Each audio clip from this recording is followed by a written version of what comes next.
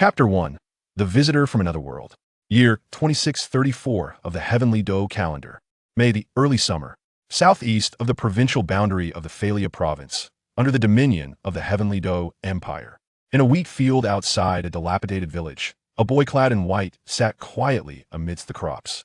The boy appeared to be around 5 or 6 years old, dressed in a lithed garment, with short black hair, delicate features, thin lips, and skin as pale as ivory, radiating a vibrant health. With his eyes shut, the boy's hands rested in a lotus position upon his knees. Tendrils of nearly imperceptible azure energy flowed gently from the surrounding wheat field towards the boy.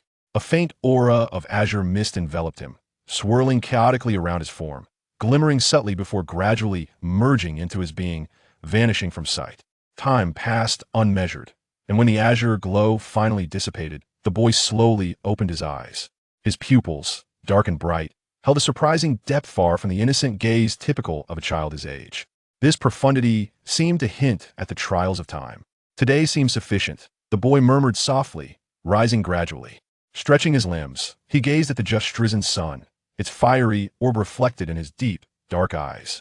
For a moment, he stared intently at the glowing sun, his gaze unfocused, lost in the labyrinth of his thoughts. The boy's name was Bai Xian, a child of a family from the neighboring village. In truth, Bai Xian was not of this world. His soul did not originally belong here.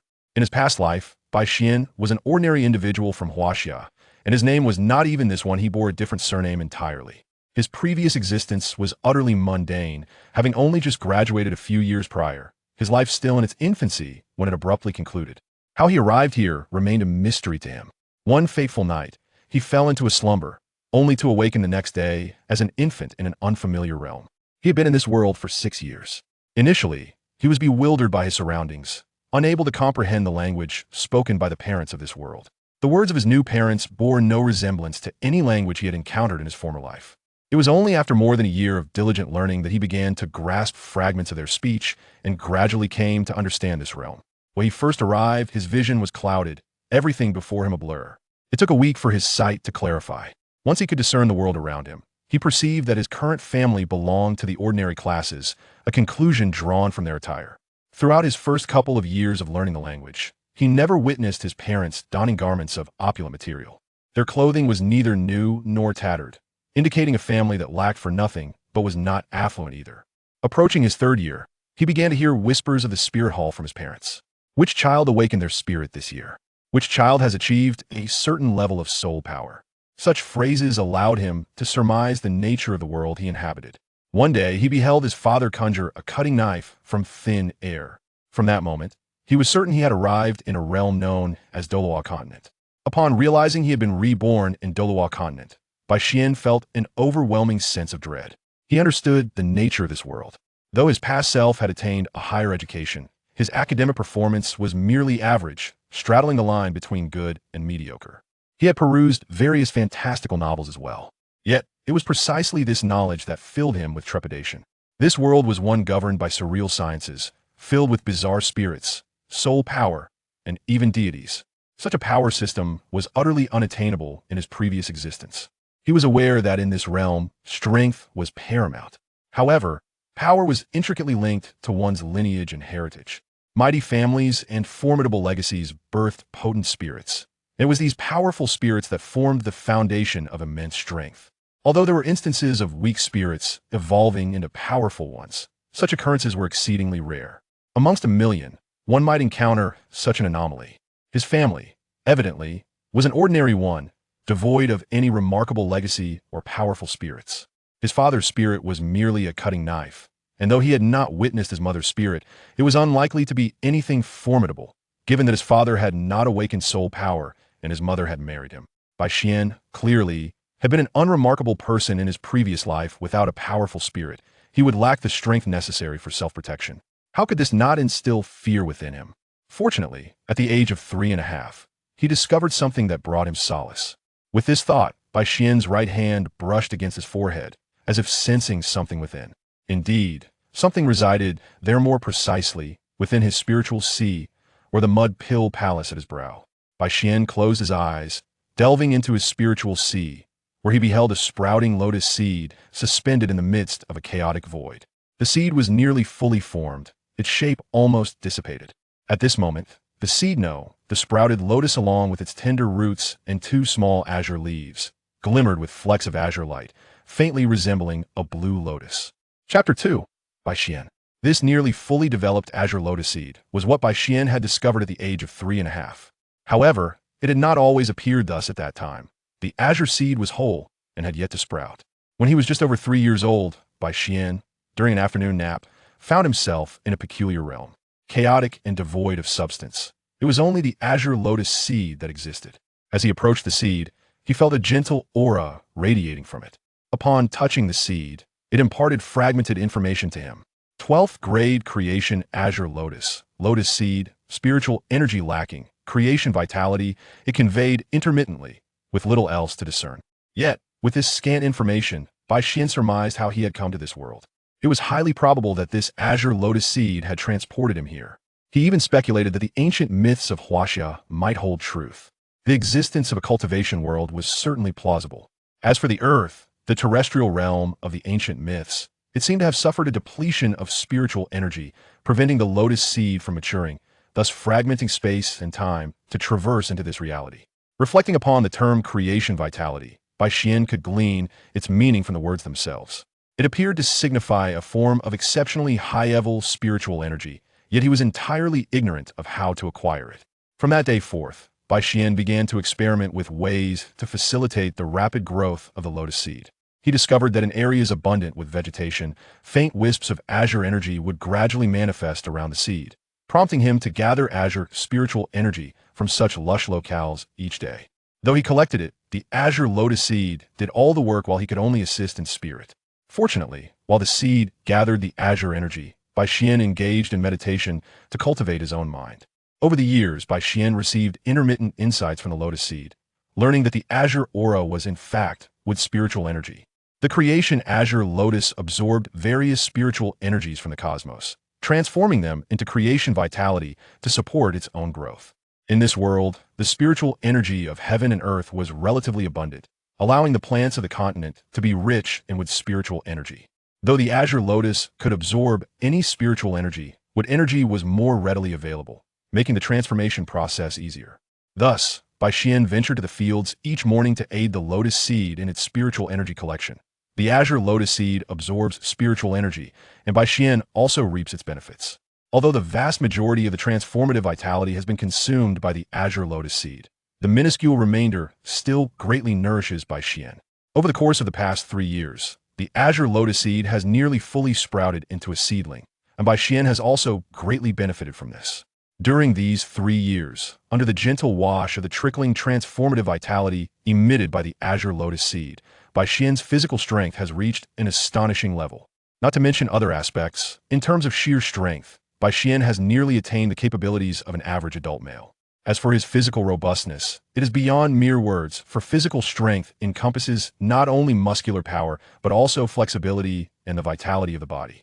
In these respects, he far surpasses the ordinary adult male. Tom head back. Observing the sky, he noted that the sun had fully risen.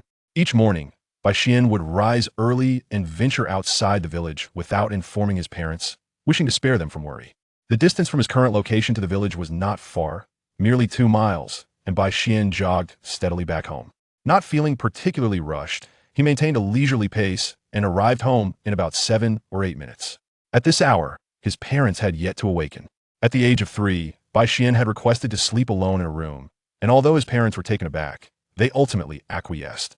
Despite the influence of his physical age, Bai Xian has made an effort to comport himself like an ordinary child over the years. Yet, the wisdom ingrained within his adult consciousness occasionally flickers in his gaze, which cannot be concealed from his perceptive parents.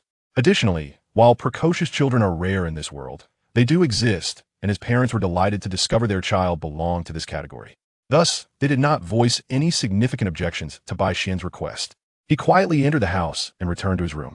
Tomorrow is the day of the martial soul awakening. I wonder what kind of martial soul I will awaken. Bai Xian mused as he lay on his bed, his arms resting behind his head.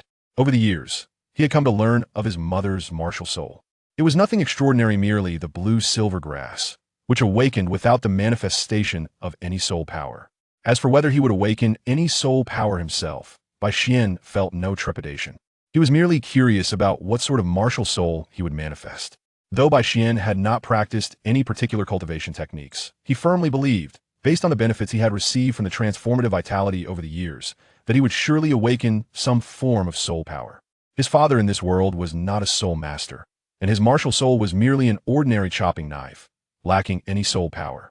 If Bai Xian were to express a wish regarding his martial soul, he would hope for a sword, for a blade would undoubtedly possess greater lethality than blue silvergrass. After all, only a select few possess the blue silver emperor. Xiao Xian, breakfast is ready, rise and shine. His reverie was interrupted as his mother had prepared the morning meal.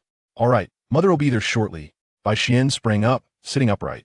Upon arriving in the dining area, his mother, Lan Yu, had already served breakfast, and both of his parents were seated, awaiting his arrival. It smells delightful. Did you make the sweet potato shreds again, mother? Bai Xian inhaled the familiar aroma. Indeed, sweet potatoes were akin to the potatoes of his previous life, a dish he cherished in both his past and this world. Yes, come quickly, Xiao Xian, his mother, Lan Yu, called from the kitchen. Tomorrow marks our village's annual martial soul awakening day. You must attend as well. At the dining table, Bai Xian's father remarked, your 6th birthday has passed nearly 2 months ago. Typically, one awakens their martial soul at 6, but in our village, the awakening event is scheduled for tomorrow, so you're not significantly late. Understood. Bai Xian nodded in response. In contrast, children from large sects typically have soul masters assisting them in awakening their martial souls immediately upon turning 6. However, for children in villages like his, the awakening must await the arrival of personnel dispatched from the Spirit Hall once a year. Chapter 3. Martial Soul Awakening. Thus, generally speaking, most children in villages awaken their martial souls around 6.5 years of age, nearing 7. In Bai Xian's case, being 6 years and 2 months old is relatively early. Divider. After finishing breakfast, Bai Xian ventured into the courtyard and picked up an unsharpened sword to practice drawing it. This sword was crafted by a blacksmith in his village upon Bai Xian's father's request. Its design was modeled after the 8-sided Han sword, which Bai Xian had cherished in his previous life. He believed that a sword embodies the elegance of a gentleman while also possessing formidable combat capabilities. Moreover, should he awaken his father's chopping knife, which closely resembles the sword and falls within the category of handheld melee weapons, the combat techniques he practiced with the sword would still apply. If he were to awaken his mother's blue silvergrass, practicing swordsmanship would enhance his adaptability in battle. As for swordsmanship, it is unlikely that a common family possesses the means to teach it. Bai Xian had merely been practicing the art of drawing the sword over the years, primarily for physical conditioning. In Bai Xian's view, while drawing the sword is a form of swordsmanship practice, the process serves to enhance his focus and awareness. Both the timing of the draw and the assessment of the target state require a high degree of concentration. By mastering the fundamentals of drawing the sword, he would be well equipped for future encounters, whether initiating or responding. Divider. On the following morning, as was his custom, Bai Xian headed to the wheat fields to gather transformative vitality. Alas, the wood spirit energy here is still too scarce for the azure lotus seed. Its effects are becoming increasingly negligible. Bai Xian sighed softly. After the martial soul awakening, I shall pursue my studies at the Soto City Intermediate Soul Master Academy. Indeed, Soto City is the very location of the Shrek Academy. The village where Bai Xian resides is called Bian Village, aptly named as it lies on the very edge of the Faria province. Although it falls under the jurisdiction of Faria province, there are no towns belonging to it in the vicinity. The closest settlement is Soto City, which instead belongs to the Balak Kingdom. However, the village where Bai Xian resides is situated to the north of Soto City, while Shrek Academy lies to the south, making the distance between the two not insignificant. In terms of distance, Bai Xian's village is nearly 190 miles away from Soto City, equivalent to approximately 80 or 90 kilometers. In contrast, Shrek Academy is merely a few miles from Soto City. In this world devoid of efficient means of transportation, aside from soul masters, and without the use of livestock-drawn vehicles, an ordinary person would find it challenging to traverse that distance in a single day on foot. Upon returning home and having breakfast, Bai Xian's father accompanied him to the spirit hall in the village for the awakening of his martial spirit. When Bai Xian and his companions arrived, 2 adults and 2 children were already present, suggesting the gathering of 2 families.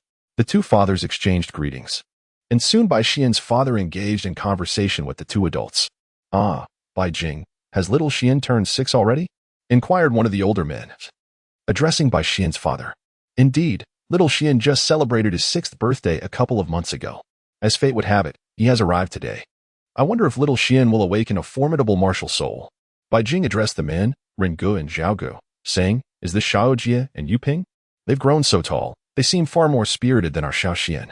As she looked at the two boys, she gently stroked Bai Xian's head and smiled. "Not at all. My child is nowhere near as sensible as Xiaoxian," another man replied. "If we are to speak of this year's children in our village with the greatest potential for awakening their martial souls, I believe Xiaoxian stands the best chance." "Then I shall take your words, Zhaogu, as a good omen," Bai Jing responded cheerfully. The group engaged in casual conversation, with Bai Xian unable to interject. As for the two boys, Bai Xian, having lived over 20 years in his previous life, found it evident that they had little in common. After greeting Ren Jie and Zhao Yuping, he stood beside Bai Jing, listening to the boys' converse, occasionally responding when the topic turned to him. As time passed, several families arrived with their children, all seemingly intent on awakening their martial souls. Eventually, the village chief, accompanied by a young man clad in a brocade robe, approached the gathering. The chief introduced him, stating, "This is the esteemed soul master sent by the Martial Soul Hall to assist our village in awakening martial souls." The adults promptly bowed in greeting, and the children mimicked their elders. Bai Xian, not wishing to stand out, joined the other children in their salutations. After the soul master acknowledged everyone with a nod, he addressed the village chief, saying, "Let us commence. I still have other villages to attend to for soul awakenings." The chief quickly agreed and informed Bai Xian and the others, "Children, please follow this esteemed soul master inside. The adults need not enter." The adults, having experienced their own awakenings, understood that it was generally prohibited for them to be present during the process and nodded in agreement. Upon entering the room, the soul master positioned himself before Bai Xian and the others, speaking in a tone that was somewhat gentle. "Children, please stand in a line." At this, Bai Xian took the lead, stepping forward to a spot approximately 3 meters to the left of the soul master. The other children, following his example, lined up to his right. Bai Xian stood as the tallest among the children, measuring over 1.2 meters. The other 6 appeared notably smaller, with the shortest barely exceeding 1 meter. As the 7 settled, the young soul master smiled and addressed them. "I am Holt, a 29th level 2-ring battle soul master, wielding the sword as my martial spirit. Shortly, I shall guide each of you through your martial spirit awakening." With that, Holt opened his satchel and retrieved 2 items, 6 dark, round stones, and a gleaming blue crystal orb. He arranged the 6 black stones into a hexagon before gesturing for the petite girl on his right to step into the center. "Do not panic at what transpires. Simply close your eyes and attune your senses," he instructed the young girl, speaking to the group as well. Then, 2 radiant yellow rings, seemingly composed of various intricate patterns, gradually emerged around Holt, floating ethereally. Observing this, Bai Xian pondered, "Is this the soul ring? What do the patterns signify?" However, he felt no transformation within himself. Nor did he witness the sword that Holt mentioned, suggesting that his martial spirit had not yet been summoned. Holt swiftly manipulated his hands, channeling 6 streams of faint golden light into the 6 black stones. Instantly, a golden haze was released from the stones, forming a protective barrier of soft golden dots around the girl. The previously startled girl, mesmerized by the glowing rings around Holt, now bore a serene expression as she was enveloped in the golden radiance. Glimmers of golden light continuously emerged from the dark stones, gently infiltrating the girl's being. As her body began to tremble slightly, she opened her eyes and gazed at Holt, seemingly seeking reassurance. Observing her apprehension, Holt kindly encouraged, "There is no need for fear. Extend your right hand and envision the essence within you, then guide it into your palm." Upon hearing this, the girl promptly raised her right hand. To her astonishment, streams of golden light surged forth from her palm, and a delicate blue sprout materialized in the center of her hand. Bai Xian immediately recognized that this martial soul was blue silver grass, a plant that could likely be found in any habitable region across the continent. Regrettably, he observed the little girl, aware that the blue silver grass martial soul belonged to a notably weaker category. He had yet to hear of anyone awakening soul power from this particular martial soul. Holt spoke in a somewhat indifferent tone, suggesting, "Let us see if you possess soul power. Even if it is merely at the first level, it would still permit some form of cultivation." "Master, can this martial soul be retracted?" the little girl inquired timidly, contemplating the possibility of summoning it with her will in the future. Holt replied matter-of-factly. After considerable effort, the little girl managed to retract her martial soul. As she did so, Holt presented a blue crystal ball to her, instructing, "Place your right hand upon it." The little girl hurriedly complied. However, after approximately a minute, the crystal ball exhibited no signs of change. Holt, witnessing this, was not surprised. "Without soul power, you cannot become a soul master. Please stand aside." He subsequently proceeded to awaken the martial souls of the other 5 children. Unfortunately, most of the children's martial souls turned out to be ordinary farming tools or flowers, failing to awaken any soul power. Remarkably, one girl also possessed the blue-silver grass martial soul. When testing her soul power, the crystal ball surprisingly emitted a faint blue glow, which astonished Bai Xian. Although Holt was equally surprised that blue-silver grass could awaken soul power, a hint of disappointment lingered on his face. Blue-silver grass, innate soul power level 1. He informed the girl with a tinge of regret. Finally, it was Bai Xian's turn. As he calmly stepped into the center of the black stone array, Holt felt a flicker of astonishment. Bai Xian's demeanor was indeed distinct from that of the other children. Such composure at such a young age prompted Holt to harbor a glimmer of hope, wishing for him to awaken a more formidable martial soul. With that thought, Holt repeated the previous actions, infusing 6 beams of golden light into the black stones. As the golden radiance enveloped Bai Xian, he instantly felt a warm aura surrounding him, akin to being cradled in a mother's embrace, soothing and immensely comforting. The golden specks continued to merge into Bai Xian's body, causing Holt's eyes to brighten with excitement. At that moment, the influx of light points into Bai Xian's being, both in speed and quantity, far surpassed those of the previous children. Drawing from the knowledge imparted to him by his predecessors regarding martial soul awakenings, he recognized this as a sign of a potent martial soul emerging. Bai Xian felt the warm aura coursing slowly within him, as if something within his right hand yearned to break free. Bai Xian's gaze flickered, and following the sensation of the energy coursing within him, he raised his right hand. A blade gradually materialized in his grasp, growing in size until it reached its final form. Only then did he discern the true appearance of his martial spirit. The sword measured approximately 106 centimeters in length, featuring a straight edge with a handle of 23 centimeters and a blade length of 77 centimeters, a width of 3.5 centimeters, and a thickness of 0.7 centimeters at the spine. It had a single-edged design, its blade gleaming silver with subtle gray streaks. It bore resemblance to the Heaven Dou he had encountered in his previous life. As he held the sword, its outward appearance belied its staggering weight of around 30 pounds, a weight that, while formidable, was not insurmountable for Bai Xian at this moment. However, he realized that wielding this blade in combat would not be a sustainable endeavor. Unlike other long weapons or heavy armaments, the mastery of a sword relies heavily on technique. With every increment of length or weight, one must exert greater strength to maintain control.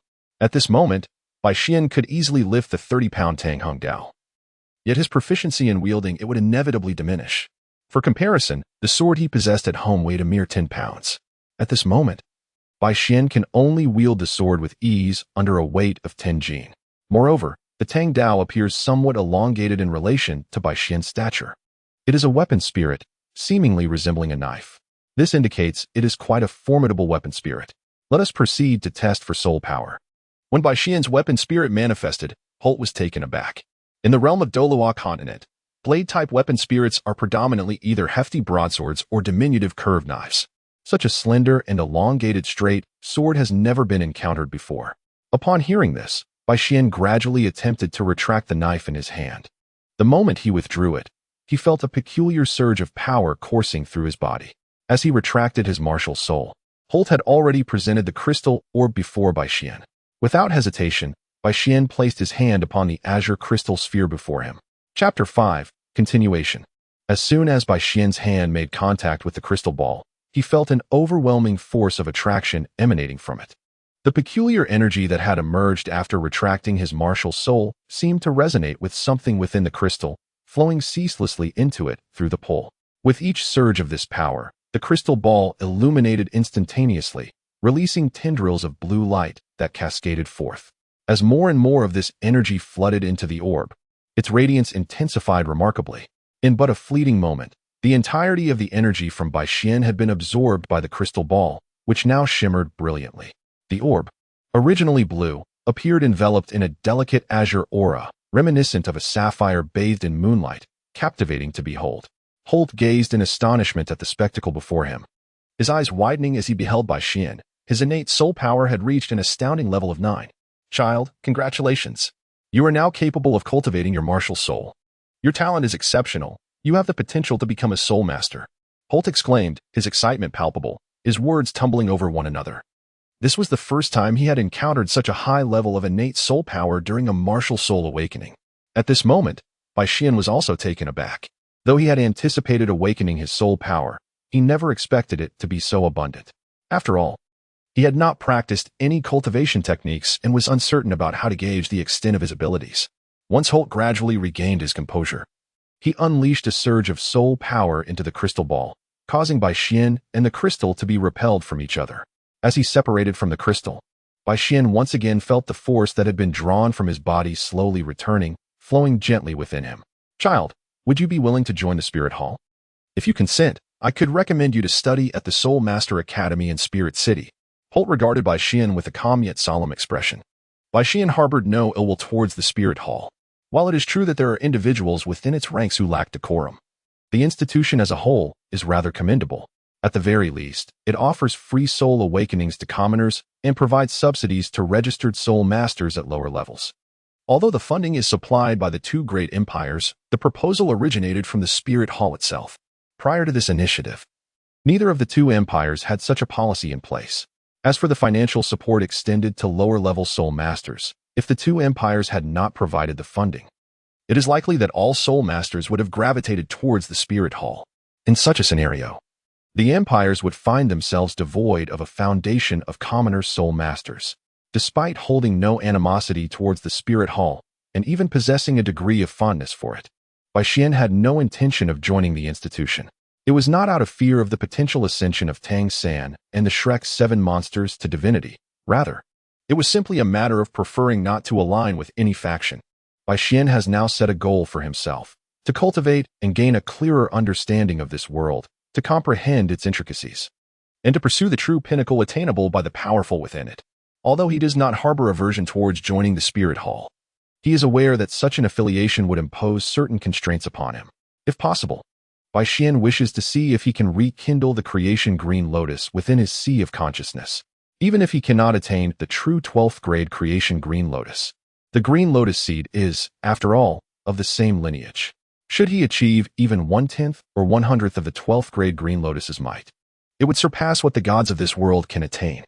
The disparity between the deities of this realm and the immortals of the ancient Chinese mythological system is indeed significant, particularly in terms of freedom. If circumstances allow, Bai Xian would prefer to reconstruct the cultivation methods of the mythological system from his previous life. I apologize, esteemed Soul Master, but I currently have no intention of joining any faction, and such a significant matter requires discussion with my parents. Bai Xian respectfully addressed Holt. Oh, in that case, let us speak with your parents together, Holt replied, somewhat surprised by Bai Xian's refusal. After all, the name of the Spirit Hall is well known across the continent. Aside from the top-tier sects such as the 3 great sects, it is rare for common soul masters to decline the Spirit Hall's invitation. Holt assumed that Bai Xian, being young, was unaware of what joining the Spirit Hall entailed, and thus thought to persuade his parents, believing that Bai Xian would eventually agree to join. With that in mind, Holt led Bai Xian outside. Upon their emergence, the village chief and several parents of the children approached, their faces filled with hope, eager to hear the news they longed for. Esteemed Soul Master, how are these children faring? Is there anyone among them who can become a soul master? The village chief looked at Holt with anticipation. Indeed, 2 of the children possess the potential to become soul masters, while the others, unfortunately, have not awakened any soul power and thus cannot become soul masters, Holt informed the village chief and the anxious parents. Who among you is the parent of this child? Holt inquired, pointing towards Bai Xian. I am Bai Xian's father. Bai Jing responded eagerly upon realizing Holt was referring to his son. First and foremost, congratulations. Your son has awakened a remarkable martial soul, and his innate soul power is of excellent quality, reaching a level of innate 9. Holt paused momentarily. Is that true? Bai Xian, you have awakened such high soul power. Bai Jing gazed at Bai Xian with astonishment and inquired. He was aware of his son's precociousness, yet he understood his family's circumstances. The likelihood of awakening soul power from their family's soul blade martial spirit was virtually non-existent, and his wife's martial spirit, blue silvergrass, further diminished the chances of awakening soul power. However, his son not only awakened soul power but, according to this esteemed soul master, possessed remarkable talent. This revelation filled him with an incredulous joy. Bai Xian, observing his father's excitement, nodded with a smile. What is your martial spirit, and what is your wife's martial spirit? At that moment, Holt suddenly posed a question to Bai Jing. Bai Jing struggled to suppress his excitement and agitation. My martial spirit is a chopping knife, while my companion's martial spirit is blue silver grass. Is there any issue? As he spoke, he unleashed his chopping knife martial spirit. No. It's merely that I have not encountered this child's martial spirit in the records, which prompted my inquiry, Holt clarified, noticing Bai Jing's lingering confusion. In the 6th chapter, seeing Bai Jing's expression still tinged with uncertainty, Holt promptly turned his gaze towards Bai Xian. This child's martial spirit is also a blade, though it differs slightly from yours. It seems that the martial spirit has undergone a mutation, resulting in the awakening of soul power. Holt then encouraged Bai Jing, child, release your martial spirit so your father may behold it. Upon hearing the words, Bai Xian slightly nodded, taking a moment to regulate the soul power within him. In his hand appeared a straight blade, its silver-white body adorned with gray flowing patterns. At this moment, Bai Xian, who was somewhat taller than his peers, held the blade, its tip dragging upon the ground, creating a rather disproportionate appearance. Noticing the style of the blade in Bai Xian's hand, Bai Jing expressed his astonishment. Although Bai Xian's saber still resembled a traditional knife, it bore a closer resemblance to the swords found in the Douluo Continent. Indeed, it appears to be a blade. Yet it also closely resembles a sword, Bai Jing remarked with a hint of surprise. Your child possesses remarkable talent. Should he join the Spirit Hall, he would receive guidance from the finest instructors and acquire the most suitable soul rings. I previously inquired if this child would be willing to join the Spirit Hall. Yet he declined. Perhaps you might reconsider discussing this matter with him? Holt's inquiry contained subtle flaws. While Bai Jing might have overlooked them, Bai Xian was acutely aware. Typically, parents instinctively do not seek their children's opinions, making decisions unilaterally. Although suggesting that Bai Jing confer with Bai Xian appeared to offer choice, it was, in essence, a directive for Bai Jing to decide. In Holt's view, Bai Jing would undoubtedly acquiesce to Bai Xian's admission into the Spirit Hall. However, Holt was unaware that Bai Xian's occasional displays of precocity had led Bai Jing to regard him as more than a mere child. Thus, Bai Jing cast a puzzled glance toward Bai Xian. Dad, I do not wish to part from you and Mom. The esteemed Soul Master just mentioned that if I were to join the Spirit Hall, I would be recommended to the Soul Master Academy in Spirit City for my studies. I am uncertain where the Soul Master Academy is, but it must be far from our home, and I would not be able to see you and Mom anymore. Bai Xian spoke softly beside Bai Jing, his gaze clear and resolute. Though he did not articulate all his reasons, what he conveyed was more than sufficient. Bai Jing was aware that her son was remarkably precocious compared to his peers, yet she never anticipated that he would contemplate such matters. Gazing into her son's clear yet resolute eyes, Bai Jing felt a momentary sense of disorientation. After a brief pause, she addressed Holt, saying, I sincerely apologize, Soul Master.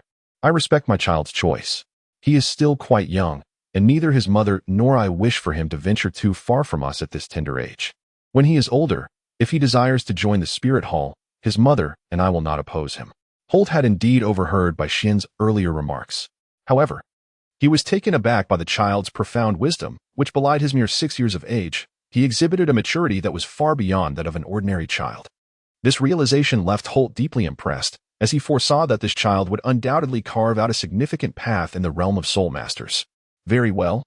I understand the situation, Holt replied, his expression tinged with disappointment. I shall report your son's circumstances to our esteemed bishop, should the opportunity arise in the future. I sincerely hope this child can join the Spirit Hall. You may keep the Soul Master certificate for now. With a faint smile, Holt added, I must take my leave now, my child. I hope that one day we may meet again.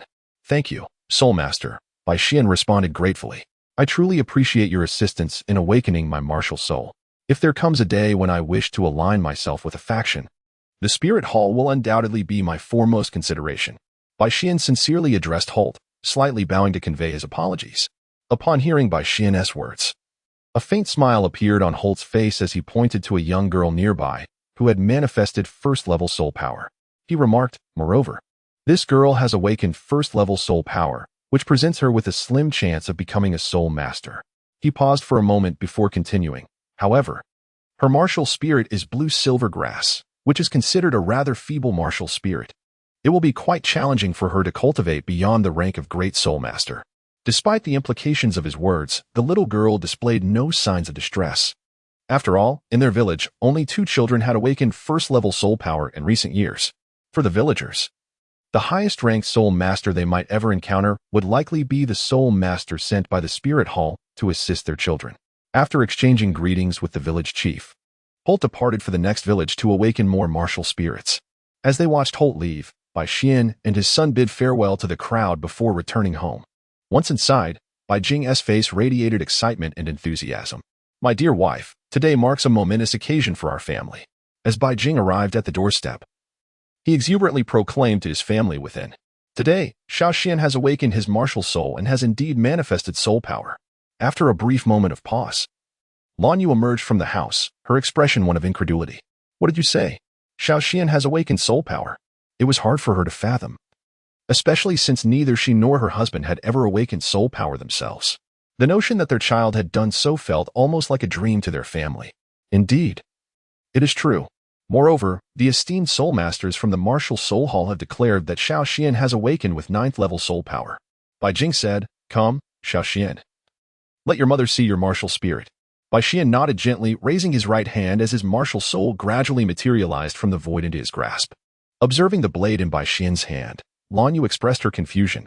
"Why does your martial soul differ from that of your father, Xiaoxian?" "Mother," Bai Xian explained, "the soul master mentioned that I inherited my father's martial soul, which has undergone a mutation, resulting in its current form. It seems my ability to awaken soul power is also due to this mutation of the martial soul. Xiaoxian possesses remarkable talent. Even the soul masters of the Martial Soul Hall have invited him to join their ranks." At this moment, Bai Jing spoke with considerable pride. It is a pity that Xiaoxian harbored different aspirations and thus declined the invitation of the soul master. Upon finishing, a hint of regret lingered in Bai Jing's expression. Indeed, Xiaoxian is a true prodigy. Upon hearing Bai Jing's words, Bai Xian's mother also exhibited a look of delight. "Oh, come now, mother and father. Please do not praise me so. Even as a genius, I am still your son." At this moment, Bai Xian felt a surge of joy, for he could now genuinely embark on the path toward becoming a formidable warrior. However, he was also acutely aware that arrogance and pride were detrimental. Until he truly became powerful, any talk of talent was merely superficial.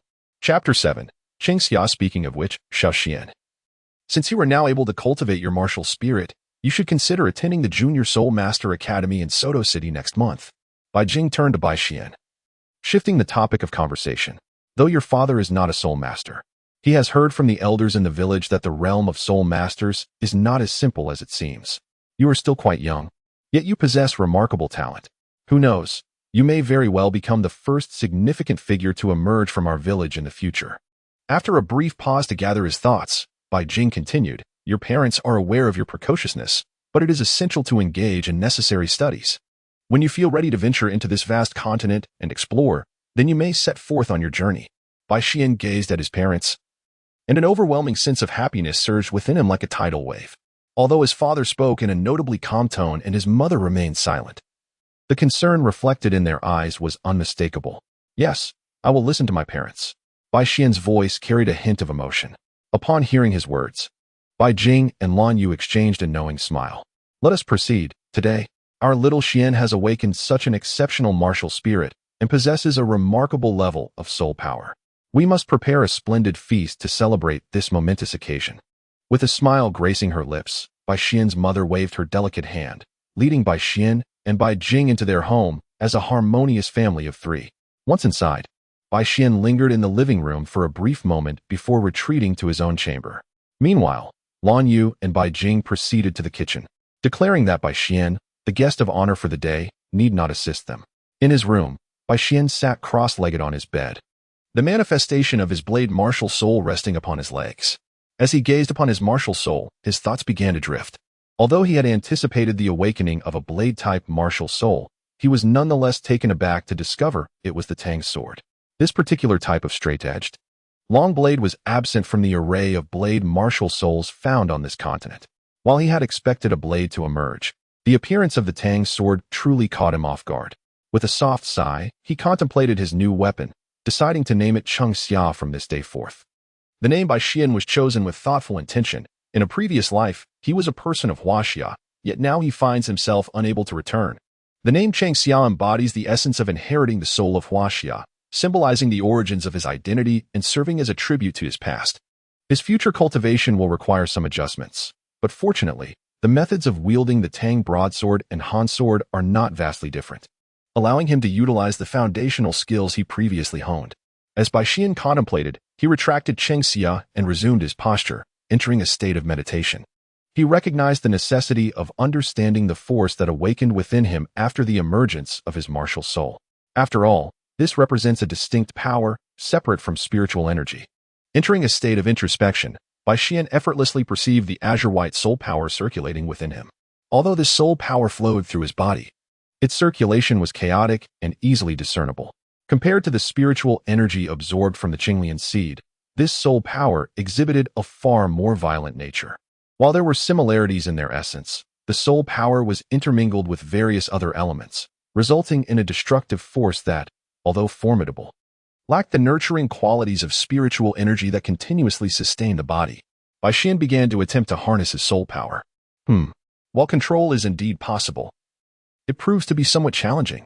The soul power is rather tumultuous. Is it due to its inherent attributes, or is all soul power this unruly? Bai Xian furrowed his brow in contemplation. Bai Xian had not engaged in any form of cultivation prior, and although the Qinglian seed would actively attract the surrounding spiritual energy, he was unable to manipulate that energy. Even the life force bestowed by the Qinglian seed was beyond his control, leaving him to passively strengthen his body as the energy and life force circulated. Nevertheless, Bai Xian could clearly perceive that the spiritual energy was far less volatile than soul power. He dismissed the concern, believing that once they reached the primary Soul Master Academy, he would acquire the knowledge he sought. Xiaoxian, come and have lunch. His mother's voice interrupted his thoughts. Separation line, time flew. And over a month had passed. On that morning, Bai Xian was traveling in a horse-drawn carriage with Bai Jing, the girl who had awakened first-level soul power, and her father, on their way to Soto City. The carriage had been borrowed from a blacksmith in their village, who required it occasionally to transport ore. Thus, it was not common for ordinary families to own such a vehicle. After more than a month, Bai Xian could distinctly sense that he had reached the threshold of 10th level soul power. Throughout this period, through meditation and experimentation, he had begun to gain a rudimentary control over the flow of his soul power. Although his progress was slow, he realized that by the 25th day post his martial soul awakening, he could no longer increase his soul power. It felt as though he had encountered a barrier of rules. Only by breaking through this barrier could his soul power expand. Had he relied solely on his own cultivation, Bai Xian estimated it would take around 35 days to reach 10th level. However, he had the Qinglian seed. Although he could not manipulate it, he discovered that after awakening his martial soul, he could autonomously absorb a portion of the spiritual energy that the Qinglian seed attracted. While the amount was minimal, it did accelerate his cultivation pace. Bai Xian sensed that most of the spiritual energy drawn by the Qinglian seed was integrated into his body, with only a meager fraction contributing to his soul power.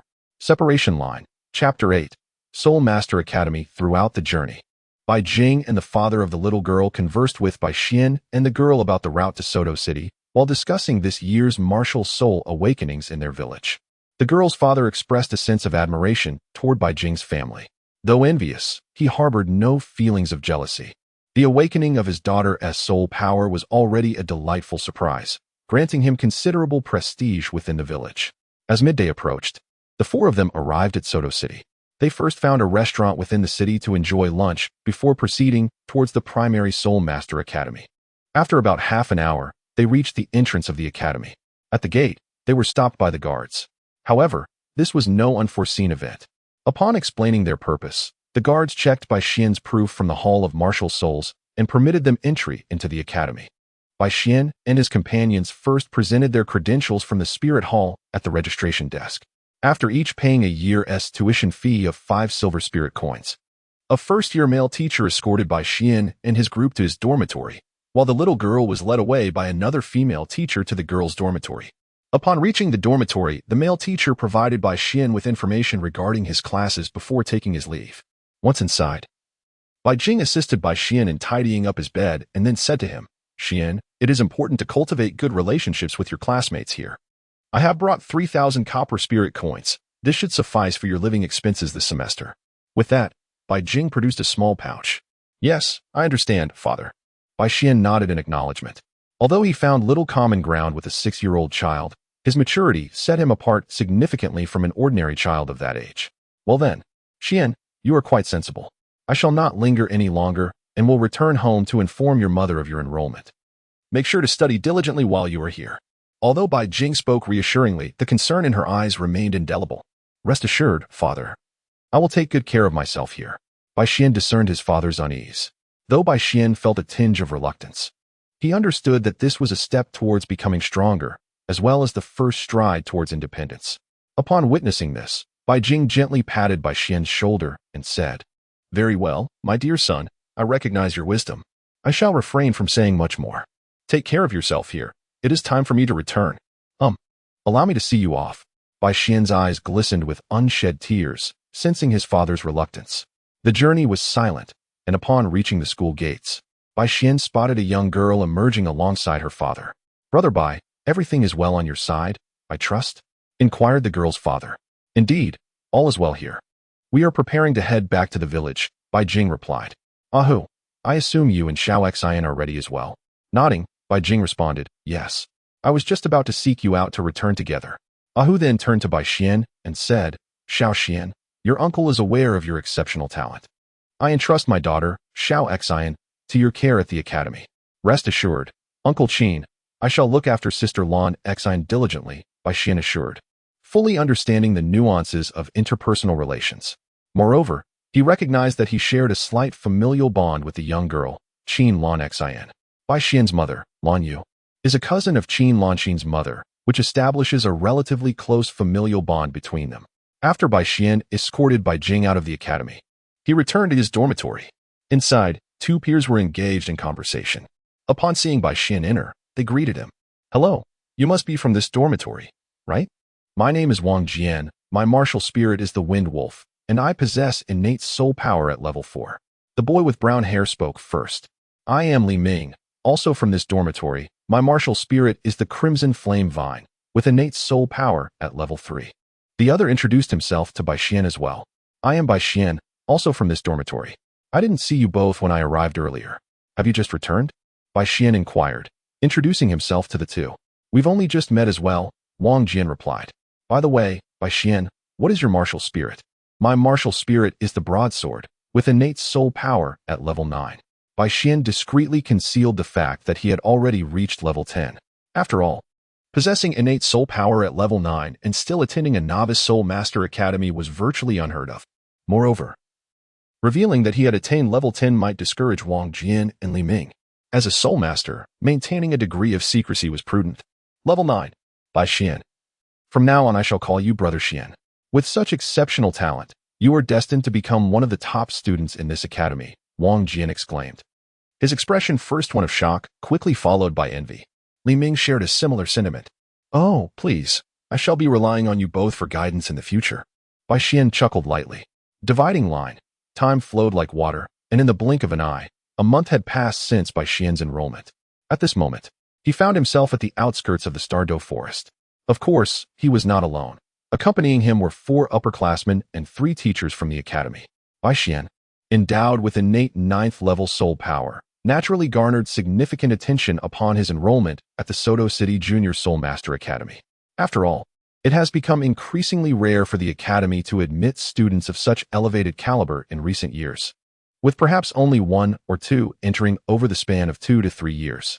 After Bai Xian enrolled, in order to avoid drawing too much attention, he delayed informing his class teacher for a month, claiming that he had already reached level 10. Even so, this revelation still astonished his teacher greatly.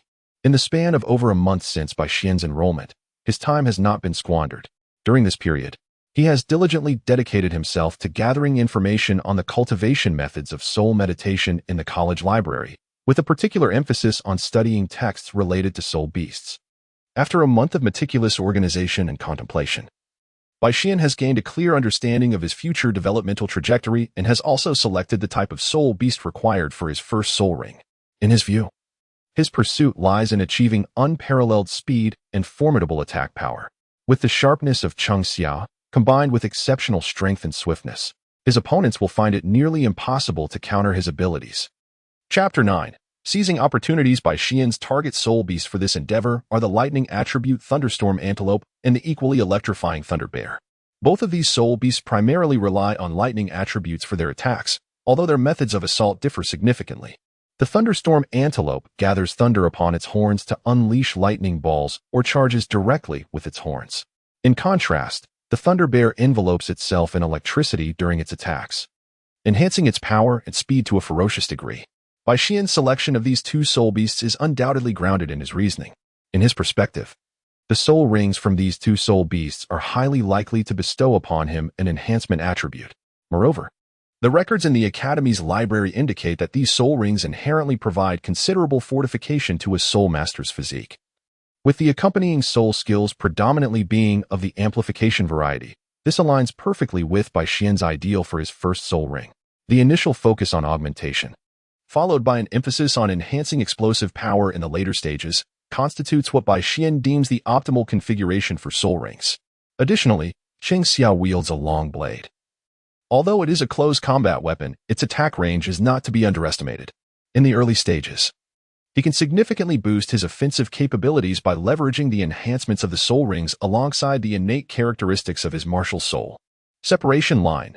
Accompanying Bai Xian on this expedition are 4 senior students, one of whom is poised to graduate and acquire his second soul ring, while the remaining 3 are 2 years a senior, similarly seeking their first soul rings. The other 3 individuals present are instructors responsible for teaching practical combat courses at the Academy, each exceeding the 30th level of Soul Master. As they prepare to enter the forest, one robust male instructor, standing approximately 1.9 meters tall, advises, "Do not act recklessly while you are in the middle. Should we encounter suitable soul beasts, the 3 of us instructors will take action. You may observe from the sidelines." He then addresses Xia Yuming. "You are about to become a great soul master with your second ring during the upcoming battle. Ensure you remain vigilant and report any unusual occurrences without feeling pressured to engage directly." "Understood, Teacher Qin," responds a male student who appears considerably older than Bai Xian and his peers. Bai Xian and the others nodded in acknowledgement. "All right, we are about to enter the Star Dou Great Forest. Except for Bai Xian, you have all been enrolled for several years and should have a clear understanding of the type of spirit rings you require. Please share the types of spirit beasts you are seeking, so we can have a clear objective once we enter," a female teacher interjected. She then turned to Bai Xian and inquired, "Have you considered what type of spirit beast you wish to hunt?" After all, Bai Xian possessed the highest talent among them, and his future direction was a matter of great concern for the teachers. "Teacher Shui, I believe a thunder attribute spirit beast would be quite suitable for me," Bai Xian replied. Bai Xian harbored a fondness for the female teacher, not solely due to her gender, but primarily because she was a weapon spirit master. Her name was Shui Ying, and her martial spirit was a bow and arrow. Although their martial spirits differed, the shared identity as weapon spirit masters led Shui Ying to take special care of Bai Xian during the few practical classes he attended since his enrollment. Not only did she impart theoretical knowledge, but she also shared her personal combat experiences with considerable finesse. Initially, Bai Xian intended to discreetly leave the group in search of a suitable soul beast for his spirit ring acquisition. He was aware that in a primary soul master academy, assistance in obtaining soul rings was generally provided free of charge. However, the downside of this free service was that the soul rings acquired were often under 100 years old, far from the age he desired for his first soul ring. Yet, upon witnessing the presence of 3 soul venerates leading the expedition, Bai Xian reconsidered his plan. After all, there was the opportunity to acquire a second soul ring. And with 3 soul venerates present, the likelihood of encountering a soul beast under 1,000 years old being dangerous seemed minimal. Over the past month, Bai Xian had also familiarized himself with the other 2 teachers. The earlier speaker, Teacher Qin, was named Qin Feng, with a martial spirit of a diamond tiger. The other instructor, Wang Yunpeng, possessed a ghost leopard as his martial spirit. Both were soul venerates above level 30. Upon entering the Star Dou forest, the group only searched the outermost perimeter for soul beasts, yet they had not encountered any suitable candidates for Bai Xian. A day had passed since their arrival, and the other students had already obtained their soul rings. Only one had the fortune to encounter a soul beast over 100 years old, acquiring a yellow soul ring, while the other 2 received the lowest grade white rings. Now, only Bai Xian and a senior student remained. The group continued their search at a leisurely pace. As afternoon approached, they still had not found any leads. The atmosphere grew somewhat somber, as the Star Dou forest was fraught with peril, and even on the outskirts, caution was paramount. Suddenly, a series of roars echoed from ahead, sending a tremor through the group. Clearly, an incident had occurred. The three exchanged glances of understanding. Shuang, Wang Yunping, please keep an eye on the students here while I check the situation ahead, Qin Feng instructed before darting forward with agility. Everyone, maintain your guard. Wang Yunping. I'll scout from above, Shuang said as she swiftly leapt onto a taller tree, preparing to investigate the unfolding events. At this moment, Bai Xian summoned his spirit. Cheng Xia, a sword exceeding 1 meter in length, which appeared somewhat peculiar in his grasp. The other students also summoned their martial spirits, casting astonished glances at the unusual sword in Bai Xian's hand, as it was their first encounter with such a blade-like martial spirit. Even Wang Yunpeng could not help but steal a glance at Cheng Xia. The group remained vigilant for approximately 2 incense sticks worth of time, until Shuang noticed that Teacher Qin was approaching them. Teacher Qin, what is the situation? Upon Qin Feng's arrival, Wang Yunpeng inquired. Ahead lay a colossal thunder bear, aged 4 to 5 centuries, locked in combat with a similarly aged crimson flame tiger. It seemed that Bai Xian and Xia Yuming would likely secure their soul rings this time. Qin Feng, feeling a surge of excitement, remarked, if we proceed now, those 2 soul beasts have already unleashed their true power. We might just catch a fortunate opportunity. All right, let us move forward, Shuang responded, her eyes glinting with resolve after a brief moment of contemplation. As the group approached the vicinity of the 2 soul beasts, the surrounding area bore the marks of devastation wrought by their fierce struggle. Trees lay shattered, and sporadic flashes of lightning and flame illuminated the chaotic scene. The 2 soul beasts faced each other, panting heavily, both appearing quite disheveled. The crimson flame tiger bore numerous gashes, with the most severe wound on its right leg revealing bone. The thunder bear, although injured, fared slightly better. Its wounds were less critical, though it bore several burn marks. This is a prime opportunity, teachers. I will distract the thunder bear, while you, Teacher Shui and Teacher Wang, focus on taking down the more severely injured crimson flame tiger. And then assist me, Qin Feng proposed, assessing the situation. Wang Yunping's response was succinct and resolute. Shuang nodded in agreement. Let us advance. Seizing the moment, Qin Feng summoned his martial spirit and charged towards the thunder bear. Following his lead, Wang Yunpeng and Shuang summoned their martial spirits as well. At the instant Wang Yunpeng activated his spirit, he surged forward with great speed. Meanwhile, Shuang swiftly unleashed the skill of her 3rd soul ring, drawing her bow. As an arrow imbued with swirling winds materialized, as Wang Yunpeng deftly positioned himself before the crimson flame tiger, it failed to react in time. By the moment it became aware, it was already momentarily airborne due to Wang Yunpeng's 2nd soul technique, Ghost Shadow Slash. As it attempted to regain its footing to launch a counterattack, Shui Ying's 3rd soul technique was already in flight. Armor-piercing arrow. The arrow shot forth like a meteor, striking and penetrating the spine of the crimson flame tiger. In that fleeting moment, as it fell to the ground, the tiger attempted to rise and retaliate, but alas, it was rendered immobile, its lower body incapacitated from the grievous injury. Xia Yuming, the crimson flame tiger is now your responsibility. Recognizing that the tiger had lost its combat capability, Shuang addressed Xia Yuming before turning her attention towards the thunder bear. Meanwhile, Wang Yunpeng, having dispatched the crimson flame tiger, joined Qin Feng in their struggle against the thunder bear. Though the thunder bear was not as severely wounded as the tiger and possessed greater defensive capabilities, the combined efforts of the 3 teachers proved insufficient to subdue it swiftly. Yet, the thunder bear was nearing its limit, desperately enduring under their relentless onslaught. It was merely a matter of time before it would be brought down. At this moment, Bai Xian and his companions arrived beside the crimson flame tiger. Upon seeing them, the beast struggled to raise its upper body, emitting a series of intimidating roars directed at Bai Xian and his group. However, it was evident that the creature no longer posed any significant threat to them. Senior Xia, please put an end to its suffering. If it continues to roar like this, it may attract other spirit beasts. Bai Xian observed the current state of the crimson flame tiger and turned to Xia Yuming, expressing his concern. Yet, the soul ring that follows its demise. Xia Yuming hesitated, clearly torn. With all 3 teachers engaged in a fierce struggle against the thunder bear, the acquisition of the soul ring from the crimson flame tiger posed a dilemma. Should he absorb it? He felt the need to remain vigilant. Refraining from doing so left him anxious that the soul ring might dissipate with the passage of time. Do not fret. I suspect that the Thunder Bear will not endure for much longer. It is anticipated that our teachers will resolve the matter shortly, Bai Xian reassured him. Discerning the unease in Xia Yiming's demeanor, Xia Yiming glanced towards their teachers, noticing that the Thunder Bear was evidently at a disadvantage.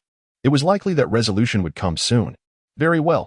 Xia Yiming summoned his martial spirit, wielding a fire attribute battle axe, a pale yellow soul ring materializing around him. With his first soul skill, exploding battle axe, he struck the axe against the forehead of the crimson flame tiger. In an instant, the tiger's forehead caved in, and its roar abruptly ceased with Xia Yiming's blow. After approximately the time it takes to brew a cup of tea, wisps of soul power began to rise from the lifeless form of the crimson flame tiger, gradually coalescing into a bright yellow soul ring. Observing the formation of the soul ring, the others remained oblivious to any irregularities, yet Bai Xian sensed something amiss.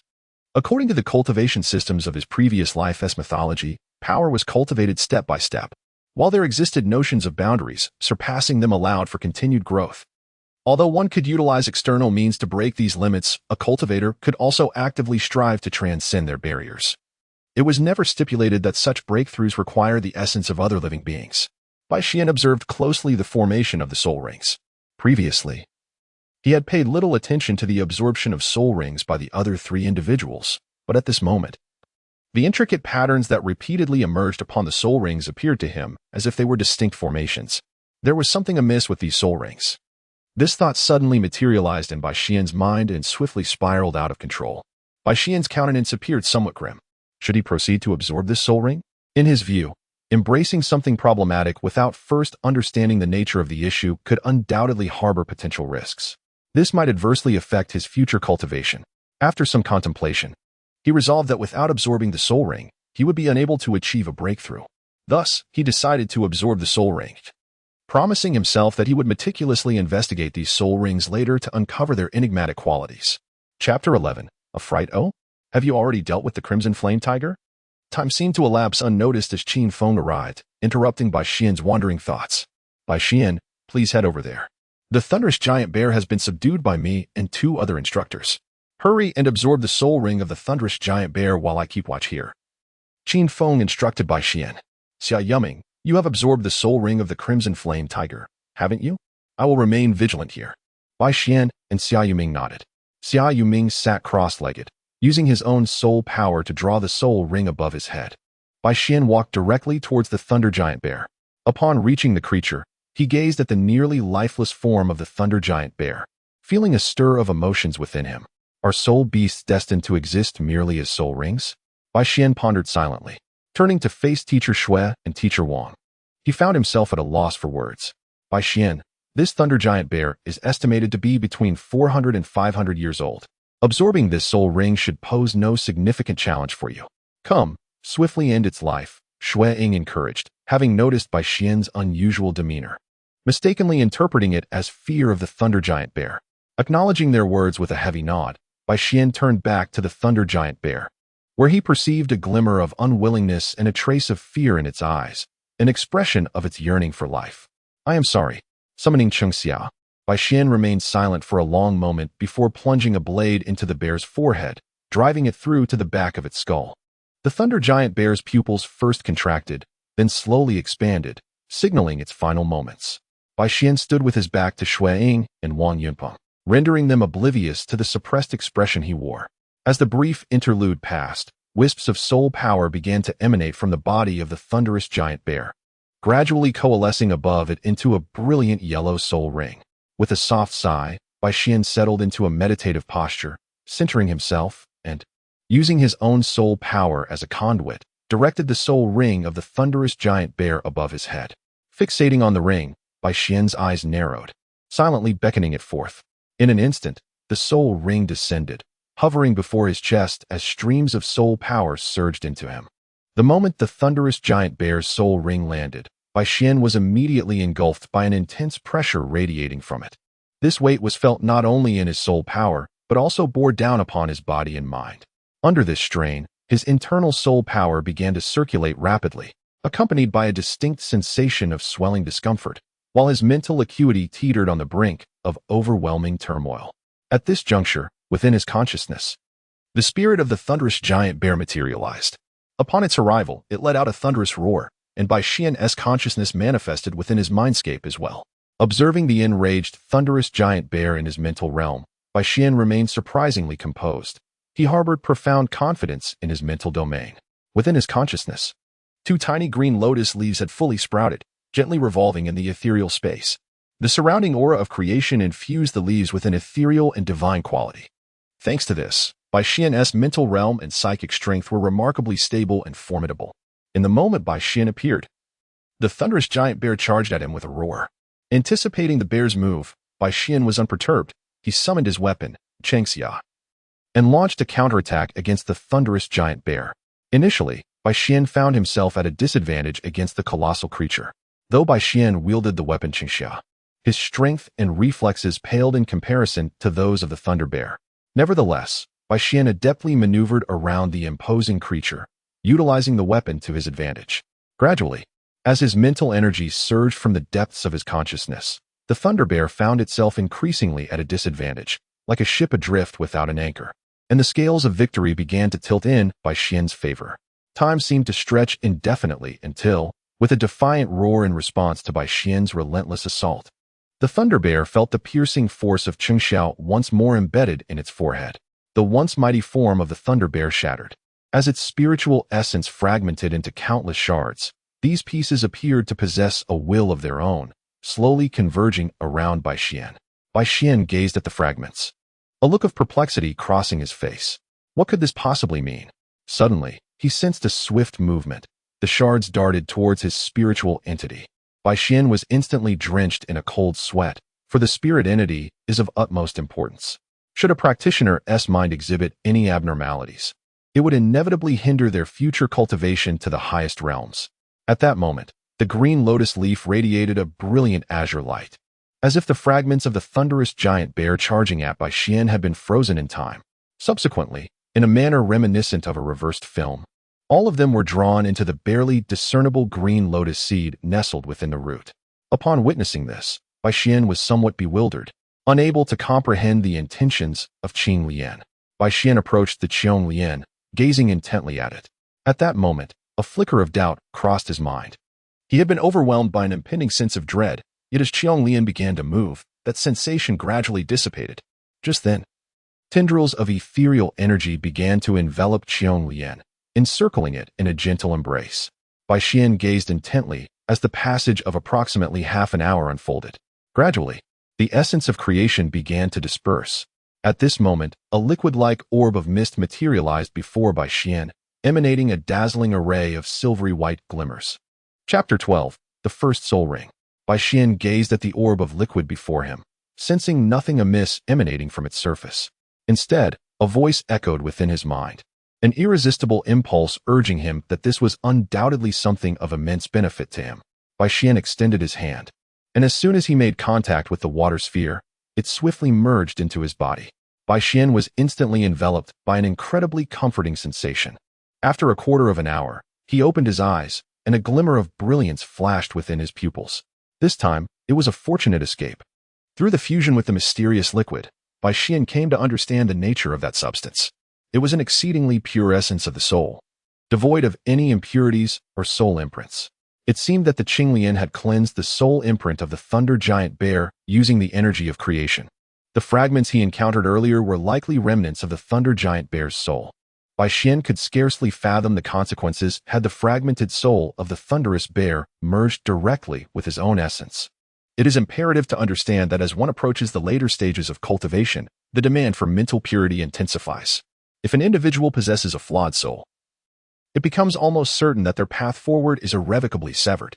At this moment, in the external world, the fluctuations of Bai Xian's soul power had begun to stabilize. The resplendent yellow soul ring now hovered serenely before his chest, gently undulating. Bai Xian returned to a state of introspection. The turbulent soul force within him now restored to tranquility. The bottleneck he had faced prior to obtaining the soul ring had vanished without a trace.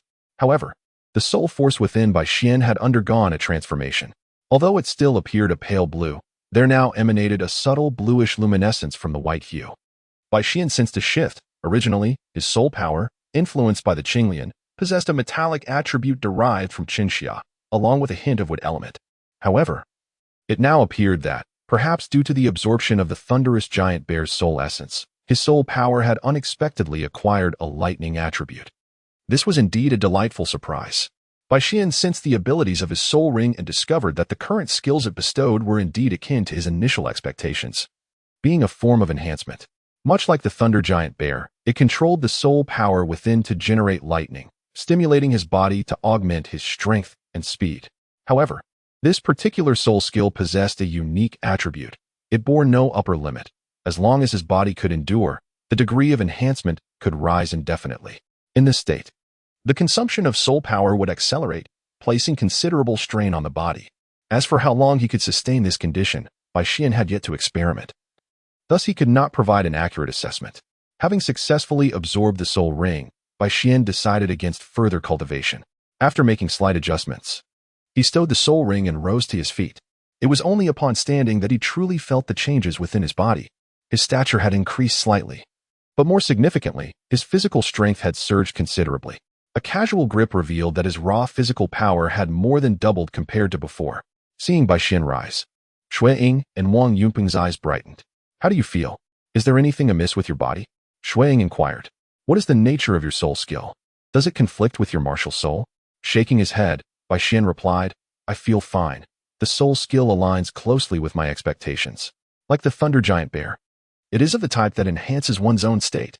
"Oh, is that so?" Shui Ying asked. "Does it provide an enhancement to all attributes or just a single capability?"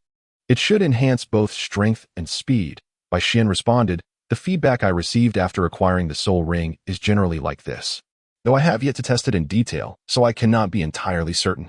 "Is that so?" After a moment of contemplation, Shui Ying suggested, "You should attempt to unleash your soul skill. Only through experience will you gain clarity." "All right." Bai Xian nodded in agreement. Bai Xian took a gentle breath, slightly adjusting his state of mind. Gradually, the resplendent yellow soul rings around him re-emerged. As the rings shimmered, strands of thunder began to manifest around Bai Xian's body. With the emergence of each flicker of lightning, a series of crackling sounds resonated in the air.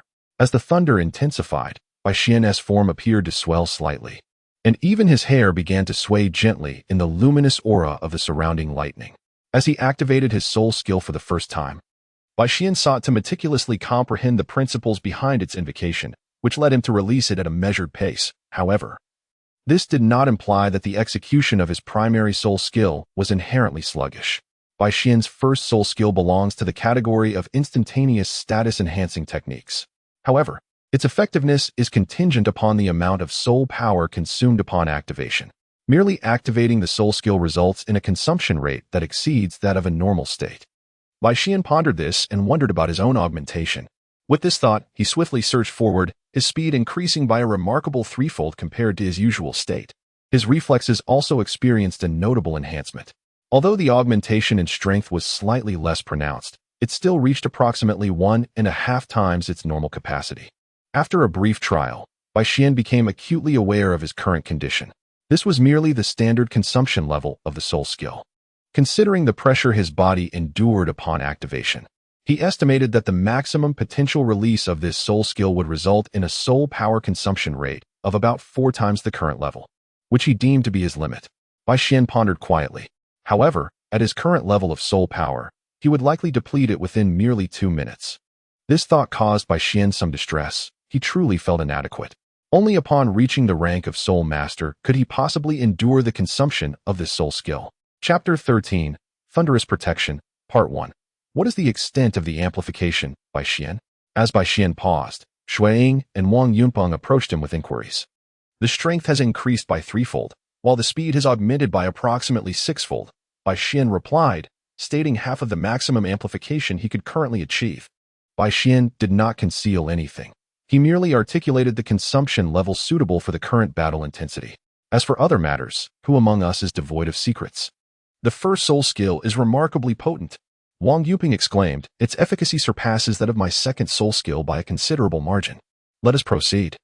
It appears Xia Yuming's battle is also nearing its conclusion, Shui Ying remarked, observing that Bai Xian had completed the testing of his first soul skill.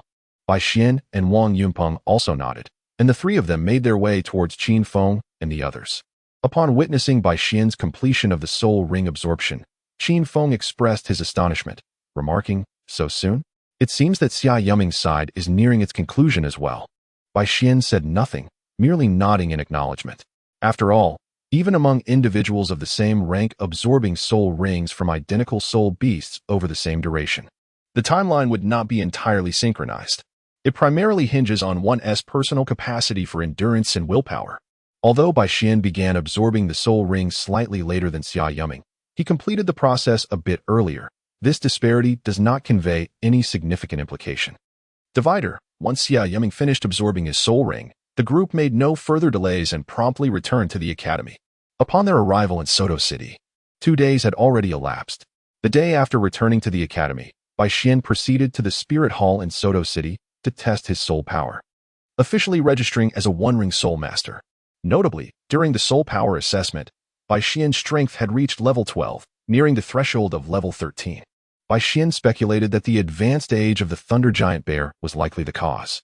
After all, when absorbing the soul ring, they could only ascertain that the Thunder Giant Bear was a soul beast aged between 400 to 500 years. However, they could not pinpoint its exact age with precision.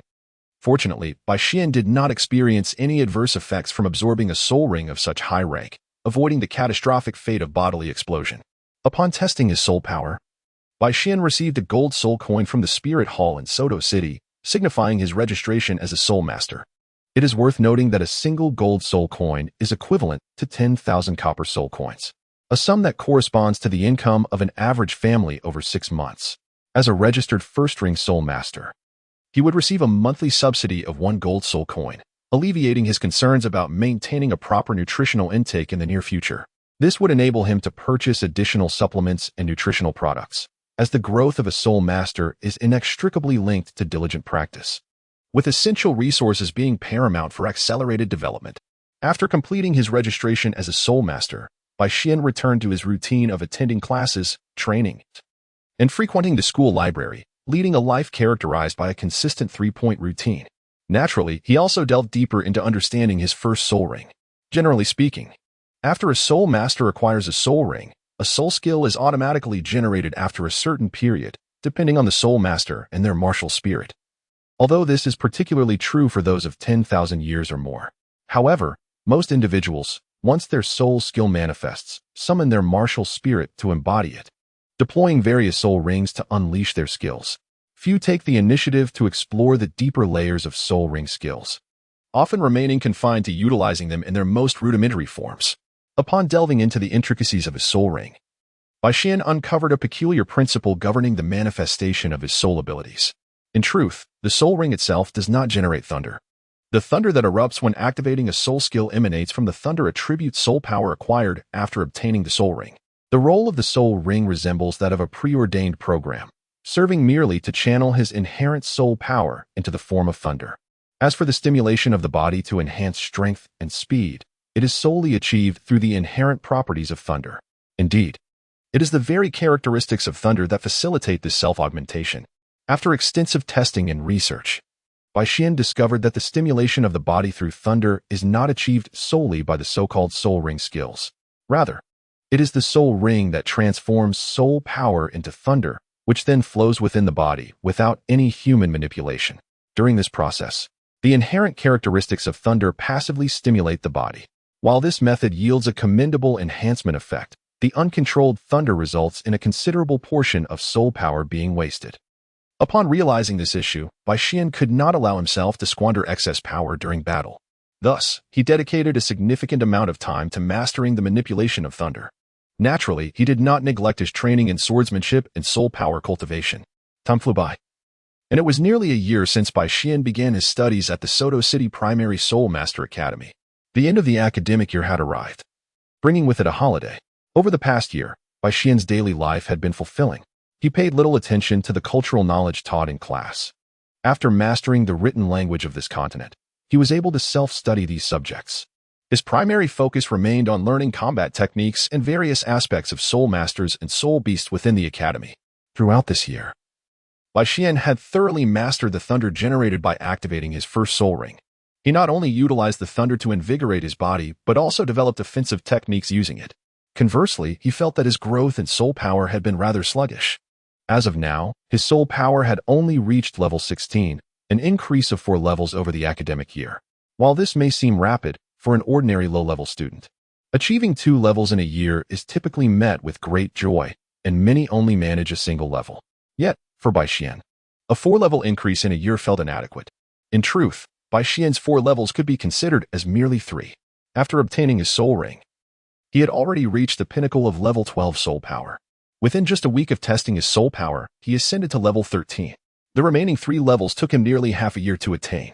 It is important to note that Bai Xian not only possessed innate soul power at level 9, but also had the assistance of Qing Lian in his cultivation. Therefore, it is indeed understandable that he felt his soul power advancement was rather slow, especially given the multitude of subjects he had to learn, practice, and master over the course of the year, not limited to just soul power. In the past 6 months, Bai Xian has truly become a fervent practitioner of cultivation. He has nearly mastered his first soul skill, and now he is gradually exploring its application and development. After fully comprehending the intricacies of his first soul skill, Bai Xian aptly named it Thunderous Guardian.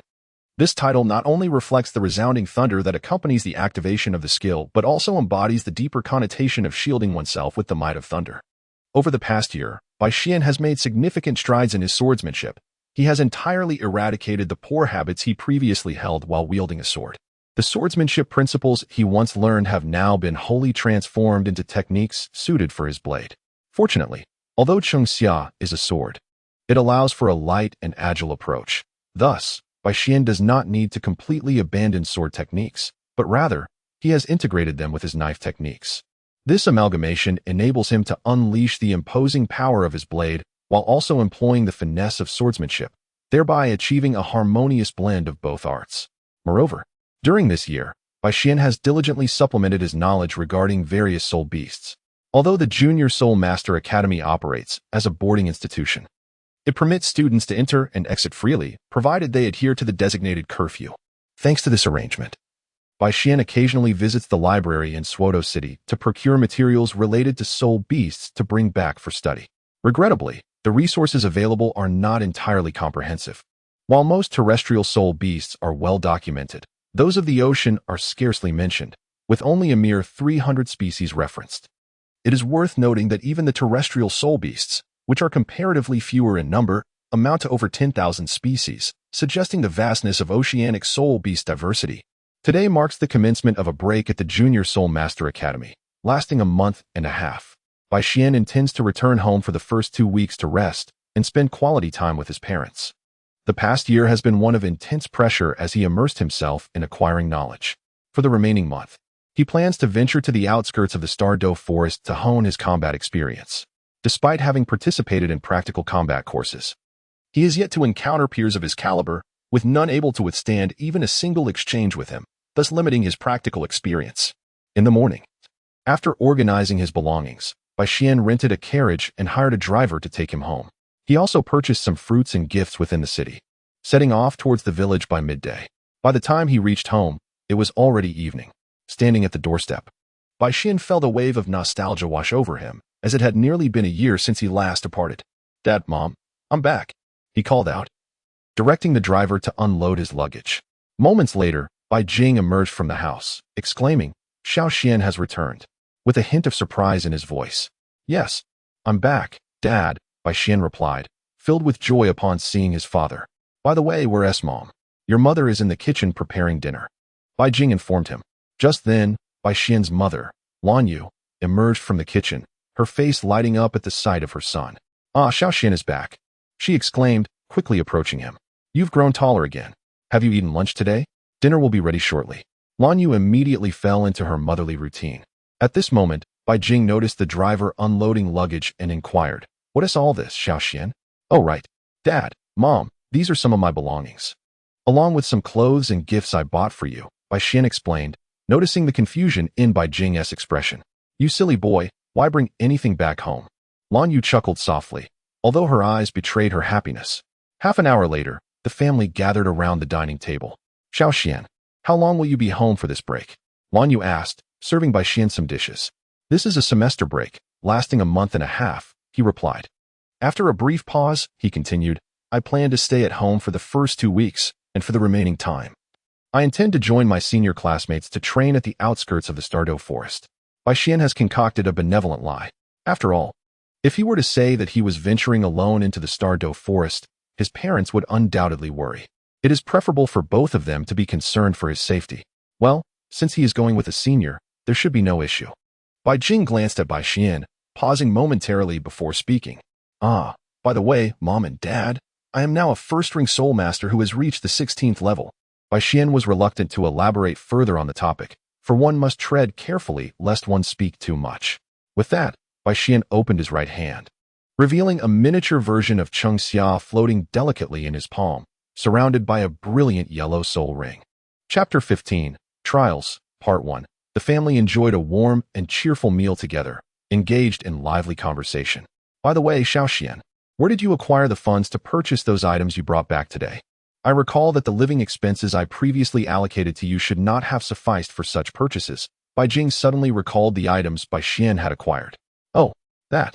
Since I have become a one-ring soul master, I now receive a monthly stipend of 1 gold soul coin after registering with the Spirit Hall. These items didn't actually cost much at all. Bai Xian, noticing that Bai Jing and his wife were unaware of certain matters concerning the soul master realm, engaged them in conversation about his experiences at the academy over the past year while savoring their dinner. As time swiftly passed, a fortnight flew by in the blink of an eye. During this period, Bai Xian, unusually, refrained from his rigorous training regimen. Although he continued to rise early each morning to allow Qing Lian to absorb spiritual energy from the wheat fields, he no longer adhered to his previous routine of meditating on his soul power during the day. Instead, he relished a mundane existence alongside his parents. With the sun rising and setting, enjoying simple meals, yet finding immense contentment in this simplicity. To his astonishment, this balance of relaxation and effort bore fruit on the 10th day, as Bai Xian's soul power ascended steadily to the 17th level, prompting him to marvel at the wisdom of the ancients. Indeed, while the path of cultivation requires relentless diligence, it also necessitates a harmonious balance. Excessive training can prove counterproductive. It seemed that his fervent dedication to study and practice over the past year had been somewhat excessive. That morning, Bai Xian bade farewell to Bai Jing and his wife and set forth alone on his journey to the Star Dou forest for his trials. On the road, he donned a grayish-white linen coat. Standing at a height of 1.35 meters, he casually dragged his sheathed sword, Cheng Xia, behind him, leaving a long trail in his wake. Since acquiring his soul ring, the 7-year-old Bai Xian had experienced remarkable growth, reaching a height of 1.35 meters in just over half a year. While the sword was still somewhat unwieldy for him, he no longer faced the awkwardness of being unable to wield it due to his stature, as he had when he first awakened his martial soul. During his journey, as he dragged Cheng Xia, an idea struck him, a novel method to enhance his control over his martial soul, to continuously manifest Cheng Xia for 12 hours a day without interruption. It is worth noting that a soul master's normal summoning of their martial soul, even without utilizing it, would invariably consume their soul power. Typically, soul masters strive to conserve their soul power to ensure they remain adequately prepared for unforeseen circumstances, seldom engaging in such exhaustive practices as Bai Xian did without pressing need. Bai Xian's actions were motivated by a desire to validate a particular notion. Although summoning Cheng Xia incessantly drained his soul power, any depletion would inevitably lead to replenishment. Maintaining a state of abundant soul power for extended periods could indeed facilitate timely responses to unforeseen circumstances. However, the time allocated each day for meditative cultivation of soul power was rigidly fixed, leaving little room for significant enhancement. Bai Xian sought to explore the possibility of replenishing his soul power by drawing upon the spiritual energy of the heavens and earth while in a non-meditative state, all the while consuming his manifested martial spirit's energy. Alternatively, he considered enhancing his adaptability to the consumption of his manifested martial spirit, thereby conserving his soul power in confrontations. After a journey, Bai Xian finally arrived at a quaint town approximately 20 miles from the outskirts of the Star Dou forest on the 9th day. Although referred to as a town, it was essentially a relay station, frequented primarily by soul masters and a small contingent of the Imperial Guard stationed to monitor the beast tides near the Star Dou forest. Upon reaching this place, Bai Xian resolved to rest for a day and procure various supplies for his outdoor endeavors. As he strolled along the street, he appeared as a figure cloaked in a gray mantle, his hood obscuring his features, and a mask covering much of his face. This was none other than Bai Xian himself. Aware of the necessity to conceal his identity while traveling, He understood that his youth could attract the attention of those with ill intentions, particularly if it became known that he was traversing the perilous Star Dou forest alone at such a tender age. Youth, in such a realm, could be a double-edged sword, as it often led to being underestimated. Although his stature might render him inconspicuous, in the world of soul masters, one's physical appearance does not hold definitive sway. Remaining unrecognizable would naturally safeguard him from unwarranted conflicts within the Star Dou forest, save for encounters with those of truly elevated ranks, such as soul kings. However, individuals of such caliber typically held significant positions within the soul master community and would seldom be found idly wandering in such a modest locale. Bai Xian concealed his identity and, in this quaint town, initially procured materials that repelled snakes, insects, and vermin. He subsequently acquired hemostatic agents, bandages, and antidotes. Furthermore, he prepared an assortment of seasonings, for Bai Xian intended to linger at the periphery of the starry forest for 2 weeks, where he would reside and dine within its embrace. Additionally, he purchased a suit of armor crafted from exquisite iron.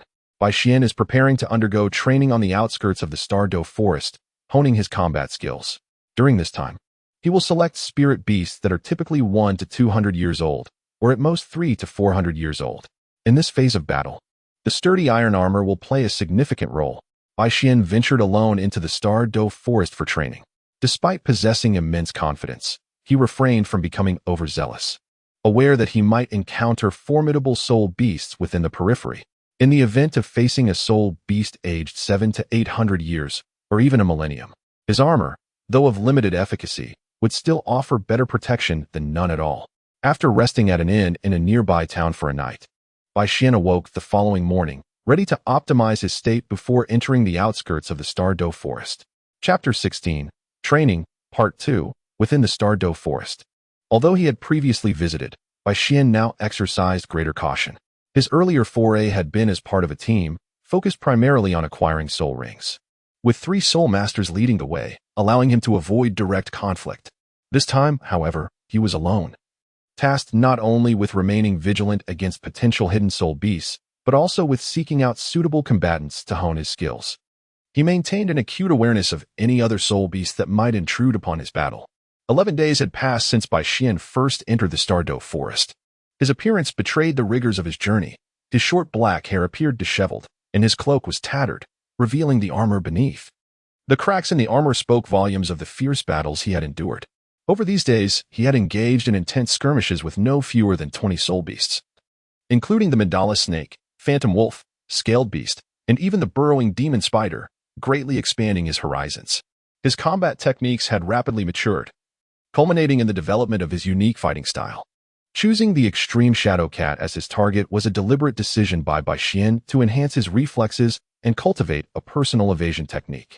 Although he had previously faced agile soul beasts, none had surpassed the limits of speed he could currently achieve, thus failing to provide the desired effect of pressure or urgency. Only under extreme stress does one uncover unexpected capabilities, releasing latent potential, both physically and mentally.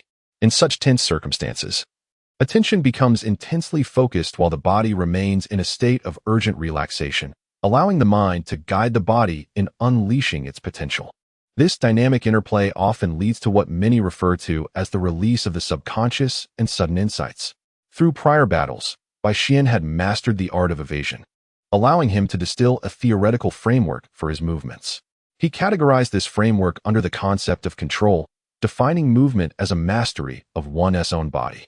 Bai Xian categorized this mastery into 2 levels, proficiency and subtlety. He believed he had achieved the level of proficiency, characterized by an exceptional ability to evade and counterattack with remarkable finesse during combat. However, he felt he had yet to attain the level of subtlety. To Bai Xian, subtlety represented an intricate control over the pure physical strength of the body and the soul force, allowing for exceedingly delicate manipulation. Mastery at the subtlety level enables one to execute the most exquisite evasions and strikes with minimal physical exertion and soul force consumption.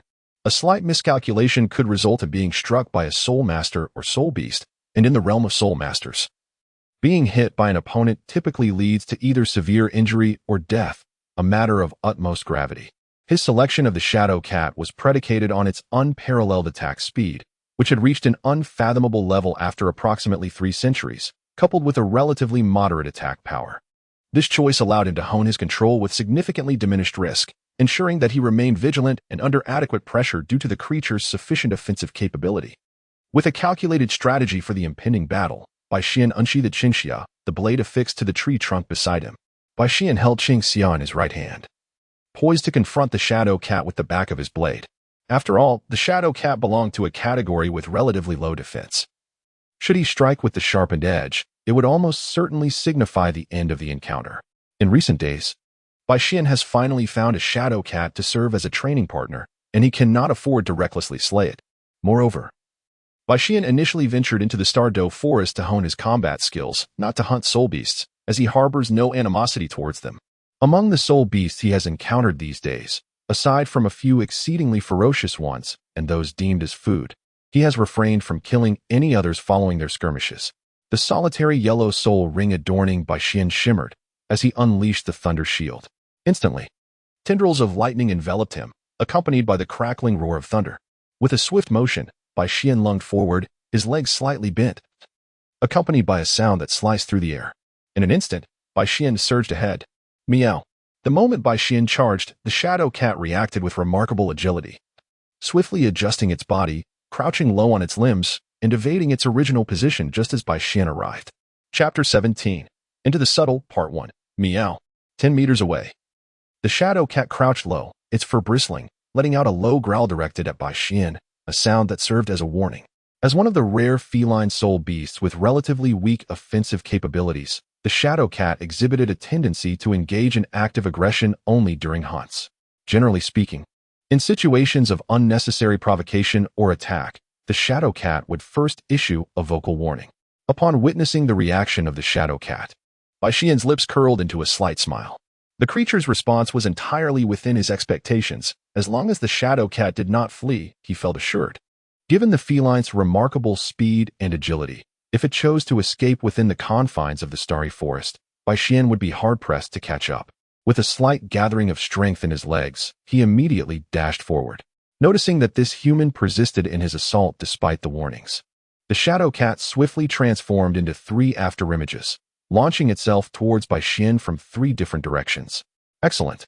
Just like that, Bai Xian faced the encroaching shadows of the 3 extreme shadow cats with unwavering composure, an encounter he had anticipated. He engaged with the creatures, initiating a fierce battle. Initially, Bai Xian struggled to match the speed of the extreme shadow cats, which manifested as one solid form in 2 phantoms, darting left and right with agility. Often, just as he dealt with one illusion, the true form would strike, landing a direct blow upon him. Were it not for the protection of his armor, he would undoubtedly have sustained injuries immediately. Bai Xian was acutely aware that continuing in this manner was not a viable solution. Yet he found himself at a loss for a means of avoidance, thus he could only prolong the inevitable. Fortunately, the offensive capabilities of the shadow cat had yet to surpass the defensive thresholds of his armor. Nonetheless, Bai Xian understood that after more than 10 days of relentless combat, his armor was rapidly approaching the brink of destruction, and it was only a matter of time before it would be dismantled. Thus, Bai Xian maneuvered skillfully, parrying the ferocious attacks of the shadow cat for half an hour. At this juncture, his armor lay in tatters, and his body bore numerous wounds, rendering the protective function of his armor virtually negligible. However, Bai Xian's expression revealed no sign of fatigue. Rather, he appeared remarkably composed. His eyes, though seemingly unfocused, betrayed an unwavering resolve, and his body showed no intention of ceasing its movements. Bai Xian gradually evaded the attacks of the shadow cat with increasing frequency. At this moment, he felt as though he had entered a wondrous state, where the surrounding world appeared to be several times clearer than before.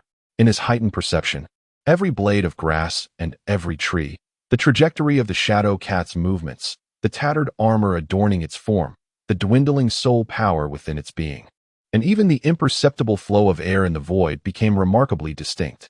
Simultaneously, Bai Xian's physical movements became more subtle, yet the onslaught he faced diminished to a remarkable extent, until ultimately, the shadow cat's strikes could no longer find their mark upon him. Bai Xian moved as if taking a leisurely stroll, occasionally shifting 2 steps to the left, then retreating half a step, sometimes stepping back, and at other times advancing. He would slightly twist his waist or tilt his head, and at times, he would raise his blade defensively by his side. These subtle movements rendered the extreme Shadow Cat's attacks just a hair's breadth away from making contact with Bai Xian's body. Time slipped away, and after an indeterminate duration, Bai Xian emerged from that peculiar state, feeling the toll on his body. A bitter smile crossed his face. His soul power was on the verge of depletion. Sharp pangs coursed through his body, and his spirit was unusually fatigued. Aware of his current condition, Bai Xian understood he could not press on any further. With a swift turn of his blade, he faced the rapidly approaching extreme Shadow Cat and executed 2 quick slashes, leaving 2 cuts on its small legs. It was not that Bai Xian was incapable of injuring the extreme Shadow Cat before, but rather, he saw no necessity to do so. In the wild, beasts instinctively avoid injuries, for any wound could potentially herald their demise. While high-ranking spirit beasts were comparatively safe, 100-year-old spirit beasts, like the one in the Douluo Forest, occupied the absolute bottom of the food chain. The moment Bai Xian struck, the extreme Shadow Cat swiftly leaped to a large boulder over 20 meters away, its eyes warily fixed on Bai Xian, refraining from further attack. Thus, a tense standoff ensued between man and beast. After a brief interval, Bai Xian's stamina and soul power had slightly replenished. Observing the increasingly agitated eyes of the extreme Shadow Cat, he deemed it unnecessary to continue the confrontation. Sheathing his blade, he vanished from sight in a flash, leaving the cat in a state of alertness. Bai Xian did not choose to exit the Douluo Forest immediately, but returned to a temporary resting place he had found on the outskirts.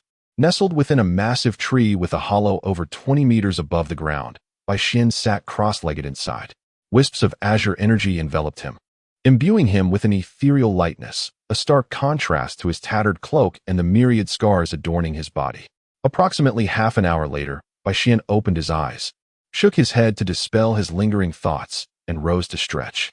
Leaning against the entrance of the hollow, he gazed at the darkening sky, reflecting on the peculiar state he had experienced that day.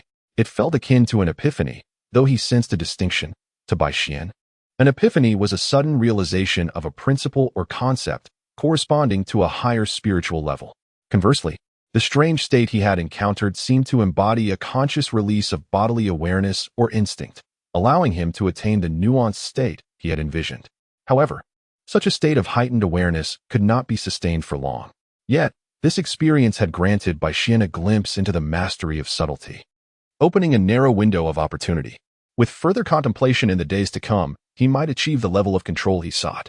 Night fell, and taking advantage of the remaining light, Bai Xian hunted a 100-year-old pearl sparrow, gathering some clean water to prepare it. He returned to his dwelling just before darkness enveloped the forest. Inside the hollow, Bai Xian kindled a fire at the entrance and began roasting the pearl sparrow. Discarding his cloak, he retrieved a towel soaked in clean water to cleanse his body and the scabs forming on his wounds. He then applied healing ointment and wrapped his upper body in bandages, tending to several injuries on his legs as well. After donning a spare cloak and trousers, Bai Xian approached the roasting bird, sprinkled it with seasoning, and waited briefly before tearing off a leg and savoring a bite. Indeed, the pearl sparrow lived up to its reputation as a delicacy among avian spirit beasts, its flavor exquisite. If not for their rapid reproduction, they could easily be hunted to extinction, Bai Xian mused. He took pride in his grilling skills, a talent he had not forgotten. The 100-year-old pearl sparrow was roughly the size of a common chicken, and Bai Xian consumed nearly every edible part. Having finished his dinner, Bai Xian cleaned up the remnants and settled down to meditate, seeking to restore his soul power. He was acutely aware that upon his return earlier that day, his soul power had nearly run dry. Although he had regained some energy since then, a significant portion remained depleted. Moreover, in the Douluo Forest, Bai Xian could not afford to let his guard down. A sudden encounter with a spirit beast could catch him unprepared. Fortunately, meditation restored both his soul and mental energy, making it a viable substitute for sleep. The following morning, Bai Xian awoke from his meditation, his soul power fully restored. He planned to seek out additional spirit beasts over the next 3 days to further comprehend the sensations he had experienced yesterday, striving to achieve mastery of subtlety within this time frame. After tidying up and discarding unnecessary items, Bai Xian set out to find his next temporary resting place. One could not linger too long in a single location within the Douluo Forest, as it might attract the attention of spirit beasts. Bai Xian typically changed his resting place every 2 to 3 days, simultaneously engaging different spirit beasts to enhance his combat experience against various species. By midday, after traversing several kilometers from his previous encampment, Bai Xian had scouted the surrounding area and selected a new site. This time, he chose a location closer to the inner circle of the Star Dou forest, where the spirit beasts were predominantly over 300 years old, including some that were 700 or 800 years old, frequently entering this region to forage. In the chaotic surroundings of the Star Dou forest outer circle, Bai Xian observed 5 white figures relentlessly assaulting a first-ring soul master. The 5 figures were wind wolves, each the size of a young calf and approximately 200 years old. The besieged soul master wielded a peculiar long knife, his age indiscernible beneath his cloak. Though his stature was rather diminutive, this individual was none other than Bai Xian himself. After Bai Xian had determined the location for his encampment, he began to search the periphery for suitable spirit beasts. Engaging in combat within a 2 to 3 kilometer radius of the encampment was out of the question. Thus, he needed to select from the outer areas. Once the battle concluded, it would also be convenient to use a few low-rank spirit beasts near the encampment as a warning system. Should a powerful spirit beast approach, it would undoubtedly first disturb those few beasts within a 3-kilometer vicinity of the encampment. These windwolves, residing in the Star Dou forest, were social spirit beasts. Although their age was not particularly advanced, their communal nature rendered age less significant for the pack's dynamics. Bai Xian spent considerable time before selecting this group of windwolves. As he endeavored to comprehend the sensation he experienced the previous day, he simultaneously defended against the attacks of 5 windwolves. Although he had not yet reached a level of meticulous control, Bai Xian felt that his spiritual awareness had significantly heightened since yesterday, allowing him to adeptly manage the onslaught of the 5 windwolves. However, Bai Xian glanced at another windwolf not far away that had not launched an attack. He had to divide his attention to keep an eye on a much larger windwolf, approximately 50 meters away, which appeared to be the leader of this pack, likely around 400 years old. However, this particular windwolf did not join the fray but instead remained in the back, occasionally howling to direct the 5 wolves in their assault on Bai Xian. Time passed, and Bai Xian found himself in a precarious situation. 3 windwolves lay defeated around him, while the remaining 2 stood about 20 meters away, poised in a standoff. The glimmer of lightning surrounding Bai Xian instilled a sense of dread in the beasts. Just moments ago, this human had slain 3 of their companions.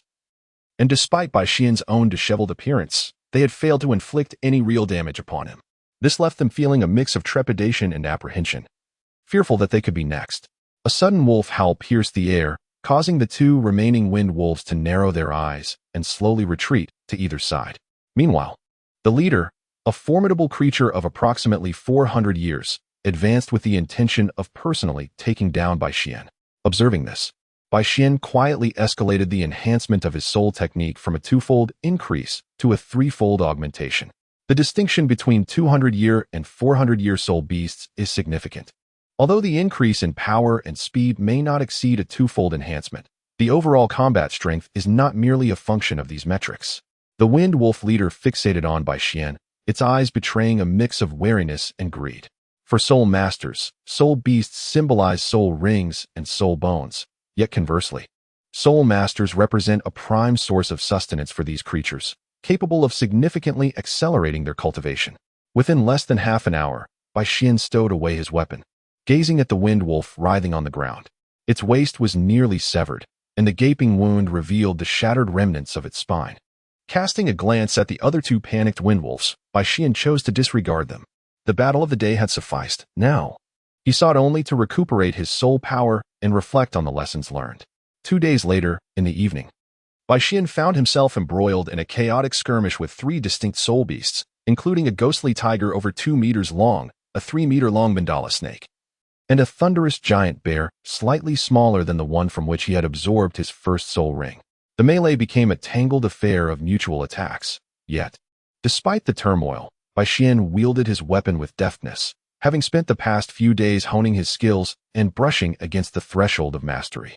As the fray continued, Bai Xian suddenly sensed a massive surge of soul power emanating from a distance, prompting the 3 beasts to explode outward, retreating in different directions. Their expressions a mix of confusion and fear. In an instant, they seemed to sense something ominous, fleeing in haste. Within moments, Bai Xian could no longer discern their locations. Turning his gaze toward the source of the soul power, he felt a mix of intrigue and caution. He did not flee immediately.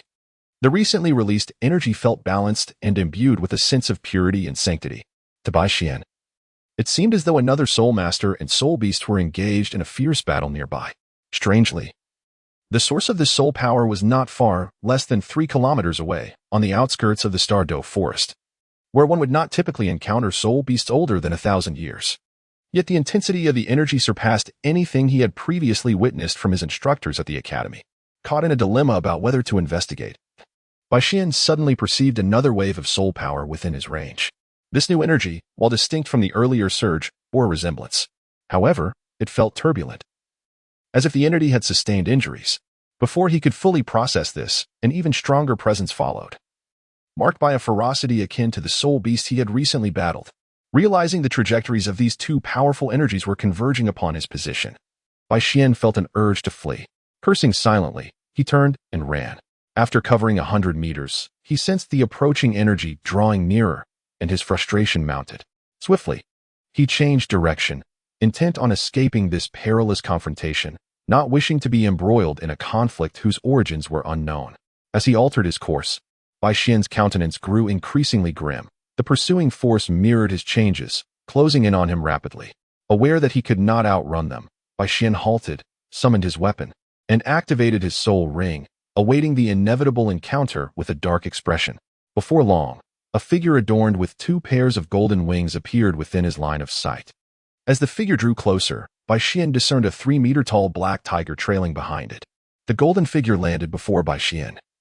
Observing the mysterious individual clad in a gray cloak, adorned with a mask, and wielding an unusual long knife, seemingly on guard. This entity had sensed the nearby battle and sought refuge, initially believing Bai Xian could offer assistance, only to discover he was merely a one-ring soul master. It appeared she had inadvertently entangled him in her plight, and a hint of regret flickered in her gaze. At this moment, Bai Xian discerned the appearance of the newcomer. The individual appeared to be a girl in her teens, her visage already hinting at extraordinary beauty. Her long golden hair cascaded elegantly, and her proud figure was accentuated by a pair of remarkably developed attributes. In one delicate hand, she wielded a golden longsword, while 2 pairs of golden wings, one large and one small, graced her back, drawing immediate attention. Yet, it was evident that she bore significant injuries. A trace of blood lingered at the corner of her mouth, and a conspicuous wound marred her chest. The armor covering her torso had sustained a considerable crack, through which a purplish hue could be seen, indicating apparent poisoning. Qian Renxue. The name involuntarily surfaced in Bai Xian's mind, for the distinctive characteristics of the angel martial soul were unmistakable. Indeed, aside from the angel martial soul, no other martial spirit in the world possessed 4 wings. Although Bai Xian had never encountered an explicit representation of the angel martial soul, he was aware that no avian martial spirit on the continent had ever manifested 4 wings.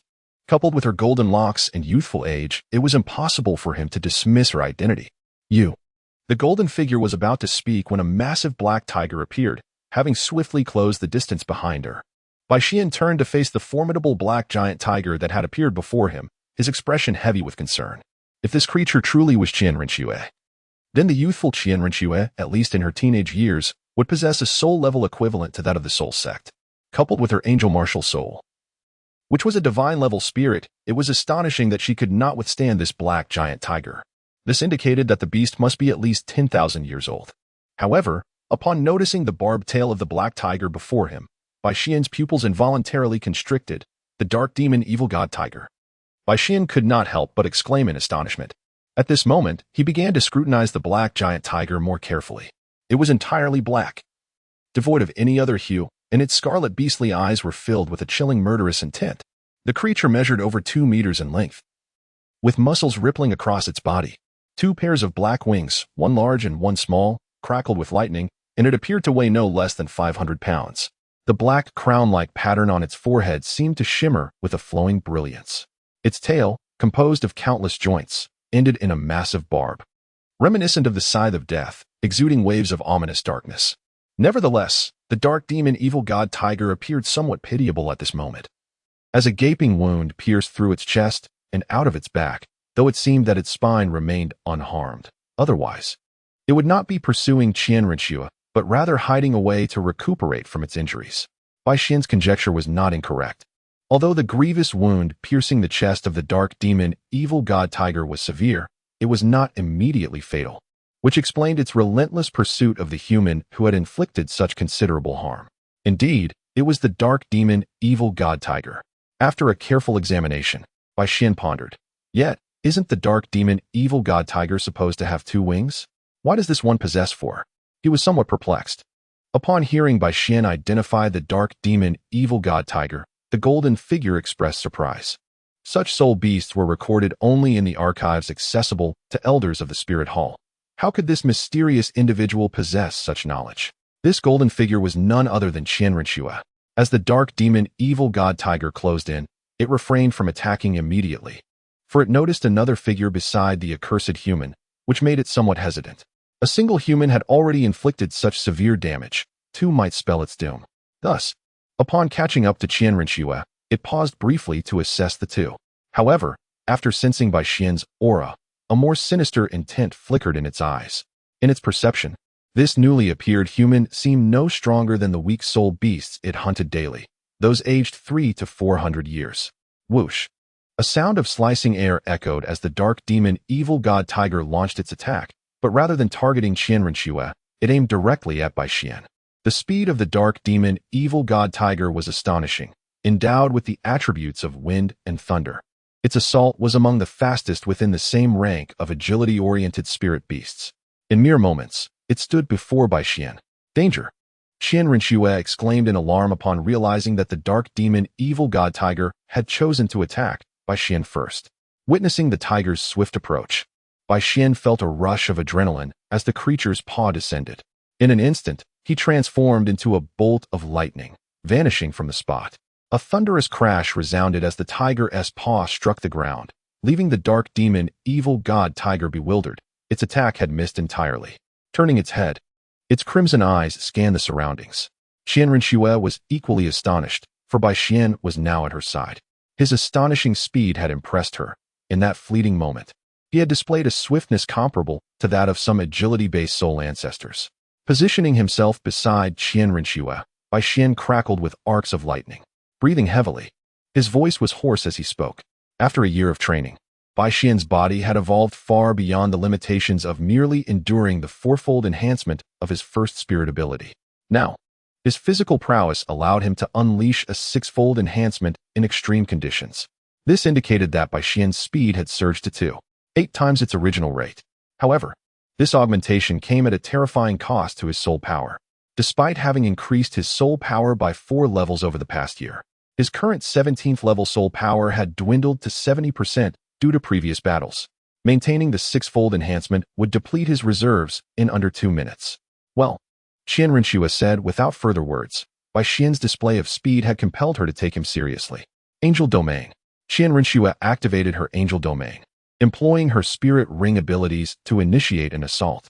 Within her domain, Bai Xian felt his physical condition bolstered by approximately 10%, prompting him to glance at her in surprise. Chapter 21, Bitter Battle, Part 2, Angel Strike. With her sword in hand, Qian Renxue lunged forward from the right. Bai Xian was slightly slower, but under the influence of her Angel Domain and the 6-fold enhancement of his first spirit ability, his speed was not significantly inferior to hers. The long blade, Cheng Xia, shimmered with arcs of lightning as Bai Xian executed his preliminary sword technique, further increasing his speed by 30%. He took a step ahead of Qian Renxue, arriving before the dark demon evil god tiger, and executed an upward thrust aimed at the tiger's grievous chest wound. Yet the dark demon evil god tiger was no ordinary foe, though it was unclear how it had been injured to such an extent by Qian Renxue. Its ability to wound her even while injured was a testament to its formidable power. The tiger's paw hurtled towards Bai Xian, causing him to pale. He was acutely aware of the overwhelming force it possessed. Although his own strength had reached an impressive 300 gene, coupled with the 6-fold enhancement and Qian Renxue's domain, his strike could muster only 600 to 700 gene, still a far cry from the tiger's might. With a swift maneuver, Bai Xian evaded the tiger's paw, positioning himself above and to the left of it, ready to strike at its wing. The dark demon evil god tiger, sensing the imminent threat, redirected its barbed tail towards Bai Xian in a counterattack. This strike was intended to be fatal. Fortunately, Bai Xian had honed his senses to a fine edge, perceiving every subtle movement within a 30-meter radius. He abandoned his attack and prepared to meet the tiger's tail. The clash resounded as Bai Xian was sent hurtling backward by the force of the tiger's tail. Thankfully, he had not anticipated success from this strike. He sought merely to create an opening for Qian Renxue. Despite his maneuvers, The transitions occurred in mere moments. As Bai Xian was flung away, Qian Rinxue's attack reached its target. She lunged forward, her sword piercing toward the tiger's left arm as it lunged at Bai Xian. The dark demon evil god tiger, notorious for its evil nature and mastery of wind, thunder, and dark attributes, possessed immense mental power. Even before Qian Rinxue's attack arrived, it had sensed her intent. With a deep, rumbling roar, the tiger summoned swirling gray vortices of energy that coalesced before it, combining the powers of wind, thunder, and darkness. This was a formidable technique known as Dark Demon Evil Thunder. Streaks of Dark Demon Evil Thunder surged toward Qian Rinxue, accompanied by a cacophony of thunderous explosions that reverberated throughout the area. Bai Xian's heart raced as he realized the danger. The tiger's massive form obscured Qian Rinxue from view. If she were to fall, he would undoubtedly meet the same fate at the hands of the relentless tiger. Suddenly, a golden figure emerged from the smoke, swiftly landing beside Bai Xian. As he remained vigilant against the tiger's attack, he split his focus to assess Qian Rinxue. Relieved to see she was merely dusted with debris from the blasts, her aura intact. The two continued their fierce engagement with the dark demon, evil god tiger. Knowing full well that escape was not an option, only by vanquishing the beast before them could they hope to survive. Yet, as the battle wore on, the tide turned increasingly against them. Although it may seem on the surface that the two are evenly matched against the dark demon god tiger, the truth is known only to those involved. Bai Xian is acutely aware of the perilous state he finds himself in. In just about a minute, his breathing has grown labored. To Bai Xian, that minute feels both interminable and fleeting. Within this brief span, he has already stepped fully into a realm of meticulous control. While the advantages gained are substantial, the toll exacted is equally severe. His soul energy has dwindled to less than 30%. His physical stamina is nearing exhaustion from the intense combat, and his mental fortitude, having been intensely concentrated for a short duration, is nearly depleted. Were it not for his entry into this precise realm of control, Bai Xian would have been unable to continue the fight.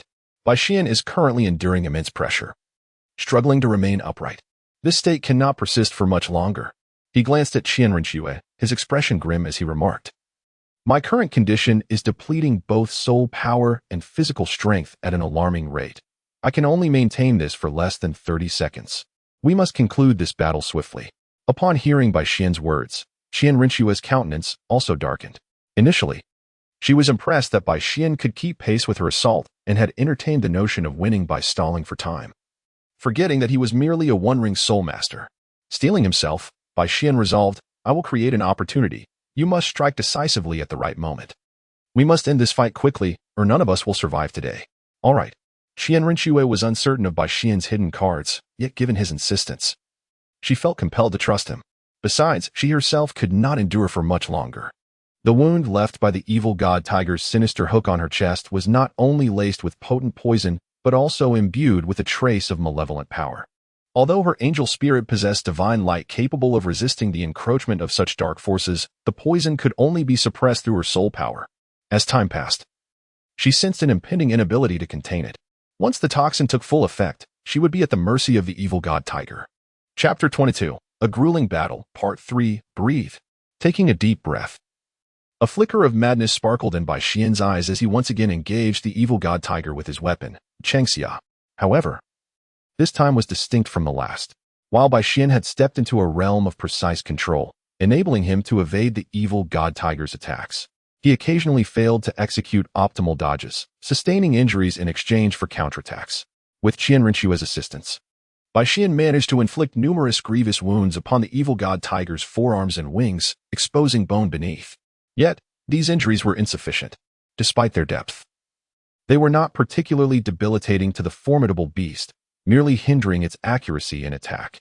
At last, amidst the struggle between the evil god tiger and Qian Rinxue, Bai Xian seized his chance. A surge of lightning coursed through him, amplifying the first soul skill's enhancement by a staggering factor of 6, and he doubled it once more.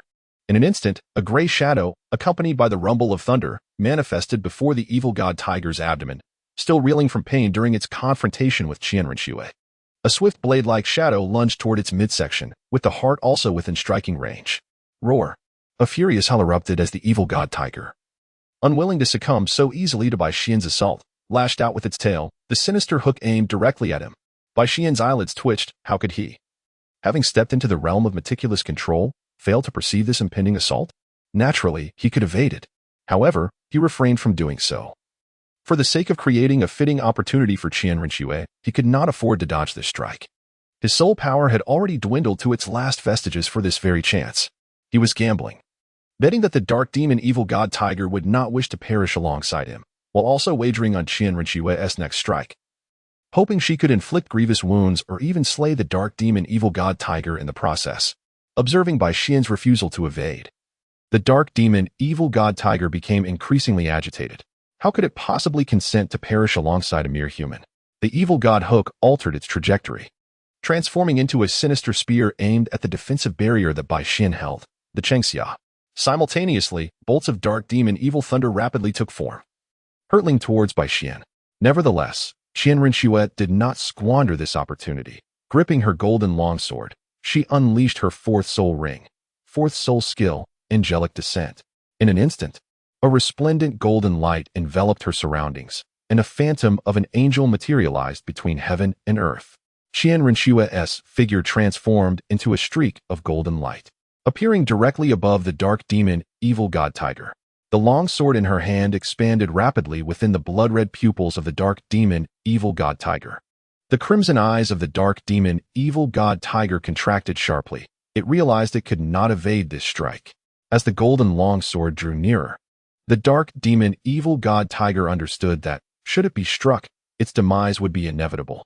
In that critical moment, a flicker of black light erupted from the evil god's spear, and following that, a surge of intense black light exploded forth, coalescing into a massive black hole with a diameter of 3 meters. This black hole swiftly enveloped the dark demon evil god tiger, Bai Xian, and Qian Rinxue. With the emergence of the black hole came an overwhelming gravitational pull. The two humans and the tiger, along with the dark demon evil thunder unleashed by the dark demon evil god tiger, were all drawn into the black void in an instant.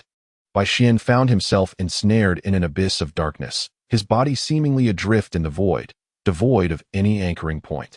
Not only that, but he also sensed the connection with Chengxia waning, until it ultimately vanished without a trace. In that fleeting moment of Chengxia's disappearance, Bai Xian realized he could no longer perceive his own soul power. Strangely, however, he felt his physical strength and injuries gradually mending. At this moment, Bai Xian felt a sense of panic. In his previous life as an ordinary person, he had tasted extraordinary power, and now, suddenly stripped of it, an overwhelming emptiness surged within him. Suddenly, the surroundings brightened, and he felt a solid ground beneath his feet. Bai Xian discovered he had entered a peculiar dark space. Strangely, within this abyss, he could see the black earth beneath him. It was an enormous arena stretching infinitely. This space was devoid of anything but the vast black stage beneath him. Turning around, Bai Xian noticed a petite blonde girl of similar height next to him, surveying their surroundings. She had also noticed him. Approximately 30 meters away, a large black cat, about 1.5 meters tall, was baring its teeth at them. Its beastly eyes filled with fury as it emitted a series of growls. It was the dark demon evil god tiger. At this moment, the dark demon evil god tiger appeared far less menacing than before. The two pairs of wings that once adorned its back had been reduced to a pair of small, fleshy appendages.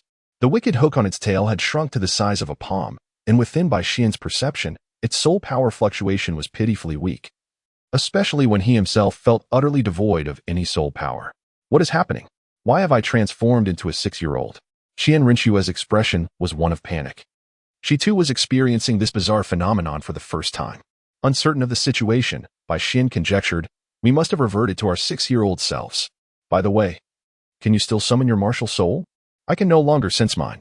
I can't either. After a moment of careful introspection, Qian Rinxue's countenance revealed her distress, as she too could not detect her martial soul. For the first time since awakening her martial soul, she felt so feeble, which filled her with dread. Chapter 23. Life and death. The two felt as if their bodies were constrained by some mysterious force, limiting them to the age of 6. All soul skills, including soul bone abilities, were rendered unusable. They were merely 6-year-old children with battle experience. Furthermore, they found themselves unable to move freely, limited to only turning their heads to converse. Welcome to the arena of life and death.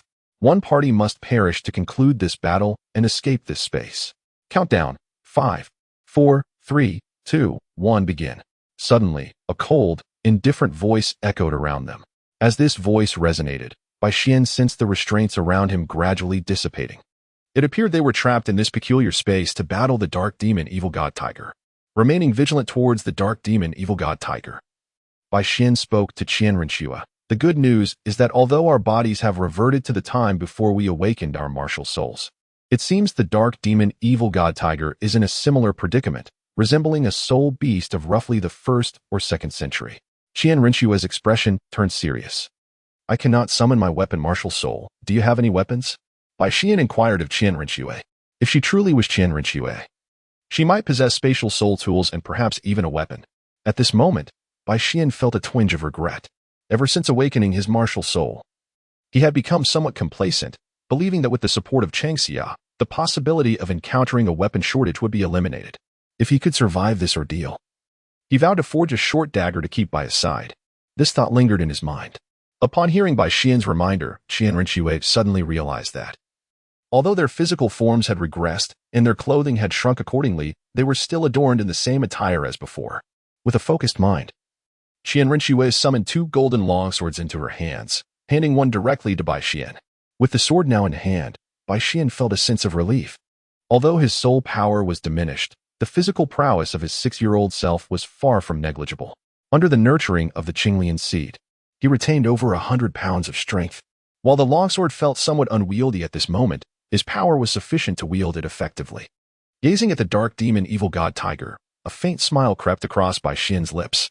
The beast sought to leverage its formidable juvenile physique to secure victory, unaware that it was playing directly into Bai Xian's hands.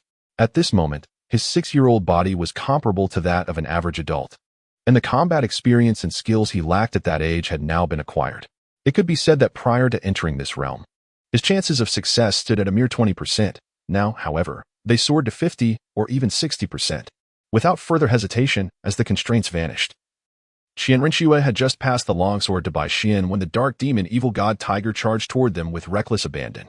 Its crimson eyes brimmed with a murderous intent, akin to countless blades poised for slaughter, regarding Bai Xian and Qian Renxue as mere corpses. Both were extraordinary individuals. Even at a tender age, Bai Xian's physical capabilities rivaled those of an adult. Qian Renxue, as the holy maiden of the spirit hall and the only granddaughter of Qian Douluo, had not lacked resources, medicinal baths, or esteemed mentors during her youth. Thus, evading the dark demon evil god tiger's attacks was entirely within their capabilities. As the tiger's paw descended upon them, Qian Renxue swiftly retreated, deftly avoiding its lethal grasp. Conversely, Bai Xian, in a moment of peril, narrowly dodged the descending paw of the dark demon evil god tiger. This was not due to an inability to evade in advance. Rather, it was in that fleeting moment of escape that he struck with an elbow to the side of the tiger's neck, taking advantage of its brief vulnerability. Bai Xian stepped into the realm of mastery, a development that was entirely within his expectations, as it stemmed from a profound understanding. Although he had managed to knock the dark demon tiger to the ground with a swift elbow strike, it suffered no significant injury. The dark demon tiger, momentarily dazed by the blow, found its thoughts in disarray. In the memories of its lineage, young human cubs were supposed to be exceedingly frail. How could this individual, even in youth, possess such formidable combat prowess? Despite the confusion swirling in its mind, the dark demon tiger, as a top-tier soul beast, quickly regained its footing, glaring at Bai Xian with even greater murderous intent reflected in its crimson eyes. With a slight accumulation of power, the dark demon tiger lunged at Bai Xian once more. Witnessing Bai Xian's ability to incapacitate the dark demon tiger with a single strike left Qian Renxue, standing nearby, astonished, her youthful face agape in disbelief. She had never anticipated that this individual could be so strong at the tender age of 6. Even outshining her own childhood despite the extensive resources provided by the spirit hall. What was she doing standing there in a daze? A sudden, urgent voice jolted Qian Renxue back to reality. At that moment, Bai Xian was struggling to withstand the relentless assault of the dark demon tiger. Having realized its earlier oversight, the beast approached its attack with newfound caution, wielding its powerful physique and occasionally unleashing dark demonic lightning, pushing Bai Xian to his limits. In a physical confrontation, Bai Xian was confident he could hold his own against the dark demon tiger. However, he was at a disadvantage, unable to utilize his soul power, relying solely on the sword in his hand and his fists and feet. As he grappled with the dark demon tiger, he couldn't help but glance at Qian Renxue, only to find her lost in thought, staring at him. Bai Xian, exasperated by her apparent distraction in such a dire situation, felt a surge of frustration. As the realization washed over her, Qian Rinxue felt a tinge of embarrassment for her moment of inattention. With her involvement, the scales of victory began to tip in favor of Bai Xian and herself. Finally, after what felt like an eternity of entanglement, a reluctant roar erupted from the dark demon tiger as Bai Xian's sword plunged deeply into the beast's forehead, marked by the character for king. As the dark demon tiger's massive form slowly collapsed, its blood-red eyes remained fixed on Bai Xian, seemingly striving to engrave his visage into its very soul. With the dark demon tiger now down, Bai Xian crouched, propped up by one hand, gasping for breath. Qian Rinxue, though slightly better off, leaned on her golden sword for support, exhaling deeply to alleviate the fatigue of battle. Bai Xian bore the brunt of the fight, evident from the myriad of wounds adorning his body. On several occasions, when Qian Rinxue could not evade the beast's attacks in time, Bai Xian had sacrificed his own best evasive maneuvers to entangle the dark demon tiger, buying her precious moments to escape. As the battle concluded, Qian Rinxue regarded Bai Xian with a new and enigmatic glimmer in her eyes. With the life and death struggle behind them, the world around them began to distort, as if a surreal dream were shattering. The space shattered like a mirror, darkness engulfing them once more, accompanied by a resurgence of that helpless sensation. Yet, not long after, the arrival of light followed the encroaching darkness. With a sudden heaviness, the sensation of solid ground returned, and Bai Xian and Qian Rinxue found themselves back in the Stardow forest. The intangible soul power and martial spirits returned, accompanied by a wave of stinging pain and mental exhaustion. This overwhelming sensation nearly caused Bai Xian to black out. The eightfold amplification of his first soul skill had proven to be excessively taxing. Summoning forth Changxia, he steadied himself against the ground, attempting to quell the dizzying sensations in his head. Assessing his condition, Bai Xian wore a bitter expression. Although his meridians remained intact, they were riddled with alarming fissures, and his mental fortitude was nearly depleted. This was the first time he had faced such a dire circumstance. Turning to Qian Rinxue and the dark demon tiger, he noted her pallid complexion, reminiscent of gold leaf, her soul power fluctuating erratically. Had it not been for the golden sword in her grasp, she too might have succumbed to the ground. Next to them, less than 3 meters away, lay the immense corpse of the dark demon tiger. Hovering a meter above its lifeless form was a peculiar orb, encased in a purple soul ring, suspended in midair. The orb, entirely black, was adorned with dark golden veins, emanating a golden aura interspersed with flashes of blue lightning. Bai Xian leaned on Changxia, gradually moving beside the dark demon evil god tiger. He reached out to grasp the floating orb, examining it meticulously in his hand. Bai Xian was well aware that this orb contained the essence of the dark demon evil god tiger's entire cultivation. As he scrutinized the orb, a sudden surge of spiritual energy resonated from the Qinglian seedling, which had remained silent in his mind for quite some time. At that moment, within Bai Xian's consciousness, a Qinglian seedling, with its pristine white roots connecting the stem and lotus leaves, floated serenely at the center of his mind's sea, radiating waves of azure energy that formed an ethereal 10-petal lotus platform. Upon entering the starry forest, the Qinglian seed rapidly absorbed countless spiritual energies to facilitate its growth and was now on the verge of becoming a complete Qinglian spiritual root seedling.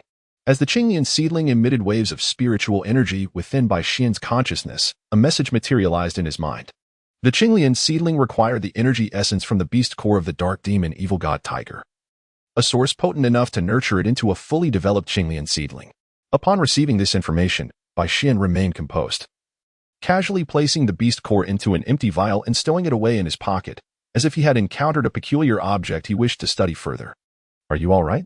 Bai Xian inquired, observing Qian Rinxue's increasingly pallid complexion. Just as she was about to respond, darkness enveloped her vision, and she collapsed to the ground, unconscious. Witnessing Qian Rinxue fall, Bai Xian was momentarily taken aback, then leaned on Changxia to approach her.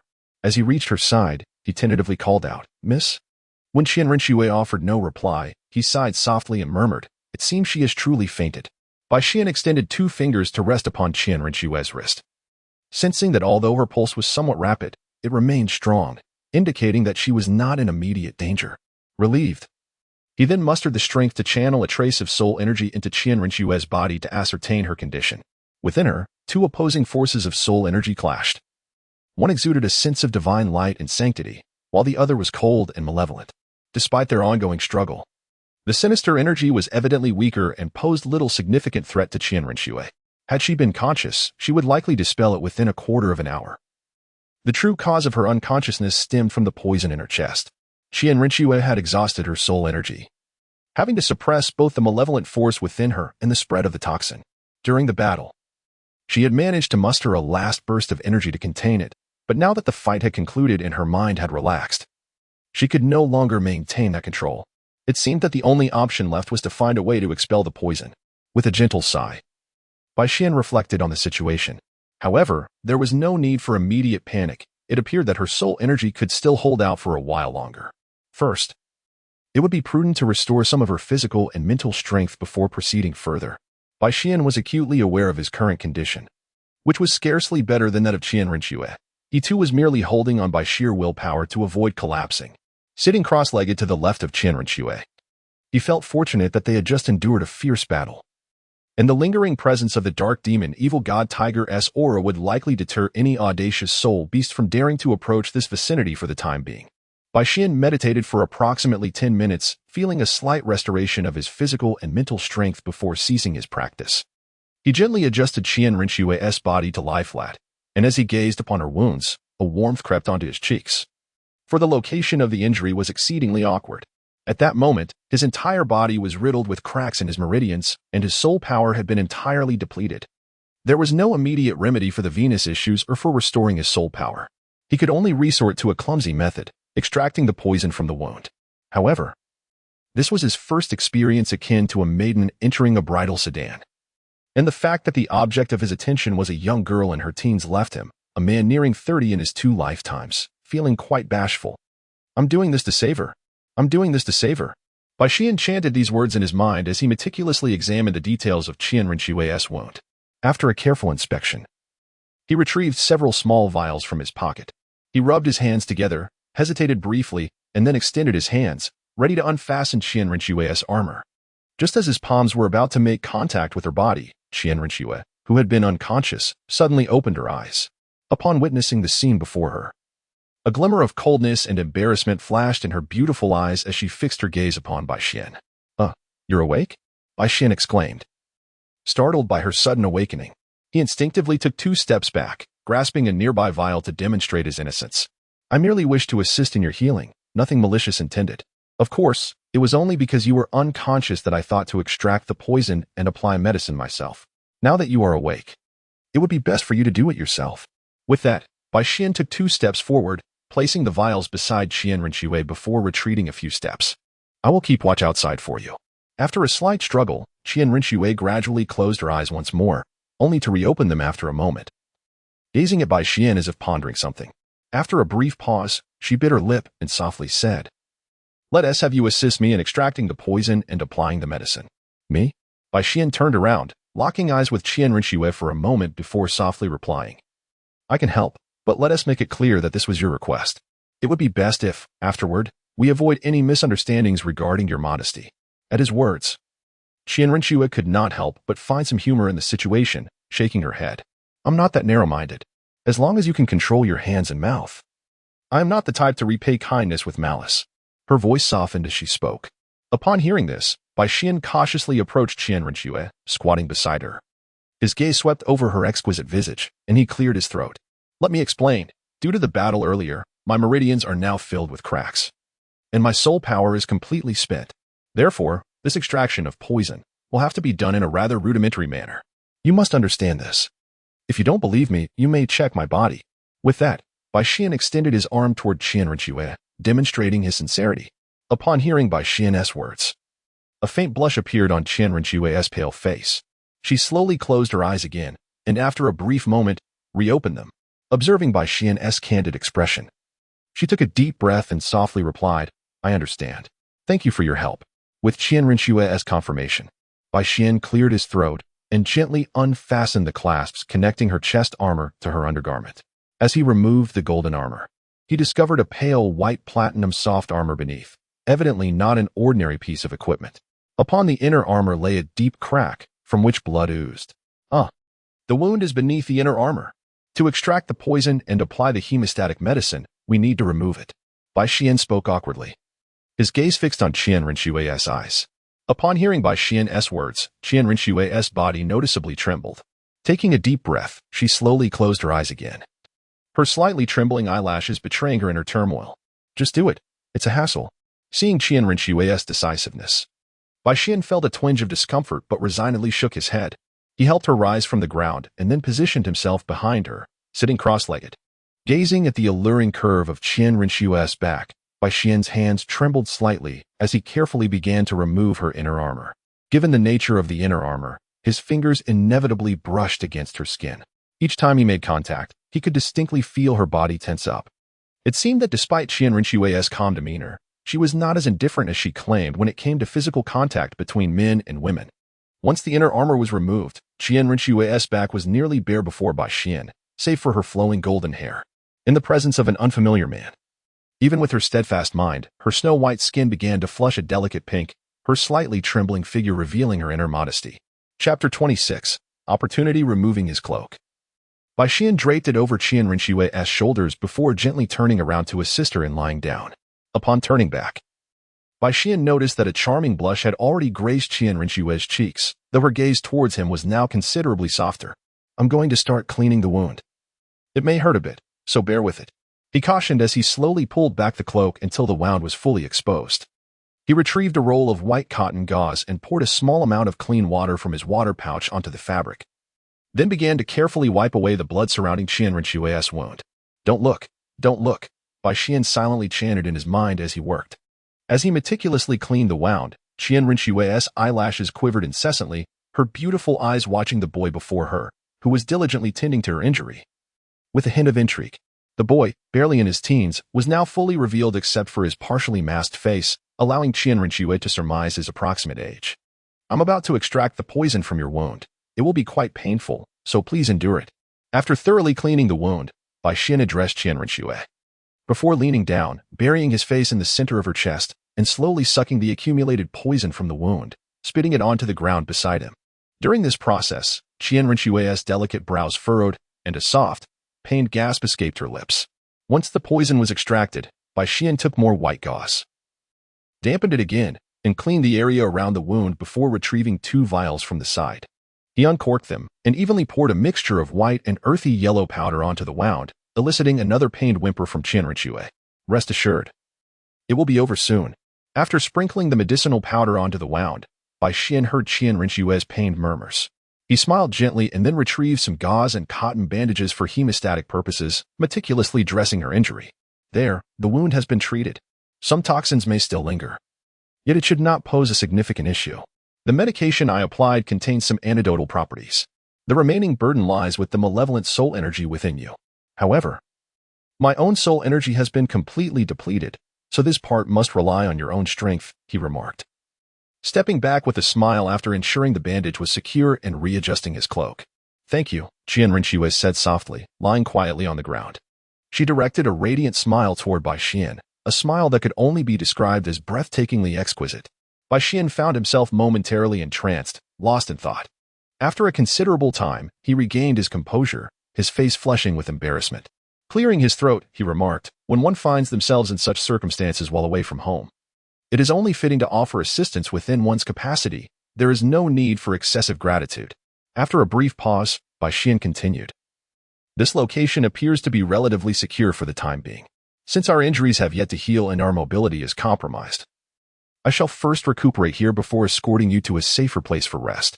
Qian Rinxue was acutely aware of her own condition. Her soul power was nearly depleted, and remnants of toxins lingered within her.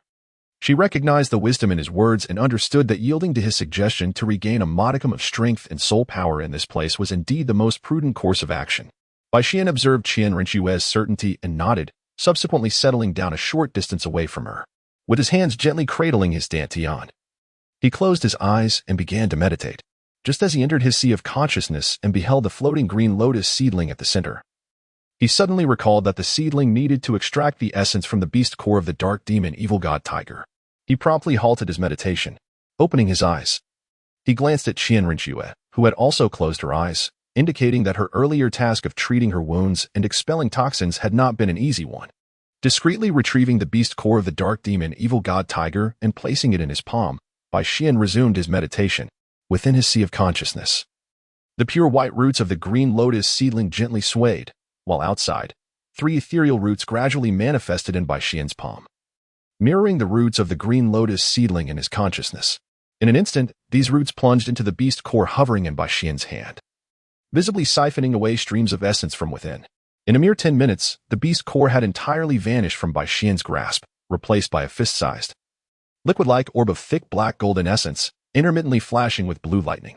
The 3 roots continued to emit waves of transformative energy, enveloping the essence orb, while occasionally infusing the orb with transformative energy to cleanse its impurities.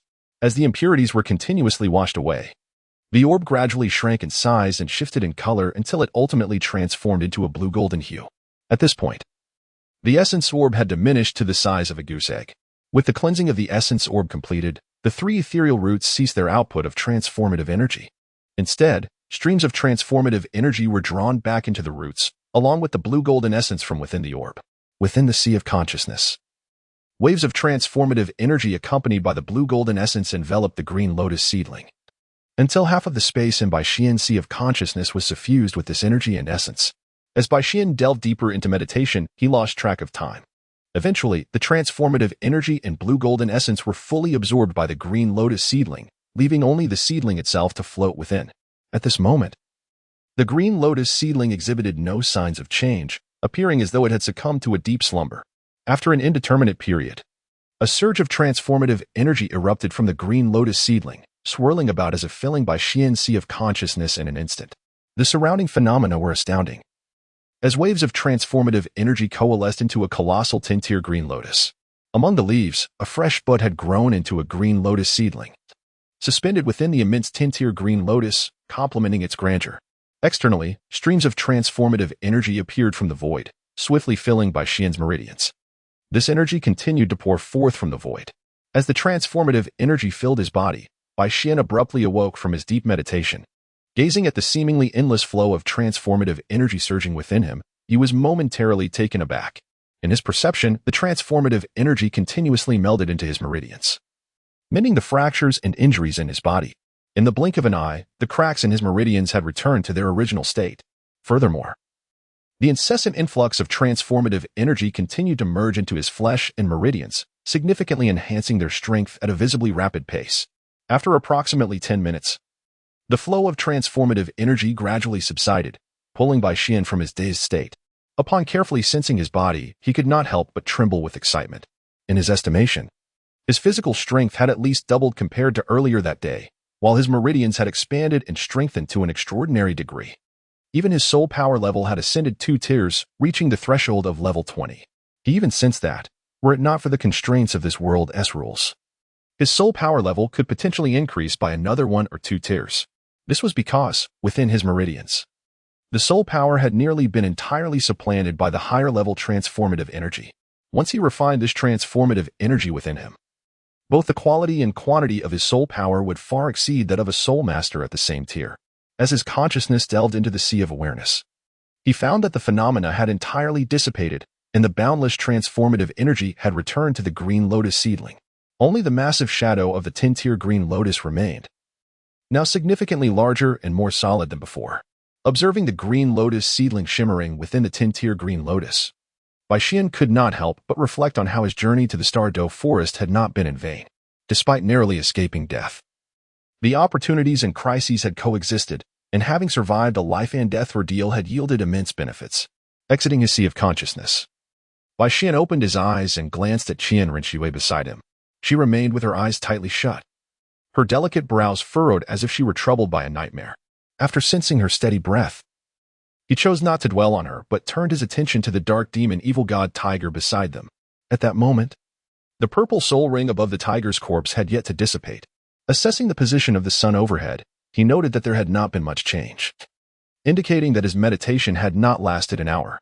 After a brief calculation, Bai Xian estimated the duration of his meditation. The time spent treating Qian Rinxue's wounds had been less than 10 minutes. Soul Beast soul rings could last a maximum of 1 hour without absorption. Hence it was evident that his meditation had not exceeded that time frame. Otherwise, the soul ring would have long vanished. Gazing at the soul ring hovering above the dark demon evil god tiger's carcass, Bai Xian pondered, considering that he had just reached level 20. Perhaps, after contemplating for a moment, he couldn't help but bite his lip, caught in a mental struggle. The size of the dark demon evil god tiger indicated that it was clearly a soul beast under 2,000 years old, although its species possessed a unique quality, allowing it to rival ordinary 10,000-year soul beasts at the millennium level. Its soul ring age was undeniably only that of 1,000 years. While it was widely acknowledged in the soul master community that the second soul ring's age rarely exceeded 700 or 800 years, Bai Xian understood that the absorption of soul rings prior to the 10,000-year mark was primarily linked to physical fitness and willpower. Those with robust physical attributes could often absorb higher-aged soul rings. Indeed, there were soul masters who had absorbed soul rings exceeding the commonly estimated age, though they were often unclear about the specific age of the soul beasts. After all, only a few soul masters truly studied the detailed ages of soul beasts, while most could only estimate a rough age. Bai Xian even harbored doubts about the age of his first soul ring, the Thunder Giant Bear, suspecting it to be 500 years rather than 400. At the time, even his teacher Shuang and others could not confirm the bear's age when it fell, merely estimating it to be around 400 to 500 years based on its size. Regarding his physical strength, Bai Xian, who previously would not have dared to imagine absorbing a 1,000-year soul ring at the second soul ring stage, found that this sudden opportunity had more than doubled the strength of his body and meridians. This was the source of his confidence in contemplating the dark demon evil god tiger's soul ring. The moment this thought materialized in Bai Xian's mind, it began to expand uncontrollably. Though he felt a twinge of hesitation, it stemmed from an uncertainty regarding the experience of absorbing a soul ring of a higher level. Bai Xian believed that the soul ring of the dark demon evil god tiger was quite suitable for him. Chapter 28. Absorption. Could it truly be a soul ring of the millennium grade? I refuse to believe that with my physical strength, which surpasses that of ordinary soul masters by several folds, I could fail. At worst, if the absorption fails, I cannot accept that with the presence of the Qinglian seedling, I would be rendered incapable. With resolute determination, Bai Xian no longer hesitated. He slightly adjusted his state and promptly summoned the soul ring of the dark demon evil god tiger. As the purple soul ring descended and hovered before Bai Xian, the soul power within the dark demon evil god tiger's soul ring surged forth like the waters of the Yangtze River that had long awaited the opening of a dam. The moment it sensed Bai Xian's hand, it rushed towards his body like a colossal wave crashing upon the shore. Bai Xian felt an overwhelming surge of soul power flooding into his body, akin to the relentless tide of the ocean. Before he could fully comprehend the situation, this torrent of soul energy began to churn within him like molten lava, searing and tormenting his very essence. The malevolent nature of the dark demon evil god tiger dictated that its soul ring would be rife with fury. Moreover, having met its demise at Bai Xian's hands, the tiger's dying gaze was filled with a profound hatred towards him, and as its fierce soul power entered Bai Xian's body, it commenced a brutal assault on his physical form. Beneath the immense pressure of the soul energy, Bai Xian felt as if his body might rend apart, and the violent onslaught forced him to spout a mouthful of blood. Although he had anticipated the arduousness of absorbing a soul ring of such caliber, the initial impact of this soul energy nearly shattered him, leaving him in considerable distress. Yet, Bai Xian was not one to passively await his demise. He swiftly mobilized the life force within him to counteract the onslaught of the soul power. Although he had yet to refine this life energy, due to the nurturing influence of the Qinglian seedling, it was entirely at his disposal. Meanwhile, Qian Rinxue had awakened, her gaze scanning the surroundings in search of Bai Xian. Upon spotting him seated nearby, absorbing the soul ring of the dark demon evil god tiger, she could not help but breathe a sigh of relief. However, a sudden realization struck her. Bai Xian had only been a one-ring soul master previously, which stirred a sense of urgency within her. In her view, Bai Xian's actions were somewhat irrational. He was attempting to absorb a millennium-old soul ring at the second ring stage. Throughout millennia, no one on the Douluo Continent had successfully absorbed a millennium soul ring at the 20th level. While Qian Rinxue's anxiety was set aside for the moment, Bai Xian was now obscured by a veil of faint crimson mist.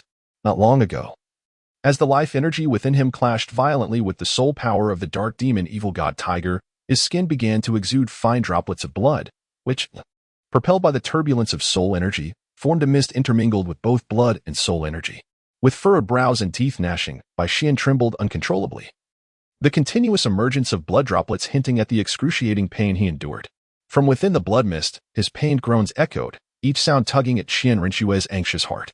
The purple soul ring, which should have solidified with the absorption process, continued to fluctuate violently, indicating that Bai Xian had yet to fully assimilate the soul ring of the dark demon evil god tiger. To be candid, Bai Xian's ability to persist thus far without showing signs of failure had already earned Qian Rinxue's admiration. For an ordinary person, daring to absorb a soul ring at the 20th level would likely result in immediate obliteration or complete ruin of their martial spirit. Yet, Bai Xian's endurance had become nothing short of miraculous. Recalling their past battles, Qian Rinxue silently prayed, wishing for Bai Xian's success. Meanwhile, Bai Xian found himself in an extremely perilous predicament. Although his physical form was robust enough to withstand the impact of absorbing a higher-level soul ring, the age of the dark demon evil god tiger was evidently far beyond a mere millennium, and the incessant onslaught of soul energy was relentless. Not only was the quality of the soul energy exceptionally high, but the sinister aura it carried was also eroding his body. Should he complete the absorption, it was likely that his body would be left severely compromised, requiring an extended period for recovery. In a moment of clarity, Bai Xian decided to alter his approach. Instead of clashing the life energy against the soul power of the dark demon evil god tiger, he divided the life energy into two streams. One would solely resist the tiger's soul power, while the other would guide a portion of the tiger's energy into the life energy, using its superior quality to cleanse the malevolent essence within the tiger's soul power, rendering it into pure, unclaimed soul energy for eventual refinement. This strategy significantly reduced Bai Xian's consumption and alleviated much of his suffering. After half an hour, the soul energy within the dark demon evil god tiger's soul ring had been thoroughly purified by Bai Xian. With the concerns of the tiger's soul energy attack mitigated, he ventured into the sea of consciousness. Upon encountering the frenzied dark demon evil god tiger, which howled at the heavens, Bai Xian noted the flicker of a sinister glint in its crimson eyes, marveling at its resilience. Indeed, the dark demon evil god tiger, a creature of malevolence, possessed attributes of wind and thunder, and even in such a tumultuous state, it managed to retain a fragment of its consciousness. In contrast, during his absorption of the first soul ring, the thunder giant bear had acted purely on instinct. Yet, the dark demon evil god tiger still harbored its hatred and murderous intent towards him. However, Bai Xian felt no trepidation. His sea of consciousness was bolstered by the Qinglian seedling, rendering it exceedingly stable. Moreover, within this realm, his spiritual power flowed ceaselessly. Regardless of the dark demon evil god tiger's former might, in this domain, it was but a rootless weed, vastly outmatched by his strength. Chapter 29, Success. The dark demon evil god tiger, a rare breed among soul beasts, proved to be a formidable opponent even with the support of Bai Xian's sea of consciousness. The spiritual confrontation was immensely challenging, with Bai Xian's spiritual body suffering numerous dismemberments. Yet, despite this, he remained locked in a fierce mental struggle with the dark demon evil god tiger. Had it not been for his meticulous control and the presence of Chengxia, Bai Xian's spiritual form would have been shattered countless times. Fortunately, as Bai Xian gradually wore down the tiger's assaults, his advantage began to accumulate incrementally. Finally, with a roar of defiance from the dark demon evil god tiger, Bai Xian shattered its spiritual form completely. As the remnants of the tiger's spirit fragmented, the Qinglian seedling displayed its miraculous prowess once more, ensnaring the pieces and purifying them within the vast expanse of the 10th grade Qinglian platform, transforming them into pristine soul essence. Outside, Qian Rinxue stared in astonishment at the calming fluctuations of soul energy surrounding Bai Xian. Had he succeeded? Her expression was one of shock. Even though Bai Xian had yet to awaken and appeared quite wretched, the stabilizing soul energy waves and the increasingly steady purple soul ring spoke volumes of his triumph in enduring the assault of the Millennium Soul Ring and successfully absorbing the essence of the dark demon evil god tiger. It was noteworthy that Qian Rinxue, as the inheritor of the Seraphim martial spirit, who possessed innate soul power at level 20, had never achieved such a feat at the second ring stage. She had inadvertently become the first witness in the history of the Douluo Continent to observe someone successfully absorb a Millennium Soul Ring at the 20th level. As time passed, the fluctuations of Bai Xian's soul energy grew increasingly stable. Eventually, if not for the purple soul ring suspended before him, occasionally emanating pulses of soul energy, one might have mistaken Bai Xian for merely meditating in tranquility. Slowly opening his eyes, Bai Xian realized he had successfully absorbed the essence of the dark demon evil god tiger. This achievement not only healed the wounds inflicted by the soul energy during the absorption process but also significantly enhanced his spiritual power. As Bai Xian retracted his soul ring and prepared to rise, he was suddenly struck by an immense and peculiar surge of energy that converged upon the area along his spine. This uncontrollable force caused Bai Xian, still unsteady on his feet, to fall to one knee, his hands bracing against the ground. As the energy continued to accumulate, He felt an agonizing pain radiating from the junction of his shoulder blades and spine, a torment so intense it nearly caused him to lose consciousness. Meanwhile, within his consciousness, the proud and independent root of the azure lotus sprouted and stirred without any wind.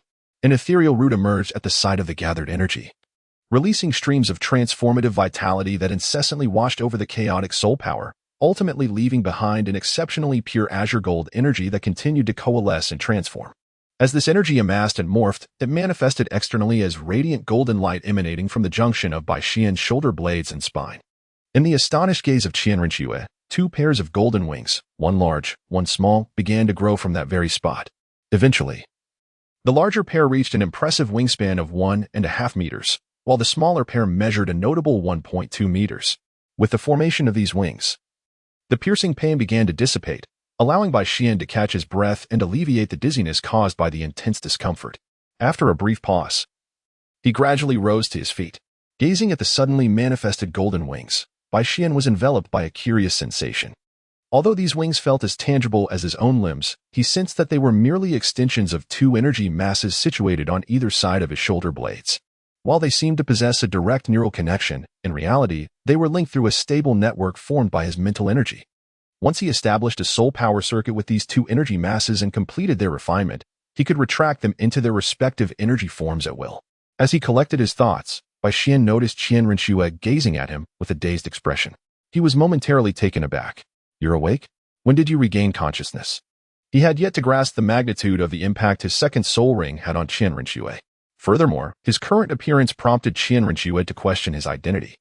Aside from his short, jet-black hair, he bore an uncanny resemblance to her own form when she summoned her angelic martial spirit, especially the two pairs of golden wings that mirrored those of her angelic form. The only difference lay in the attribute of the soul power emanating from Bai Xian's wings, which was of a golden nature rather than the light attribute of her angelic spirit. Having just regained her senses, Qian Rinxue looked at Bai Xian with a complex expression. "What is this?" Her gaze fixated on the golden wings behind him. "I'm not sure. They appeared suddenly after I absorbed the soul ring," Bai Xian replied, shaking his head in uncertainty. "However, I sense a connection between these wings and the soul ring, likely originating from the dark demon evil god tiger." He noted that the wings bore a striking resemblance to those of the dark demon evil god tiger, save for the difference in color. Approaching the dark demon evil god tiger, Bai Xian feigned comparison and remarked to Qian Rinxue, "They must be an additional acquisition from absorbing the soul ring." Chapter 30. Cohabitation in the cave. At this moment, Bai Xian had begun to surmise that the pair of wings adorning his back were undoubtedly external spirit bones. However, he did not wish to appear overly knowledgeable about these external spirit bones. Qian Rinxue scrutinized the golden wings behind Bai Xian and, after a brief pause, spoke slowly. "The wings on your back remind me of something I have seen before. They must belong to the category of special external spirit bones." "External spirit bones?" Bai Xian replied, seemingly taken aback. "Indeed, external spirit bones are a rare type of spirit bone, even among the formidable titled Douluo," Qian Rinxue remarked, her beautiful eyes glinting with an unusual light as they fixed on Bai Xian. Shrugging and settling into a cross-legged position, Bai Xian addressed Qian Rinxue, "Please wait a moment. I will attempt to retract them. I cannot carry these wings indefinitely." Sensing the locations of the two energy masses, Bai Xian gradually infused them with his soul power, constructing a soul power circuit for each, and gently attempted to manipulate the energy masses to retract the wings. Bai Xian understood that he could not completely refine these two energy masses in a short time, so he resolved to first retract the wings, knowing he would have ample time for refinement later. As Bai Xian exerted his control, the two pairs of wings slowly shrank until they were entirely retracted into the energy masses. After stretching slightly to alleviate his fatigue, he rose and said, "Some time has passed. How is your injury healing? This place may no longer be safe." Upon hearing his words, Qian Rinxue assessed her condition while furrowing her brows. She leaned on her long sword and managed to stand, albeit unsteadily, her body still feeling somewhat weak, yet she could move with some effort. "There is a temporary outpost of mine about 7 or 8 kilometers away, which is relatively safe. Would you like to accompany me there to recuperate?" Seeing Qian Rinxue in such a state, Bai Xian frowned and extended his invitation. Although it was Qian Rinxue who had led him into this perilous situation, he ultimately had reaped the greatest benefits. Furthermore, from Bai Xian's perspective, he harbored a certain affinity for the spirit hall. Despite his uncertainty about the true state of Qian Rinxue's condition, He could not shake the concern for her venturing alone in the Dou forest.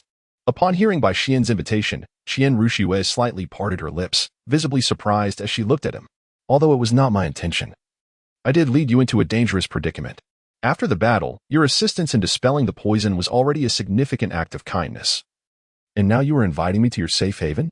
While Qian Ruxue had confidence in her beauty, she could not truly believe that someone would overlook the peril she had caused merely due to her appearance.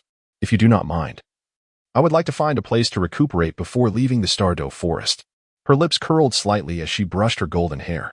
But may I ask why? I believe I have not expressed any goodwill towards you, and in fact, I have dragged you into such danger. Because you are a member of the Spirit Hall. Bai Xian fell into silence for a moment, contemplating his thoughts before he softly spoke. Oh, how did you conclude that I am affiliated with the Spirit Hall? I distinctly recall never mentioning my origins to you. Upon hearing Bai Xian's seemingly disjointed words, Qian Ruxue appeared somewhat taken aback. Your martial spirit is that of an angel. Is it not? I once encountered related records in the archives of the Spirit Hall. The moment I saw you, those two pairs of wings on your back. Casting a deep glance at Qian Ruxue, Bai Xian maintained a calm demeanor, and after a brief pause, he replied, I am merely a common spirit master. The martial spirits of everyone in my village were awakened with the assistance of the Spirit Hall. At this point, Bai Xian ceased to elaborate further. Fixing his gaze intently on Qian Ruxue's eyes, Qian Ruxue looked at Bai Xian with astonishment. He had indeed recognized her martial spirit. While records of the angelic martial spirit were not absent from the continent, they were primarily circulated among the major cities branches of the Spirit Hall, a few sects, and high-ranking officials of various empires. This boy, evidently under 10 years of age, not only had made significant progress in his cultivation but also found time to study various martial spirit records. Such insight was rare for someone of his age. Indeed. I am from the Spirit Hall, Qian Ruxue nodded, affirming her identity. My name is Qian Ruxue. Bai Xian, that is my name.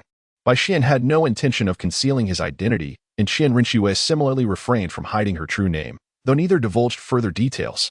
Approaching Qian Ruxue, he noticed her frail state and gently supported her right arm over his shoulder. This will expedite our journey. Returning to my base will ensure our safety. Throughout their journey, the two remained silent, with Bai Xian carefully sensing their surroundings as he assisted Qian Ruxue. After half an hour, they finally arrived at the base. I will procure some game. You should rest here. There are no soul beasts over 400 years old within a 3-kilometer radius. And as long as you do not reveal your presence, this place is quite secure. After ensuring Qian Ruxue was settled, Bai Xian promptly began to patrol the vicinity of their encampment. Each day, Bai Xian conducted a patrol around the base, both to hunt for food and to scout for any new formidable soul beasts that might have appeared in the area.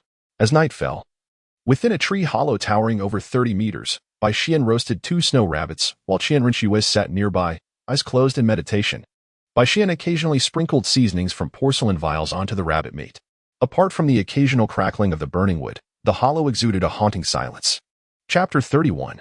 Recuperation. Are you not concerned that the sin of roasting meat might attract soul beasts? At some point, Qian Ruxue emerged from her meditation. I have dealt with any soul beast over 300 years old within a 3-kilometer radius. No foolish creature will dare disturb us, Bai Xian replied nonchalantly.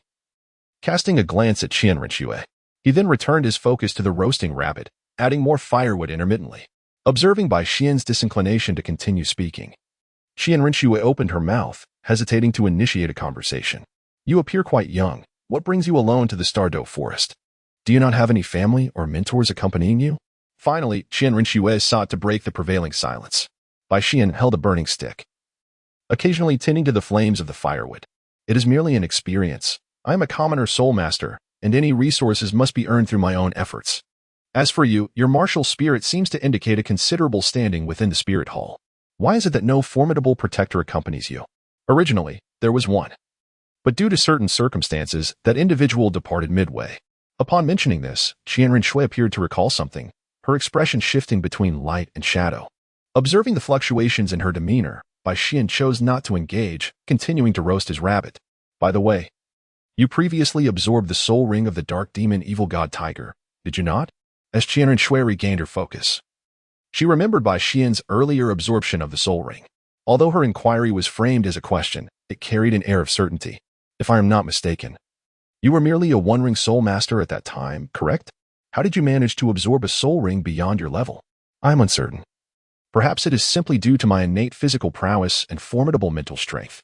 Bai Xian would certainly not divulge the entire truth. After a moment of silence, he spoke.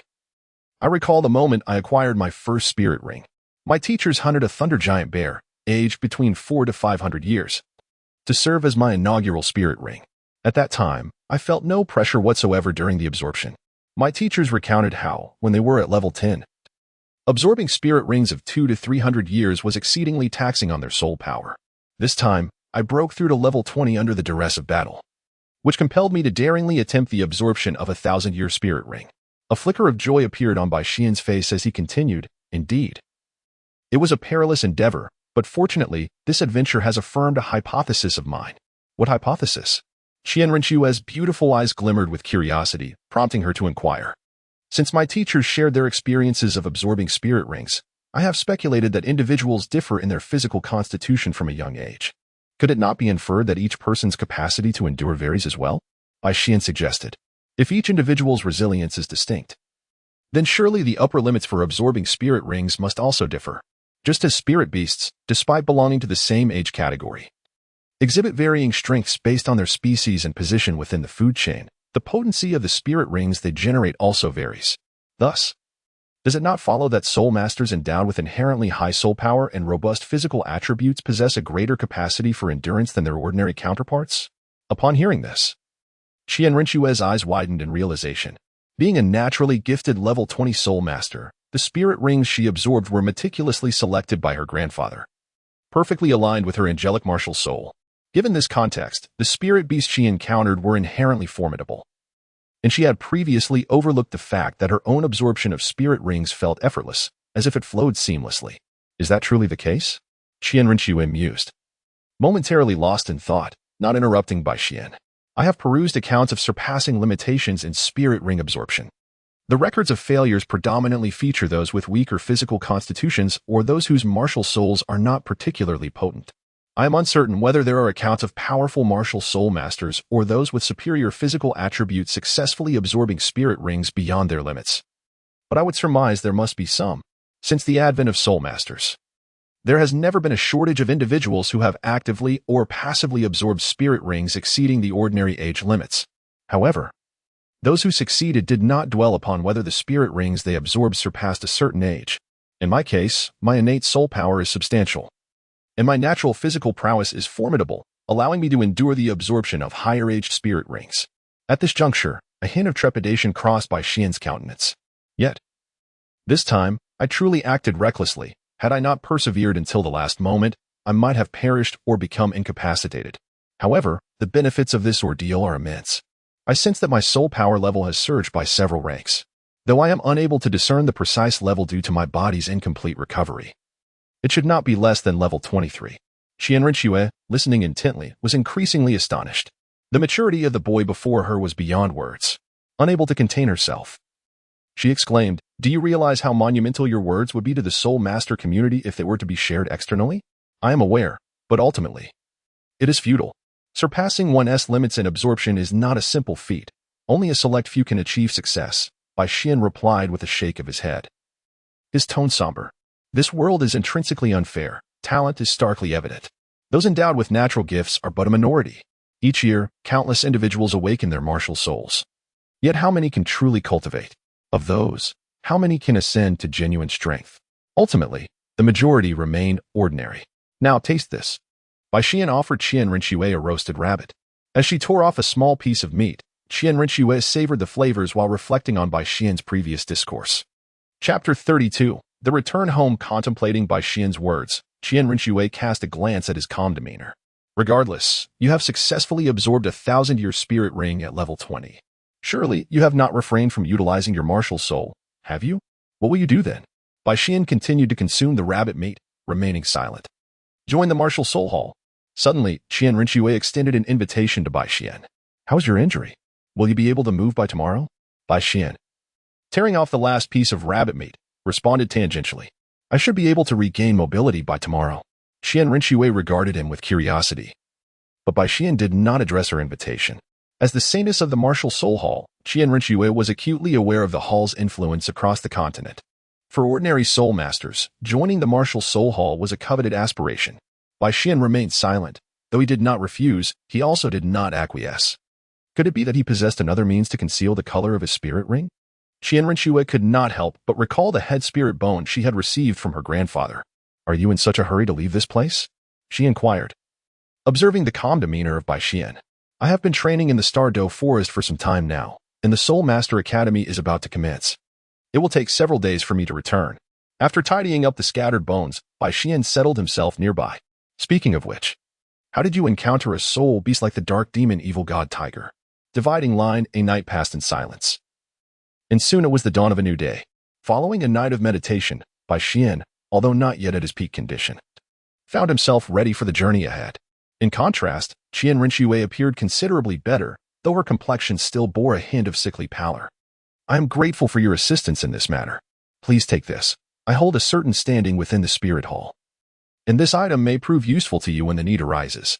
As she watched Bai Xian organize his belongings, Qian Rinxue hesitated for a moment before presenting him with a token. Upon receiving the token, Bai Xian examined the exquisite white and gold emblem in his hand, where a golden angelic figure materialized. He contemplated the token for a moment but then shook his head, preparing to return it. Miss Qian, you should keep this token. I cannot accept a reward for my efforts. I have already reaped a significant benefit from this encounter. This incident was entirely unforeseen, and you were inadvertently dragged into it alongside me. Moreover, without your assistance, my survival would have been uncertain. Consider this a token of my gratitude. Qian Rinxue urged as she noticed Bai Xian's intention to return the token. Furthermore, it is not customary for me, Qian Rinxue, to reclaim gifts once bestowed, she added earnestly. Bai Xian hesitated for a moment, observing the earnest expression on Qian Rinxue's face. He understood her unwavering resolve and ceased to refuse. He tucked the token back into his pocket. The two gathered their belongings and swiftly set forth towards the outskirts of the Star Dou forest.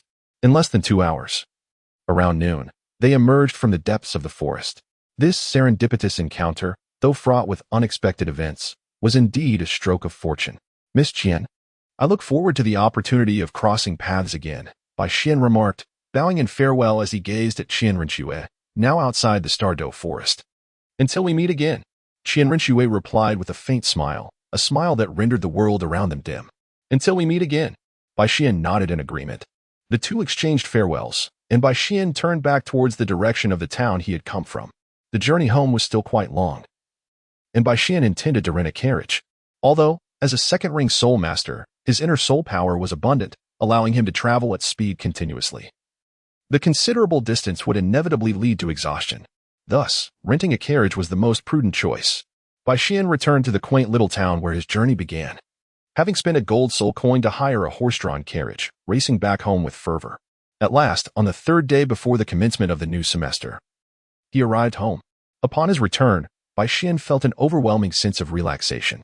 For 3 consecutive days, he engaged in delightful conversations with the Bai Jing couple, cherishing a well-deserved respite. On the day of school, Bai Xian set out for the academy, burdened with an abundance of luggage prepared by the couple.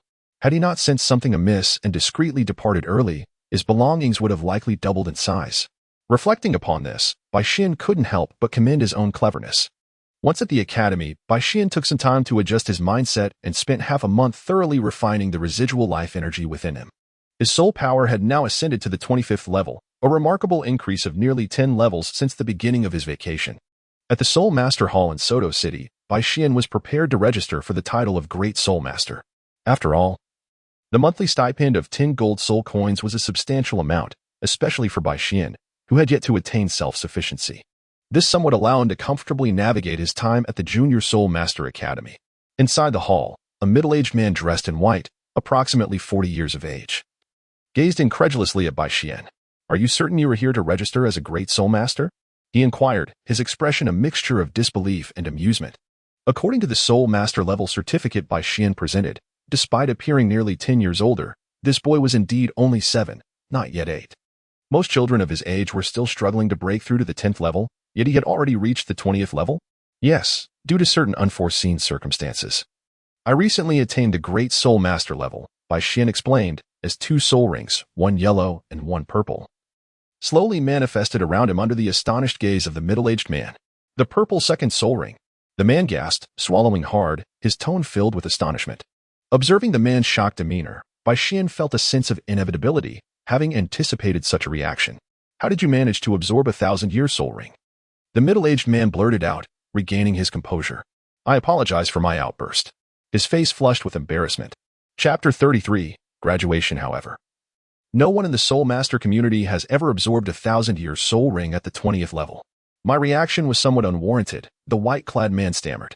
Moreover, it is crucial to note that this individual is a pure wild genius soul master. Were the ones who previously registered his level merely idle? The thought vexed the middle-aged man further. The middle-aged man in white is the white-clad steward of the Spirit Hall, possessing a soul power level that has reached the 53rd rank of Soul King, with a status that only falls beneath that of the Hall Master and the Vice Hall Master. I am not particularly well-versed in the specifics. I merely know that I nearly failed in the absorption of the soul ring this time. Bai Xian did not elaborate further.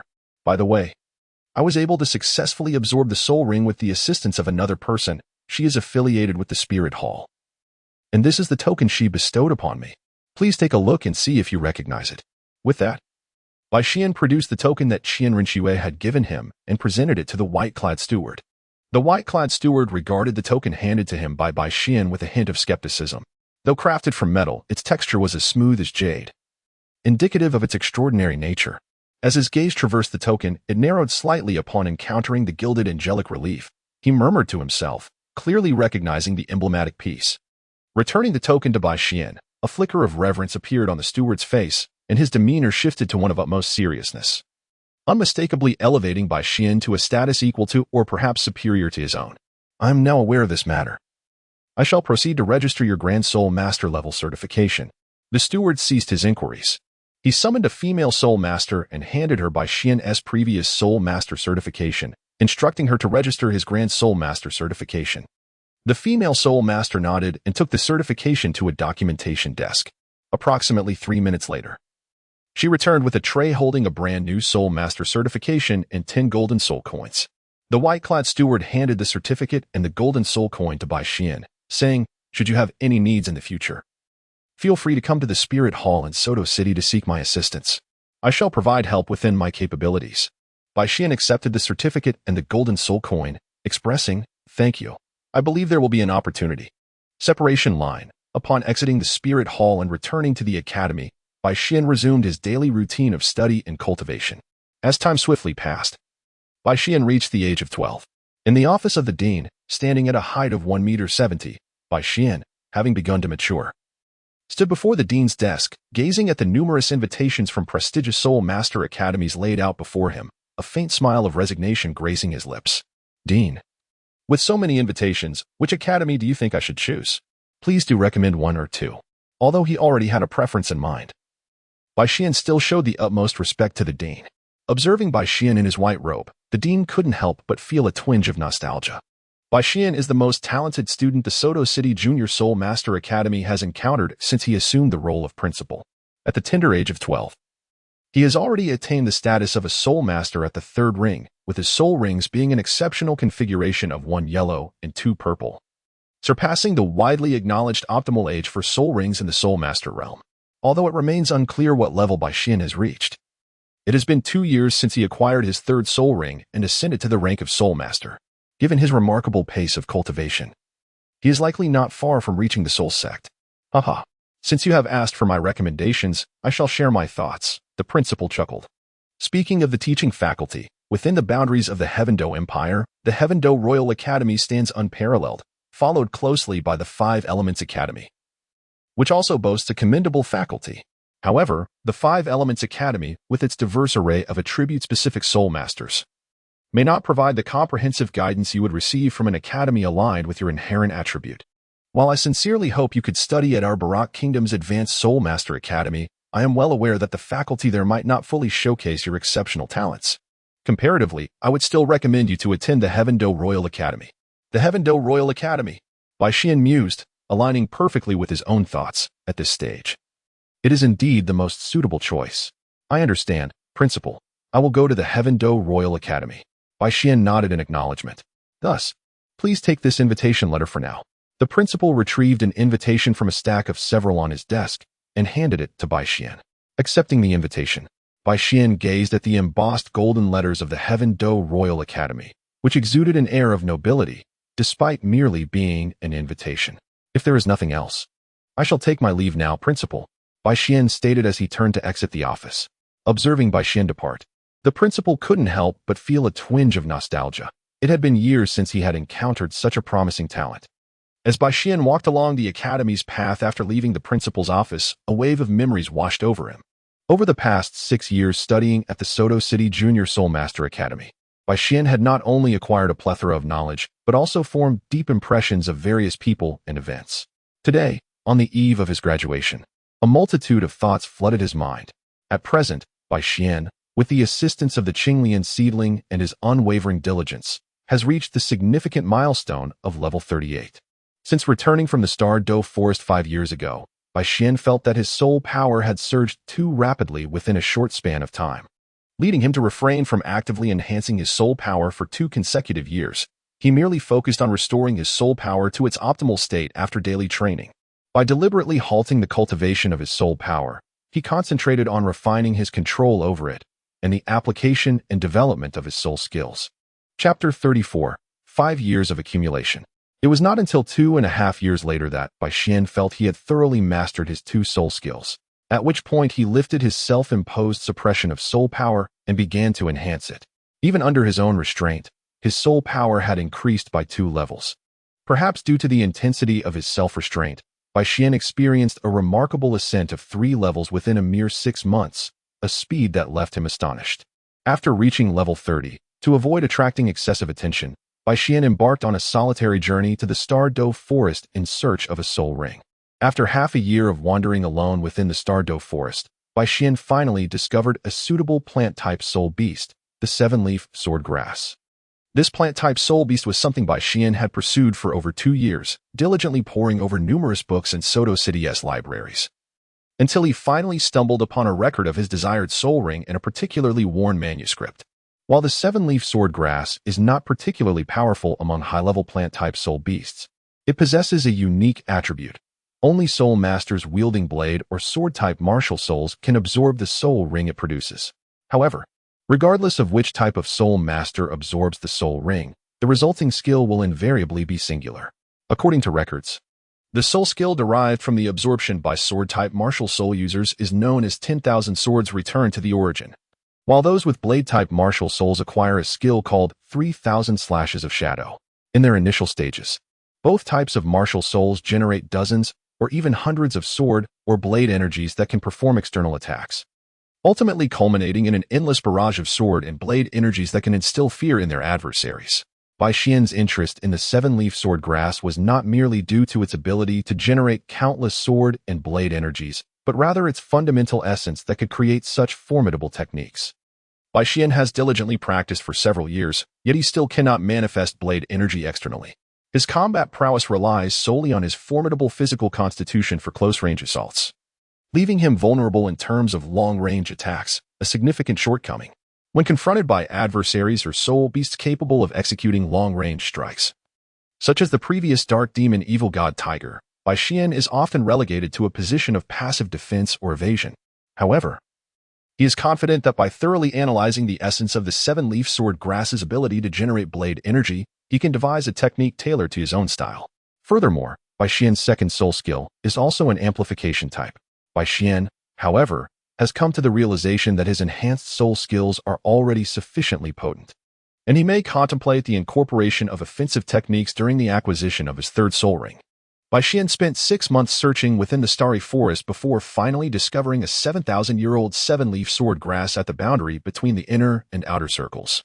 As a plant-type soul beast, it only develops a relatively mature intelligence after reaching 10,000 years. Thus, those within this time frame can only rely on instinct for offense or defense. Upon locating the 7-leaf sword grass, Bai Xian did not squander much time before dispatching it and absorbing its soul ring.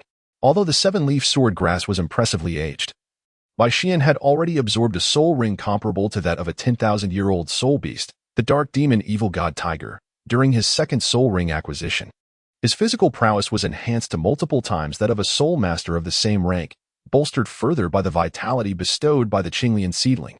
At the age of 30, Bai Xian's physical attributes surpassed even those of a formidable attack-type soul master. Furthermore, while the age of the 7-leaf sword grass was significant, The soul ring it produced was remarkably tranquil, allowing Bai Xian to absorb it with relative ease. After the absorption, Bai Xian's gains were astonishing. His soul power surged directly to level 32, and the skills of the soul ring aligned perfectly with the documented accounts, indeed, even exceeding his expectations. In the subsequent 2 years, Bai Xian diligently trained while simultaneously following the flow patterns of the soul power generated by the soul ring's abilities, gradually discovering a guiding path suited to him. Mastering the application of blade energy step by step, by the time of his graduation this year, his soul power had steadily progressed, positioning him on the verge of breaking through to level 39, just a step away from becoming a level 40 soul master. Through meticulous comprehension over the 5 years, Bai Xian had thoroughly entered this realm and even created several unique soul techniques by integrating the skills from his soul ring. During these years, his reputation gradually spread among the higher echelons of various soul master academies. After all, achieving level 30 as a soul master before graduation was unprecedented. While it remained unclear whether his soul ring configurations had been disclosed, the presence of such a young soul master was a rarity in the soul master community. Thus, as graduation approached, invitations from numerous prestigious soul master academies began to arrive at the dean's office. Notably, the 5 Elements Academy, which had trained several outstanding soul masters over the years, and even the Heaven Dou Royal Academy, which only accepted soul masters of noble titles, extended invitations to Bai Xian, hoping for him to study at their esteemed institutions. Despite the multitude of prestigious academies vying for his attention, Bai Xian was fated to disappoint most of them. He was intrigued that the Heaven Dou Royal Academy, which typically only recruited individuals of noble lineage, would extend an invitation to a commoner like himself. This coincided perfectly with Bai Xian's aspirations, as the Heaven Dou Royal Academy undoubtedly offered the best resources, although he held a low opinion of certain domestic nobles. Bai Xian was not inclined to dismiss all of them as irredeemable. Some could indeed be approached with respect and friendship. The vast Heaven Dou Empire was not entirely mired in corruption. Bai Xian had initially contemplated joining the Thunder Academy if he could not attend the Heaven Dou Royal Academy, as his fighting style was somewhat aligned with theirs due to his soul techniques and self-created combat methods. However, he recognized that the resources at Thunder Academy would fall short compared to those at the Heaven Dou Royal Academy. Chapter 35, Observations of Heaven Dou. A month later, 30 miles outside of Heaven Dou City, Bai Xian walked slowly along the main road, a map in hand. Just another 30 miles to Heaven Dou City. He thought to himself, with a little more effort, he would rest within the city today. After carefully verifying the map, he continued on his way. Bai Xian had been on a relentless journey for 7 consecutive days.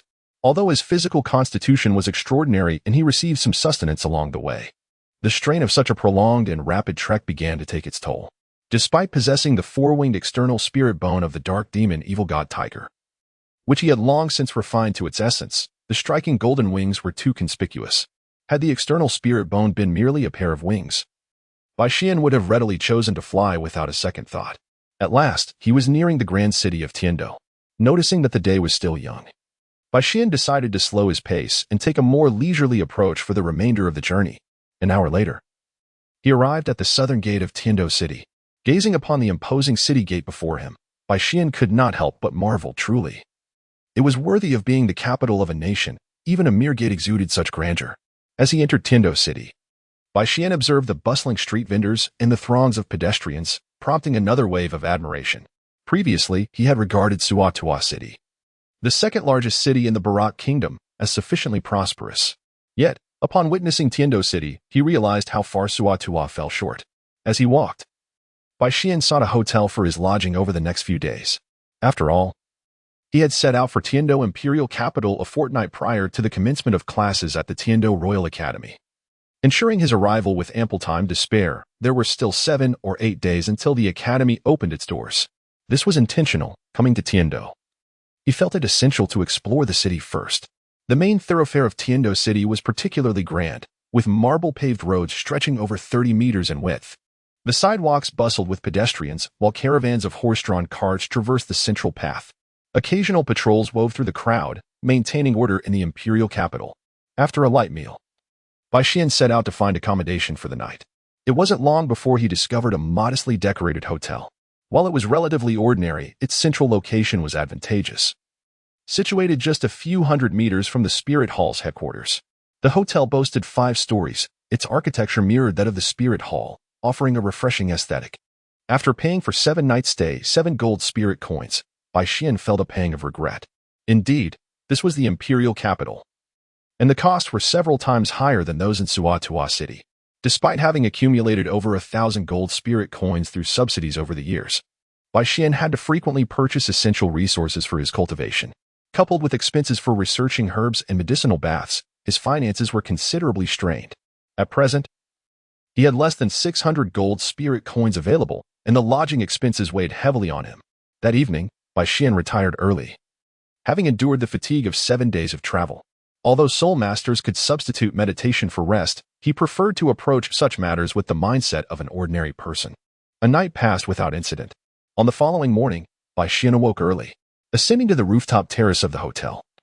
He found the sky gradually brightening as the sun rose above the horizon. Watching the pedestrians trickle onto the streets below, he took a moment to meditate, reassembling the relaxed state he had cultivated the day before, striving to achieve an optimal condition. After leaving the terrace, he proceeded to the hotel's dining area, ordering breakfast. Settling into a corner, he enjoyed his meal while eavesdropping on the various gossips circulating among the patrons. Over the years, Bai Xian had come to understand the specific time frame in which he found himself. Tang Hao had achieved the rank of title Douluo 9 years prior, and the former pope of the Spirit Hall, Qian Xuanji, had passed away over 8 years ago. In terms of chronology, Bai Xian was 3 years older than Tang San, who was likely still honing his skills at the Junior Soul Master Academy. Have you heard? The Crown Prince has taken Ningfengji, the leader of the 7 Treasure Glazed Tile School, as his master. One patron casually remarked as Bai Xian continued to eat. Shuqinghe, Xianrenqiwei. Bai Xian could not help but reflect. His swift ascension to the rank of Soul Master was undoubtedly linked to their previous encounter. Indeed, he owed her a debt of gratitude. Now, Shuqinghe was also set to apprentice under Ningfengji. Bai Xian mused, recognizing that Shuqinghe's position as the crown prince of the Tiandou Empire was becoming increasingly solidified, even drawing the attention of a prestigious sect like the 7 Treasure Glazed Tile School. After leaving the hotel, Bai Xian wandered the streets at leisure. Unbeknownst to him, he found himself in a bustling marketplace, teeming with activity. The market appeared to cater specifically to soul masters, offering a plethora of wares, herbs, scrolls, weapons, and fragments of artifacts. However, the market scale did not seem particularly upscale, and by Xian's perception, very few individuals within the market possessed a higher soul power than his own, with most being lower-ranked soul masters. With a mindset of seeking bargains without spending, Bai Xian meandered through the marketplace. As he roamed aimlessly, Bai Xian paused at a shop displaying an array of spirit tool fragments. Picking up a shard of secret silver, he examined it casually, hoping to discover a usable spirit tool. After inspecting several pieces and feeling increasingly disheartened, he was about to relinquish the fragment when his hand suddenly froze. The delicate sprout of the blue lotus within his consciousness emitted a subtle wave of energy. Bai Xian's lips curled slightly into a smirk as he licked them, casually picking up a shard of a soul-guiding device and toying with it in his palm. His gaze seemed indifferent as it swept across the various items on the stall. After a brief moment, Bai Xian's eyes paused, fixating on a circular stone ring, the size of a coin, marred by a myriad of cracks. The dark stone ring appeared quite ancient, its surface riddled with fissures and speckled with remnants of yellow mud, suggesting it had only recently been unearthed, carelessly tossed among the numerous fragments of soul-guiding devices. The fluctuations of the green lotus seedling arose from his presence. Bai Xian set aside the fragment of the soul-guiding device and, with an air of nonchalance, picked up the stone ring, scrutinizing it intently. The ring possessed a substantial weight, its surface imbued with an ancient aura. As it rested in his hand, the young blue lotus sprouted ripples, as if affirming that it was indeed this very stone ring that had captured his attention. Bai Xian, maintaining a facade of calm, cast a sidelong glance at the middle-aged man beside him and inquired, "Boss, this item is quite intriguing. How much does it cost?" The middle-aged man had been scrutinizing Bai Xian for a while. Being a soul master himself, he could naturally sense that Bai Xian was of the same ilk. Observing Bai Xian's deliberation as he finally decided to inquire about the price, the man glanced at the stone ring in Bai Xian's hand and declared, 200 gold soul coins. The middle-aged man was audaciously demanding. He had stumbled upon this stone ring some time ago and had thoroughly examined it. It was merely an ordinary object, devoid of any remarkable qualities. Indeed, it felt less valuable than even fragments of soul-guided devices. Since he had picked it up, discarding it would be a waste of effort. He thought perhaps he could ensnare a Navi buyer. Bai Xian scrutinized the middle-aged man for several seconds before tossing the stone ring back into the pile of soul-guided device fragments and turning to leave. Hey, don't be in such a hurry. The middle-aged man, noticing Bai Xian's intent to depart, hurriedly stepped forward to block his path. This fellow was not an easy mark. Good sir, I can see that you genuinely appreciate this item. Business is all about negotiation. How about you suggest a price? The man wore a forced smile. Boss, you needn't think you can deceive me. We both understand the meager worth of these assorted fragments, Bai Xian replied calmly, facing the middle-aged man. Though these items are labeled as fragments of soul-guided devices, only a fraction holds any genuine value, and you know it as well as I do. I initially considered purchasing this based on its appearance, but whether it possesses any real worth remains questionable. Simply put, this item is worth 10 gold soul coins. Take it or leave it. With that, Bai Xian turned to leave once more. Seeing Bai Xian attempting to depart again, the middle-aged man grew increasingly anxious. He reasoned that since the stone ring was merely found and had attracted no inquiries in recent days, it likely held no significant value. He quickly exclaimed, "Wait, good sir. Let us not be hasty. We are merely negotiating. 10 gold soul coins is acceptable. Take it." Upon hearing the middle-aged man's response, Bai Xian turned back. A slight smirk gracing his lips. He produced 10 gold soul coins and handed them to the man, subsequently departing the market with the stone ring in hand. After leaving the market, Bai Xian did not rush to investigate the secrets of the stone ring. Instead, he continued to meander through the bustling streets of Tiandou City. Thus, Bai Xian spent the day strolling leisurely, exploring the more prosperous areas of the city until nightfall, when he finally returned to his hotel. In the hotel room, Bai Xian sat cross-legged on the bed, holding the stone ring he had acquired earlier that day, his expression revealing a hint of perplexity. Bai Xian had just examined the stone ring, whether attempting to perceive it with mental energy or infusing it with soul power. The results indicated that this ring was merely an ordinary stone, the only peculiarity being that it was hollow. Nonetheless, the fluctuations from the young Qinglian seedling were indeed triggered by this stone ring, leaving Bai Xian perplexed. Gazing at the cracked stone ring in his hand, Bai Xian felt a sense of dissatisfaction. Had he truly squandered 10 gold soul coins on a mere trinket? After much contemplation, Bai Xian seemed to resolve himself. He summoned his soul power to lift the stone ring while invoking Qingxia with his other hand. With all his soul power coiled within him, Bai Xian delivered a forceful slash. To his surprise, the seemingly ordinary stone ring only bore a faint mark from his strike. Had he not meticulously inspected the ring moments before, he might have overlooked this delicate imprint. This piqued Bai Xian's curiosity. He had a keen understanding of Qingxia's sharpness. Yet a full-powered strike in his ordinary state merely left a trace? He then employed his first soul skill, amplifying the thunder shield to its utmost potential tenfold. With renewed vigor, he swung down once more with great force. To Bai Xian's astonishment, even with this tenfold enhancement, the ring remained unbroken, but the cracks widened slightly. Through the fissures, he glimpsed a glimmer resembling metallic platinum. Realizing the significance of this discovery, Bai Xian wasted no time. He activated the tenfold amplification of the thunder shield along with the enhancement of his second soul ring. In Chapter 37, the Royal Academy of Tiandou. After being refined by the celestial energy, the soul power of the dark demon evil god tiger retained only the gung metal attribute of the white tiger, along with an inherent lightning attribute. This bestowed upon Bai Xian a new enhancement soul skill, which he named Gung Metal Glazed Body. The attributes of Gung Metal Glazed Body were exceptionally domineering, not only restoring Bai Xian's physical state to its peak upon activation, but also providing a staggering increase of 150% to all attributes. With the ability to stack enhancements on his first soul skill. At this moment, Bai Xian's first soul skill, combined with the second, caused his overall strength to surge to 3 times its original capacity. In his ordinary state, Bai Xian's physical prowess had already reached an impressive 900 pounds, augmented further by the weight of Qingxia, which was now 140 pounds. Bai Xian's casual strike now exceeds 3,000 pounds, and when exerted to its fullest, it approaches 4,000 pounds.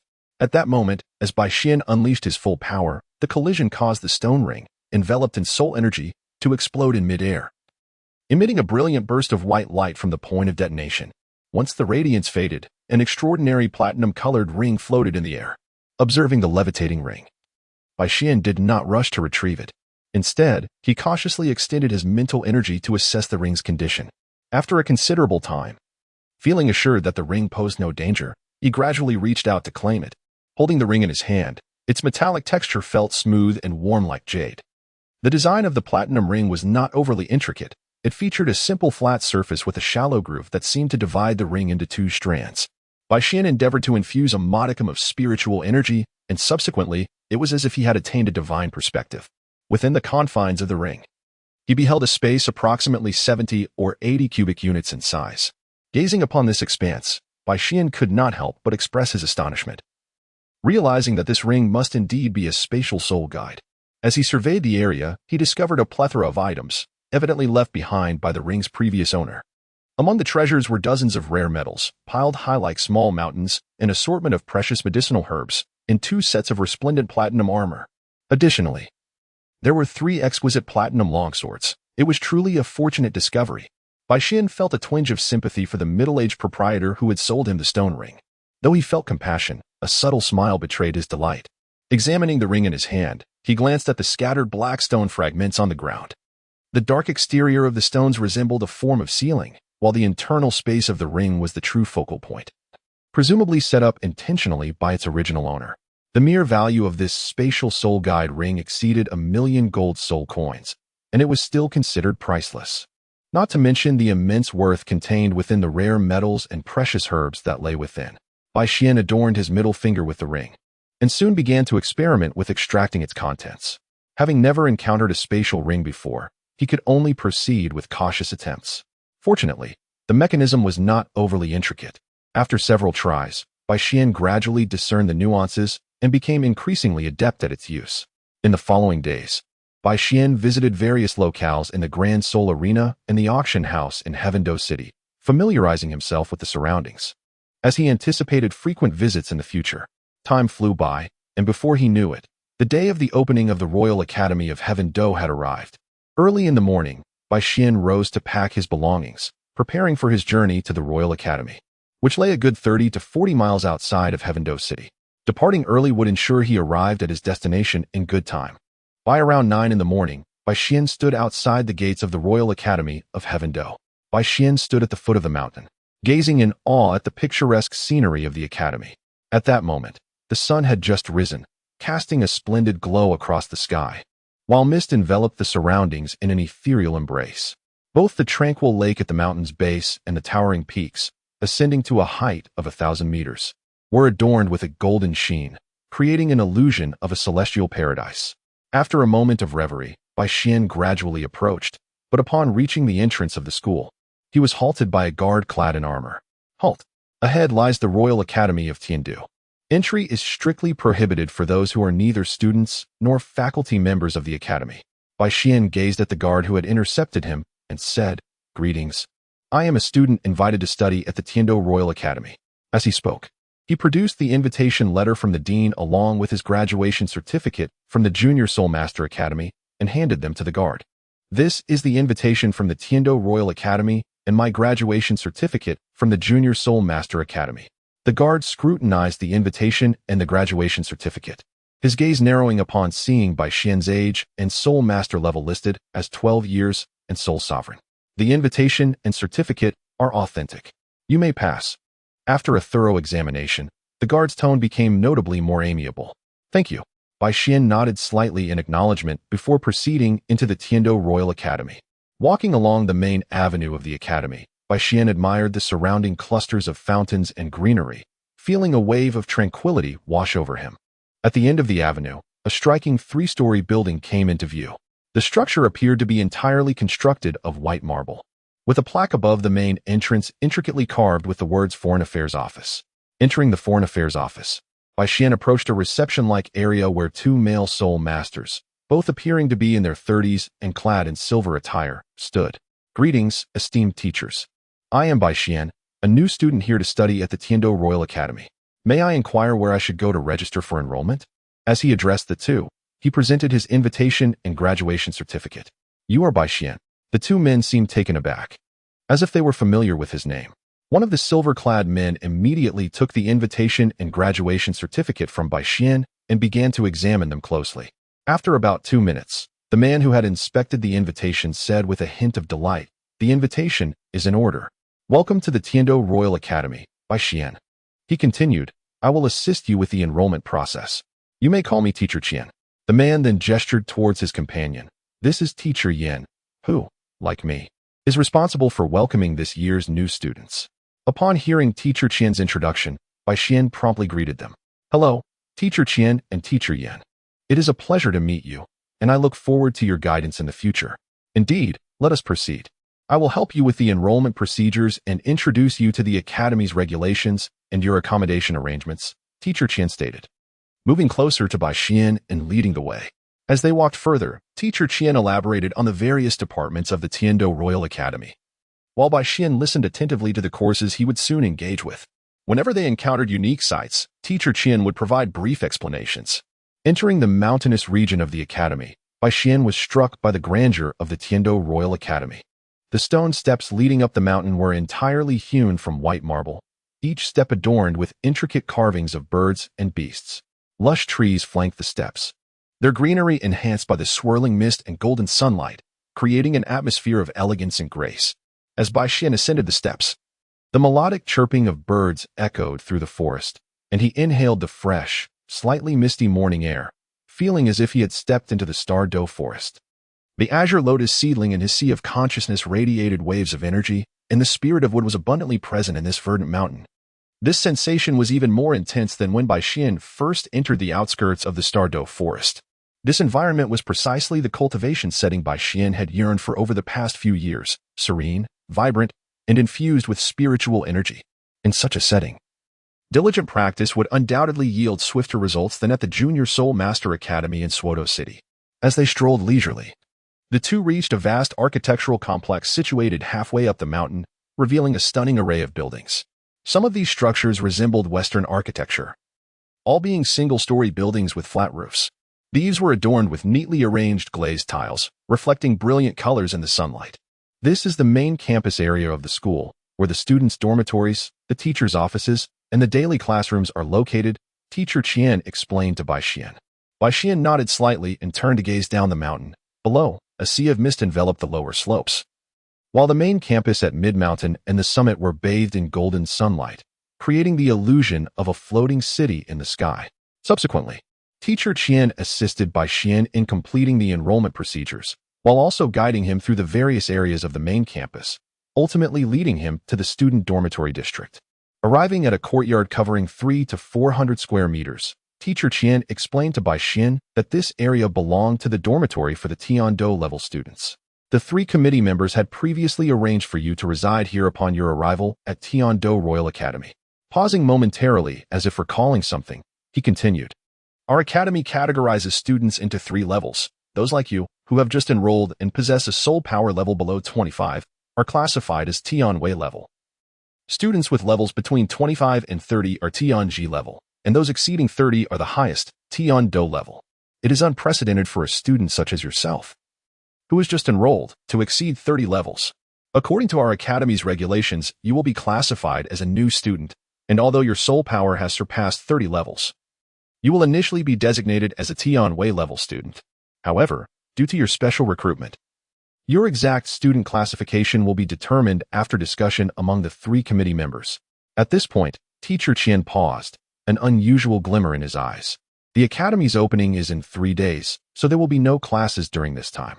If you do not have any pressing matters over the next couple of days, I hope you can remain in the academy. The committee members would like to meet you. I will report your arrival to them, and they are expected to meet with you either this afternoon or tomorrow. Understood, Teacher Qian, Bai Xian replied after the introduction. I will stay in the academy these 2 days, but I might explore the campus to familiarize myself with the surroundings. If anything arises, feel free to come to my dorm. If I'm not there, just leave a note, and I will check it upon my return. Very well, you may enter now. This dormitory is a triple room, and currently, no students have moved in yet, so you can choose a room for yourself. Upon Bai Xian's decision, Teacher Qian nodded. I will inform the committee members of your arrival. Thank you, Teacher Qian. Please attend to your duties. I will go check the dormitory. Bai Xian slightly bowed to Teacher Qian as he watched him depart the dormitory area. Entering the room, Bai Xian carefully observed the layout. Before him was a spacious living room of over 60 square meters. To the left of the living area, a corridor was left open. while the remaining space formed a U-shaped seating arrangement with 3 rows of sofas surrounding a marble coffee table, facing a grand floor-to-ceiling window that offered a breathtaking view of the courtyard outside. To the left and directly ahead of the living room were 3 doors.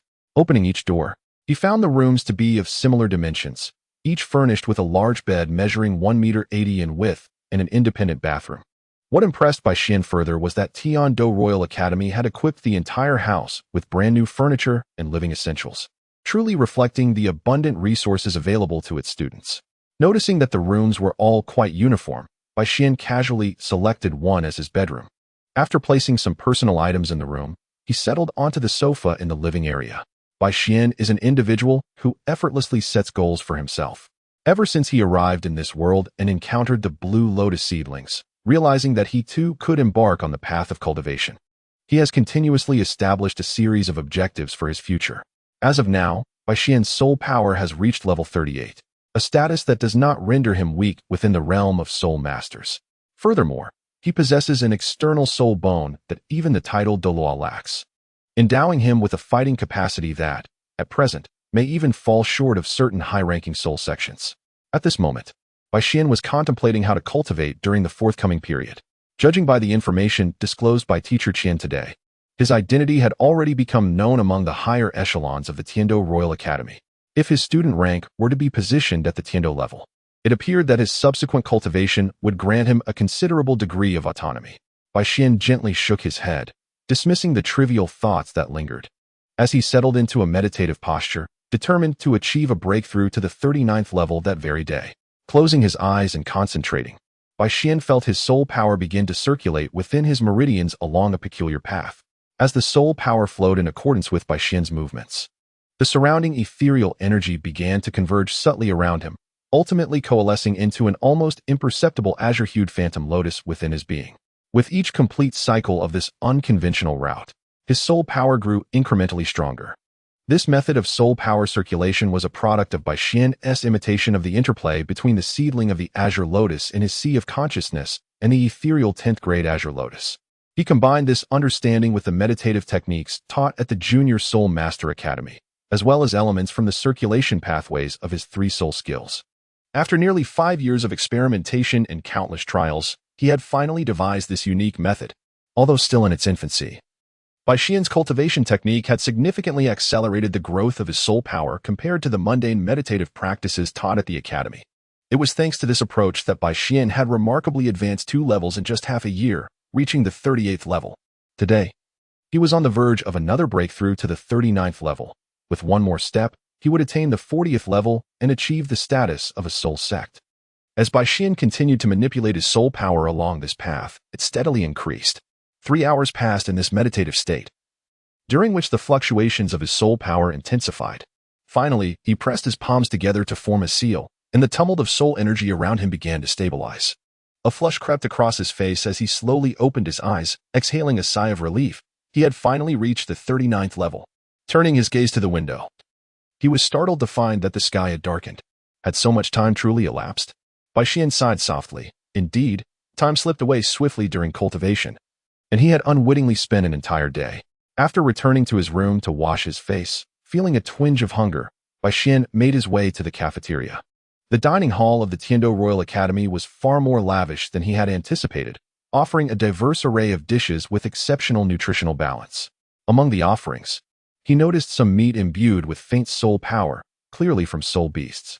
However, it could be inferred that these were likely low-tier soul beasts, suitable for mass cultivation. Otherwise, even the affluent royal family would struggle to bear such expenses.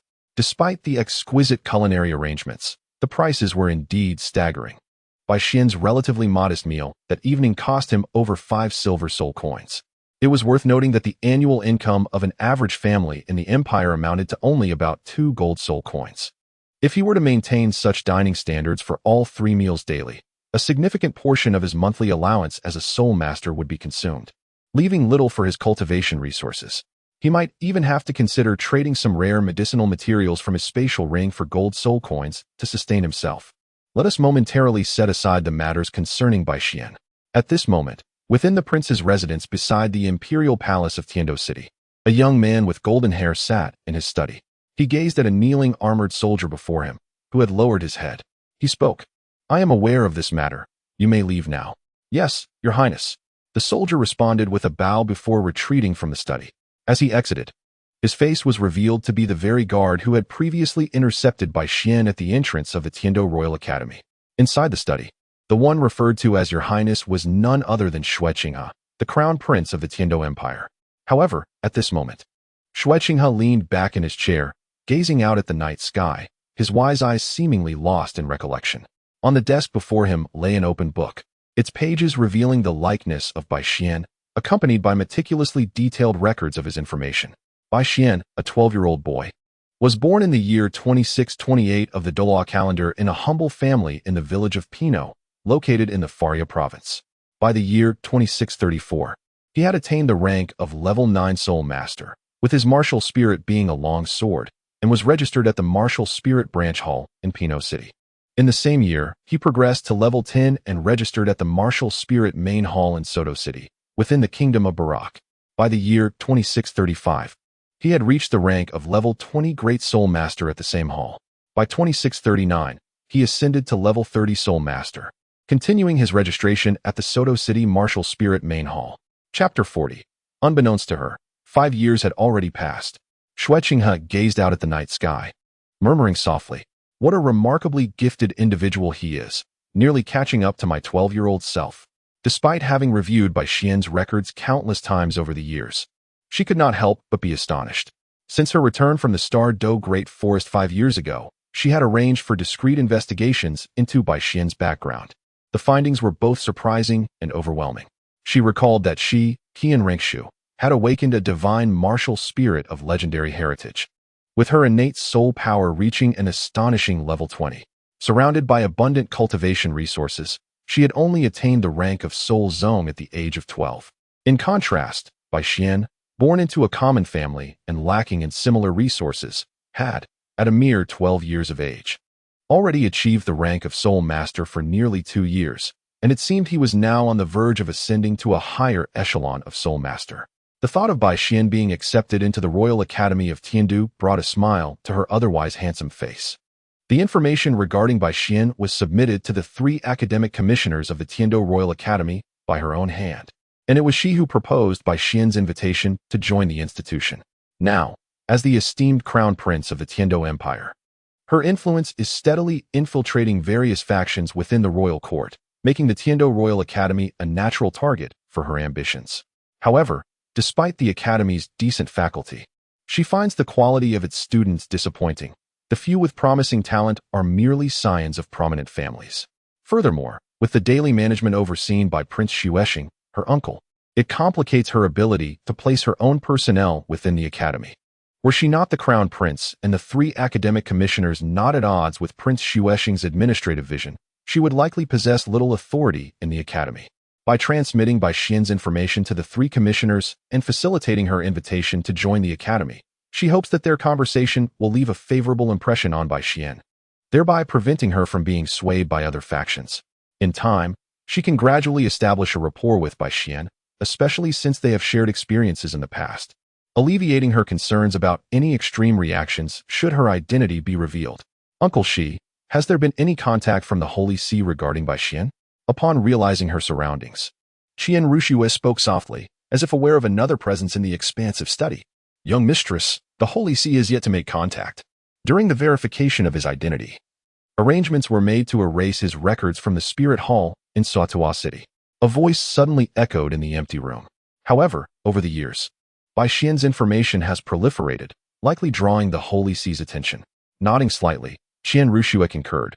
"Uncle Shi, please keep a closer watch on Bai Xian. If anyone from the Holy See attempts to approach him, intervene. After all, he is the individual I have set my sights on first." "Young mistress, he is merely a talented youth.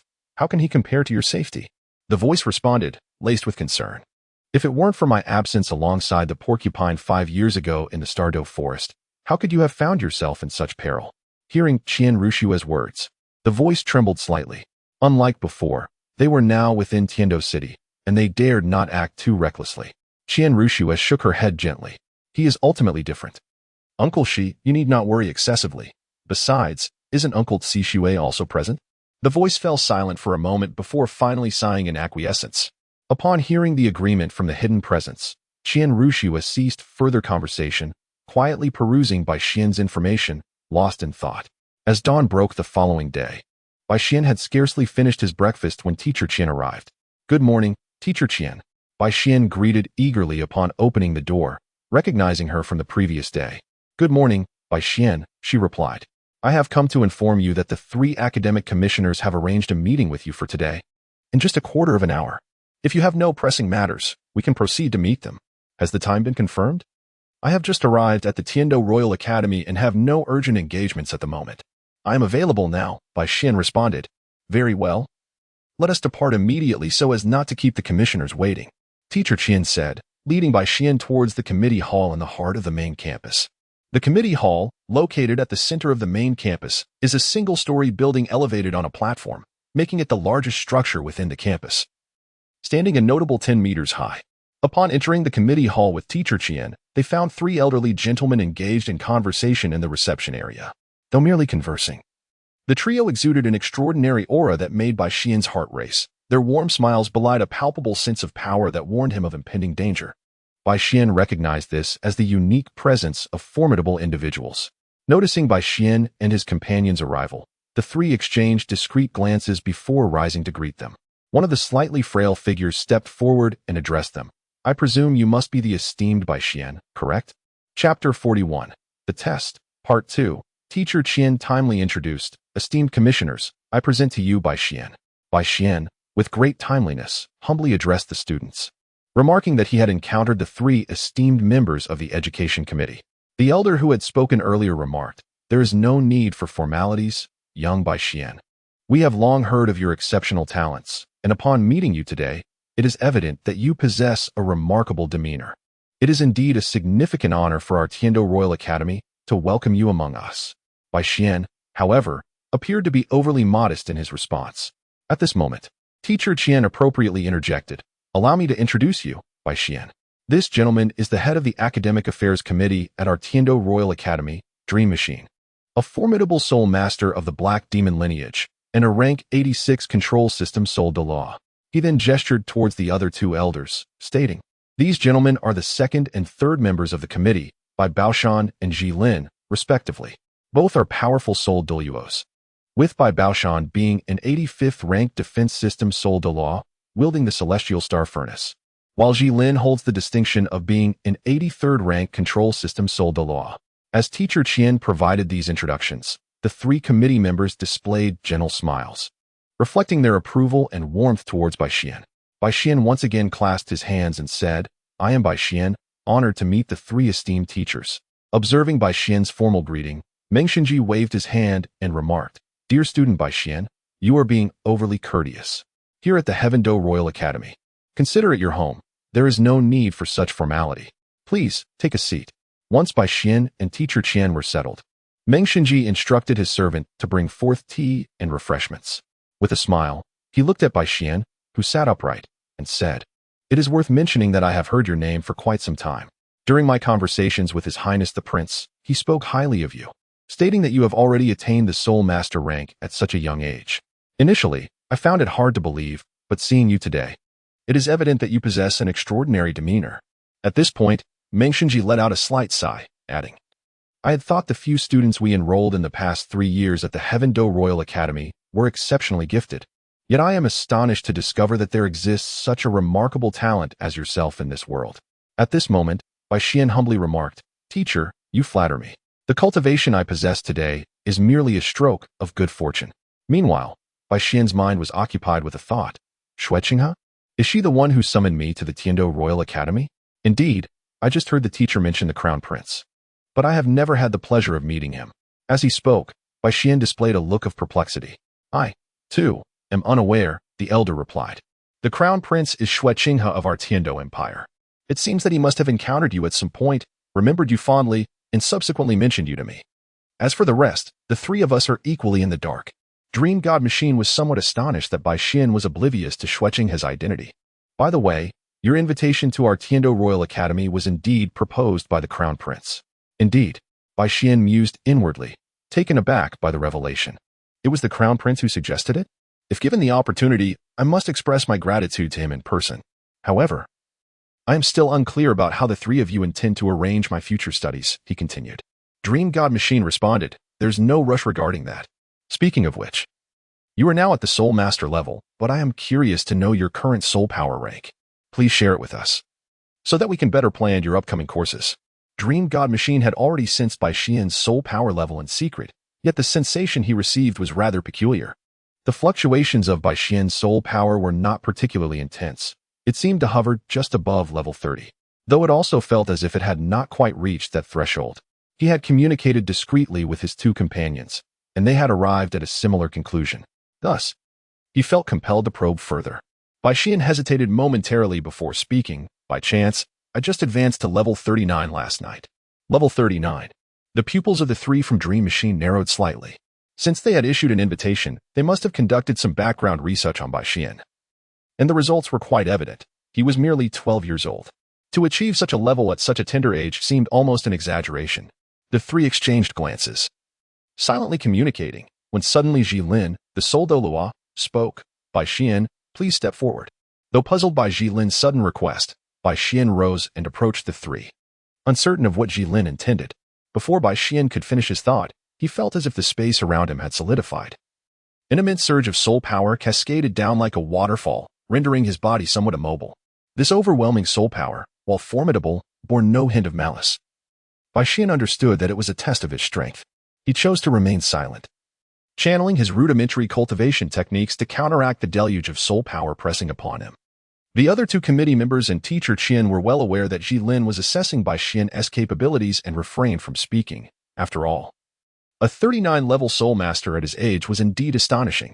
As time progressed, Jilin gradually intensified the pressure of his soul power. After a quarter of an hour, the initially calm gaze of Jilin began to reflect surprise. With the increasing pressure, he distinctly felt that Bai Xian's soul power was remarkably pure, rivaling that of an ordinary soul king. Moreover, Bai Xian managed to maintain a poised defense and counter pressure against the onslaught. Furthermore, Bai Xian's physical resilience surpassed Jilin's expectations. At that moment, Jilin had applied a level 40 pressure upon Bai Xian, yet the young boy remained unperturbed, even without releasing his martial soul.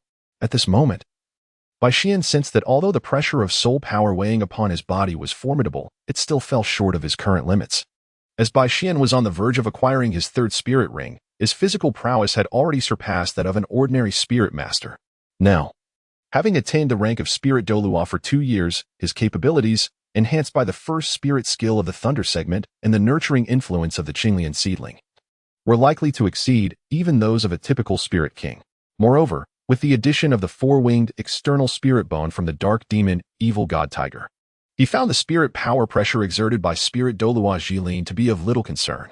Spirit Douluo Jilin, intrigued, felt his gray robe stir as if caught by an unseen wind, and the pressure of his spirit power began to increase gradually. Before long, it escalated to the level of 48. At this point, beads of sweat began to form on Bai Xian's forehead.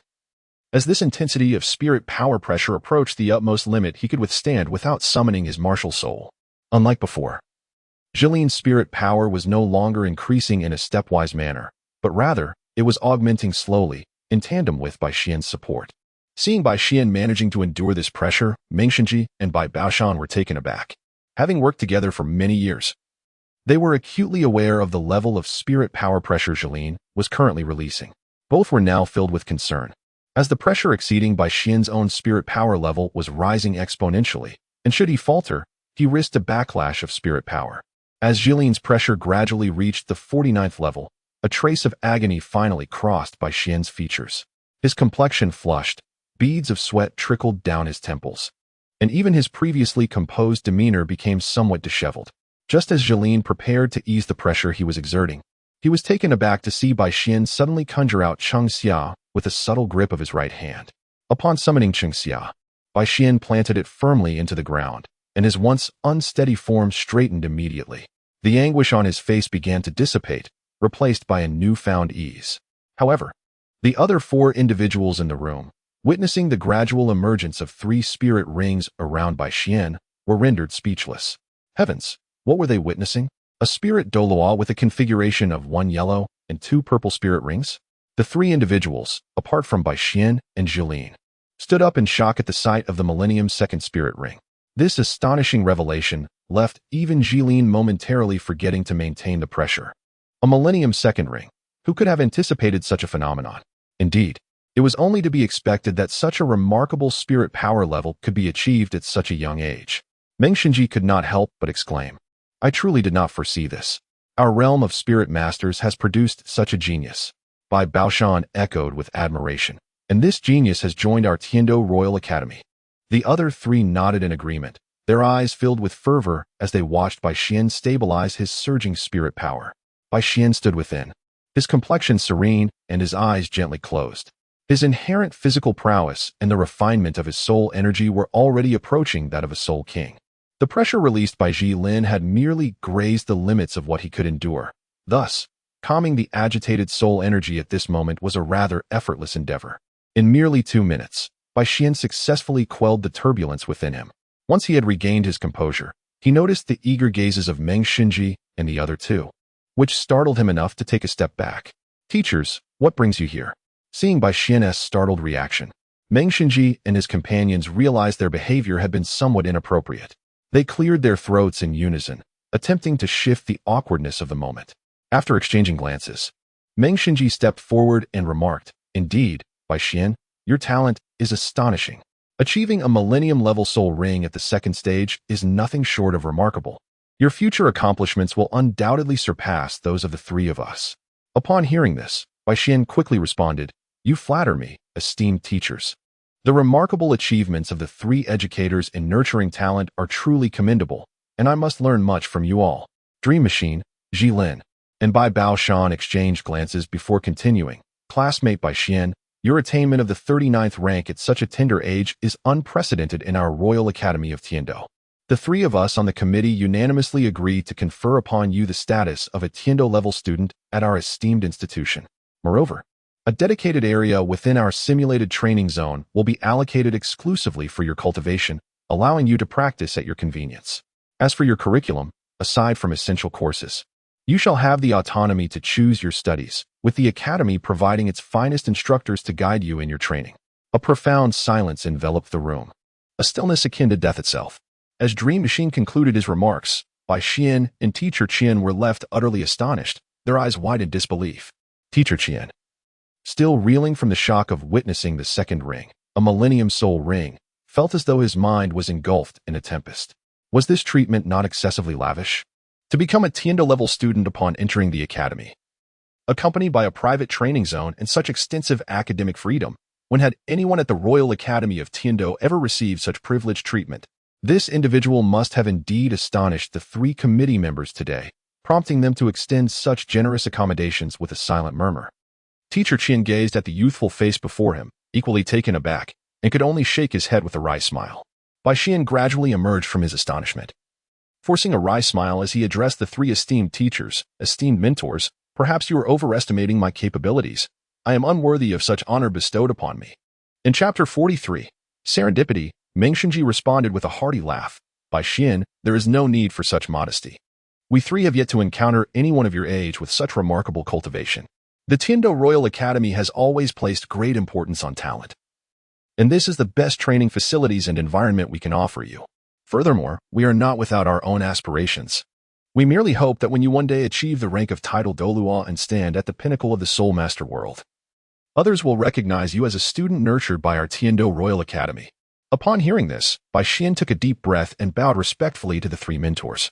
Expressing his gratitude, "I understand. Thank you very much for your kindness." The three nodded in acknowledgement, and Meng Xinji replied, "Very well, since that is settled, let us proceed. Teacher Qian, the day after tomorrow marks the official opening of our Tiandou Royal Academy. Please inform Teacher Qian to introduce Bai Xian to the other talented students of our academy, who are of similar ages. It would be beneficial for him to become acquainted with them." Hearing this, Teacher Qian promptly responded, "Understood, Chief Ming." Meng Xinji nodded and remarked, "Now that our discussion here is concluded, we shall take our leave. Bai Xian, during these next 2 days, feel free to explore our Tiandou Royal Academy and familiarize yourself with the campus environment. When the time comes, Teacher Qian will introduce you to some of our exceptional students, who may very well become your companions in the future." Bai Xian nodded slightly and clasped his hands, saying, I understand. I shall not disturb the three of you any further. After bidding farewell to the three members of the education committee, Bai Xian and Teacher Qian exited the committee's hall. Upon stepping through the doors, Teacher Qian addressed Bai Xian, saying, if you have no pressing matters, feel free to explore the academy on your own. This entire mountain, along with the forest behind and the lake at the foot to the left, falls under the academy's jurisdiction. Take your time to familiarize yourself. After a brief pause, she continued, in the next few days, I will be welcoming some new students at the External Affairs Office at the mountain's base. By the way, your student uniform will be delivered to your residence by tomorrow evening. I will also inform Teacher Qin about this. Once the semester commences and all students are present, Teacher Qin will introduce you to some of our academy's celestial level students. Although they may not match your brilliance, they are indeed rare talents within the realm of soul masters. Bai Xian nodded and said, I understand, Teacher Qin. Please carry on with your work. I shall wander around the academy by myself. As he watched Teacher Qin depart, Bai Xian stretched lazily and strolled along the pathways of the main campus, taking in the occasional passing students and the architectural beauty surrounding him. At that moment, he felt an extraordinary sense of tranquility. While meandering through the campus, Bai Xian admired the architectural scenery when suddenly, a somewhat immature female voice reached his ears. Hey, did you not realize you bumped into me? Shouldn't you apologize to this young lady? Bai Xian lifted her gaze and beheld a girl of about 8 or 9 years. Her features exquisitely delicate. At that moment, the girl stood with her hands on her hips, glaring fiercely at a boy of similar age with wine-red hair before her. The girl's posture suggested that the boy had just collided with her. Shuebong, in a particularly foul mood, had recently been subjected to the whims of his insufferable imperial brother, who had concocted a pretext to oust him from the palace and send him to the Tiandou Royal Academy. Although his uncle, Prince Xuexing, managed the academy, this effectively severed any chance he had of clandestinely amassing power within the imperial city. Today, arriving at the academy, his spirits were particularly low, causing him to neglect his surroundings. An unknown girl, apparently oblivious to her path, had collided with him and, audaciously, had the gall to scold him, the Prince of Tiandou. His irritation grew, and without a moment's hesitation, he thought to himself, where did this insolent girl come from? She fails to pay attention to her surroundings and dares to wreak havoc in our Tiandou Royal Academy. You are the foul-mouthed one, and your entire family is insufferable. How dare you insult me, a lady of distinction? Upon hearing the girl not only refuse to apologize but also call her a foul girl, her expression turned fierce. However, her youthful visage, coupled with her fierce glare, rendered her somewhat endearing. Lady of distinction? Do you not realize that speaking with me is a tremendous privilege for you? How dare you raise your voice in the presence of a prince? Shuebong's expression soured, and he felt an impulse to discipline this audacious girl. Prince, which royal family do you belong to? I have never encountered you before. Surely, you cannot be an impostor. Upon hearing the boy claim to be a prince, the girl's demeanor slightly softened, yet she appeared unperturbed by his status. Shuebong, too, observed that this girl, knowing his princely identity, dared to challenge him. She was either a fool or possessed of remarkable audacity. Considering her attire, it was evident she belonged to the latter category, leaving him perplexed. Despite his uncertainty, he could not afford to back down after years of concealment. He declared, I am the 4th prince of the Tiandou Empire. Where did you spring from, girl? Upon encountering me, should you not kneel? With that, Shuebong struck a pose, demanding that she pay him homage.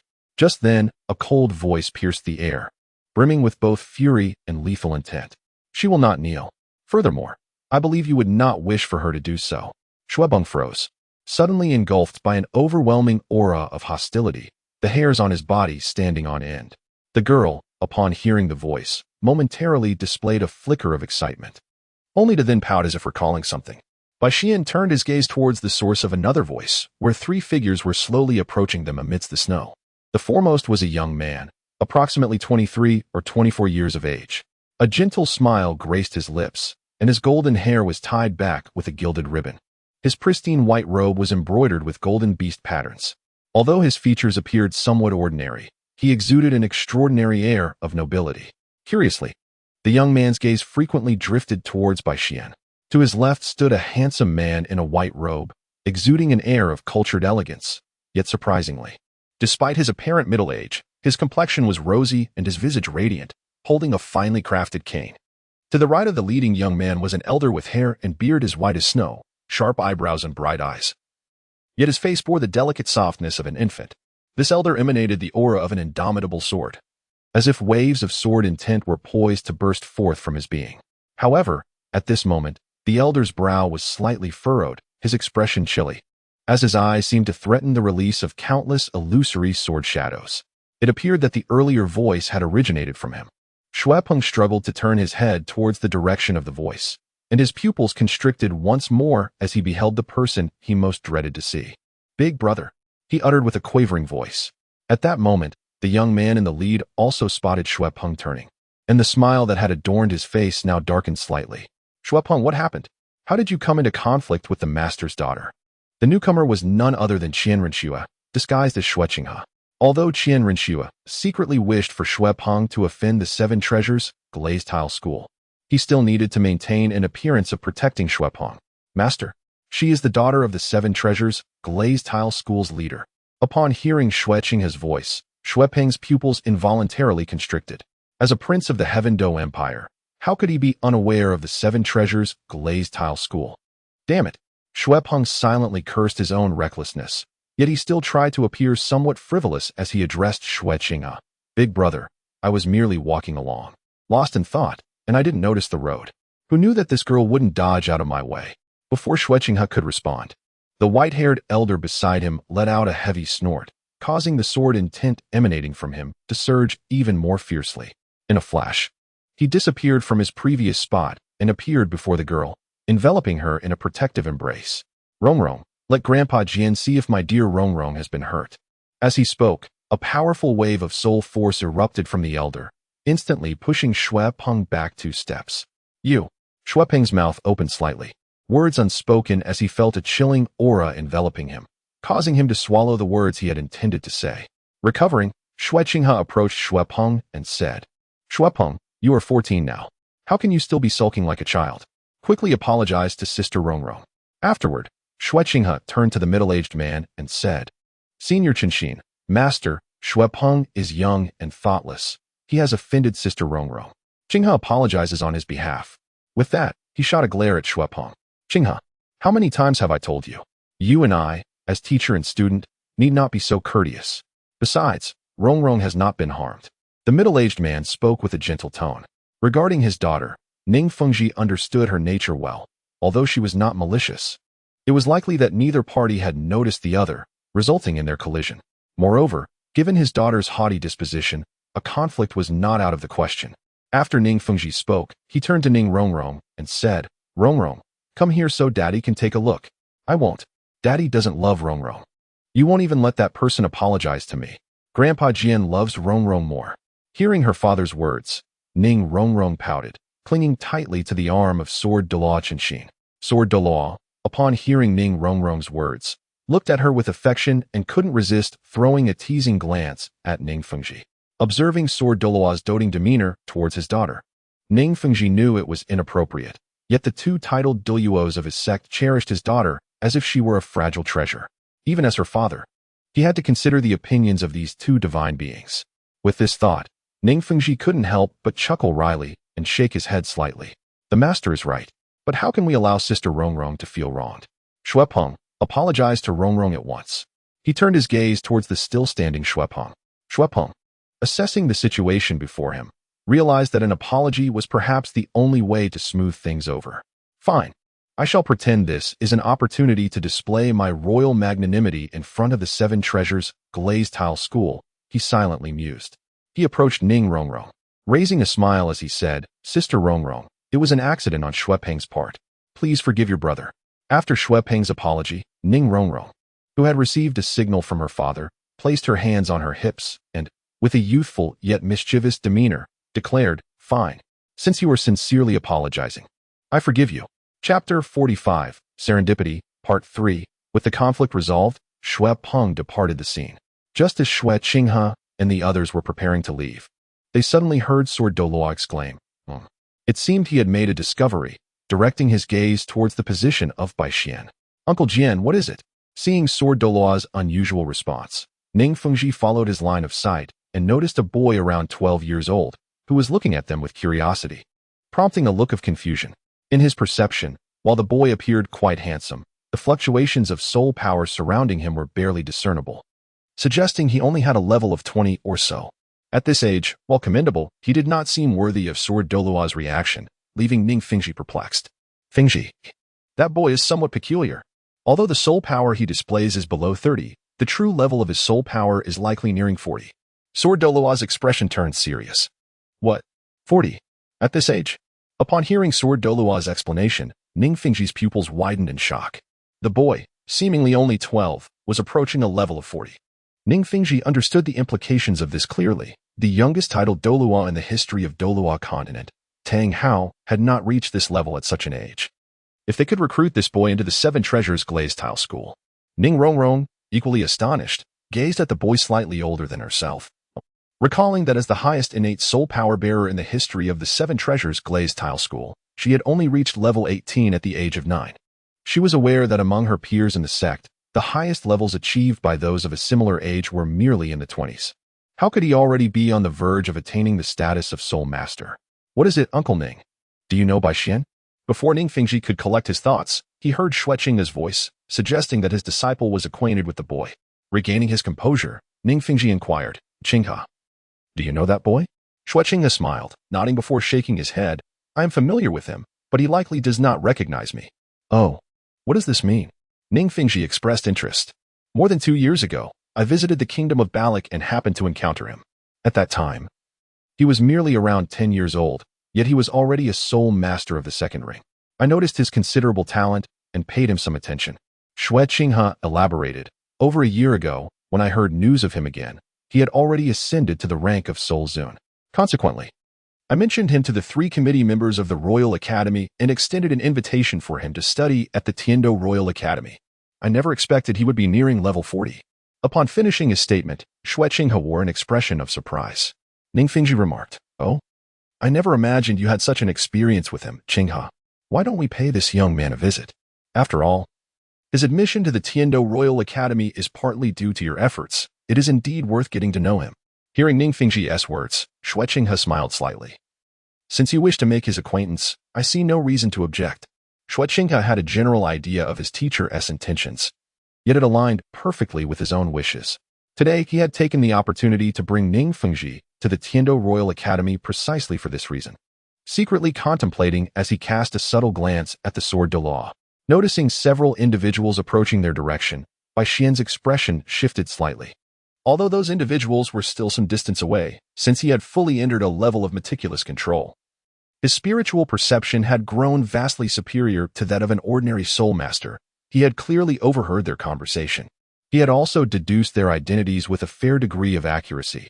Setting aside the others, Xueqing was undoubtedly posing as Qian Rinxue at this moment.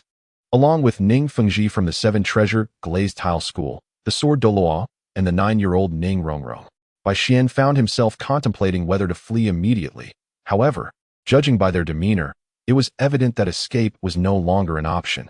As Bai Xian's expression returned to a state of tranquility, Xueqing and Ning Fengji approached him. Young brother, might we have the honor of traveling together?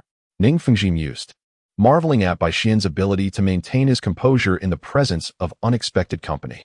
Beside him, Ning Rongrong gazed curiously at Bai Xian with her sparkling eyes. After a moment of silence, Bai Xian slowly replied, It is indeed an honor to receive an invitation from Sect Master Ning. Upon hearing Bai Xian's words, Ning Fengji paused.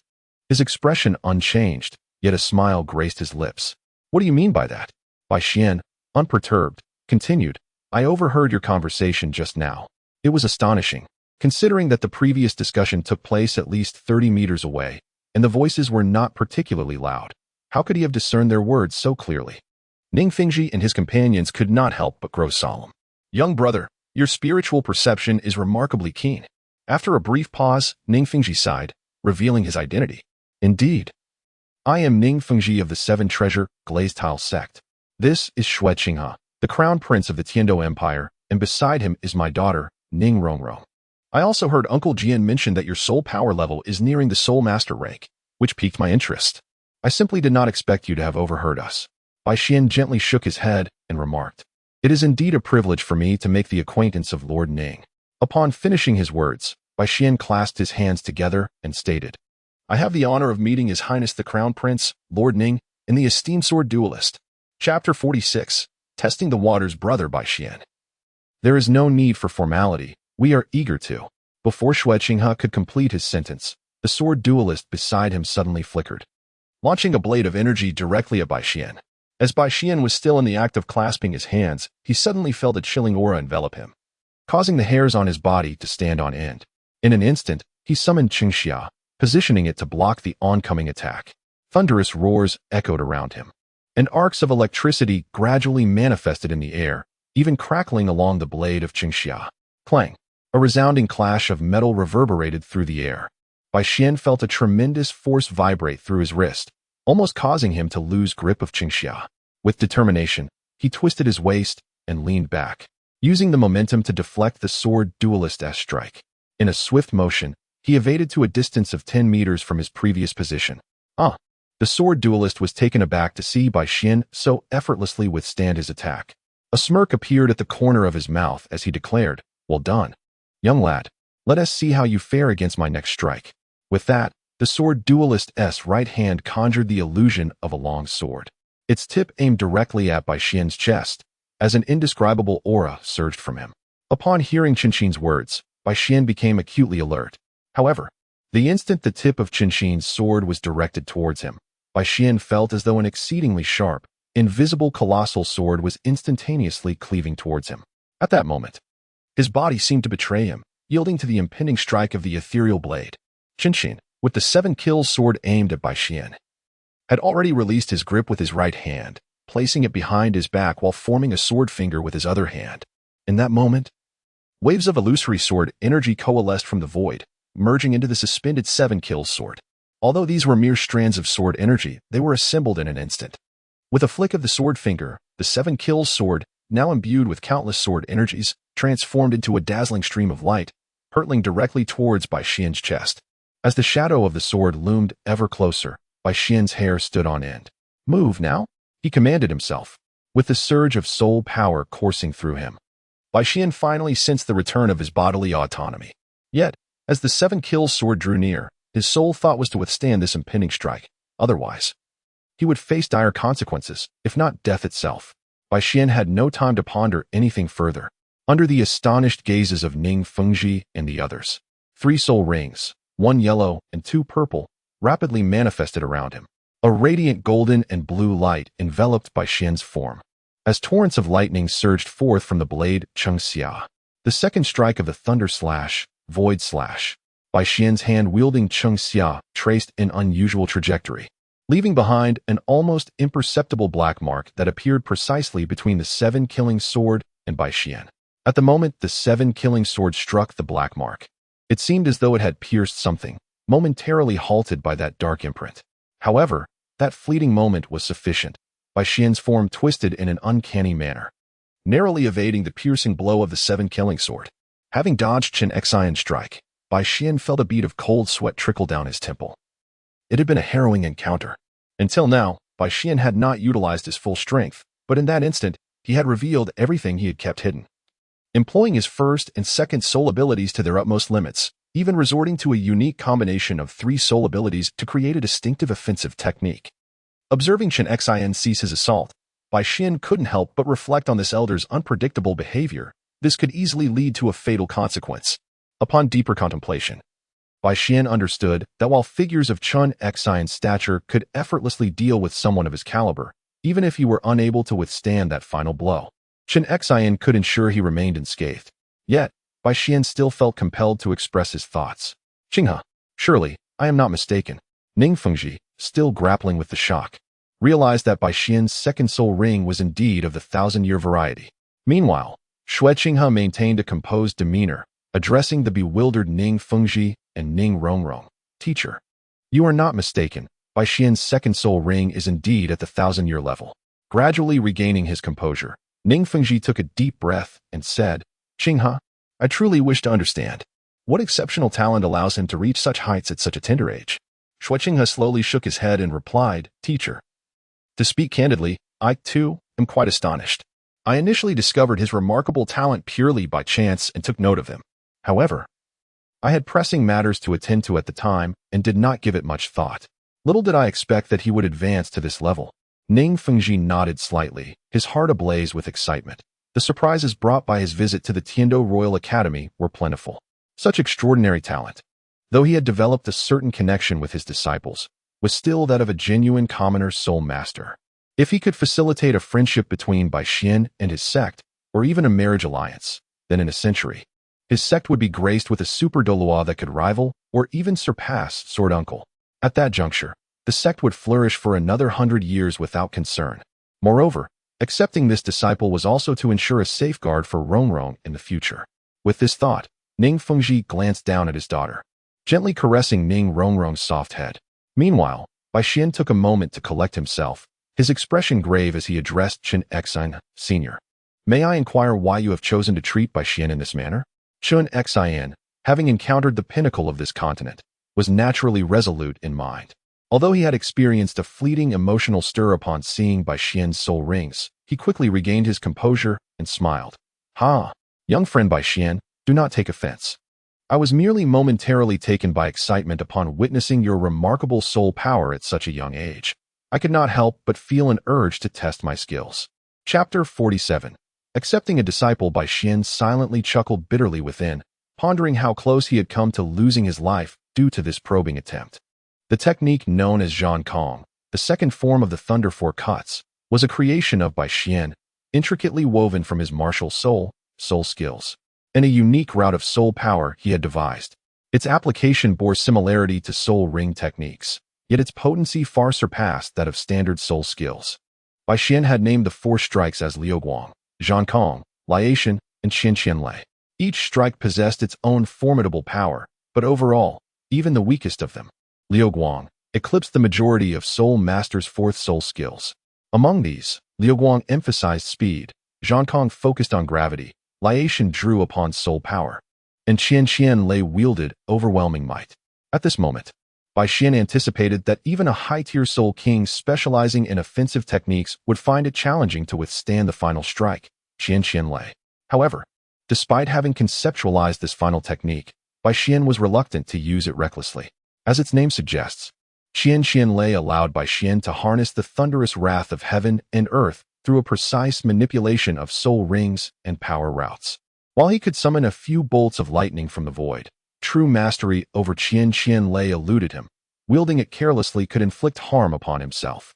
Thus, it was a double-edged sword, potentially wounding both the enemy and himself, particularly against more formidable soul masters. Setting aside other matters, Bai Xian maintained a calm demeanor, his expression unchanging as he respectfully replied, I dare not. To receive guidance from an esteemed elder is truly an honor. Upon hearing this, Chen Xian smiled slightly, casting a discreet glance over Bai Xian's tranquil expression, his astonishment deepening. It was remarkable that someone of Bai Xian's age could possess such composure. Stealing a glance at Ning Fengji, he awaited the confirming gaze before inquiring, Young friend Bai Xian, at such a young age, you have achieved this level of cultivation. Might I ask who your master is? Perhaps I have crossed paths with him in the past. Bai Xian shook his head gently, maintaining his calm demeanor as he replied, Elder, you are mistaken. I have no master. My current abilities are solely the result of a friend's assistance. Chen Xian was taken aback, exclaiming, Oh, may I inquire the name of this friend? Apologies, Elder, Bai Xian said with a hint of regret, but I cannot disclose her name without her permission.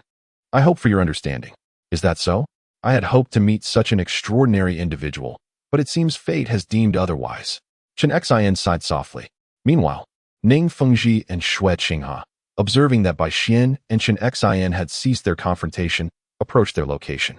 Coincidentally, they arrived just as Chen Xian had spoken, and they heard every word clearly. A subtle, almost imperceptible smile flickered in Xue Qinghe's eyes as he remarked, Elder Chen Xian, do not lament. Though you have not met Bai Xian's friend, it is indeed a fortunate occasion to become acquainted with Bai Xian today. Your Highness. Bai Xian bowed respectfully to Xue Qinghe. He had already learned the details of the earlier situation from the 3 educators, and he expressed his gratitude for Xue Qinghe's assistance in joining the Royal Academy. I am immensely grateful, and should you ever require my help in the future, I shall not hesitate. Bai Xian, you are too kind, Xue Qinghe replied, raising Bai Xian's hands with a smile. Moreover, There's no need to refer to me as His Highness. It feels rather formal. Given our age difference is minimal, you may simply call me Brother Shui. Ah, Bai Xian hesitated briefly before responding. In that case, I apologize for my rudeness, Brother Shui. Bai Xian, would you care to become my disciple? Suddenly, Chen Xian, with a solemn expression, posed this unexpected question. Bai Xian momentarily froze, his mind momentarily stalling. Beside him, both Shui Qinghe and Ning Fingxi exchanged knowing smiles at Chen Xian's astonishing proposal. Shui Qinghe was delighted that he had brought Ning Fingxi and the others over precisely for the sword Douluo, while he had powerful allies. He lacked a peak Douluo specializing in blades. This opportunity would allow him to introduce Bai Xian to a distinguished master while also strengthening ties with the Seven Treasure Glazed Tile School. Naturally, Qian Renxue found this prospect pleasing as well. As Bai Xian contemplated how to respond, Shui Qinghe interjected at the perfect moment, disregarding the astonished expressions of Bai Xian and Ning Fingxi. Speaking of which, I intended to discuss this matter with you. What do you think about apprenticing under Elder Chen Xian? I noticed that your combat style is quite similar, and while your martial soul is a long blade, your techniques resemble those of Elder Chen Xian. There is likely no one more suited to mentor you than him. Just as Bai Xian grappled with the implications of this offer, he was caught off guard by the unexpected twist of fate. Bai Xian gazed at Shui Qinghe with a hint of barely perceptible astonishment. He was acutely aware that Shui Qinghe was merely a guise adopted by Qian Renxue. However, could it truly be wise to thrust me into the arms of the Seven Treasures Glazed Tile School like this? Does Qian Renxue not harbor any concern that should I, Bai Xian, be swayed by the Seven Treasures Glazed Tile School in the ensuing conflict between your Spirit Hall and the Seven Treasures Glazed Tile School? I might side with them rather than you. Qian Renxue, has reason utterly abandoned you? At this moment, Ning Fengxi's expression bore a far more pronounced astonishment. It was evident that his disciple had harbored affections for Bai Xian, even personally facilitating invitations from the 3 committee members of the Royal Academy of Tiandu for Bai Xian's enrollment. Yet now, with Sword Uncle desiring to take Bai Xian as his disciple, it was not merely a matter of seeking an heir for his legacy, but also for the benefit of his sect. Furthermore, as the crown prince of the Heaven Dou Empire, his disciple had previously sought to forge connections, but now, Sword Uncle's intention to accept him as a disciple was met with not only acceptance, but also proactive support. This left Ning Fengxi perplexed regarding his disciple's true motives. Nevertheless, while he found himself puzzled, Ning Fengxi was not one to dwell excessively on such matters. Moreover, given that Sword Uncle was acquiring Bai Xian as a disciple, it was undeniably a considerable advantage for their own side. With a slight smile, he remarked, "Young brother Bai Xian, Qinghe speaks rightly. If one were to consider who reigns supreme among sword wielders on the continent, I dare say, should Sword Uncle claim the second position, I fear no one would dare to assert themselves as the first." Bai Xian fell into silence for a moment, then slowly addressed Chen Xian and the others, saying, "Esteemed seniors, I would be honored to become your disciple, yet I possess another technique, known as the Thunderous 4 Slashes. I humbly request your appraisal." His gaze was clear and resolute. "Excellent." Observing Bai Xian gradually raising the sword of Changxia, Chen Xian's eyes seemed to awaken a distant memory. After a prolonged silence, he finally spoke with a composed tone, "Young one, I am eager to see what further surprises you may bring forth." Upon hearing this, Bai Xian fell silent, merely tightening his grip on Changxia, as 3 soul rings, 1 yellow and 2 purple, manifested around him. Ning Fengxi and the others, having overheard the dialogue between Bai Xian and Chen Xian, understood that it was a final test of each other's resolve. Without hesitation, they slowly withdrew from the epicenter of the battle, accompanied by Ning Rongrong. Outside the circle, Ning Rongrong gazed with her still youthful, wide eyes, filled with astonishment. How could there be hesitation from someone when her esteemed Master Jian personally accepted a disciple? And that individual named Bai Xian even dared to seek guidance from Master Jian. Was he oblivious to the vast chasm that separated him from Master Jian? At that moment, Ning Rongrong's mind was awash with an array of questions. Meanwhile, Bai Xian gradually closed his eyes, and as he did, the fluctuations of his soul power began to stabilize, enveloping his mind in tranquility. Moments later, he abruptly opened his eyes. Though Chen Xian could not discern how others felt, he perceived a torrent of sword lights surging forth from Bai Xian's calm, black irises. Chen Xian recognized what it was. It was the Dao Heart, a rare possession even among swordsmen and bladesmen, which could also be referred to as the Sword Heart or Blade Heart. It embodied the path of utmost sincerity. As Bai Xian's eyes flew open, the previously placid soul power around him erupted into a tempest. The 3 soul rings gleamed with fervor as Bai Xian's legs bent slightly, with a mystical motion. Chang Xia glided through his grasp, and in an instant, his figure transformed into a streak of blue light, vanishing from sight and reappearing before Chen Xian. So swift. Witnessing Bai Xian's display of speed, the onlookers were struck by this singular thought. Even Chen Xian felt a slight shock. How astonishingly fast. This velocity rivaled that of certain agility-focused soul kings. However, despite this remarkable speed, as a titled Douluo-level powerhouse, Chen Xian felt no pressure and raised his sword to intercept the strike aimed at him. Upon witnessing Chen Xian's response, Bai Xian did not hesitate for a moment. He abandoned the direction of his slashing attack, his body illuminated by flickering blue lightning as he swiftly altered his trajectory. In an instant, he transformed into a streak of blue light, vanishing from sight. With a series of swishing sounds and crackling echoes, Bai Xian's form disappeared entirely, leaving only the resounding thunder and the sword Douluo standing still, continuously countering the blue streaks of light that emerged from all directions. Each slash manifested as the blue light faded, targeting various vital points on Chen Xian's body, his lower back, side, heart, and the back of his head. However, despite the ferocity of Bai Xian's onslaught, it was evident that it had little effect on Chen Xian. Aware that the streaks of light posed no significant threat, Bai Xian disengaged, only to reappear moments later, the lightning surrounding him gradually dimming. Once again, the blade of Chang Xia shimmered with a torrent of thunder, slicing toward Chen Xian's flank in a peculiar arc.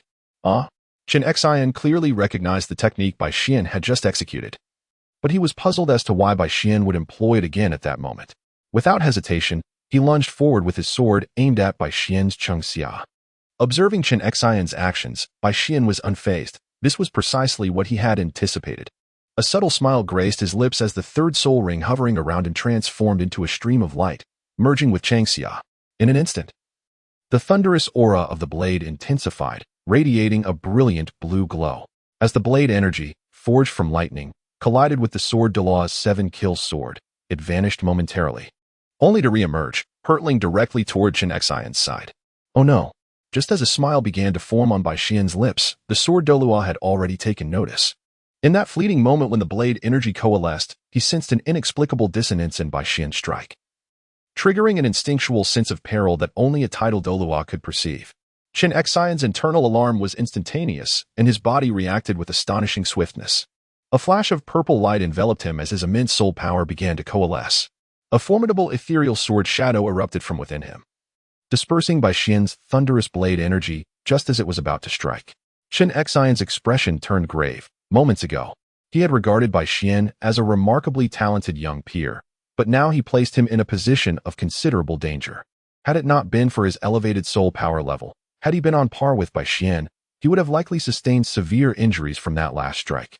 Observing the now serious sword Douluo, Bai Xian could not help but reveal a wry smile. His earlier attack, the Rift Sky, had been the culmination of his thunderous 4 strikes, executed without the final technique, 3,000 lightning not in play. Yet, it had still failed to impose any pressure on the sword Douluo. Gradually lowering his hand and sheathing Chang Xia, Bai Xian took a deep breath and sighed. He had initially hoped that this maneuver would present some challenge to his senior. It seemed that Bai Xian had been rather naive.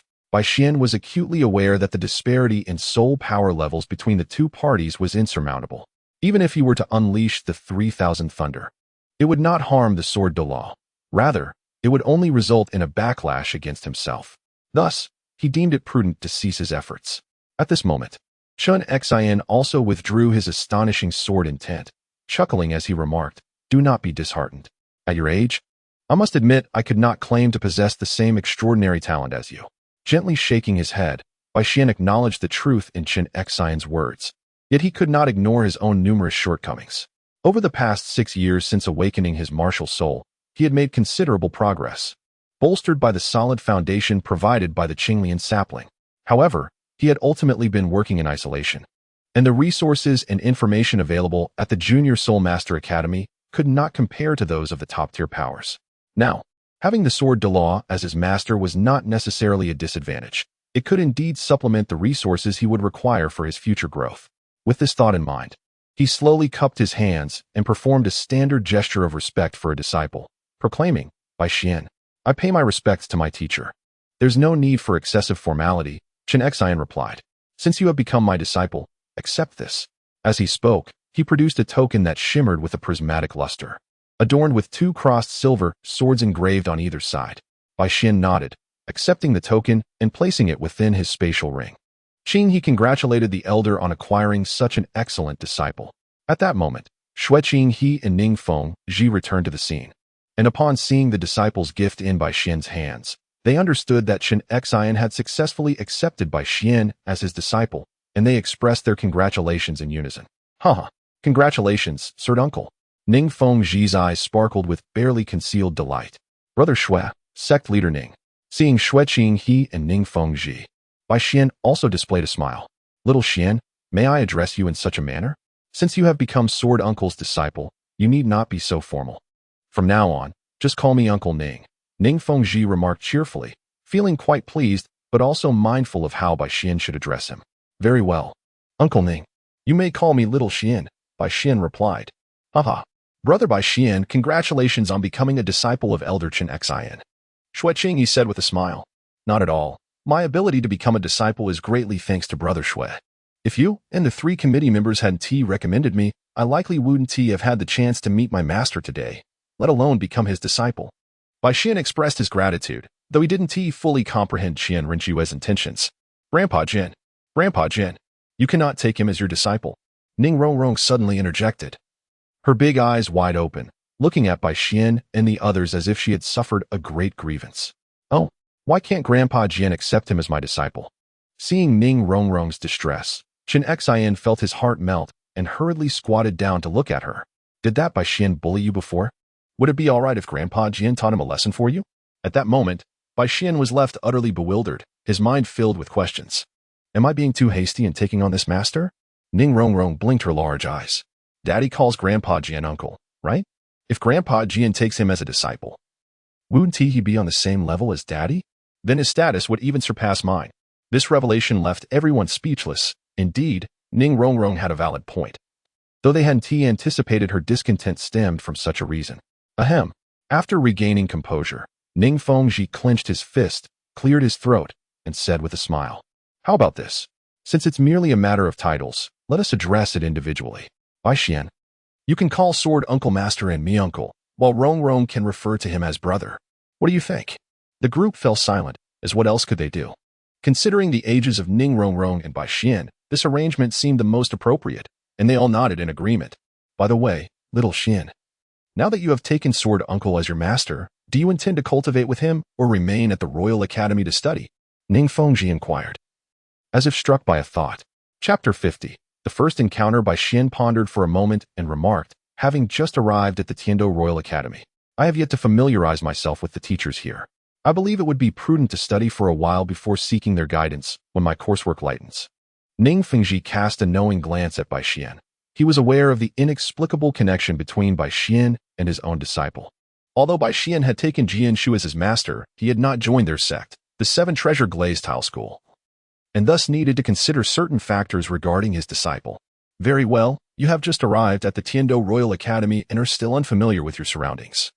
It is wise to focus on your studies for now. Fortunately, 7 Treasure City is not far from here. Should you have any questions regarding your cultivation, you may visit Jian Shu there. If there are no pressing matters, both Jian Shu and I will be at the sect. What do you think, Jian Shu? Chen Xian nodded slightly. Indeed. It is commendable that you have achieved such a level of cultivation at your age. It would be best not to alter your methods for the time being. Once you have the opportunity to visit the sect, I shall share with you some of the secret techniques of our 7 killing sword lineage, and I will personally guide your practice. As he spoke, Chen Xian produced a scroll of unknown material and handed it to Bai Xian. Thank you, master, exclaimed Bai Xian, excitement evident in his voice as he accepted the scroll with a bow. The insides of a tidal Douluo were a treasure beyond measure, and Bai Xian could hardly contain his exhilaration at the thought. Even if the scroll contained only records up to the Soul Douluo rank, it was far more valuable than the commonplace tomes filled with mere general knowledge found within the academy. Since awakening his martial soul, Bai Xian had navigated his path alone, encountering numerous challenges along the way. It would be unrealistic to claim he had faced no difficulties in his cultivation journey. Were it not for the presence of the Qinglian seedling, he would have sustained significant internal injuries by now. even after having revised his self-created cultivation methods. The arrival of Chen Xian's cultivation notes provided a foundation for mutual reference, allowing Bai Xian to broaden his future cultivation endeavors. Following this exchange, Bai Xian engaged in conversation with Xue Qinghe and the others as they traversed the academy grounds until noon, when Ning Fingxi and the others gradually took their leave. After finishing his lunch and returning to his dormitory, Bai Xian was astonished to find two individuals conversing in the common area. Both appeared relatively young. One was a boy who looked around 15 or 16, while the other appeared to be in his mid-20s, dressed in attire resembling that of an academy instructor. The younger boy wore a blue outfit and, though not particularly handsome, had a tall frame. His smile, albeit present, appeared somewhat stiff. The other young man, with his ordinary features and striking black hair, possessed a pair of remarkable eyes radiating confidence and determination, clad in the Royal Academy's teacher's garb. However, Bai Xian was still unfamiliar with the distinctions in attire among the various ranks of teachers at the Tiandou Royal Academy and thus could not ascertain the young man's position. Though his presence in the dormitory of Tiandou-level students suggested a significant rank, upon noticing Bai Xian's arrival, the two men exchanged a glance, their thoughts aligning in unison. Is he a student of the Tiandou Royal Academy? Despite Bai Xian's height being comparable to that of some adults, his youthful visage belied his actual age, making him seem even younger than the 15 or 16-year-old boy. Approaching them, Bai Xian greeted the young man in teacher's attire, saying, "Greetings, esteemed teacher, and to you, senior.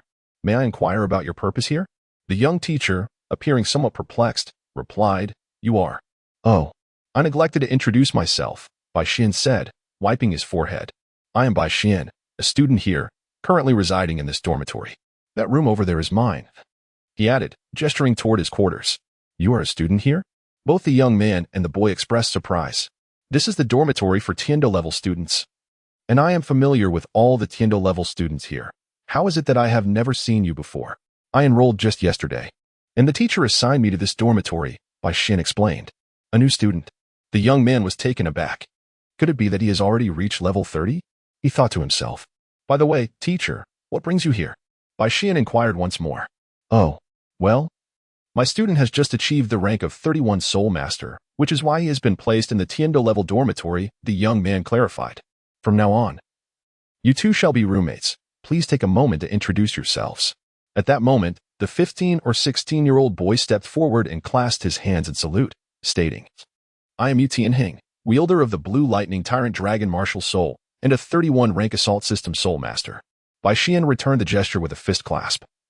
Introducing himself, "I am Bai Xian, a Soul Master of the Weapon Spirit, the Long Sword, at the formidable level of 39. 39. The young instructor and Yu Tianheng were both taken aback. Such a young individual at level 39? Well, it is somewhat fortunate, a stroke of luck, Bai Xian shrugged nonchalantly. "Judging by your age, you must be around 13, correct?" The young instructor remarked with a hint of astonishment. "By the way, I am Qin Ming, Tianheng's mentor.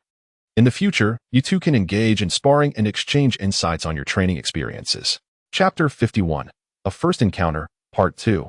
It is rare to encounter a soul master with the number 1 beast martial spirit. Bai Xian surely should seek guidance from his senior. Bai Xian had no objections to this, although he had often ventured into the Star Dou forest for training. His encounters were primarily with soul beasts, leading to a relative scarcity of battles against fellow soul masters. Most of his combat experience was garnered from interactions with students and instructors at the Soto City Junior Soul Master Academy. Furthermore, since Bai Xian achieved the rank of Soul Sovereign, the instructors at the academy no longer posed a challenge that required him to exert his full strength. Therefore, it could be said that his experience in dueling against soul masters of the same rank was not necessarily on par with that of Yu Tianheng, a prodigy nurtured within a prominent clan. By a fortunate twist of fate, Yu Tianheng had become his roommate, which Bai Xian found quite agreeable. Observing Bai Xian's gentle demeanor, Qin Ming felt reassured and continued, "Very well, Tianheng, settle in here. If anything arises, do not hesitate to inform me. I have other matters to attend to. So I shall take my leave." Upon hearing Qin Ming's words, Yu Tianheng nodded obediently. "Understood, teacher. You may carry on with your tasks." As Qin Ming exited the room, Bai Xian turned to Yu Tianheng and inquired, "Senior, is Teacher Qin a faculty member at the Tiandou Academy?" Bai Xian felt a twinge of confusion. In his perception, although Qin Ming exuded a certain threat, it did not evoke that bone-chilling sensation within him. He was also curious about the level Qin Ming might attain at this juncture. No, the teacher is of the celestial level, albeit relatively young, having already reached level 59 as a Soul King. Thus, the Academy permits teachers to instruct at the level of the Heavenly Dou Academy, Yu Tianheng remarked. By the way, Bai Xian, have you truly reached level 39? Yu Tianheng's eyes shone with curiosity. At such a tender age, how have you cultivated to such a level? It is indeed fortunate, thanks to a friend's assistance. Bai Xian thought it prudent to withhold excessive details regarding his soul power. By the way, senior, how long have you been at the Heavenly Dou Royal Academy? I am newly arrived and still unfamiliar with this place. Would you be able to show me around this afternoon? Bai Xian sought a reason to divert the conversation. Yu Tianheng managed to force a smile onto his otherwise stiff face. Of course, I came here 2 years ago, so I am relatively acquainted with the surroundings. If you wish for a tour, I would be delighted to be your guide this afternoon. Additionally, I could introduce you to some friends of mine.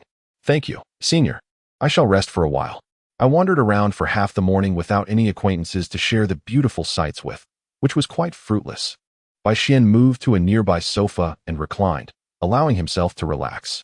His morning had begun with the soul power pressure exerted by the 3 members of the teaching committee, followed by the direct pressure from the sword de law. Both his soul power and mental faculties remained in a state of tension. After spending the morning conversing and walking with Qian Rinxue and Ning Fengji, he had not found a moment to unwind. Finally back in his dormitory, Bai Xian longed for a proper respite. Yu Tianheng opened his mouth as if to speak, but, seeing Bai Xian half reclined with eyes closed, swallowed his words instead. Observing his evident fatigue, he thought it better to wait until the afternoon. He shook his head slightly and picked up the student uniform resting nearby, making his way to his room. I should tidy up my own space. Divider line. An hour later, Bai Xian awoke from his slumber, surveying the living room to find Yu Tianheng had vanished. Stretching languidly, he gradually made his way to his room. Inside, Bai Xian reclined in a wooden tub, hands resting on either side, head tilted back, eyes closed, seemingly lost in contemplation. Bai Xian reminisced about his battle with Qin Xian earlier that day. Although the duration was brief, he reflected on his shortcomings during the fight. He had been too eager, failing to grasp the precise timing for his strikes. His offensive techniques were lacking, and his defensive capabilities posed a significant concern as well. As he recalled Qin Xian's final move, a thought began to stir in his mind. If only he could draw inspiration from his teacher's technique. The moment this idea emerged, it sprang to life within him. He abruptly opened his eyes, which sparkled with a radiant intensity. If he were to use the 3rd soul skill as a branch, guiding the soul power along a pathway, and harnessing his own soul energy as the conduit, he could simulate his teacher's soul skill. It was feasible, indeed, highly feasible. The brilliance in Bai Xian's eyes intensified, as if shadows of figures danced within his pupils.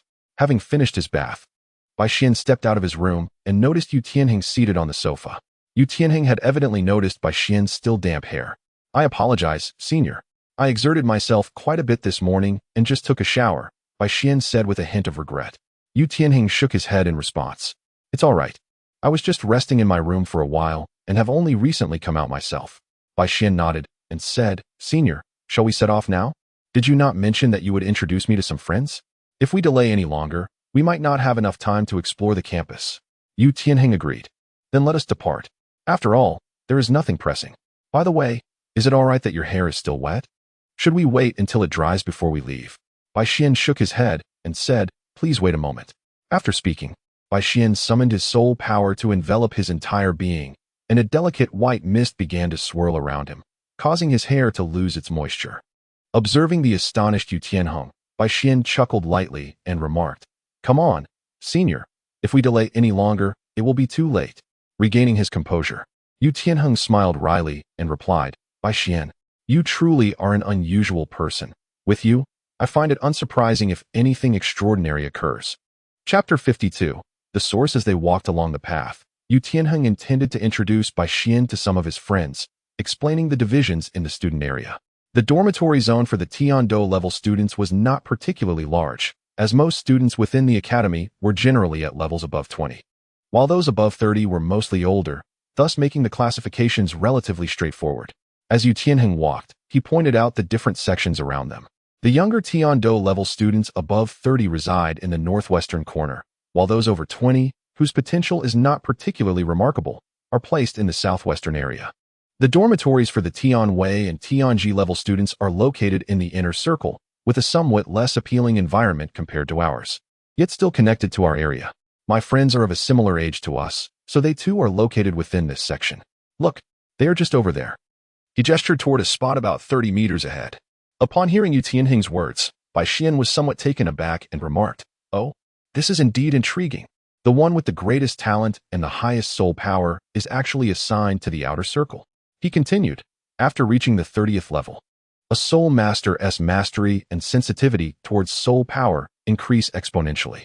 Therefore, the simulated training environment beyond the 30th level can significantly aid a soul master's cultivation. Since the establishment of the academy, to facilitate training at the Tiandou Academy, and because the scenery in the outer circle is superior to that of the inner circle, the dormitory area for Tiandou Academy has been situated in the outer circle, Yu Tianheng explained. By the way, Bai Xian, how did you manage to evaporate the moisture from your hair earlier? Yu Tianheng was still astonished by Bai Xian's method of moisture evaporation. Senior, what do you perceive soul power to be? Bai Xian responded, not answering but instead posing a seemingly unrelated question. Soul power? Yu Tianheng replied, somewhat perplexed and uncertain of Bai Xian's intent. Bai Xian nodded in understanding. Indeed, soul power. Senior, what is your perspective on soul power? As Bai Xian displayed an affirmative expression, Yu Tianheng couldn't help but begin to ponder seriously, resting his chin in thought. After a prolonged period, Yu Tianheng ultimately shook his head in resignation and remarked, apart from the formidable strength inherent in soul power, I truly cannot conceive of any other remarkable attributes it possesses. Bai Xian observed that Yu Tianheng seemed perplexed and thus inquired once more, Senior, your martial soul is the blue lightning Tyrannosaurus Rex, is it not? How do you perceive your ability to wield lightning? Indeed, my martial soul is the blue lightning Tyrannosaurus Rex. Is it not the very essence of my martial soul that grants me the power to harness lightning? Upon hearing Bai Xian's words, Yu Tianheng was even more bewildered. After hearing this, Bai Xian shook his head and inquired further, then where does your martial soul originate from, or rather, the ancestral martial soul of your blue electric Tyrannosaurus family? What is its source? Without a moment's hesitation, Yu Tianheng blurted out the response he had often heard from the clan elders. It is inherited from our ancestors. Yet, before his words had fully settled, he found himself momentarily stunned. The utterance had escaped him instinctively, but as soon as it left his lips, he became acutely aware of the implications. If it was inherited from the ancestors, then from whom did the ancestors' martial souls derive? What are their forebears? And those forebears, where did their inheritance stem from? He had never contemplated this direction before, yet tracing back to the origins, there must ultimately be one individual who is the source of it all. Yet who could that be? From whence did the blue electric Tyrannosaurus martial soul come? No, that is not quite right. More precisely, how did that primordial individual acquire their martial soul? As these thoughts raced through his mind, Yu Tianheng's lips parted slightly, his pupils constricting in realization, and beads of cold sweat began to form at his temples. With great difficulty, he licked his lips, feeling as though he had stumbled upon something truly extraordinary. Bai Xian gazed lightly at Yu Tianheng, who stood there in a daze, and remarked, it seems you have come to realize it as well. With a stiff nod, Yu Tianheng's voice was somewhat hoarse as he inquired, are you referring to that original person? Bai Xian nodded slightly, but soon shook his head, saying, yes, and yet, no. I am pondering how that original individual came to possess a martial soul. What circumstances led to their acquisition of it? Upon hearing this, Yu Tianheng mechanically shook his head. The barrage of information he had received today was rather overwhelming. A wave of dizziness washed over him, as countless questions swirled in his mind, yet none yielded answers. He could only gaze at Bai Xian in confusion and inquire, do you know? Observing Yu Tianheng's perplexed expression, Bai Xian felt little surprise and shook his head, replying, this is merely my conjecture. Take it as you will. The true circumstances remain unclear to me. Before proceeding, let me pose a question to you. What is your understanding of rules and principles? Yu Tianheng, relieved by the inquiry, responded, as for rules and principles, I have indeed heard my grandfather mention fragments regarding the law of thunder. I can say I have a basic understanding. Rules possess a certain order, though my grandfather did not elaborate further. As for principles, he once mentioned that they are elements that deities can command, but beyond that, I am not well informed. Bai Xian nodded slightly, his voice tinged with a somber tone. Rules, in my view, are inseparable from principles. They form the foundation upon which the myriad beings of the universe operate, while principles represent the manifestation of these operations. pausing for a moment to gather his thoughts. Bai Xian continued, the existence and growth of all things, as well as their destruction and decline, are governed by the operation of rules. The elements of earth, water, fire, and wind, alongside the interplay of yin and yang, chaos, light and darkness, and time and space, embody the manifestation of principles. In my perspective, martial souls are the products of the rules of this realm, while soul power is the manifestation of its principles. Chapter 53. Soul power. The rules of this realm establish the very foundation for the existence of martial souls, while the manifestation of principles necessitates the presence of soul power. The martial soul serves as the vessel for the application of soul power. Both are mutually reinforcing and indispensable to one another. As Bai Xian elaborated, Yu Tianheng's gaze initially reflected a state of confusion, yet with Bai Xian's deepening explanation, his eyes began to brighten with understanding. Indeed, rules are the foundation of the operation of all things, and principles are their manifestation. However, as Bai Xian delved further, a flicker of doubt emerged in Yu Tianheng's eyes. Could it truly be that principles are something only deities can grasp? Upon hearing this, Bai Xian did not rush to respond. Instead, he countered with a question. The divine mastery of laws. What, then, is the source of these laws? Divine power. Yu Tianheng replied without a moment's hesitation. And what, pray tell, is the origin of this divine power? Bai Xian's inquiry rendered Yu Tianheng momentarily speechless. It is soul power. Or perhaps a more advanced form of it. Bai Xian continued. The divine governs divine power, while soul masters wield soul power. Yet, in comparison to ordinary individuals, what do soul masters represent? Divine beings. Not to mention the peak prowess of tidal Douluos in the absence of divine intervention. A tidal Douluo could single-handedly annihilate a city or even a nation. In battle, the very earth may quake and the heavens themselves may be turned upside down. Bai Xian, with a calm expression, remarked, are you not akin to a deity in the eyes of ordinary mortals? As you now wield the power of thunder through your soul force and martial soul? Although phrased as a question, his tone exuded unwavering certainty. In response, Yu Tianheng remained somewhat dazed, for Bai Xian's assertion held undeniable truth. Hadn't the soul master already grasped the very principles that only a divine being could command? Bai Xian shook his head and said, it should not be about control, but rather about utilization. Utilization? Yu Tianheng inquired, somewhat perplexed. Did you not just say that the power wielded by a soul master is akin to that of a deity? Bai Xian nodded affirmatively. Indeed. It is the application that matters. In my perspective, the principles must be comprehended, for what a soul master can truly wield are merely soul skills, are they not? Yu Tianheng silently nodded, pondering how one perceives these principles. This leads us to an intriguing point. The principles that soul masters grasp are primarily those manifested in this world, such as gold, wood, water, fire, earth, wind, thunder, light, darkness, time, and space, among others. After a brief moment of contemplation, Bai Xian remarked that these principles often materialize within soul skills or soul rings. Many exceptionally gifted soul masters are capable of deriving new applications from existing soul ring techniques, which, in my view, constitutes the process of comprehension. Pausing for a moment, Bai Xian continued, stating that this understanding predominantly utilizes soul power as a medium, with mental strength as its foundation, and the principles within the soul rings serving as the source. What perplexes me is the reason why soul power enables a soul master to perceive the principles contained within the soul rings. Or rather, why do these principles exist within the soul rings? Upon hearing this, Yu Tianheng was also taken aback, pondering the question, why indeed? Bai Xian's thoughts gradually began to wander, and he ceased speaking. Bai Xian understood that the soul power in this world bore a striking resemblance to spiritual energy. However, its quality was far inferior to the transformative vitality produced by the Qinglian seedling. In certain aspects, it even paled in comparison to spiritual energy, albeit its destructive force, or rather, its ferocity, was considerably stronger. Yet, if soul power could indeed evoke the principles contained within the soul rings, what could be the reason behind this phenomenon? Why is it capable of activating these principles? With mental strength serving as a medium, what about the entity that carries it? In this world, upon attaining divinity, one can exist in the divine realm as a soul entity or divine soul. Could it be that the carrier of these principles is the soul itself? Once the principles are inscribed upon the soul, with soul power as the foundation and mental strength as the medium, could the principles above the soul serve as the source from which various soul techniques are self-created? Bai Xian's thoughts began to spiral ever faster. Perhaps as mental strength deepened through the application of soul techniques and soul power, the comprehension of the principles inscribed upon the soul would increase as well. Thus, when reaching the pinnacle of soul masters, the same output of soul power would yield even greater potency. Does this imply that the principles comprehended eventually culminate in those governed by divinity? No.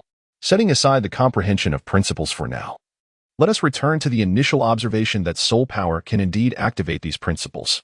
If soul power possesses the ability to touch upon the principles, does it not inherently encompass the power of those principles? This would enable soul masters to directly commune with the power of principles.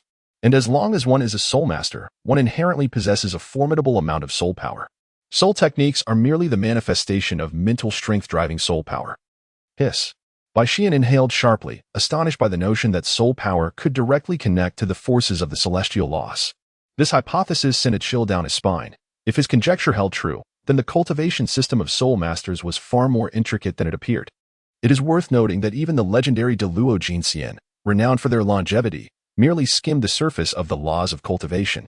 The fact that the hierarchy of this realm is so rudimentary yet allows for initial contact with the laws, enabling mere mortals to rival the powers of deities, is perplexing.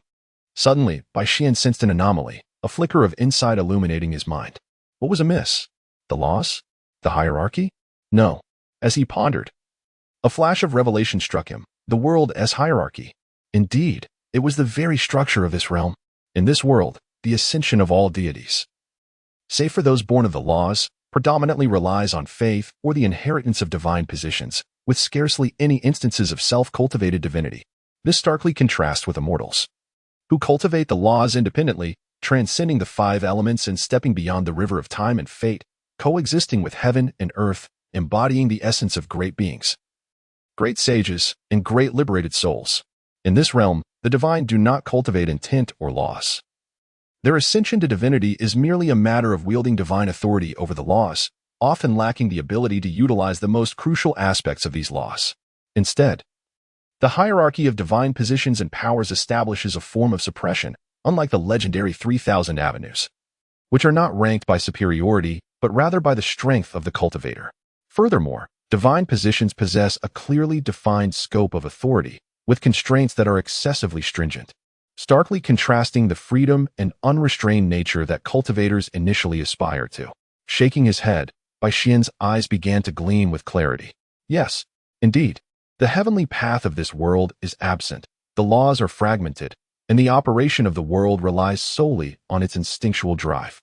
Although there are rules, the presence of spiritual energy and soul power, the incompleteness of the laws inevitably eases the difficulty in mastering them, thereby enhancing the practitioner's grasp of these laws. Through the immense soul power of lower-tier cultivators, their varied insights into the laws can imprint upon the world, refining the laws and elevating the realm's fundamental hierarchy. This must be true. It must be. Having grasped this revelation, Bai Xian turned to behold a path of cultivation strewn with thorns. The martial soul is a product of the world's regulations, akin to the companion artifacts of esteemed figures and legends. However, should he choose to embark on an alternative cultivation path or forge an entirely distinct law from this realm, what then becomes of his martial soul? Must he abandon it? In Bai Xian's view, relinquishing it posed no issue. Yet, a crucial aspect of the soul master's path is that while the early stages of cultivation may be manageable, upon reaching the soul sage level and achieving the true form of the martial soul, the soul and the martial soul become one. At that juncture, forsaking the path of the soul master would be far too late. Seeking another route or pursuing different laws must occur before reaching soul sage. However, with his current pace of cultivation, there are not many years left to wait. By that time, would he be able to discover a path of cultivation suited to him? He felt uncertain deep within his heart. Bai Xian was momentarily lost in thought when a voice suddenly jolted him back to reality. It was Yu Tianheng. Noticing Bai Xian's silence, Yu Tianheng had observed a semblance of enlightenment in him and refrained from interrupting. However, seeing Bai Xian completely dazed and unlike his usual self, Yu Tianheng could no longer hold back, feeling that time was slipping away. What is it, senior? Bai Xian replied, still bewildered. Yu Tianheng, feeling exasperated, thought, I was the one asking you a question. Not only did you fail to respond, but you also bombarded me with unrelated inquiries. And now you're lost in your own thoughts. It's getting late. We should hurry over. We've been here for quite some time, Yu Tianheng said, shaking his head and pointing towards a nearby building. Then let's make haste. Bai Xian finally snapped back to attention, preparing to walk alongside Yu Tianheng towards the indicated location. As they walked, Yu Tianheng remarked, "By the way, you still Heaven Dou told me how you managed to dry your hair earlier." He was genuinely curious about the technique Bai Xian had employed. It's a small trick involving soul power. If you're interested in learning, I can teach you tonight. Bai Xian responded nonchalantly. He had never been particularly concerned about imparting such trivial knowledge to others. That sounds great. It's settled then. Yu Tianheng's eyes lit up with enthusiasm. The two soon arrived at the entrance of the house Yu Tianheng had mentioned. He knocked lightly on the door, and after about 20 seconds, a golden-haired youth, seemingly of similar age to Yu Tianheng, peeked out. Upon seeing Bai Xian standing beside Yu Tianheng, the youth inquired, "Who are you?" Before he could finish, Yu Tianheng interjected, "It's me, Leopard." The golden-haired youth's attention swiftly shifted to Yu Tianheng, and he exclaimed with a hint of joy, "Boss, you're back?" "Yes." Yu Tianheng nodded and continued, "Is Shimo and Yufeng here?" They've gone to the simulation training ground, and Heaven Dou returned yet. "Boss, who is he?" The youth, scratching his golden short hair in confusion, asked. "Oh right, this is Bai Xian. He just joined the academy yesterday and might be learning with us in the future. I brought him to meet you," Yu Tianheng explained, realizing he should introduce them. He then pointed to the golden-haired youth and said, "Bai Xian, let me introduce you. This is Osro, a beast soul master like us, also a student at the Heavenly Dou level. We usually call him Leopard." "Hello, senior. My name is Bai Xian. I look forward to your guidance." Bai Xian smiled and extended his right hand towards Osro. Osro, taken aback by the fact that Bai Xian appeared younger than him by a few years, shook his hand in return, his tone filled with astonishment. "Hello. Pleased to meet you. You're also a Heavenly Dou level student?" His surprise was understandable. Yu Tianheng was the youngest soul sovereign he had ever encountered. And now he learned that this young man was also a soul sovereign? Chapter 55, The Gathering. Upon hearing this, Bai Xian felt somewhat helpless but still nodded. "All right, Leopard. Let us discuss further inside." Yu Tianheng interjected at that moment, stating that it was not appropriate for them to linger at the door. Boss. Please go in first." With that, Osro stepped aside to allow Bai Xian and Yu Tianheng to enter the room. Inside, the overall layout of the room was quite similar to their previous dormitory. Bai Xian, Yu Tianheng, and Osro took their seats separately in the reception area. "Leopard, did Shimo mention when they would return?" Yu Tianheng inquired after settling in. "They didn't specify, but based on past habits, they should be back around evening," Osro replied, shaking his head. Yu Tianheng nodded slightly, pondering for a moment, then asked, "What about Yinzi? Has she returned since the semester started?" "Yinzi came back and even sought me out this morning, asking if you had visited." Osro shrugged, a teasing expression on his face. Having been classmates for 3 to 4 years, he was well aware of his boss's allure to the older girl. Although their relationship had yet to be publicly defined as romantic, the entire team was well informed about their dynamics.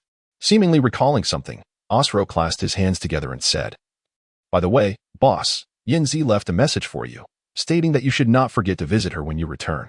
Upon hearing this, Yu Tianheng nodded in understanding, indicating he was aware. "Speaking of which, your name is Bai Xian, correct? You appear to be significantly younger than us." Osro finally voiced a question he had long suppressed. "I am 12 years old, which indeed makes me younger than you and the senior," Bai Xian confirmed with a nod. Upon hearing Bai Xian's affirmation, Osro's expression turned into a bittersweet smile. "I initially thought Boss was extraordinarily talented, yet I did not expect you, Bai Xian, to surpass my expectations." After exchanging glances with Yu Tianheng, who wore a slightly bitter expression, Osro's countenance grew even more troubled. A 12-year-old soul master is an inconceivable existence for ordinary soul masters, let alone a 12-year-old soul sovereign, which was beyond their imagination. Although they too were talented soul masters, having reached the soul sovereign rank, they were already 15 or 16 years old and had only just entered the soul sovereign threshold. Meanwhile, this young lad, at merely 12 years old, had already caught up to them. Yu Tianheng was acutely aware that if what Bai Xian had said was true, he had already left them far behind, nearing the soul sect rank at level 39, while they still languished at level 31. "By the way, Bai Xian, since it seems Shimo and the others will take some time to return, would you like to engage in a one-on-one soul battle with me?" Osro suddenly proposed with enthusiasm. Bai Xian was taken aback by Osro's suggestion to challenge him. Although he did not regard Osro's challenge with much seriousness, he still glanced at Yu Tianheng. Considering that Yu Tianheng was aware of his level 39 status and that this was their first meeting, it would not be prudent to dominate Osro in a soul battle right away. Yu Tianheng, catching Bai Xian's expression, understood his thoughts. Moreover, he had just introduced Bai Xian to Leopard and the others. It would not bode well for anyone to lose face so soon after their first meeting. He quickly interjected. Leopard, let's call it a day. I just brought Bai Xian to meet friends, and it wouldn't be appropriate to have a battle on the first day. We can arrange a soul battle another time. He added, besides, the soul battle arena at the academy hasn't opened yet. There's no place for you to conduct a battle.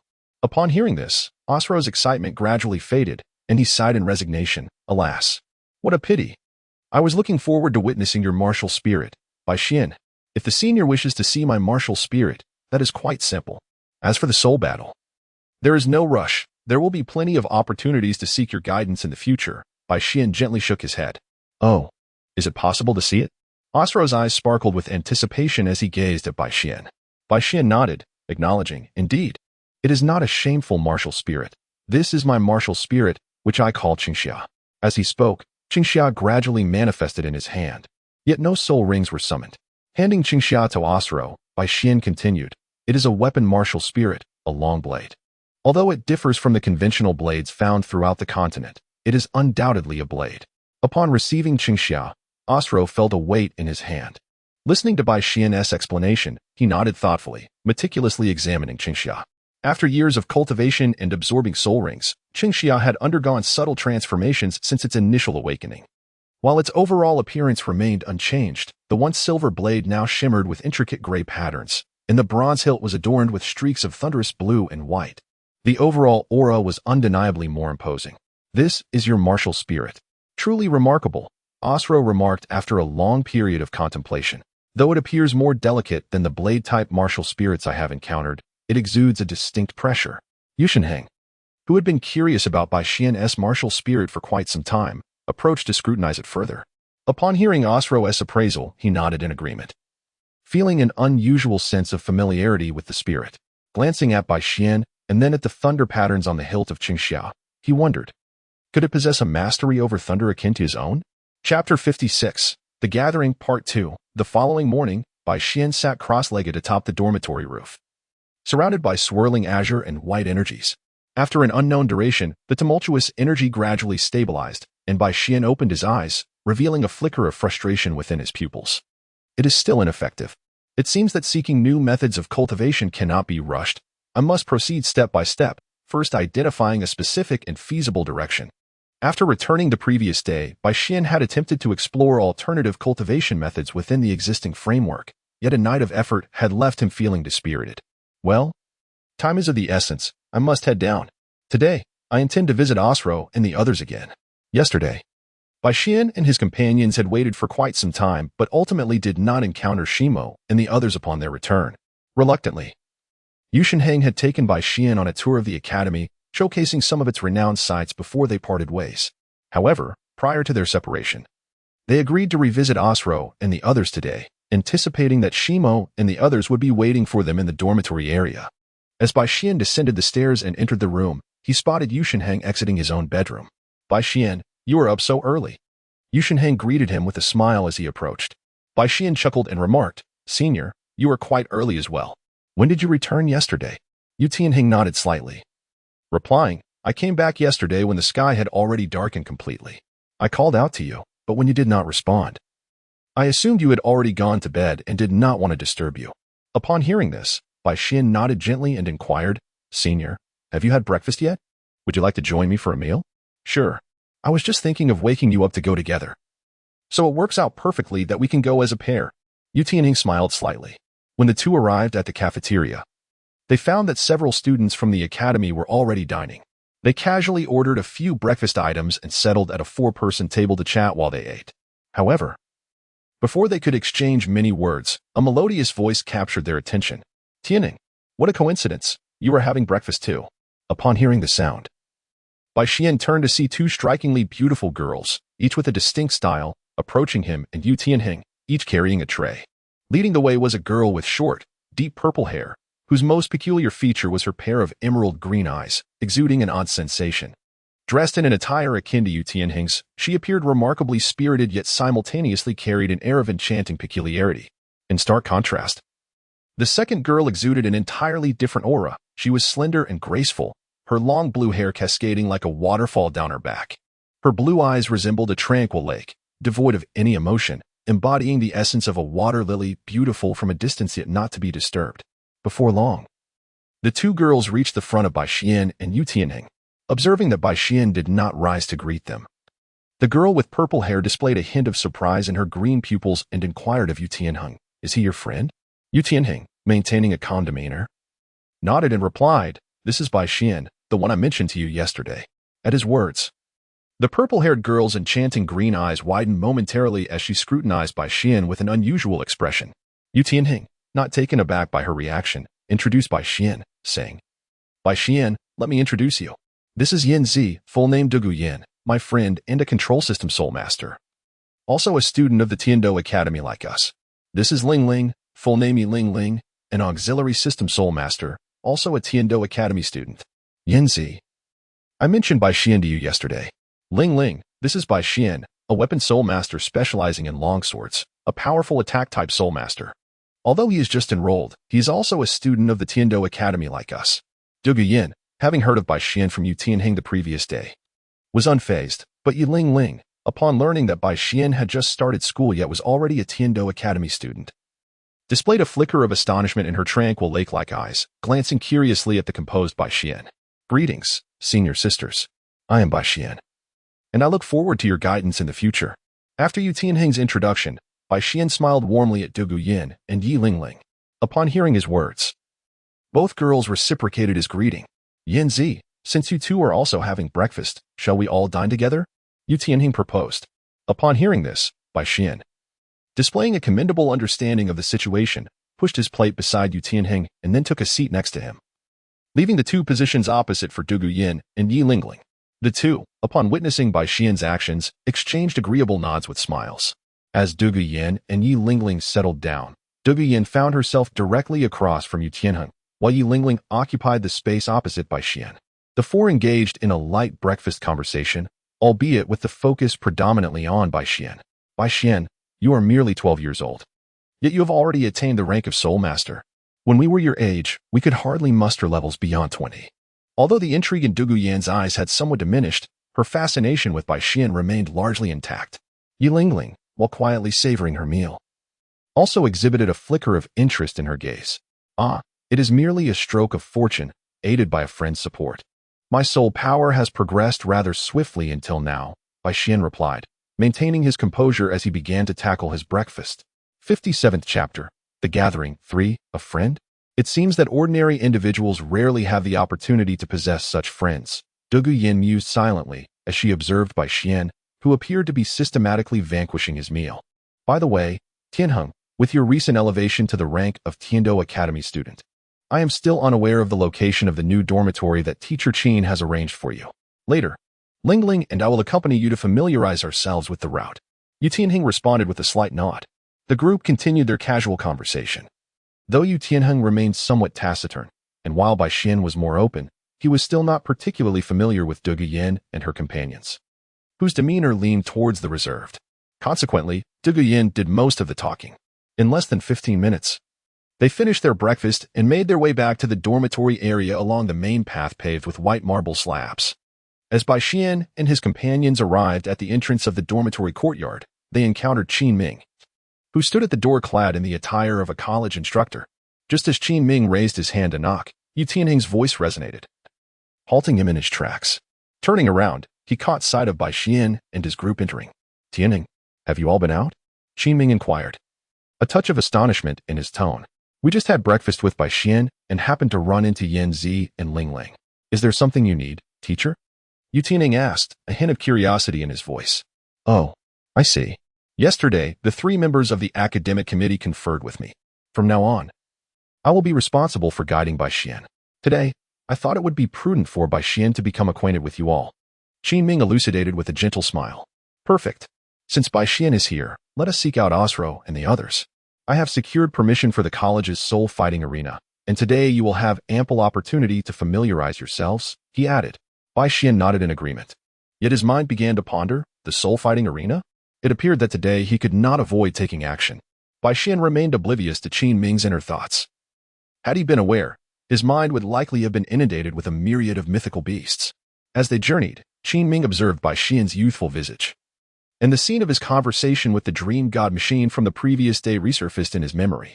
When he learned that Bai Xian had withstood the direct pressure of 49 levels of soul power without sustaining any injuries, the expression on his face was nothing short of remarkable. Shock, suspicion, and disbelief, among other emotions, danced across his countenance. Once the initial astonishment faded, a thought emerged in his mind. Although the students he had previously mentored possessed considerable talent, none had ever emerged as a formidable counterpart among their peers. Now, with the arrival of such an exceptional talent in Bai Xian, he saw the perfect opportunity to temper the arrogance of his former students. For some time, no comparable contenders had appeared. While Yu Qianheng and the others had not overtly displayed their pride, Qin Ming was acutely aware that, apart from the cool-tempered Yi Lingling, the others were beginning to verge on arrogance. Bai Xian's emergence was indeed timely. As they ambled along, Bai Xian and the others arrived at the residence of Osro, where Shi Mo and the others were present. Today, they were all gathered, and Qin Ming invited Shi Mo and his companions to join him as they made their way to the Academy's soul fighting arena. Along the way, Yu Tianheng shared an overview of Bai Xian's circumstances with Shi Mo and Yu Feng, while also introducing Bai Xian to the names and martial souls of Shi Mo and the other two. Bai Xian and his companions had begun to establish a preliminary familiarity with one another. Upon entering the soul arena, Qin Ming took his position opposite Bai Xian and his group. With a serious expression, he addressed them, stating, "Bai Xian, you have only recently joined the academy. Aside from some essential courses, I will be guiding you through your cultivation.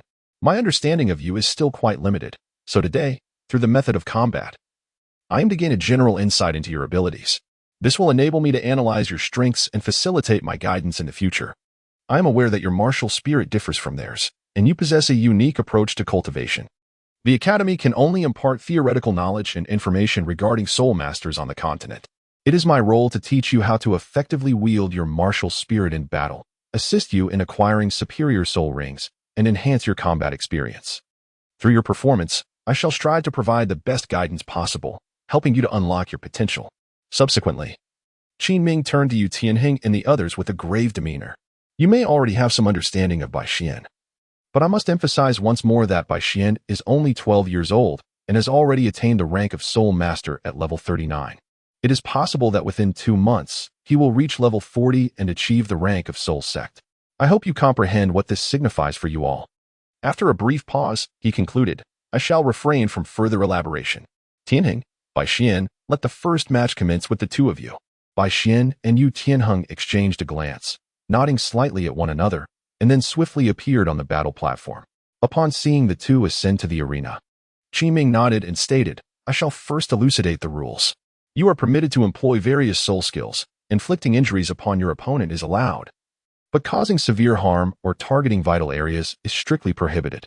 The battle continues until one party concedes, collapses, or is thrust out of the arena. If necessary, I will personally intervene to conclude the fight." Afterward, Qin Ming turned to Yu Lingling and added, "Lingling, you shall stand by, prepared to offer them healing at any moment." Upon hearing this, Bai Xian and Yu Tianheng nodded in understanding. Observing their reactions, Qin Ming acknowledged them with a nod. Thus, the battle of souls commenced. As Qin Ming's words fell, both Bai Xian and Yu Tianheng summoned their respective martial souls. Surrounding Yu Tianheng were 3 soul rings, 2 yellow and 1 purple, while a dragon-like specter resembling a salamander, crackling with blue-purple lightning, gradually emerged behind him. As the dragon-shaped illusion manifested, a dazzling blue light ignited at Yu Tianheng's forehead, rapidly radiating and cascading across his entire being. Subsequently, blue-purple lightning coalesced from the void, swirling around his form. At this moment, Yu Tianheng's transformation was not overly pronounced. He merely bore a new blue lightning pattern above his brow. However, despite the subtle nature of this change, his right arm suddenly swelled, elongating by more than half a foot, becoming extraordinarily robust, and was enshrouded in blue-purple scales. His entire right hand morphed into a claw, equally adorned with scales, each joint of his fingers becoming remarkably thick, while the blue-purple lightning dancing around him intensified around his right hand. While the transformation of Yu Tianheng was indeed remarkable, the attention of the onlookers was primarily directed towards Bai Xian. After Bai Xian summoned Cheng Xia, although there were no further changes, The 3 soul rings that emerged around him stirred profound waves within the hearts of everyone present, except for Qin Ming. 1 yellow and 2 purple rings traditionally. The understanding within the Spirit Master community dictated that a purple soul ring could only be absorbed at the 3rd soul ring level. Yet, Bai Xian had shattered this long-held belief, leaving them utterly astonished. Even Qin Ming, who had already gathered information about Bai Xian's soul rings from the Dream God Machine, found it hard to believe upon witnessing the 1 yellow and 2 purple soul rings surrounding Bai Xian. The 2nd soul ring had already reached a millennium. What about the 3rd soul ring? Surely it would not merely be around 1,000 years like those of ordinary spirit masters. Absolutely not. The disparity in the age of soul rings is most directly reflected in the power of soul skills. The difference between a millennium level and lower would be nothing short of monumental, akin to a chasm, for Qin Ming.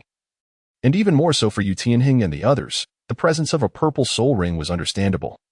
But the fact that the 2nd soul ring was a millennium surpassed their comprehension. Shaking his head, Yu Tianhing forced himself to regain composure. While he had been aware of the significant gap in soul power from the outset, the disparity in soul rings left him mentally shaken. As he steadied himself, the pride in the depths of his eyes receded, replaced by an indomitable fighting spirit. As a bearer of the blue electric Tyrannosaurus Rex martial soul, he embodied the essence of relentless offense. The teachings of the blue electric Tyrannosaurus family instilled a clear emphasis on aggression. Only through direct confrontation could the might of a blue electric Tyrannosaurus spirit master be demonstrated. With a surge of thunder, Yu Tianhing let out a low shout, propelling himself into the air and lunging directly at Bai Xian with a claw. His speed was remarkable, and in an instant, he appeared before Bai Xian. With azure and violet lightning coalescing around his claw, forming an ethereal lightning claw aimed at Bai Xian's chest. Observing Yu Tianhing's approach, Bai Xian's lips curled slightly. He tilted his body and arched backward, narrowly evading the claw strike that grazed past his chest. The precision of his control allowed Bai Xian to effortlessly dodge attacks even from opponents of equal or greater rank. A stream of lightning began to materialize from the void surrounding Bai Xian as he utilized a 6-fold enhancement. "Senior, be careful." As soon as Bai Xian's words fell, his figure vanished from sight, reappearing instantaneously at Yu Tianhing's left side, his speed far surpassing that of Yu Tianhing moments before. So fast. The sheer velocity of Bai Xian astonished both Yu Tianhing and the onlookers. This speed eclipsed even the moment he summoned his martial soul. In front of Yu Tianhing, Bai Xian swung his blade towards his flank. Yu Tianhing did not evade, throughout his training under his family's elders. He had never been taught the necessity of evasion as a blue electric Tyrannosaurus spirit master. Thus, he raised his right hand, still enveloped in the residual lightning claw, preparing to meet the attack head-on. The clash between the claw and Cheng Xiao was fierce, both warriors acutely aware of the force behind each strike. Due to a moment's haste, Yu Tianhing's strength fell slightly short of Bai Xian's, placing him at a disadvantage. However, Bai Xian would not hold back. He understood the principle that one must exert full effort even against a lesser opponent. Although his enhancement was merely 6-fold, Bai Xian's reaction speed and agility far eclipsed Yu Tianhing's. After a failed strike, Bai Xian reversed his blade, twisting his body for a consecutive downward slash. The two engaged in a whirlwind of strikes, with Bai Xian leveraging his superior control and speed to keep Yu Tianhing firmly suppressed. Yu Tianhing felt an overwhelming sense of frustration. Logically, in his blue electric Tyrannosaurus state, his physical prowess should have far surpassed that of a spirit master of equal rank. Moreover, with the lightning claw allowing both offensive and defensive maneuvers, he should have had the upper hand in this direct confrontation. Although Bai Xian's speed and reactions were slightly faster, he should not have felt this constraint. Every time Yu Tianhing attempted to utilize the ranged capabilities of the lightning claw, Bai Xian thwarted him, and each of his attempts was narrowly evaded, leaving him mentally shaken. This could not continue. Yu Tianhing resolved inwardly, as Bai Xian launched another attack. Yu Tianhing's 2nd soul ring flashed fiercely, followed by a low shout, thunderous fury. The lightning swirling around his body expanded dramatically, transforming into countless bolts that erupted outward in all directions. With his finely honed control, Bai Xian sensed the surge of soul power from Yu Tianhing the moment he activated his soul skill. The thunder around Bai Xian intensified as he executed a downward slash with Cheng Xia, leaving behind a mysterious trail. In a heartbeat, he transformed into a blue streak of light, vanishing from his original position.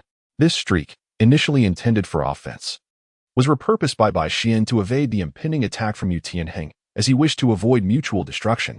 Witnessing Bai Xian's astonishing speed, the eyes of all present widened in disbelief. Qin Ming, observing Bai Xian's rapid movement, felt an even greater astonishment. This speed rivaled his own. As a rank 59 battle soul king with the formidable flame wolf martial soul, his speed was already impressive, yet here was Bai Xian, merely a soul master.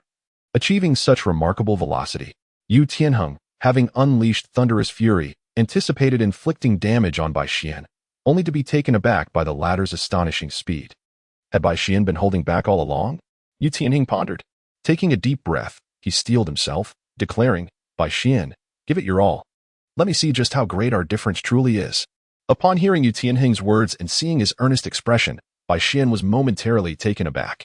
After a brief pause, he nodded slowly, saying, then you'd best be careful. With that, Bai Xian reversed his grip on Chengxia, lowering his upper body and bending his legs slightly. Adopting a unique starting stance, the intensity of the lightning dancing along the blade and the aura rising around Bai Xian grew ever stronger. As Yu Tianheng observed Bai Xian's stance, he felt the pressure emanating from him had nearly doubled. A bead of sweat formed at his temple. His pupils narrowed as the solitary purple soul ring surrounding him shimmered. Thunderous fury. With a low growl, Yu Tianheng summoned forth the third soul ring technique he had recently acquired, as if only through this means could he alleviate some of the pressure exerted by Bai Xian. The spectators, including Du Guyan and others, donned expressions of grave concern. As friends and teammates, they were well aware of Yu Tianheng's prowess. Even before obtaining the third soul ring, he had already proven himself to be on par with any among them. Now, as a soul master of the same rank, his reaction in the face of Bai Xian was unprecedented, revealing a seriousness they had never witnessed before. Observing Yu Tianheng's movements, Bai Xian offered a slight smile. With a flick of his ankle, his form transformed into a streak of blue and white light, vanishing from sight. Before Yu Tianheng could fully comprehend the sudden disappearance, Bai Xian reappeared, the hilt of his blade poised at the precise location of Yu Tianheng's back.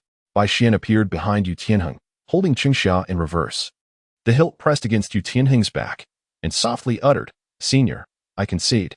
Yu Tianheng, initially in a state of wrathful vigilance, had yet to realize the nature of Bai Xian's assault when he heard the voice from behind, causing his body to involuntarily stiffen slightly. Bai Xian's strike shattered his long-held pride as a twin star of the blue electric Tyrannosaurus family. The pride that once resided deep within his eyes had vanished entirely. Just moments ago, he had speculated that he might not be a match for Bai Xian, yet he never anticipated that Bai Xian would emerge victorious with such composure, nor that he would be defeated so thoroughly. The victor is Bai Xian. Qin Ming's voice resonated at an opportune moment.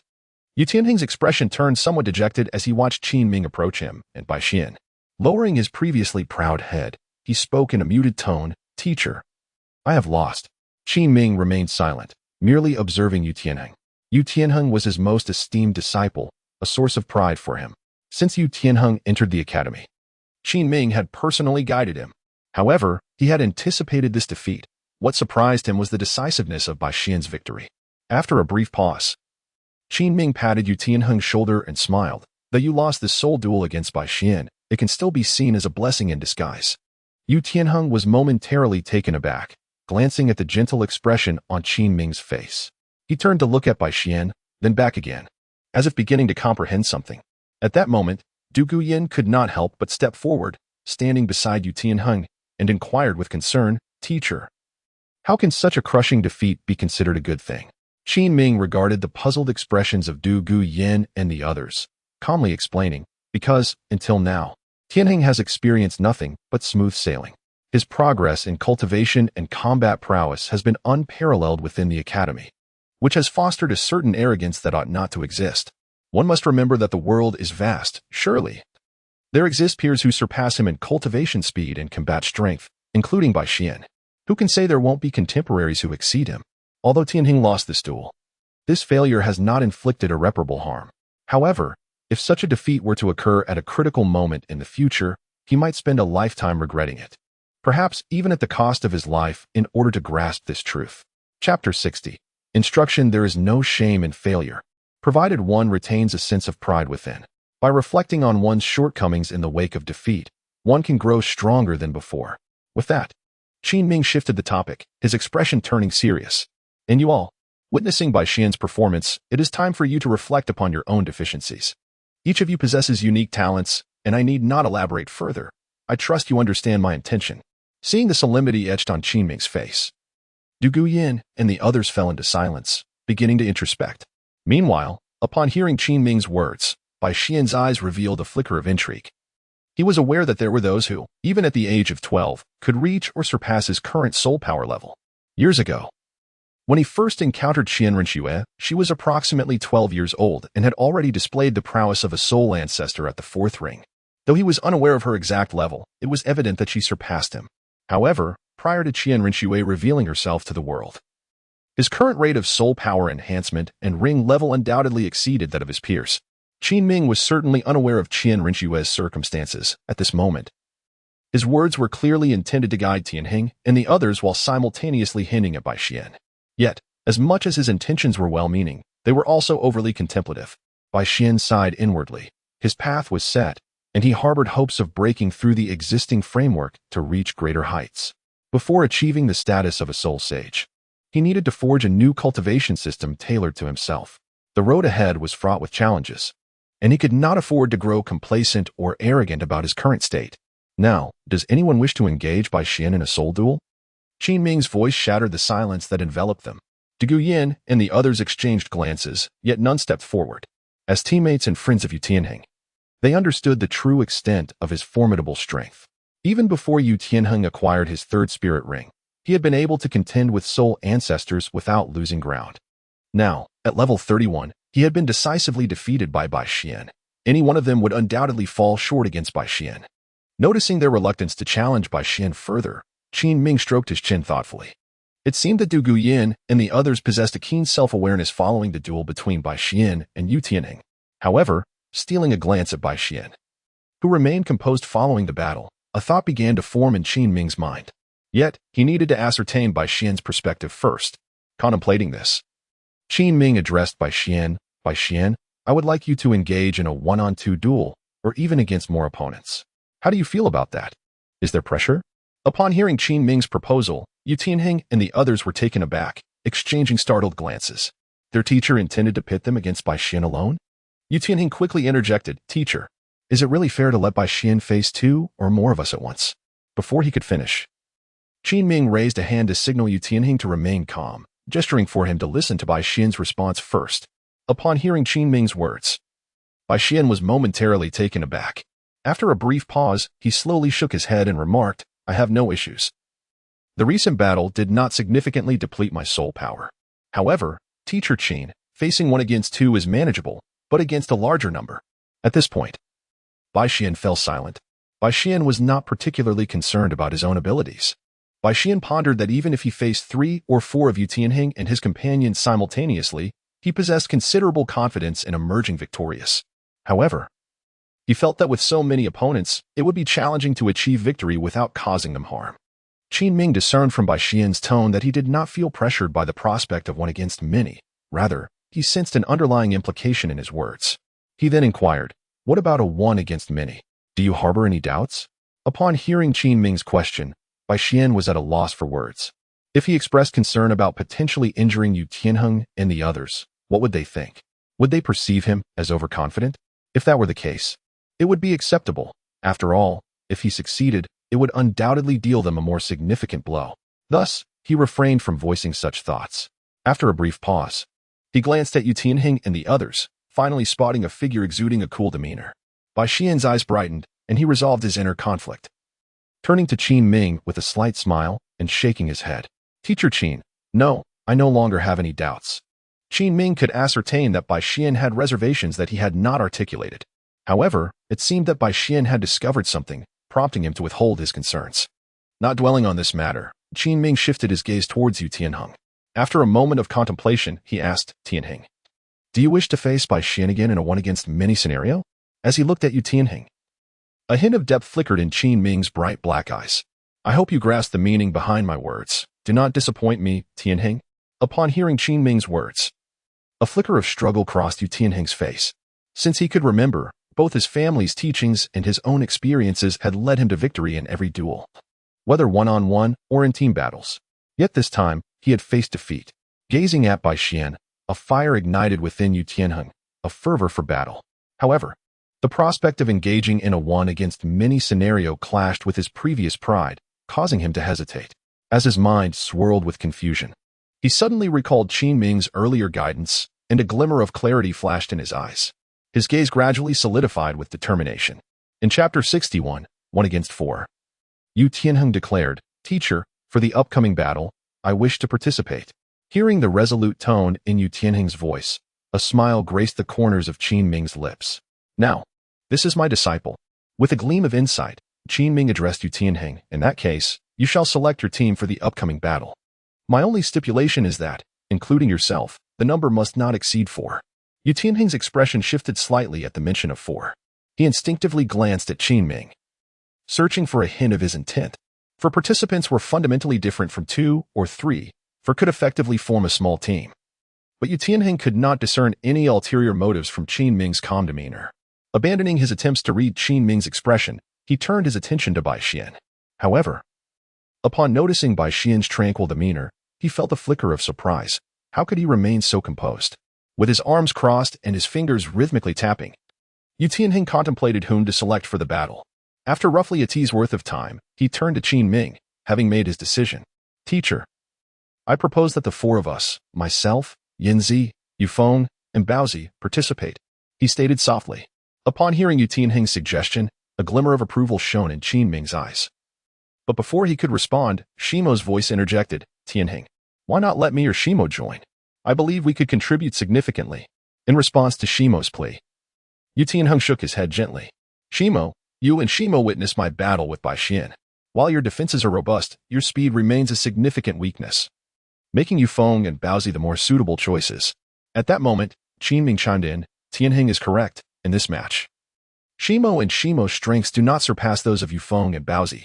Qin Ming felt pleased with Yu Tianheng's selection, noting that he had overcome the shadow of his earlier defeat and not allowed it to cloud his judgment.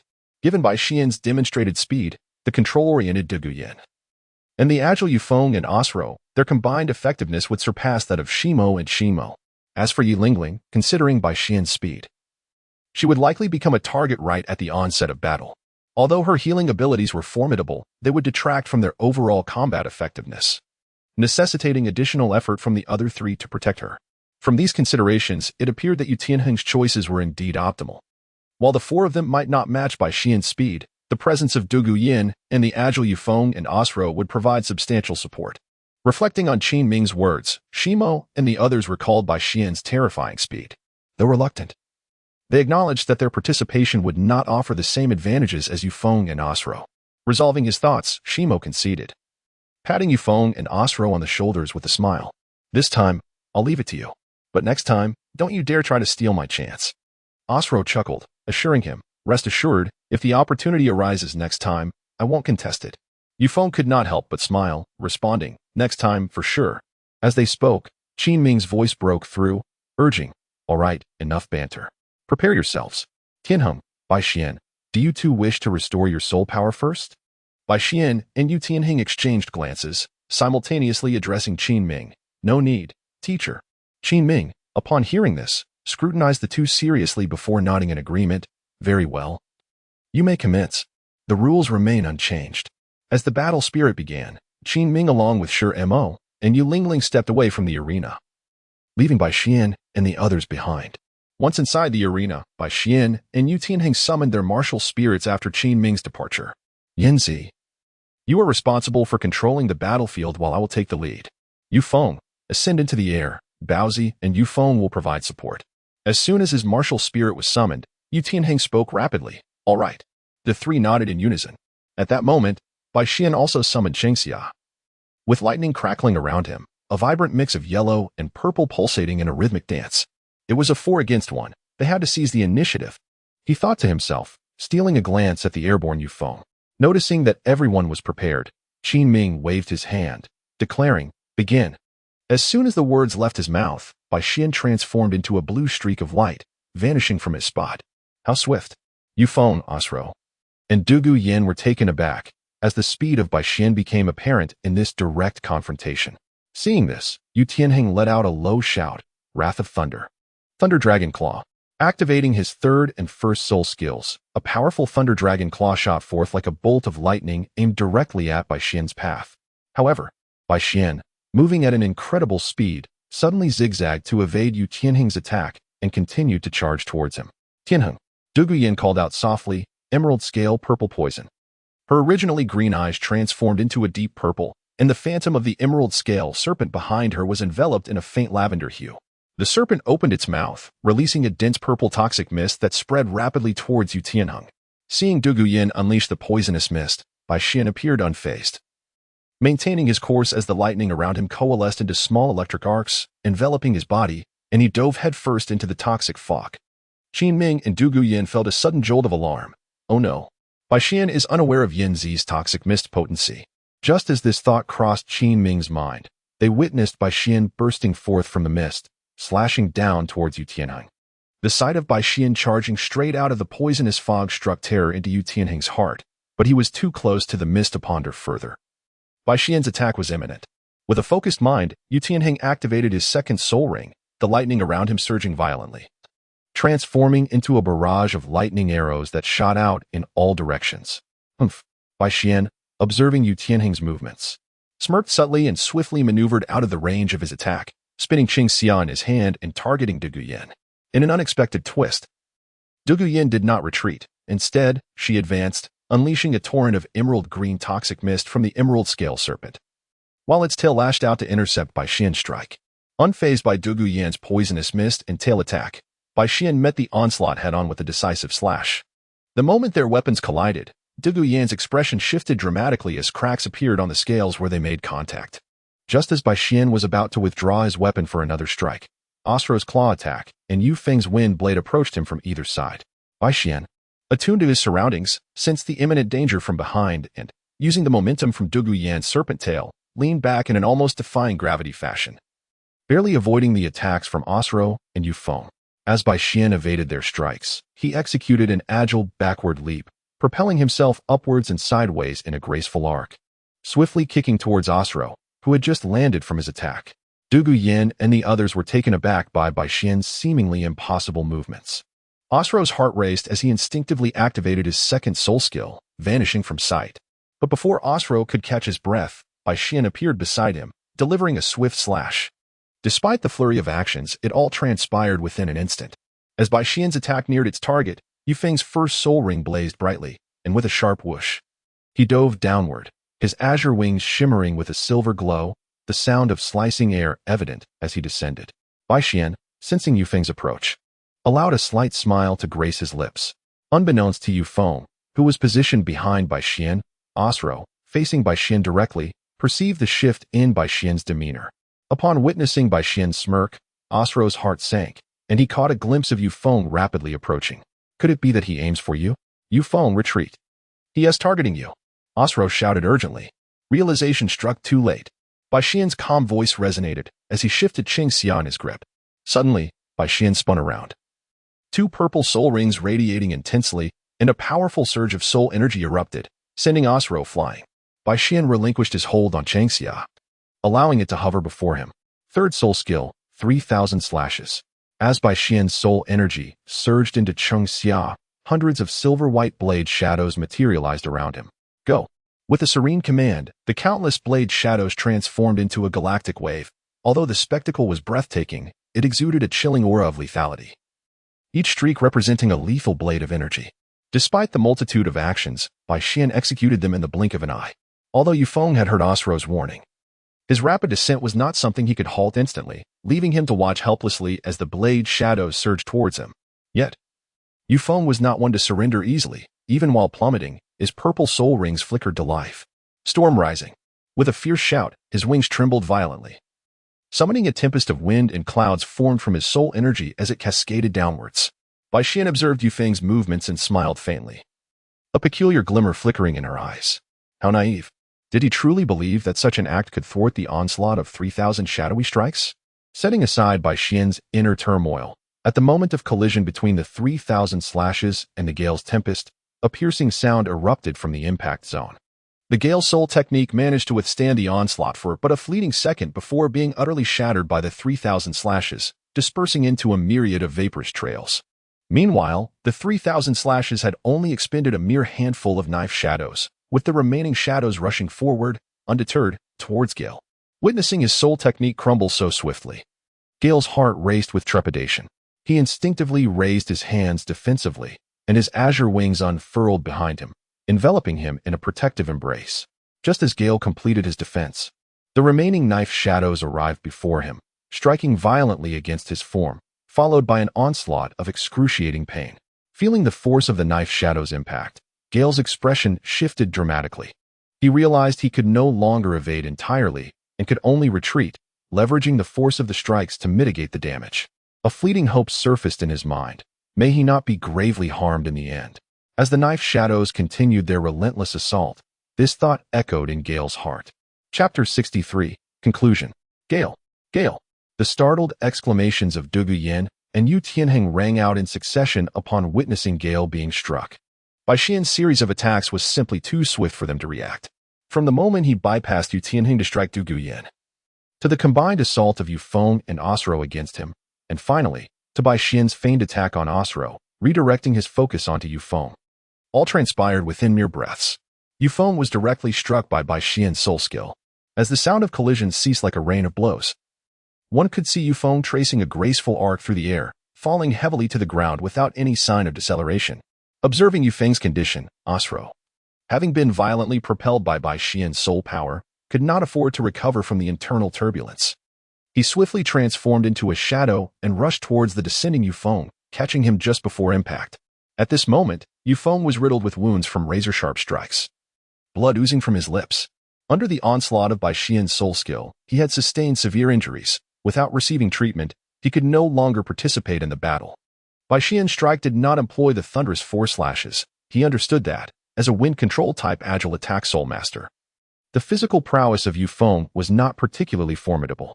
The might of the thunderous force slashes might be too overwhelming even for a high-ranking attack type soul master to withstand. If unleashed, it would likely leave Yu Feng either gravely injured or worse. Thus, he opted to utilize only his second and third soul skills in conjunction. Yet, even this combination unleashed a power that was far beyond what Yu Feng could resist. This was not merely a disparity in soul power. The difference in the quality of their soul rings spanned thousands of years. Yu Feng, are you all right? As he gently set Yu Feng down, Asro couldn't help but feel a pang of regret upon witnessing Yu Feng's pitiful state. If he had been able to discern Bai Xian's intentions sooner, Yu Feng would not have sustained such severe injuries. Cough. Yu Feng spat out a mouthful of blood, his right arm resting on Asro's shoulder as he gasped. I'm not dead yet. Cough, cough. However, the injuries within me are quite serious. I fear I won't have much strength to act. At this moment, Yu Tianheng and Douluo Yin had also rushed to their side, their expressions wary as they fixed their gaze on the halted Bai Xian. Yu Feng, how are you? Yu Tianheng asked in a low voice, leaning against Yu Feng and seeking information. Boss, Yu Feng has been gravely injured. He likely cannot continue fighting. Asro's face was somber as he spoke. Upon hearing this, Yu Tianheng cast a sidelong glance at Yu Feng, and upon seeing his wretched condition, he felt a chill run through him. Yu Feng, you should withdraw for now. Let Lingling tend to your wounds. The next phase of the battle is ours. Tianheng. I'm sorry, it was my oversight. You three must be careful. Bai Xian is not to be trifled with. Yu Feng did not insist on staying. Though reluctance gnawed him, he recognized his current state. Remaining would not only yield no assistance but could also become a burden to Yu Tianheng and the others. It was better to step back and leave it to them. As Yu Feng withdrew from the arena, only Bai Xian and his three companions remained on the fighting platform. Meanwhile, Yu Tianheng and his companions ceased their dispersal and arranged themselves in a triangular formation, with Yu Tianheng at the forefront and Asro and Douluo Yin positioned on either side behind him. Outside the arena, Yu Feng staggered over to Qin Ming and the others. Teacher. Yu Feng's expression was somewhat grim. There's no need for further discussion. Just watch them finish this match. Qin Ming's demeanor was calm, though inwardly he felt a surge of admiration. Wait until their battle concludes to speak. Lingling, assist Yu Feng with his treatment. Bai Xian's combat awareness and prowess are exceptionally formidable. He is acutely aware that he faces a 4-to-1 situation against Yu Tianheng and his companions, although he remains cautious. A hint of carelessness inevitably creeps in. Seizing this opportunity, he swiftly eliminates one combatant, alleviating the pressure of numbers he must contend with. Moreover, Qin Ming perceives that Bai Xian's second and third soul rings are likely not the ordinary 1,000 or 2,000-year soul rings. Otherwise, he could not so effortlessly dismantle the third soul skill of Yu Feng. As he observes the fierce skirmish unfolding in the arena, Qin Ming's mind echoes with the conversation he had with Dream Machine the previous afternoon. During that discussion, Dream Machine had spoken with a hint of gravity. asserting that Bai Xian is no ordinary soul master. His will, martial spirit, physique, and innate talent are far beyond the reach of the average person. Who in history has ever successfully absorbed a 1,000-year soul ring at the second soul ring level? Qin Ming, Bai Xian is certainly extraordinary. One cannot view him through the lens of conventional reasoning. Now, it appears that Dream Chief's words hold true, though it remains uncertain whether this truly represents your full strength. As the image of Bai Xian's tranquil expression amidst battle reflects in his pupils, Qin Ming finds himself murmuring softly. At this moment, the clash between Bai and Yu Tianheng has reached a fever pitch. The entire arena is enveloped in a faint green mist, the venom of Douluo Yan's green scale serpent. Bai Xian and Yu Tianheng continue to collide, with an electromagnetic barrier composed of countless flashes of electricity surrounding Bai Xian, effectively shielding him from both the toxic mist and any physical contact. Bolts of lightning dance incessantly across his form. With the advantage of initiative, Bai Xian took advantage of Yu Tianheng and his companions' lack of vigilance to eliminate Yu Feng from the battlefield. However, this left the remaining trio of Yu Tianheng increasingly cautious, making the battle far from effortless compared to before. As the confrontation progressed, the three of them grew more alarmed, despite Bai Xian being several levels higher than them. It was reasonable to assume that after such a prolonged engagement, he would be severely taxed by not only countering their relentless assaults but also maintaining the electric protective barriers surrounding him. The energy consumption should have been far greater than theirs. Yet, at this moment, while their own soul power and stamina were nearly depleted, their breaths becoming erratic, Bai Xian remained composed, his breathing steady and showing no signs of fatigue in his soul power. This stark contrast unnerved them. Little did they know that Bai Xian's meridians and physique had been significantly enhanced under the nurturing of the Qinglian seedling. The quality of his soul power was likely superior to that of an ordinary soul king. In terms of quantity, over the years, his dantian and meridians had expanded to nearly double that of a typical soul master, resulting in a soul power far exceeding that of others at the same level. Although this meant his cultivation speed was somewhat slower, Bai Xian possessed the Qinglian seedling, a divine entity capable of gathering the essence of heaven and earth, which ensured his cultivation would ultimately be swifter than that of ordinary soul masters. Furthermore, having frequently ventured into the Star Dou forest for training over the years, he had endured far more instances of soul power and stamina depletion than Yu Tianheng and his companions. Thus, even with less than 30% of his soul power remaining, he could maintain his serene demeanor. This naturally led Yu Tianheng and his companions to mistakenly perceive that Bai Xian still had considerable reserves. Exchanging furtive glances, the trio realized they could not continue in this manner. Yet, before they could reach a decision, Bai Xian had already resolved to swiftly conclude the battle.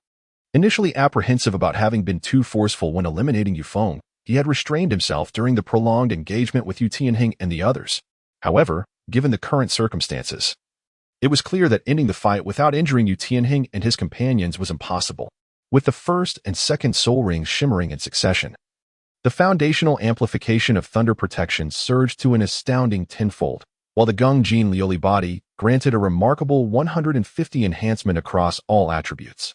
An endless torrent of thunder erupted from within Bai Xian, his form enveloped in crackling energy, glowing with a faint golden radiance, making him appear as a thunderous deity. As he wielded his weapon, Changxia, with an enigmatic grace, his figure transformed into a streak of blue light, vanishing from sight, leaving only flickering arcs of lightning in his wake. Witnessing Bai Xian's disappearance, the three, still engaged in secretive communication, felt a chill grip them. Yu Tianheng and Osro sensed as though a formidable adversary had locked onto them, causing their hairs to stand on end. Douluo Yan, a control-type soul master, posed a lesser threat than Yu Tianheng and Osro when the toxic mist did not endanger her. Thus, Bai Xian set his sights on Yu Tianheng and Osro, knowing that neutralizing them would effectively conclude the battle. In that moment, Bai Xian exhibited the same demeanor he had when confronting ferocious soul beasts in the Star Dou forest, a calmness born from having slain nearly 100 of them. However, this indifference to life unnerved Yu Tianheng and Osro, who had seldom faced such life-and-death situations. As they regained composure from their earlier dread, Bai Xian's Changxia traced a swift arc, striking towards Yu Tianheng's chest. Yu Tianheng felt a sharp pain in his torso, his body propelled backward by a tremendous force. Tianheng, boss. Douluo Yan and Osro reacted just in time to see Yu Tianheng sent flying by Xian's strike. Yet before they could react further, Bai Xian redirected Changxia, unleashing a barrage of azure golden blade energy towards Osro. As Osro's alarmed cry escaped his lips, a profound sense of unease welled within him. The looming threat intensified. In a flash, his purple soul rings flickered, and he split into two figures, darting in opposite directions.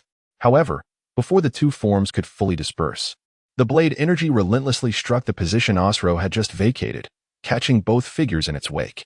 With a swift motion, one of the figures appeared not far from Yu Tianheng. It was Osro, looking somewhat disheveled, with shallow and deep gashes marring his right thigh and calf. Truly, as a swift attack-type soul master, his speed was commendable, but was his injury merely this? Could it be that the blade energy, composed solely of ordinary soul power, lacked sufficient speed and force? Bai Xian cast a glance at Oslo's injury, silently pondering the situation. However, he had no intention of ceasing his assault just yet. As for Yu Tianheng, there was no need for further observation. Although the previous strike had been severe, it was delivered with the back of the blade, leaving little visible damage. Nonetheless, the force behind it was undeniably substantial, and at this moment, Yu Tianheng's internal organs must have endured significant harm. Indeed, as soon as he collapsed, a mouthful of fresh blood erupted from his lips. At that moment, Yu Tianheng felt as though his chest had been shattered, an excruciating pain intensely assaulting his senses, nearly rendering him unconscious. The actions of Bai Xian were unceasing. As Osro descended, Bai Xian's figure swiftly followed. The shadow of his blade descended, and Osro, unable to evade in time, staggered and braced himself with his left hand, falling to the side. Yet before he could rise or retreat, Bai Xian executed a swift spin, delivering a powerful kick to his chest. With no other option, Osro raised his remaining right hand to shield himself. A resounding thud echoed as he felt as though a great mountain had collided with his chest. Agonizing pain surged through him, propelling his body like a cannonball. With a muffled thump, Osro crashed against the outer wall, tumbling out of the ring. In a mere moment, Bai Xian had executed a decisive victory over both Yu Tianheng and Osro. Among the onlookers, aside from the involved Bai Xian, only Qin Ming fully grasped the exquisite brilliance of Bai Xian's lethal techniques. The victor was declared. Bai Xian. Qin Ming stepped forward to halt the battle. Although Du Guyan remained in the arena, Qin Ming understood that there was no longer any need for continuation. A 4-on-1 scenario had culminated in Bai Xian's overwhelming triumph. Chapter 65. Explanation. Lingling, quickly. Tend to Tianheng and the others. Qin Ming's figure flickered into the arena. Yi Lingling, her expression cool and composed, nodded in response. With her jade-like hands gently cradling a blossoming begonia, its center a delicate pink surrounded by 9 white petals, she summoned her healing powers. As her 3 soul rings flickered in succession, a faint sweet fragrance emanated from the heart of the begonia, accompanied by a soft white glow. White halos, shaped like begonia petals, gracefully floated outward, enveloping the entire battle arena in a pristine light. Petals, as delicate as the wings of cicadas, scattered throughout, landing upon Yu Tianheng, Du Guyan, and Osro, gradually merging into their bodies. As the petals integrated, the pain and pallor on Yu Tianheng and Osro's faces visibly eased, while Du Guyan, though uninjured, also felt tension dissipate as she moved closer to Yu Tianheng. The 9 Hearts begonia was indeed a support-type martial soul that even the 7 Treasure Glazed Tile School regarded with caution. Although it possessed solely healing abilities, it executed them to perfection. Despite Yu Lingling being merely a 3-ring soul master, under her care, Yu Tianheng and Osro's injuries fully healed in no time. Meanwhile, as Bai Xian approached the recovering Yu Tianheng, slightly panting, he inquired, "Senior, are you all right?" The recent display of power had rapidly depleted his soul energy, leaving him with barely a fraction remaining. The excessive exertion had strained even his robust physique. Shaking his head slowly, Yu Tianheng managed a wry smile and remarked, "I never expected your strength to be so formidable, Bai Xian. I had thought you were already powerful, yet even with the combined might of the 4 of us, we still fell short." Bai Xian gently shook his head. "I have reached my limits as well. Senior Dugu is still on the field. And if it weren't for Teacher Qin calling a halt just now, the outcome of this match would still be uncertain. It was truly excruciating. I can't fathom how you, Bai Xian, have trained to become so formidable. Perhaps many soul sects cannot compare to your prowess." At this moment, Osro slowly approached Bai Xian and the others, continuously critiquing as he walked. In response to Osro's remarks, Bai Xian could only shrug his shoulders and offer a sheepish smile. Qin Ming entered the arena, gazing at Bai Xian and the others, and said slowly, "The battle just now was remarkable, Bai Xian. You performed admirably. Your fighting style exhibited great strategy. Has anyone trained you in such a manner?" Bai Xian gently shook his head, letting out a soft sigh as he spoke. "No. All my knowledge stems from various books and my past experiences in battling soul beasts. I have endured quite a bit along the way. As he spoke, a glimmer of nostalgia crossed his face. Over the years, he had not only engaged with the texts of the Academy and the Soul Master records within Soto City. During his studies, he had ventured multiple times into the Star Dou forest for rigorous training, encountering groups of soul beasts on numerous occasions. The hardships he faced were plentiful, and through these experiences, he had discerned the optimal strategies for combat at different moments. After a brief pause, Bai Xian continued, "In fact, I was nearly at my limits just now, with less than 10% of my soul power remaining. Had it not been for Teacher Qin's timely intervention, the outcome of this battle could have been quite uncertain." Hearing this, Qin Ming offered a slight smile and replied, "There is no need for such modesty. I understand Yanzi. Her poisonous mist cannot affect you. Even if your assessment is accurate, I firmly believe that you would ultimately emerge victorious in this encounter." Upon hearing this, Bai Xian ceased to resist and reluctantly acquiesced. After Qin Ming finished speaking, he turned his gaze towards Yu Tianheng and the others, saying, "Tianheng, what are your thoughts on the battle we just witnessed?" After a brief moment of contemplation, Yu Tianheng slowly replied, "Teacher, I find it difficult to provide an extensive evaluation of this battle. I believe that both I and Yinzi, along with the others, exerted our utmost efforts. However, there is one point." As he spoke, a hint of gloom overshadowed Yu Tianheng's expression. "During the fight, I was momentarily distracted. Such an error should never have occurred. Boss, were you also?"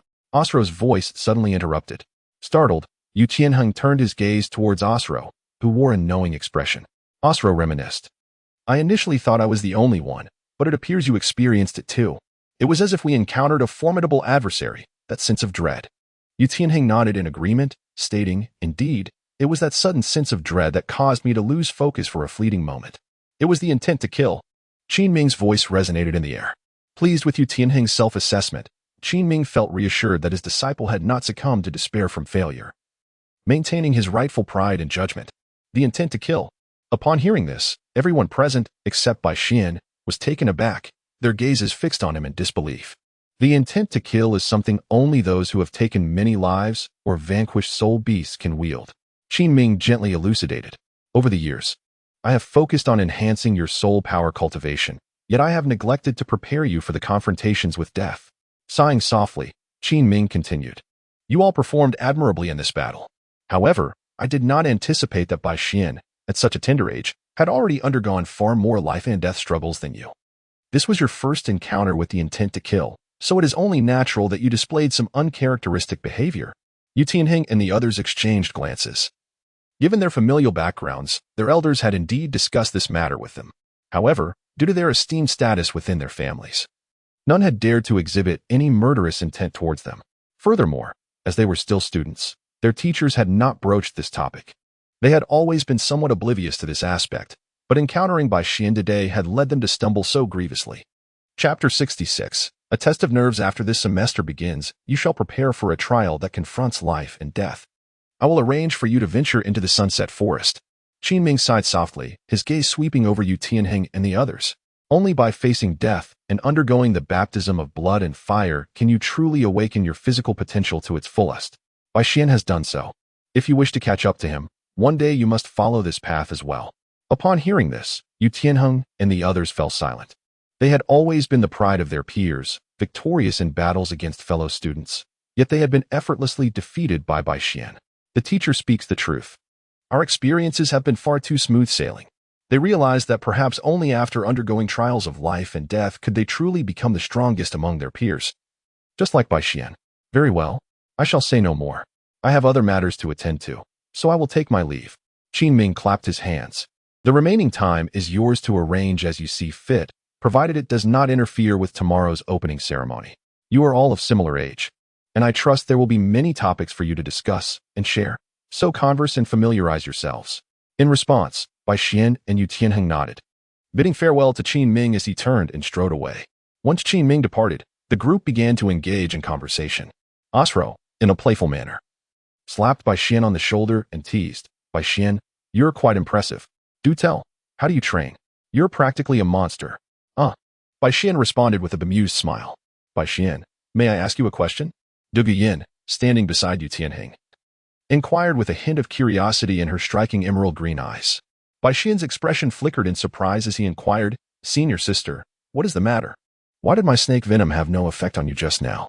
Dong Guyan gazed at Bai Xian and softly asked, while Yu Tianheng and the others observed Bai Xian with evident curiosity. Noticing the confusion in Dong Guyan's eyes, Bai Xian paused momentarily and explained, "It is not particularly complex, it merely pertains to a deeper application of soul skills." Soul skills? The look of bewilderment in Dong Guyan's eyes intensified. "My first soul skill was derived from the thunderous giant bear. The supplementary skill I acquired is an amplification type, which converts soul power into thunder to invigorate the body. I subdivided this thunder into smaller electric factors, creating a layer of ionization on my skin. Thus, when such a mist-like toxin encounters this ionized layer, it is incinerated by the destructive electric factors." Is it truly so? Upon hearing this, both Dong Guyan and the others widened their eyes in disbelief, their expressions reflecting astonishment as they regarded Bai Xian. Yu Tianheng sighed gently, remarking, though it may seem simple when spoken of, "How many soul masters possess the skill to wield such techniques as effortlessly as you, Bai Xian?" Upon hearing this, Bai Xian smiled gently and remarked, "It is not an exceptionally difficult task.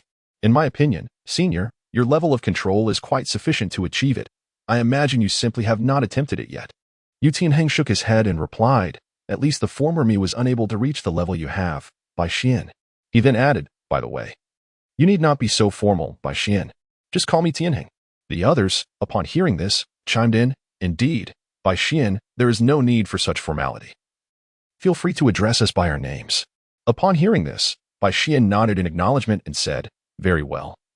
From now on we shall address each other by our names. You may continue to call me Bai Xian."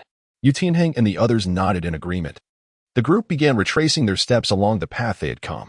Suddenly, as if recalling something, Yu Tianheng spoke up, "By the way, Bai Xian, are you free today?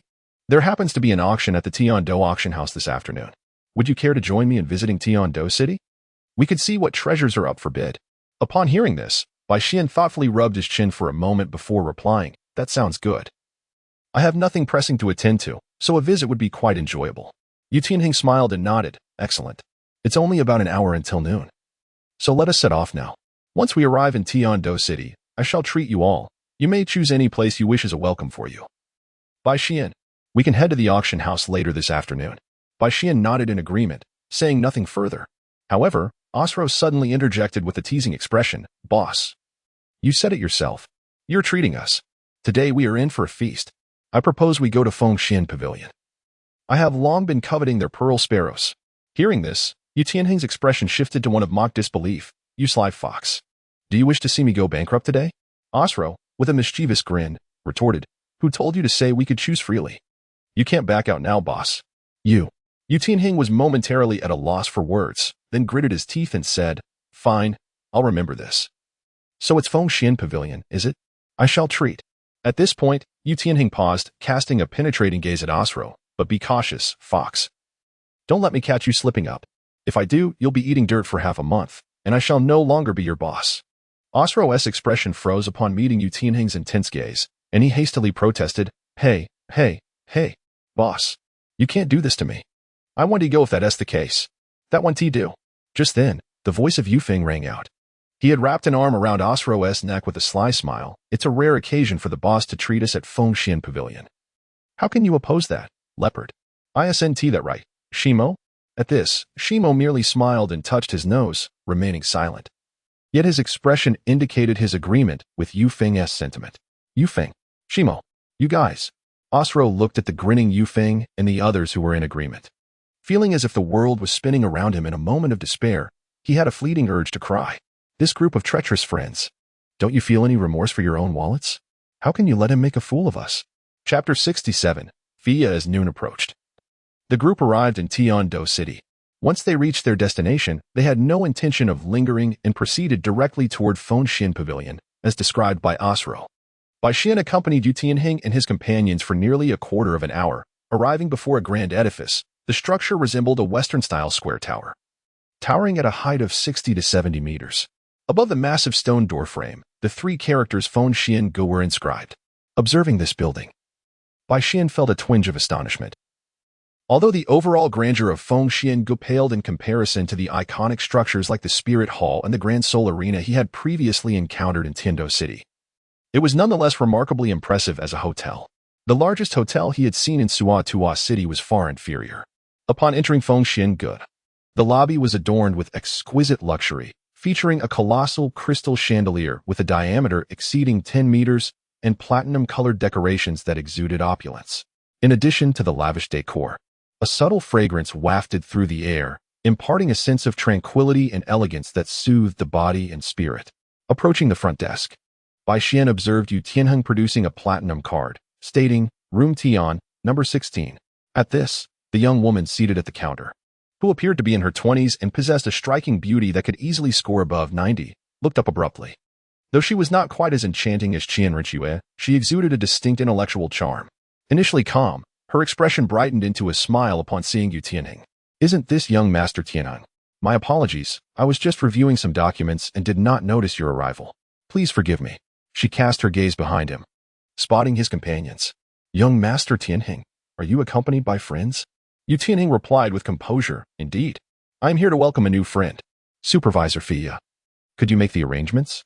A hint of curiosity flickered in Supervisor Fia's eyes as she surveyed Yu Tianheng's companions, then chuckled lightly. It seems that the person young Master Tianheng has brought along is quite a rare guest.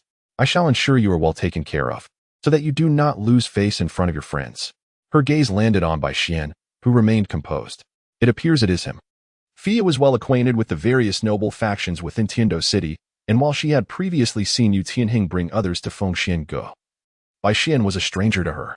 Maintaining her demeanor, she gently fanned her lips with a paper fan and smiled at Yu Tianheng. Young Master Tianheng, how about this? Since you are here to welcome a new friend, I shall arrange for you to be in Hall 10. The ambience there is among the finest in the Tian series.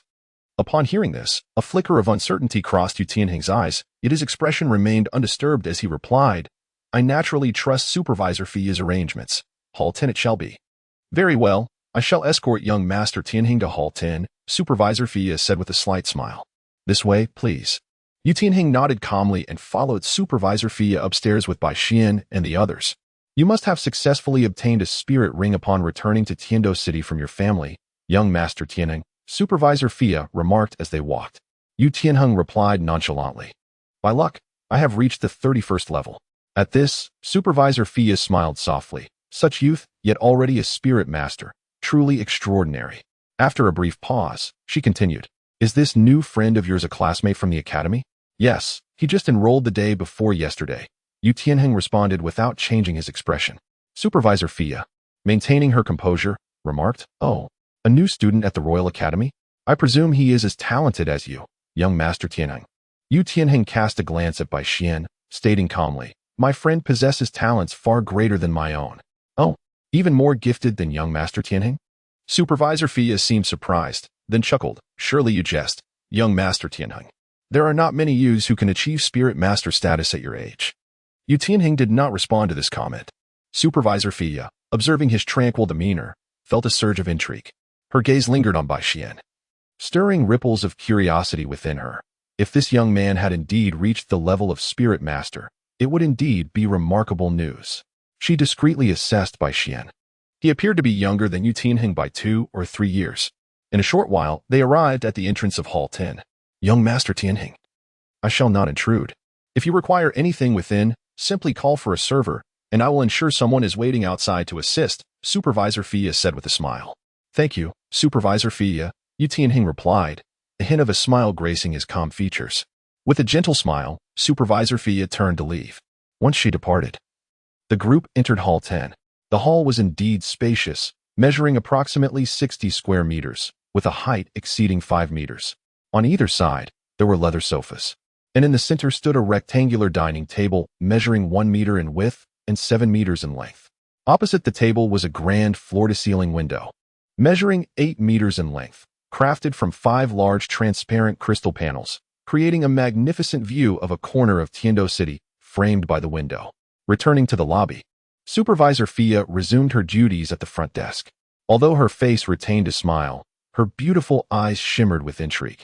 It was unlikely that Yu Tianheng would come to Fengxiangu to welcome a new friend without reason, especially one who had just enrolled at the Royal Academy and appeared younger than him while boasting greater talent. Someone, she called softly, summoning a female staff member clad in standard service attire. Stand by outside Hall 10. Attend to their needs as best as you can, and if anything unusual arises, report back to me immediately. Understood, the server replied, turning to depart. Watching her leave, Supervisor Fia gently fanned herself, lost in thought. Inside Hall 10. The group sat on the sofas, sipping tea and engaging in conversation as they awaited the staff to serve the dishes. Tianheng, are you well acquainted with that supervisor? Bai Xian asked, taking a delicate sip of his tea. One could say we are acquainted, Yu Tianheng replied.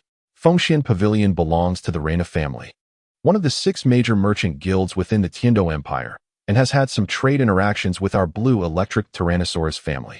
3 years ago, I arrived at the Tiandou Royal Academy for my studies, and during a visit here with Yinzi and others, she must have recognized me, as she bestowed upon me a VIP card of the highest grade. Yu Tianheng nodded calmly and remarked, it is rumored that she is the granddaughter of an elder in her clan, sent to Fengshan Pavilion for training, and currently, she manages the establishment. Is that so? Bai Xian murmured. Initially, upon entering Fengshan Pavilion, Bai Xian did not pay much attention to the individual named Fia. However, later on, he distinctly sensed her gaze upon him twice, imbued with an evident curiosity.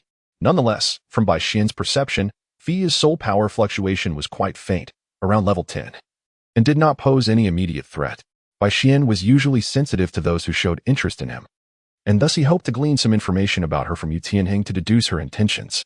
It seemed he was overly sensitive, Bai Xian mused. A woman emerging from a merchant guild should not warrant such concern. After a quarter of an hour, the dishes were served, and the group engaged in lively conversation at the dining table. In moments of merriment, the playful banter of Yu Feng and Aya Siluo frequently elicited laughter among the crowd. By the end of the meal, the bond between Bai Xian and Yu Tianheng had significantly strengthened. After settling the dining expenses, the group departed from Fengshan Pavilion and proceeded towards the Tiandou auction house. In just over 15 minutes, they arrived at the Tiandou auction house. It was evident that Yu Tianheng and his companions were no strangers to this place. Upon seeing Yu Tianheng at the entrance, the reception staff did not inquire further, but promptly assigned a young lady in a pristine white dress to guide them to the heart of the auction hall. Within the auction hall located on the 2nd floor, a vast circular arena unfolded before Bai Xian. At that moment, an auction was in progress, with personnel frequently entering and exiting the hall under the guidance of stunningly attractive staff. The hall was filled with numerous elegantly attired women, nestled in the arms of masked men. Observing this scene, Yu Tianheng and his companions appeared unfazed, likely accustomed to such spectacles. However, Bai Xian felt ripples of emotion within him at the sight of these alluring attendants. It was not that he could not withstand their allure. Over the years, Bai Xian had cultivated a steadfast resolve. Regardless of how enchanting the exterior may be, it ultimately fades into mere dust with time. Bai Xian could not help but feel a tinge of sympathy for those unable to seize control over their destinies. Adorned with a mask, Bai Xian and his companions settled into the outermost seats, observing the ceaseless parade of items being auctioned within the venue. Yu Tianheng leaned in and whispered to Bai Xian, "This is the very heart of the auction house, where items typically unattainable outside are sold. Generally, these items possess immense value. Though there are exceptions, some items defy valuation altogether. Feel free to look around. If anything catches your fancy, you may bid on it. By the way, do you have enough gold soul coins? Would you like me to lend you some for the time being?" In response, Bai Xian first nodded thoughtfully, then quickly shook his head. "I understand. I still have some gold soul coins with me. If I find myself short later, I shall seek your assistance." Yu Tianheng observed Bai Xian for a moment before nodding in agreement. Through their interactions over the past couple of days, Yu Tianheng sensed that Bai Xian did not possess the traits typically associated with members of noble families. Bai Xian's attire, a simple white robe made of cotton and linen, was far from ostentatious. Moreover, he lacked the distinguishing characteristics that marked a scion of a prestigious lineage. Traits that were, to varying degrees, present in Yu Tianheng and Osro Du Guyan. Although it seemed peculiar for the Heaven Dou Royal Academy, which predominantly enrolled noble soul masters, to admit someone who appeared to be a commoner, Yu Tianheng reconsidered upon reflecting on Bai Xian's formidable soul master level and prowess. The academy might indeed make an exception for such an extraordinary talent. However, in the core auction area of the Heaven Dou auction house, the minimum starting bid for items was set at 1,000 gold soul coins. Yu Tianheng harbored concerns that, should Bai Xian truly be a commoner soul master, he might lack sufficient gold soul coins. Bai Xian sat on the stage, observing the items being auctioned off in the hall, devoid of any desire to bid. At this moment, only the appearance of items essential for his cultivation would pique his interest. Otherwise, to be frank, he felt a lack of enthusiasm. For over an hour, nearly 100 items had been presented, yet none captured by Xian's attention. It was not until a staff member emerged from behind the scenes, pushing a small cart draped with a red silk scarf, that his curiosity was stirred. A subtle tremor coursed through the verdant lotus seedling in by Xian's mind. An unusual reaction that instantly captivated his attention. Chapter 69, The Curious Stone. Fixating on the protrusion concealed beneath the crimson silk scarf, a glimmer of intrigue flickered in by Xian's eyes. Although the contents of the small cart were shrouded in luxurious red silk, the perspective and the demeanor of the attendant pushing the cart suggested that the object was not particularly grand.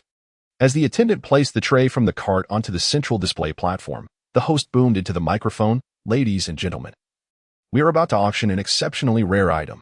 This treasure, authenticated by our auction house, is a unique type of mineral, starting at a bid of 2,000 gold soul coins, with each increment no less than 200 gold soul coins.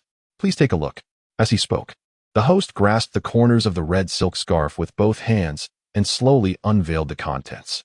Before Bai Xian's gaze lay a peculiar stone, exhibiting a blackish-gray hue, roughly the size of a watermelon and appearing quite ordinary, akin to a common roadside rock.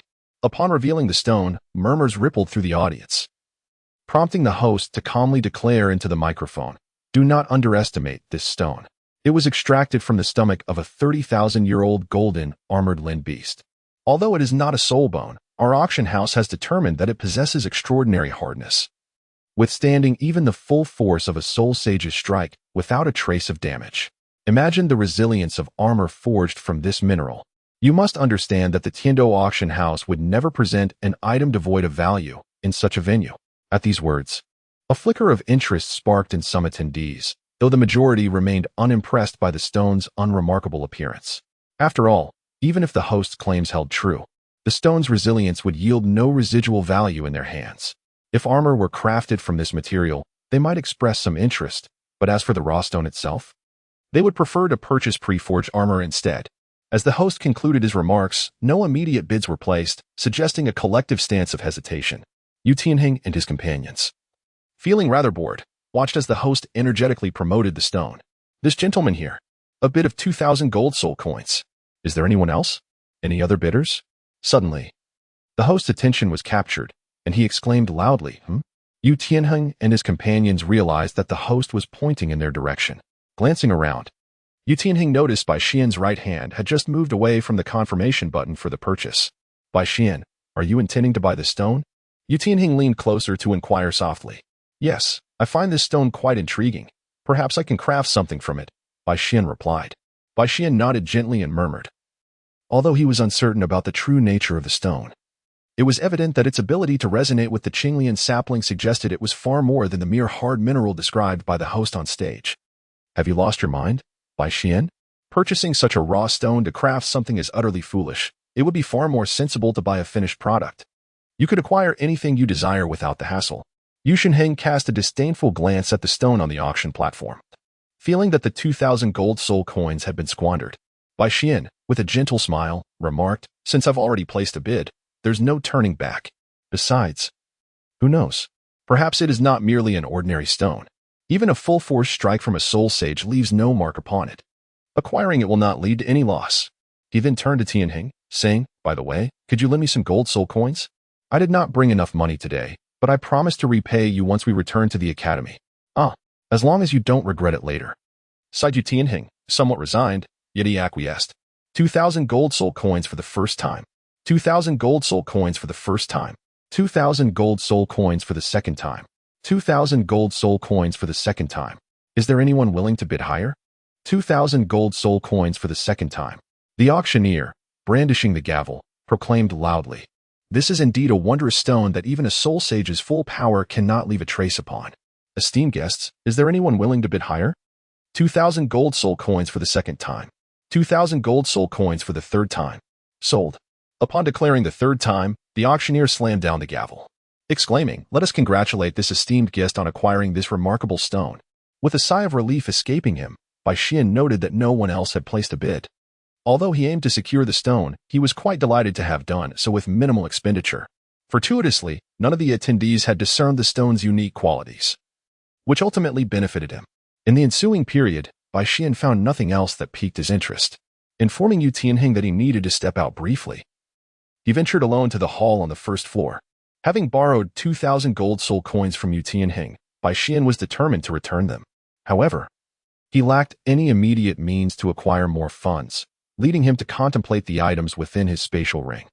Though he had no intention of selling the rare metals and herbs contained therein, as they would still serve a significant purpose in his cultivation, he was left with only 2 sets of platinum armor and 3 platinum longswords. Both the armor and swords were of extraordinary quality. Previously, Bai Xian had attempted to unleash a full-force attack on the armor, yet he could not leave even the faintest mark upon it. It is noteworthy that Bai Xian's utmost strike was even superior to that of soul masters specializing in assault, with his power rivaling that of a soul king. Despite this, he could not etch a single trace upon the armor, illustrating the formidable defensive capabilities of the 2 sets. As for the 3 platinum longswords, they were somewhat lacking. Although their material was remarkable, they could not compare to the strength of the armor. Contemplating this, Bai Xian summoned a female attendant to fetch a manager from the auction house. In the spacious room, Bai Xian sat composedly on one side of the sofa. In the center of the room stood an appraiser clad in a black robe, adorned with a monocle, who was examining a platinum longsword on a table measuring 1 meter by 3 meters. The appraiser alternated between placing the sword against his ear to tap it gently with a small iron rod, and scrutinizing the intricate patterns on the blade through a magnifying glass. At times, he would compare the sword to information from a nearby book, diligently researching its details. Bai Xian was unconcerned about the value of the platinum longsword, having previously conducted tests on it and possessing a general understanding of its worth. At this moment, he allowed the appraiser to assess the sword while he contentedly sipped tea beside him. In less than the time it takes to brew 2 cups, the appraiser set down the platinum longsword and approached Bai Xian with a slight smile, stating, "Esteemed guest, after my recent evaluation, I can confirm that this longsword is crafted from a blend of deep-sea sunken silver and celestial cloud gold. Its materials are exceedingly precious, its craftsmanship exquisite, and its blade remarkably sharp, making it a rare treasure within the entire empire." Here, the appraiser paused for a moment, adjusting his glasses with a hint of hesitation, and continued, "This item is of great value, and as I have not previously appraised such a precious object, I am unable to provide an accurate price. However, based on existing auction records of similar valued items, I can temporarily offer a starting bid of 30,000 gold soul coins. What do you think of this proposal?" Bai Xian initially believed that this platinum longsword would fetch a mere 10,000 gold soul coins at best. To his surprise, the appraiser presented an exceedingly high valuation. He smiled gently and inquired, "Might we commence the auction today?" The appraiser responded with a warm smile, "Certainly, that is no problem at all. The Tindo auction house conducts uninterrupted auctions throughout the 12 hours of the day. Do you possess a purple gold card? If so, please provide the card number, and the corresponding amount of gold soul coins will be credited to it upon the conclusion of the auction." Bai Xian hesitated slightly and replied, "I do not have one." The appraiser's expression changed subtly, revealing a hint of curiosity. It seemed odd that Bai Xian, being eligible to enter the Tindo auction house, lacked a purple gold card. Nevertheless, regardless of this peculiarity, the mere presence of this item was sufficient to grant Bai Xian the status of a distinguished guest at the auction house. Without further ado, the appraiser continued with a smile, "Let me arrange for our staff to issue you a purple gold card. In the meantime, feel free to explore the auction house for any items you may wish to bid on. Once your item's bidding concludes, we will ensure that it is delivered to you personally." Upon hearing this, Bai Xian nodded slightly and, guided by a nearby attendant, returned to the auction hall on the 2nd floor. "Bai Xian, why have you been gone for so long?" Yu Tianheng inquired with a sideways glance as Bai Xian rejoined them. "I had to attend to a few matters," Bai Xian replied calmly after taking his seat, offering no further clarification. Although somewhat puzzled, Yu Tianheng chose not to press the issue further. Time passed swiftly, and over 2 hours had elapsed since their arrival at the auction house. The items presented for bidding varied greatly, and apart from the peculiar stone Bai Xian had auctioned off earlier, Yu Tianheng and the others found nothing else of particular interest, thus refraining from participating in the auction. Among the items, Bai Xian's platinum longsword was also showcased. Though the starting bid was merely 30,000 gold soul coins, it ultimately fetched a staggering 80,000, leaving Bai Xian pleasantly astonished. With 80,000 gold soul coins in hand, Bai Xian not only alleviated his immediate financial concerns, but also secured ample resources for his cultivation for the foreseeable future, allowing him to devote himself entirely to his practice without worry. As the group prepared to head home, Bai Xian instructed Yu Tianheng and the others to wait for him in the hall while he made his way to the appraisal room. Upon his arrival, he discovered that the appraiser present was not the same as before. However, as soon as a service attendant spotted Bai Xian, they hurried over and said, "Esteemed guest, here is your previous purple gold card along with the item you acquired. Your auction piece has sold for 80,000 gold soul coins, after deducting a 2% commission. The remainder is all contained within this card." The attendant smiled as they handed Bai Xian the purple gold card and the peculiar stone. This purple gold card serves as a VIP card for the Tiandou auction house. As long as you possess this card, you may withdraw the gold soul coins at any auction house within the Tiandou Empire and enjoy VIP treatment, the attendant added. With the strange stone and the purple gold card in hand, Bai Xian finally felt a sense of relief. The resources for his cultivation in the coming period were secured, and he need not worry about the expenses for his practice any longer. Having received the gold soul coins, Bai Xian did not linger. He requested the attendant to withdraw 2,000 gold soul coins from the card before turning to reunite with Yu Tianheng and the others. Together, they departed from the Tiandou auction house as dusk began to settle and the hour approached the 5th. Bai Xian and his companions engaged in deliberation, and with no pressing matters at hand, they resolved to return to the Royal Academy of Tiandou post-haste. After all, the hour was growing late, in approximately half an hour. Darkness would envelop the surroundings, and they wished to reach the academy before nightfall. As the clock struck midnight, a shadow emerged from the rooftop of the advanced student dormitory area, leaping gracefully several times before vanishing within the confines of the dormitory. At the mountainside, amidst dense foliage, a faint voice echoed, "Here it is." A figure slowly materialized upon the trunk of a tree. This figure surveyed its surroundings, seemingly confirming something. Clad in a flowing white robe, illuminated by the moonlight, the apparition appeared ethereal and otherworldly. This was none other than Bai Xian. Chapter 71. The Primordial Source Qi, Part 2. Upon returning to the academy from the Tiandou auction house, Bai Xian had long harbored a desire to examine the black-gray stone he had acquired. However, time was not on his side, and he was also apprehensive that, should he encounter a situation akin to that of the previous spatial ring, the commotion might attract the attention of Yu Tianheng. Thus, he had postponed his investigation until now, planning to inspect the stone in the forest at the mountainside, where any potential disturbances would be easier to conceal. With the stone retrieved from the spatial ring, Bai Xian settled into a meditative posture. Channeling his soul power, he levitated the stone before him, watching as it slowly rotated, roughly the size of his head. Closing his eyes, Bai Xian attempted to communicate with the Qinglian seedling, hoping to uncover any revelations. Previously, during the auction, the host had remarked that even a soul saint could not leave the slightest trace upon its surface. Bai Xian, of course, does not believe that his modest strength could inflict any harm upon this stone. As he enters a state of meditation, his consciousness journeys into the sea of awareness.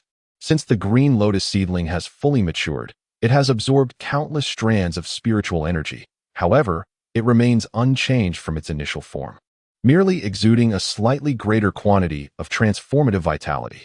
At this moment, the green lotus seedling trembles gently, and the threads of transformative energy emanating from it are significantly more vibrant than usual.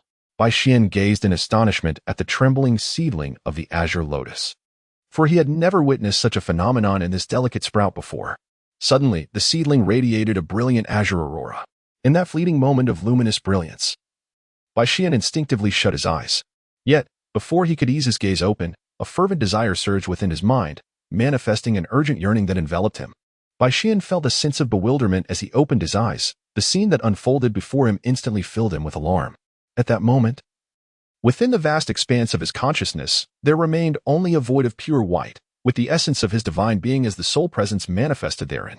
The azure lotus seedling had vanished. Bai Xian felt an overwhelming sense of panic. Ever since he discovered the Qinglian seedling at the tender age of 3.5, it had been the support of this seedling that led him to his current achievements. Moreover, the Qinglian seedling was the key to his future path of enlightenment and transcendence. Now, with the sudden disappearance of the Qinglian seedling, how could he not be thrown into a state of disarray? Unable to calm his restless mind, Bai Xian hastily withdrew from his meditation, eager to ascertain whether the cause lay with the stone in his hand. Upon opening his eyes, a glimmer of green appeared in his vision. It was the Qinglian seedling, which immediately settled his tumultuous heart. The seedling had not abandoned him. Confirming that the Qinglian seedling had not vanished, Bai Xian steadied his thoughts and began to focus on other matters. At that moment, the Qinglian seedling emanated a faint green glow, its 10 roots wrapped around the black-gray stone, with the tips piercing into the stone that even a soul saint could not move. As time flowed slowly by, wisps of grayish-white energy began to rise along the roots of the Qinglian seedling, during which cracks gradually appeared on the surface of the stone. After approximately a quarter of an hour, the grayish-white energy ceased to manifest, and the black-gray stone had completely shattered into more than 20 fragments scattered across the ground. The Qinglian seedling now hovered in midair, vibrating and rotating continuously, while streams of transformative energy surged forth rapidly from within it. A field of transformative energy, spanning a radius of 20 meters, formed around the Qinglian seedling, causing all the plants within this realm to tremble and stretch with fervor, visibly growing at an astonishing rate. In a mere moment, all the plants had doubled in height. And by Xian's perception, this area, shaped by transformative energy, could be considered an exceptional cultivation sanctuary. However, at that moment, Bai Xian lacked the inclination to engage in cultivation. This region was not an ideal hiding place, and if the plants were allowed to flourish unchecked, it would surely attract the attention of powerful figures within the academy in less than a quarter of an hour. Observing the still hovering Qinglian seedling, a flicker of anxiety crossed Bai Xian's eyes. How much longer? He clenched his hands and murmured softly. Fortunately, it seemed as if the Qinglian seedling had heard his silent plea. The outward flow of transformative energy lasted for less than 3 minutes before gradually retracting back into the seedling. With the transformative energy withdrawn, the Qinglian seedling remained suspended in the air.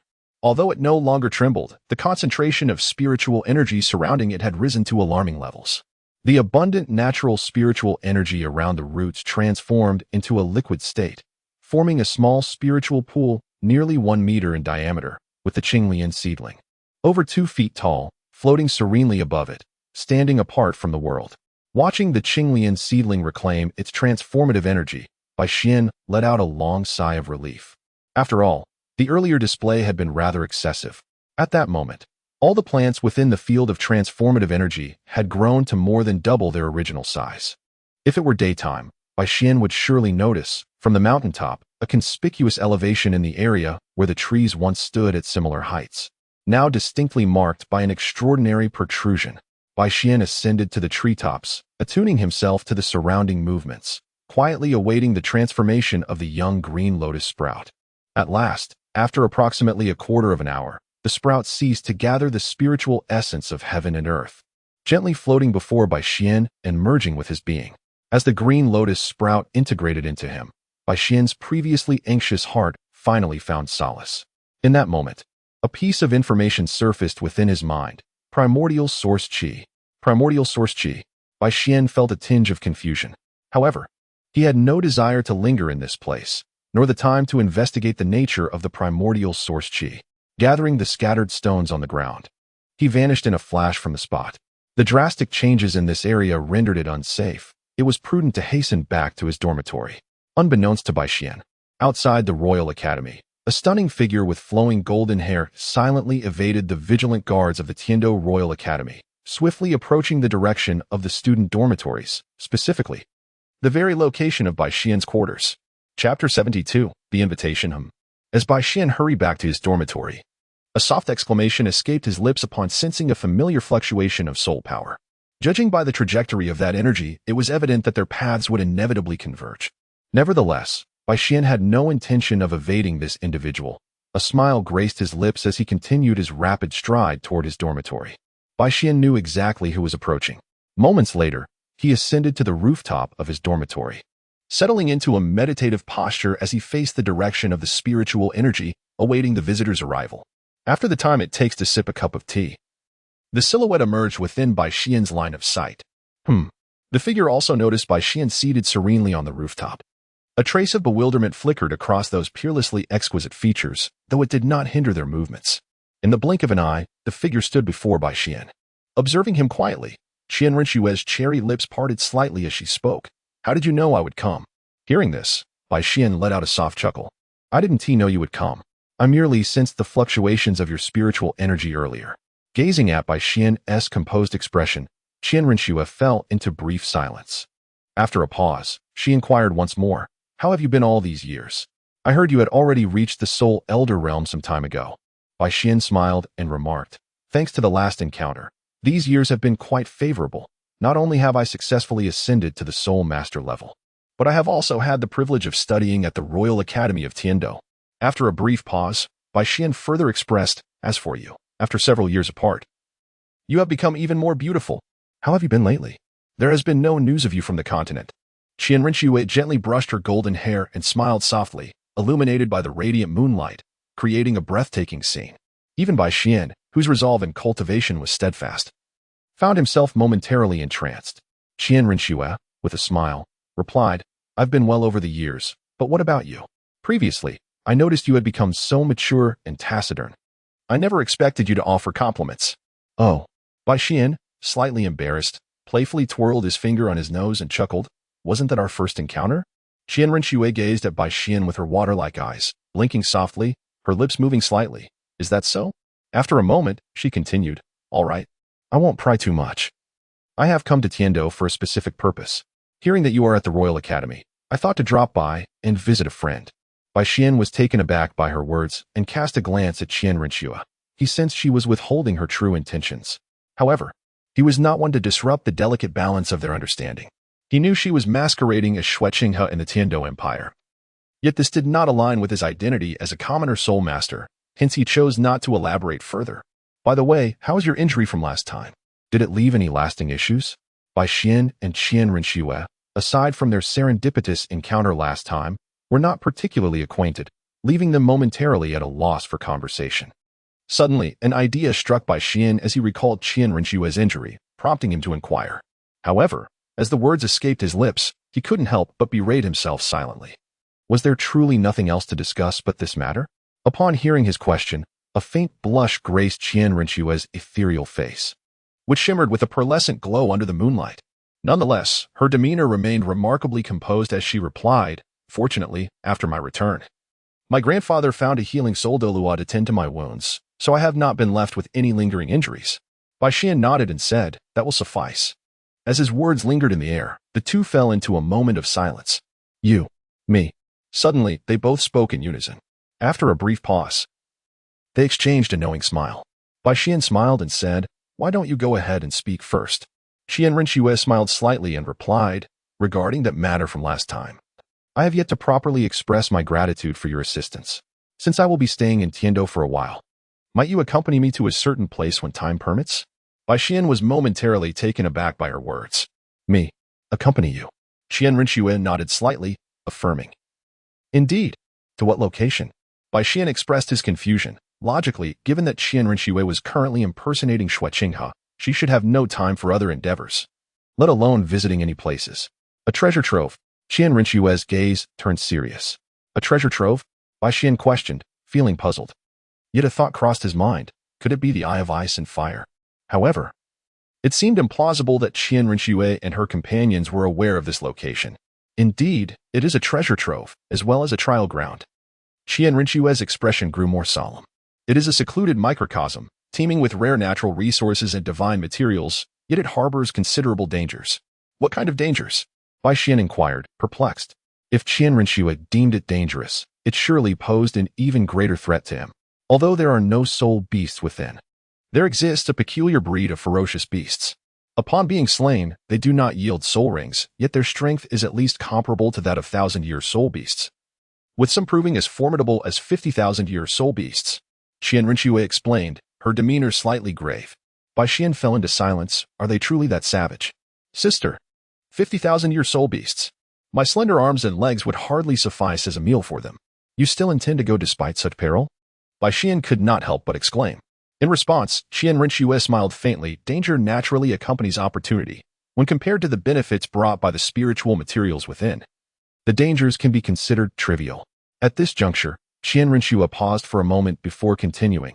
According to records, this small world was opened a century ago, and a particular soul master gained an opportunity from it, elevating him to a pinnacle within the soul master realm. For 100 years, he has remained at the apex, becoming the object of pursuit for all title Douluos. Upon hearing this, Bai Xian's expression shifted. Could it be Qian? How many individuals are entering this time? Just the two of us? Bai Xian inquired. Aside from us, there are 3 others from the Spirit Hall, making a total of 5, Qian Rinxue replied. You have agreed to this? Bai Xian nodded with a smile and remarked, since it is your invitation, although it bears some peril. Are you not also intending to enter? With benefits to be gained, I see no reason to decline. Chapter 73, a reminder that is reassuring. Qian Rinxue's beautiful eyes sparkled with a hint of joy.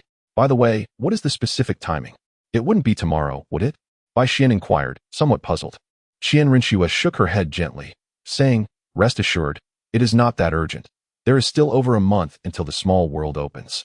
Moreover, I will come to find you before we set off. At her words, Bai Xian finally relaxed.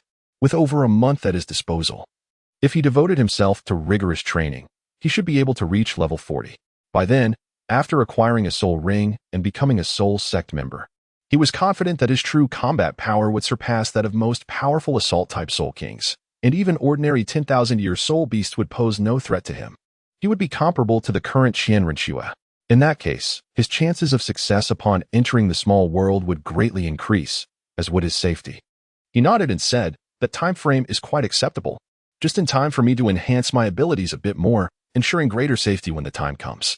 Upon hearing this, Qian Rinxue's gaze sharpened slightly. Further enhancement? Is he not already at that level? Well then, shall we discuss this in another location? If we continue this conversation, I fear the person inside may awaken. Bai Xian's voice resonated as he spoke, simultaneously gesturing towards the house beneath his feet. Bai Xian was referring to Yu Tianheng. Although the 2 of them were speaking on this floor while deliberately suppressing their soul power fluctuations and voices, there was still a hint of movement. In a short span of time, it was manageable, but over a longer duration, with the vigilance typical of a soul master, one could still discern the presence of the 2 above. Qian Rinxue's expression momentarily froze before she comprehended Bai Xian's intent. She gently shook her head and said, there's no need for that. I have merely come to see you, my old friend, and to inquire if you might be interested in joining me for a venture to the trial grounds. Now that I have discerned your answer, I have other matters to attend to, so I shall not impose further. Upon hearing this, Bai Xian nodded and remarked, very well. I shall consider it a favor that you invited me to such a treasure trove. Qian Rinxue slightly shook her head and replied, you and I need not be so formal. Let us meet again in a month. Her gaze remained calm, yet there was an almost imperceptible hint of reluctance in her eyes, a sentiment she herself had not fully recognized. Bai Xian nodded in response, affirming, then we shall meet again in a month. Qian Rinxue nodded, her graceful figure shifting as she turned to depart. Bai Xian gazed at Qian Rinxue's retreating figure, a hint of hesitation flickering across his face, as if he wished to voice something. However, in the blink of an eye, that uncertainty vanished, and he declared, there are certain things I am unsure if you wish to hear, but I feel compelled to share them with you. Upon hearing this, Qian Rinxue halted her steps, turning slightly to regard Bai Xian, and inquired, what? Bai Xian took a deep breath and began to speak slowly. 5 years ago, I recall you were at the soul sect level, weren't you? Although I am unaware of the reasons that have resulted in your current status as merely a soul king. Based on your soul power from 5 years ago, your current fluctuations should not be limited to such a level, given your rank and innate talent from 5 years prior. If you had engaged in normal cultivation, you ought to have reached the soul emperor level by now. When we first met, you were a soul sect while I was merely a soul master, lagging behind you by 3 substantial tiers. Now, I stand on the cusp of entering the soul sect, and the disparity between us has narrowed to just 1 tier. Do you comprehend the implications of this? At an age where you should be wholly devoted to enhancing your abilities, your potential seems to have been somewhat stifled. As Bai Xian's words fell, Qian Rinxue's delicate figure involuntarily trembled. How could she be oblivious to the predicament she currently faced? Ever since she became the substitute for Xue Qinghe, a considerable portion of her time had been devoted to managing certain political affairs of the Heaven Dou Empire, inevitably causing her cultivation to suffer. Over the years, she had come to realize this, yet did she possess any viable alternatives? The fade of Xue Qinghe had already become an irreversible reality. Furthermore, if she were to halt midway, would she not be scorned by that woman? Shaking her head, a hint of self-mockery crossed Qian Rinxue's face as she remarked, there are some matters you simply cannot comprehend. Bai Xian gazed calmly at Qian Rinxue's face. He understood that the underlying factors of her words stemmed from her own lack of clarity about her circumstances. This is not an ordinary world. Bai Xian's tranquil voice resonated. Qian Rinxue turned around, looking at Bai Xian with a hint of perplexity. What did he mean by that? An ordinary world? Bai Xian did not glance at Qian Rinxue. Instead, he turned to gaze upon the foot of the mountain that cradled the academy, remarking, "This is no ordinary world. If it were merely a realm inhabited by common folk, it would matter little. Your innate talents would simply be squandered.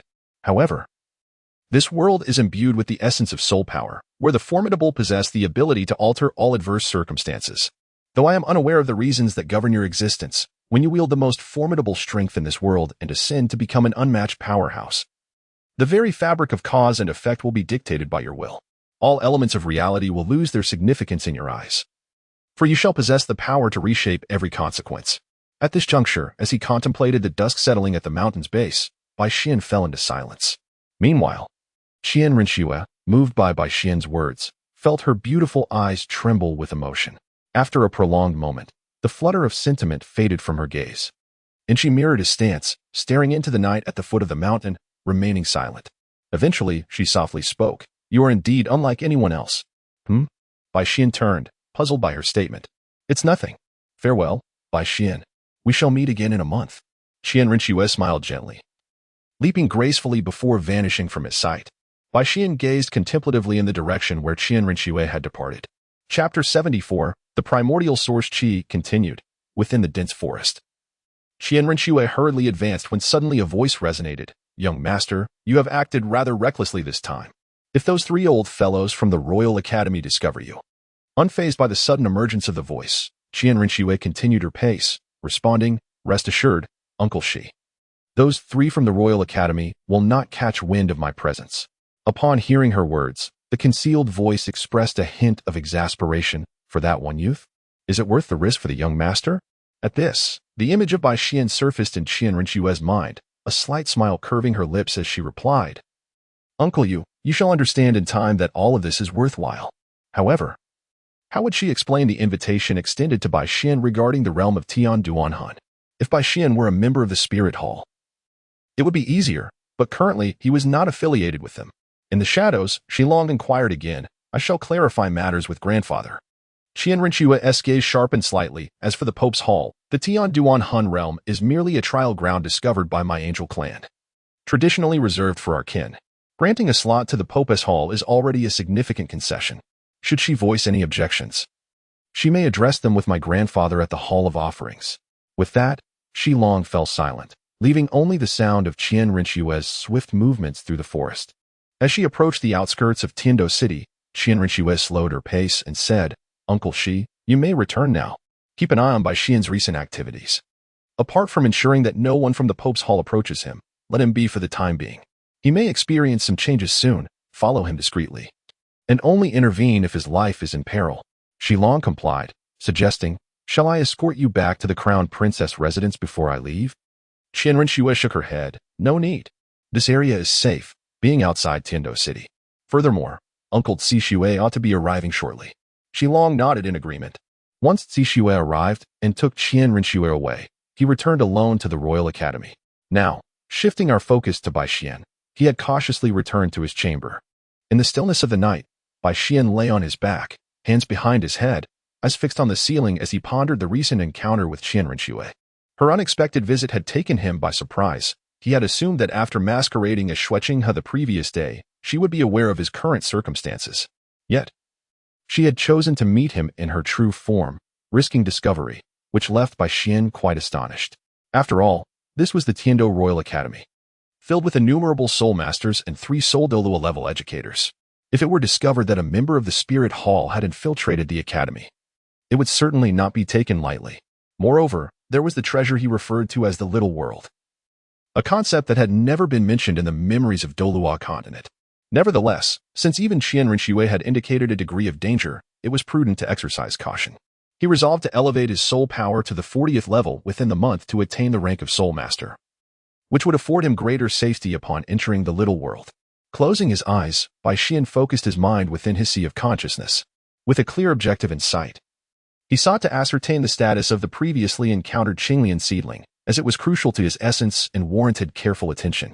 The primordial source Qi, previously communicated by the Qinglian seedling, remained shrouded in mystery. Bai Xian was eager to comprehend what this primordial source Qi truly was, as it had elicited such a vigorous response from the seedling. Within his sea of consciousness, Bai Xian observed a remarkable scene, momentarily lost in thought. The entire realm was suffused with a vibrant, transformative energy, rendering it a lush azure.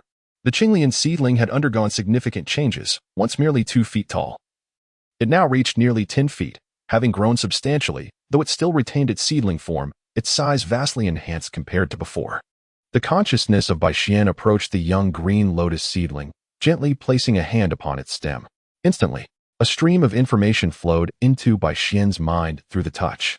The primordial source energy is the essence that existed at the dawn of all worlds. The original source that gave birth to all things. Most of it directly transforms into the myriad forms of heaven and earth, while a minority merges directly with the fundamental source, enhancing the inherent potential of a realm. Few remnants endure in the world. The stone that Bai Xian encountered contained this primordial source energy, which significantly stimulated the growth of the young lotus seedling. As for why the stone could harbor primordial source energy, the information relayed by the seedling indicated that during the initial formation of this world, the primordial source energy collided with the void celestial gold.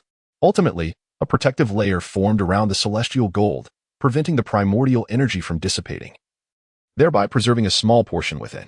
Fortunately, this turn of events benefited Bai Xian immensely. Although he did not directly acquire the primordial source energy, the growth of the young lotus seedling alone brought him immense joy. Not to mention, there were fragments of void celestial gold to consider. The young seedling had absorbed enough primordial source energy to flourish significantly, as evidenced by the abundant transformative energy now permeating his sea of consciousness. This transformative energy, a byproduct of the seedling's growth, was no longer of paramount importance to the young lotus. It could be summoned at will in the future. However, for Bai Xian, this was monumental news. The vast dispersion of transformative energy within his sea of consciousness was more than sufficient to facilitate a rapid advancement of 40 levels within the month. Moreover, the void celestial gold was a rare and exceptional material, one that even golden immortals might not possess. Even more precious was the void celestial gold infused with primordial source energy, though the primordial source energy dissipated upon merging. The current void celestial gold retained properties reminiscent of the primordial source energy, making it exceedingly rare. Bai Xian already harbored thoughts regarding the potential uses of this void celestial gold, awaiting the opportunity to bring his ideas to fruition, which would further his ambitions. Chapter 75. Opening ceremony. The following morning, Bai Xian sat cross-legged atop the building, embracing the morning sun as he practiced the green lotus technique. Waves of transformative energy emerged from the void within his meridians, gradually being refined and integrated into his soul power. Bai Xian, you're up so early? A voice broke his concentration, prompting him to slowly open his eyes and see Yu Tianheng waving at him from outside. Bai Xian smiled faintly, rising to stretch lazily as she said, Tianheng, you are up early too. I have just gotten out of bed. With a swift motion, Yu Tianheng leaped onto the rooftop, standing side by side with Bai Xian. He playfully thumped her chest and exclaimed, Am I up early?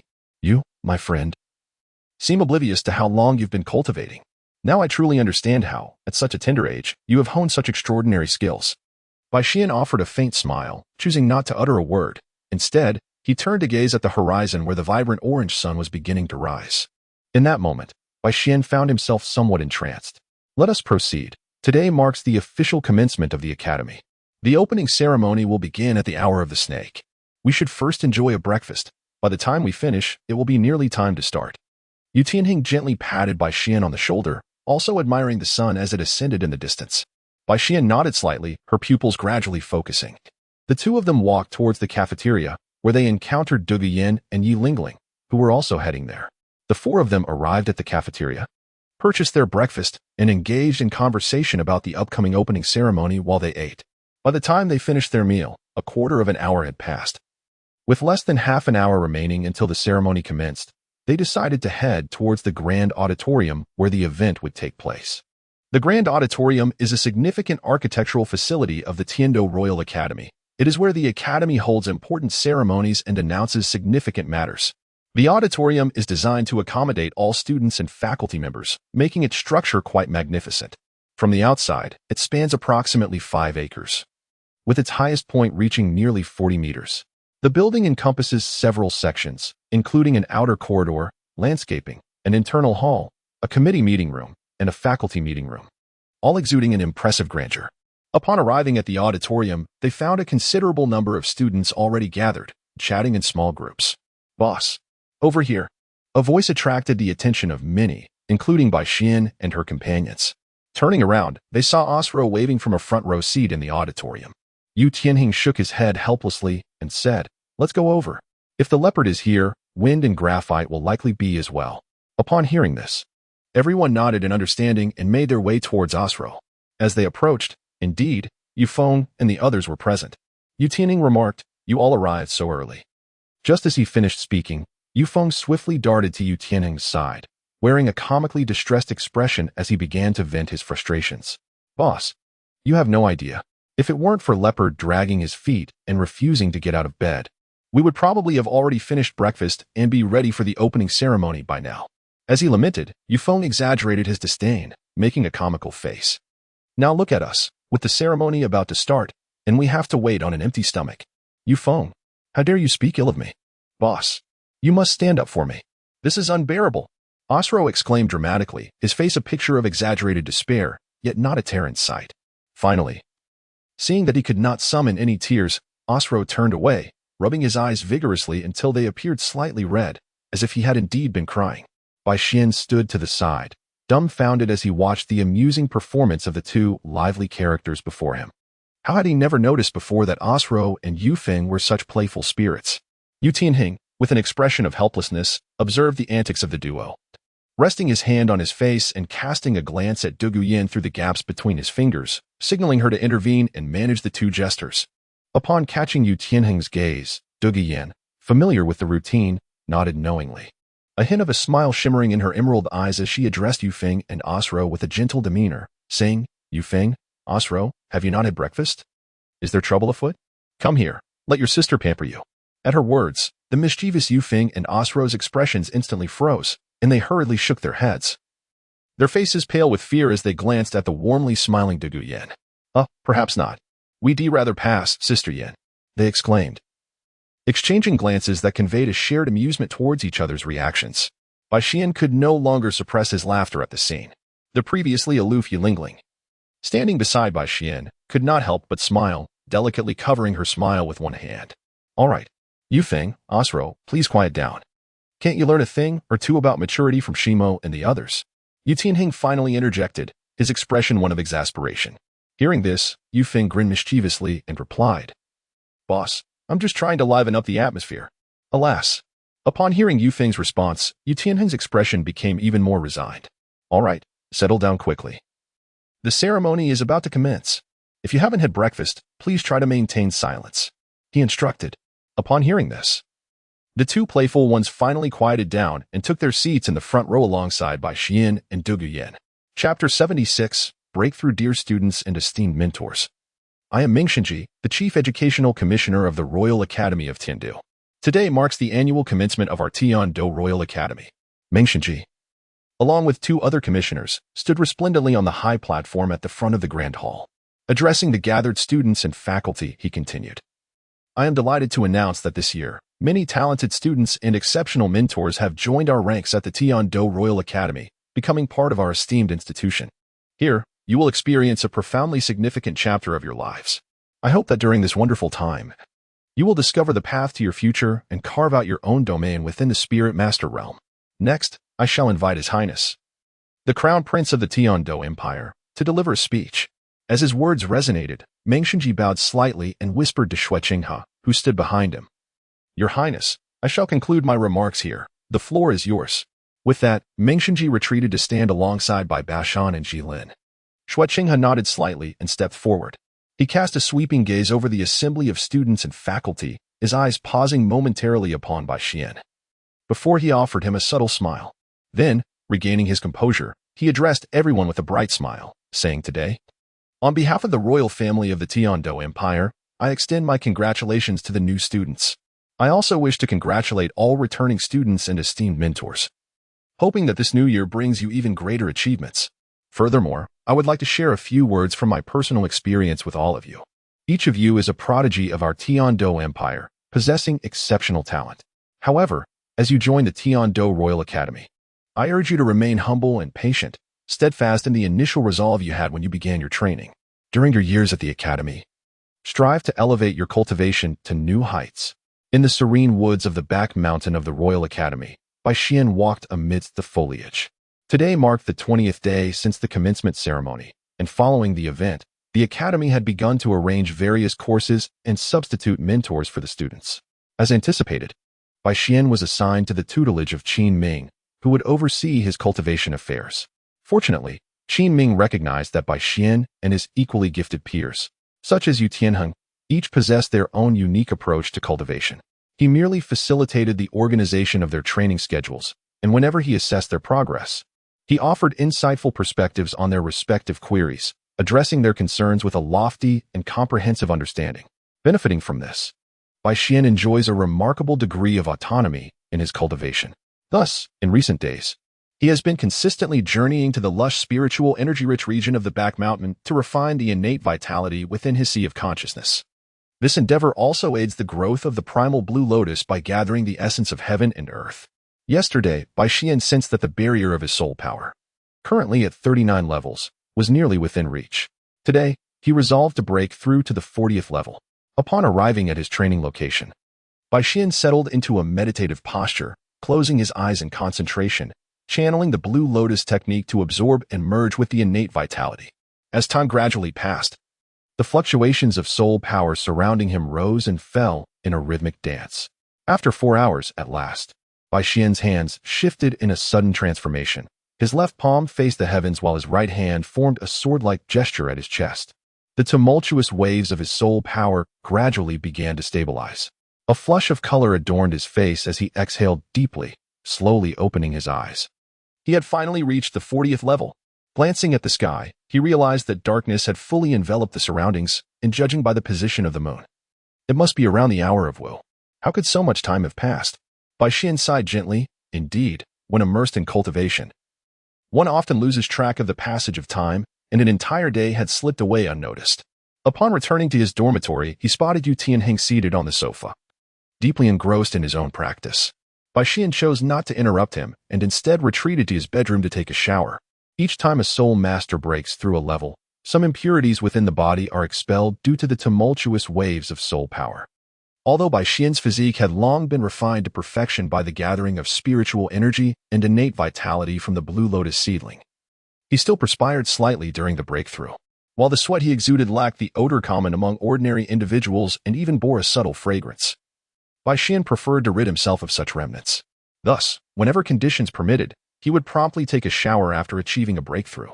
Once Bai Xian finished his shower and donned a fresh set of clothes before exiting his bedroom, he noticed that Yu Tianheng had ceased his cultivation and was now seated on the sofa, perusing a book. Bai Xian, when did you return? Yu Tianheng inquired upon seeing Bai Xian emerge from his room. Bai Xian, while drying his hair, remarked, I've been back for a while now and, seeing you immersed in your cultivation, I refrained from disturbing you. How has your training progressed today? What book are you reading? It's going quite well, Yu Tianheng replied, a hint of a smile gracing his face. I made significant gains in my soul power during the absorption of the soul ring, and thanks to that, I have elevated my soul power level by 1 today. He then picked up the book resting on his lap and added, as for the book, are you referring to this? It's a work penned by my uncle, The 10 Core Competencies of Martial Souls. Oh? The 10 Core Competencies of Martial Souls? Bai Xian's pupils widened with intrigue at the mention. Your uncle? By Xiaojiang, perhaps? The name surfaced in his mind. Channeling his soul power, Bai Xian evaporated the residual moisture from his hair and inquired, I find this quite fascinating. May I have a look? Upon hearing this, Yu Tianheng smiled gently and replied, what is the issue with that? If you wish to see it, then by all means. Here you go. He handed over the book, The 10 Core Competencies of Martial Souls, to Bai Xian. Bai Xian took the book, settled onto the sofa, and meticulously turned its pages one by one. Chapter 77, Evaluation. Upon opening the first page of the book, he found an entire page dedicated to the 10 core competencies of martial souls. Accompanied by a signature in the lower right corner, Yu Xiaojiang, Bai Xian must establish a completely new cultivation system suitable for himself before reaching the soul saint level. He cherishes any materials that can be referenced.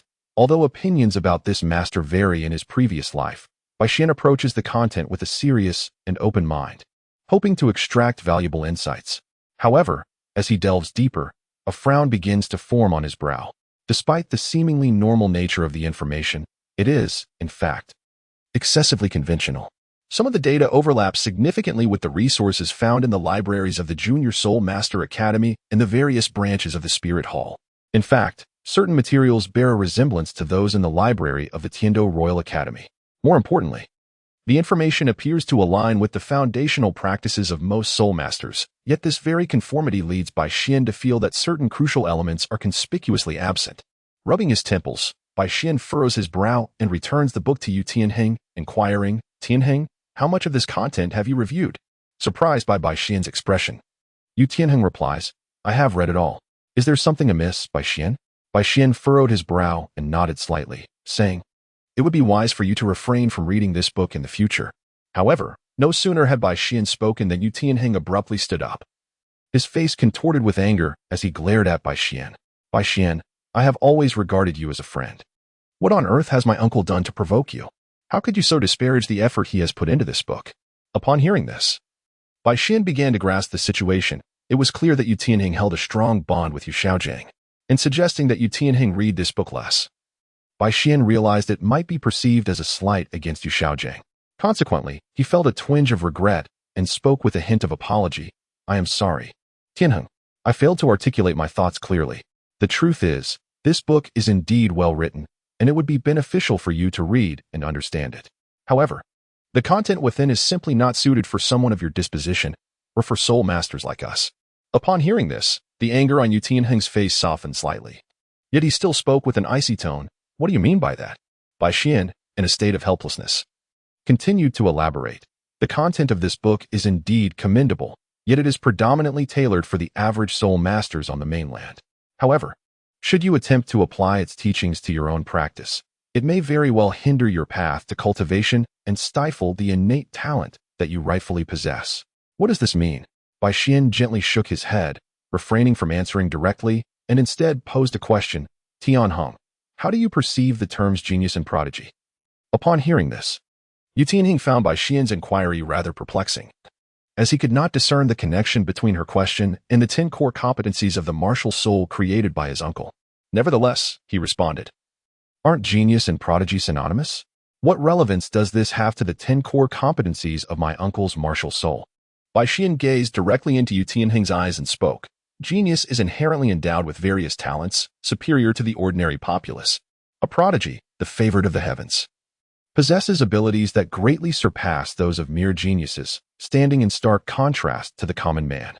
This distinction is manifested in the realm of martial spirits and cultivation. A genius may exhibit superior progress and strength compared to their peers, yet the gap with ordinary individuals remains relatively modest. With the passage of time, an ordinary person can attain a similar level of prowess. However, a prodigy transcends even the genius, making astonishing strides in their training. Capable of battling above their rank and contending with seasoned warriors upon reaching maturity. Among peers, only a select few prodigies can rival such an individual, while the rest can only look up in admiration. In Yu Tianheng, you are indeed a prodigious talent. Although the contents of this book are commendable, they are primarily suited for ordinary soul masters. Should the author of this book take on a genius as a disciple, their theoretical framework would continually evolve. If they were to solely rely on the teachings within this volume, their disciple would become merely a formidable practitioner, not a pinnacle figure within the realm of soul masters. Conversely, if the disciple possessed a useless martial spirit, the theories presented would be utterly inapplicable. A soul master with a flawed martial spirit must seek transformation, diverging from the conventional path of soul masters. Thus, it would be impossible for such a disciple to adhere to the theoretical system outlined in this book. Therefore, Tianheng, this book is not suitable for you. You may regard it as a collection of knowledge, yet it should never be revered as an absolute truth. This, too, reflects my most genuine perspective on this work." At this point, Bai Xian paused, looking at Yu Tianheng with a calm expression, and continued, "I believe that, given your lineage from the Blue Lightning Tyrant Dragon family, you must have discerned that both your family and the Royal Academy of Tiandu provide teachings that encompass much of this content." Meanwhile, Yu Tianheng felt as though the very world around him was spinning. Bai Xian spoke extensively just now, and he comprehended fully the meanings embedded in Bai Xian's words. He had to concede that Bai Xian's assertions were indeed quite reasonable. However, he couldn't help but feel a pang of bitterness. Did this not render his uncle's esteemed theoretical knowledge nothing more than worthless scraps of paper? Yu Tianheng, with a pained expression and a hoarse voice, addressed Bai Xian. Then does this mean that the contents of this book are merely futile endeavors? In response, Bai Xian slightly shook his head and remarked, not entirely. Many aspects within are still quite beneficial to ordinary soul masters. More importantly, it is about the dissemination of knowledge. For instance, in common empires and clans, these records are meticulously safeguarded, seldom shared outside, circulating only among a select few nobles and the upper echelons of the empire. Although the Spirit Hall is somewhat better, it still exercises stringent control over individuals of varying ranks, making it nearly impossible for lower-tier ordinary soul masters to access such information. Bai Xian gently patted Yu Tianheng's shoulder and remarked, although the top 10 core competencies of this martial soul may not hold much significance to those at elevated levels, they undoubtedly open a gateway for ordinary soul masters at lower tiers. It is akin to gaining something from what was seemingly lost. Chapter 78, The Sunset Forest. The Sunset Forest is located more than 100 miles east of the city of Tiandou, and it is among the few rare habitats for wild soul beasts within the Tiandou Empire. Although its area is vast, it does not quite match the scale of the Stardou Forest. Nonetheless, it is home to some high-ranking soul beasts. Within the depths of the forest, 9 figures flickered and advanced through the trees. These figures were none other than Bai Xian, Yu Tianheng, and their companions. The purpose of their expedition to the Sunset Forest was to directly hone the combat skills of Yu Tianheng and his team. In the face of bloodshed and the peril of life and death, they aimed to maximize the potential of Yu Tianheng and his companions. Bai Xian's arrival here serves a different purpose, which is to acquire the 4th soul ring. Bai Xian chose not to disclose his recent advancement beyond level 40 to Yu Tianheng and the others, as he intended to target soul rings ranging from 10,000 to 20,000 years. To avoid alarming Qin Ming and the others, Bai Xian planned to depart alone in search of his imagined soul beast soul ring once the trials commenced. After all, the appointed time set by Qian Rinxue would arrive in 10 days. Acquiring a soul ring would afford him a brief window to conceal his activities, creating a temporal disparity in their expectations. This way, he could attribute the acquisition of a 10,000-year soul ring to a mere friendship connections, making this soul-hunting endeavor solely reliant on his own capabilities. At this juncture, Qin Ming halted his actions and addressed Bai Xian and the others. Tianheng, you will conduct your trials within this circle. Exercise caution in the inner circles. Even I must remain vigilant. As long as you stay within this depth, you need not overly concern yourselves with the safety of your lives regarding soul beasts under 10,000 years. However, Qin Ming paused, casting a sweeping gaze over the group. While your lives may be secure, it would be prudent to mentally prepare for potential physical disabilities. I will not intervene unless a true crisis arises. Bai Xian, you possess the greatest strength. Do you wish to accompany Tianheng and the others? Bai Xian gently shook his head and said, I shall rely on myself. After all, the soul beast that can exert pressure on me may prove to be rather formidable for Tianheng and the others. Upon hearing this, Qin Ming nodded in understanding and replied, Very well then, just be cautious. Although high-level soul beasts are scarce in the Sunset Forest, there are still some exceedingly powerful beings. Try to operate outside the inner circle. I understand, Teacher Qin. Bai Xian nodded and addressed Yu Tianheng and the others, saying, Well then, I shall take my leave for now. Should any matters arise, please signal me, and I will do my utmost to arrive promptly. Upon hearing this, Yu Tianheng and the others exchanged knowing glances and nodded subtly in response. Bai Xian nodded, his figure flickering and soon vanishing from the sight of Yu Tianheng and the others within a few breaths. Observing the subtle expressions on their faces, Qin Ming could roughly discern their thoughts. Glancing in the direction Bai Xian had departed, he spoke calmly. Bai Xian is different from you. If you wish to pursue him, then make him your goal and strive diligently in your cultivation. Should you one day catch up to his pace, you will undoubtedly stand at the pinnacle among your peers, becoming the leading figures of the younger generation on the continent. Upon hearing this, Yu Tianheng and the others nodded silently before turning back to immerse themselves in the trials of hunting soul beasts. Meanwhile, Bai Xian had already reached the inner circle of the Sunset Forest, although he had taken Qin Ming's words to heart. His intention this time was to acquire a soul ring from a 10,000-year-old soul beast. While the inner circle of the Sunset Forest occasionally harbored such ancient soul beasts, their appearances were exceedingly rare. Searching for a suitable soul ring beyond the inner circle would likely take an indeterminate amount of time. With less than 10 days remaining until the month mentioned by Qian Rinxue, Bai Xian realized that to expedite his search for an appropriate soul ring, he had no choice but to enter the inner circle of the Sunset Forest. Furthermore, he held considerable confidence in his own strength.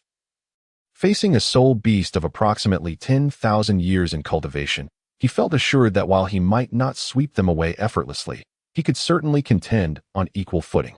Bai Xian, with the intent to enhance the attributes of his soul ring upon breaking through to the soul sovereign level, has discerned a clear direction. This time, his purpose in the Sunset Forest is singular, and he does not intend to engage with any soul beasts that do not pertain to his objective.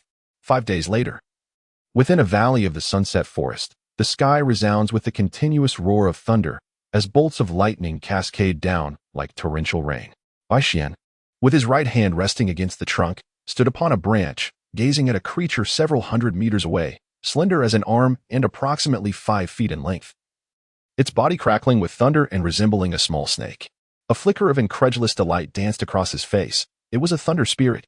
Bai Xian recognized this entity from a peculiar compilation he had perused while in Soto City, which described the thunder spirit in detail. The continent regarded such compilations as mere fabrications and tales of the absurd, yet here stood the undeniable existence of the thunder spirit. According to the records, the thunder spirit is birthed by the heavens and the earth, one of the rarest species in existence, feeding on the celestial thunder, and immensely powerful, nearly impossible to find. The account narrated the tale of a soul master, initially possessing a mere first-level innate soul power, who, after the age of 20, struggled to attain a mere 20th level. Yet, by sheer chance, this soul master absorbed a previously unrecorded soul ring, slender as a chopstick and no longer than a foot, resembling a thunder snake. Within a mere span of 20 years, this individual leaped across several major ranks, transforming from an ordinary 20th level soul master to the pinnacle of title Douluo. Following this rise, as he traversed the continent, he commanded thunder, engaging in battle with the might of a thunder god, exacting heavenly retribution with unmatched strength. Bai Xian had previously dismissed such tales as fanciful myths, yet today he found himself face to face with the reality of the thunder spirit. Bai Xian initially sought a legendary soul beast known as the Purple Lightning Falcon to serve as his 4th soul ring. However, upon encountering the thunder spirit, his heart began to stir with excitement. The thunder spirit was undoubtedly far more suited to him than the Purple Lightning Falcon. Chapter 79, The Thunder Spirit. Bai Xian gazed at the lightning spirit, which danced amidst the cascading thunder like a waterfall, a look of astonishment crossing his face. The lightning spirit fed on thunder. Yet this particular entity seemed as though it had incurred divine wrath, with powerful bolts incessantly crashing against its form, causing it to tremble violently. Even from hundreds of meters away, Bai Xian could sense the palpable weakness emanating from the spirit. The thunder continued to descend until, after the passage of an hour, the ominous clouds in the sky gradually dispersed, and the thunder across the realm began to wane. At that moment, the lightning spirit hovered barely half a yard above the ground, its surrounding radiance dimmed, its entire being resembling an ethereal mist. In Bai Xian's perception, the residual thunderous energy and the spiritual essence of the world swiftly coalesced towards the spirit's location. Clearly, the recent tribulation had inflicted considerable harm upon it, and now it was drawing upon the surrounding thunder and spiritual energy to mend its frailty. Observing the cessation of the descending thunder, Bai Xian decided against further delay. With a flash of lightning, his figure vanished from sight, swiftly approaching the direction of the lightning spirit. Bai Xian moved with astonishing speed, traversing several hundred meters in the blink of an eye, arriving near the thunder spirit. He halted a mere 10 meters away, scrutinizing the entity before him. Earlier, the distance had obscured his view, but now, in close proximity, he could fully discern the form of the thunder spirit. It appeared to be a manifestation of concentrated energy, its scales intermittently sparking with minute electric currents, exuding a potent aura of thunder. This aura was a paradox of destruction and vitality, evoking a profound sense of conflict within him. Even before Bai Xian came to a complete stop, the thunder spirit had already detected his presence. Strangely, despite its apparent frailty, it exhibited no inclination to flee, instead hovering in place, awaiting Bai Xian's approach. As he observed the levitating thunder spirit, Bai Xian extended a fragment of his consciousness toward it, sensing its current state. In turn, the thunder spirit assessed Bai Xian, whose form shimmered with electric energy. In its perception, Bai Xian emanated an irresistible allure, awakening a primal hunger in its subconscious. It seemed to believe that by devouring this electrifying human, it could not only replenish the essence lost during its recent tribulations, but also elevate its cultivation to a new echelon. The emergence of this ravenous instinct surged through the thunder spirit's subconscious, causing the electric currents around it to intensify, and its posture to become overtly aggressive. In response to this display, Bai Xian was suddenly engulfed by a chilling sensation. Without hesitation, he vanished from his position. Just as he disappeared, a massive bolt of lightning, as thick as an arm, struck the spot he had just vacated. Upon reappearing, Bai Xian's gaze sharpened with intensity. He had refrained from attacking the thunder spirit, yet it had taken the initiative to strike first. Although he had harbored some concern about the morality of slaying such a celestial being, the thunder spirit's preemptive aggression dispelled any lingering doubts. The die had been cast, and should he choose to eliminate it, he would bear no blame. At this moment, the depths of Bai Xian's eyes were devoid of any emotion save for a profound intent to kill. This overwhelming aura of lethality instantly roused Lei Ling, who had been momentarily blinded by instinct. Observing the murderous intent emanating from Bai Xian, Lei Ling felt a surge of panic within. Although this human before him possessed a commendable aura, it paled in comparison to Lei Ling's zenith of power.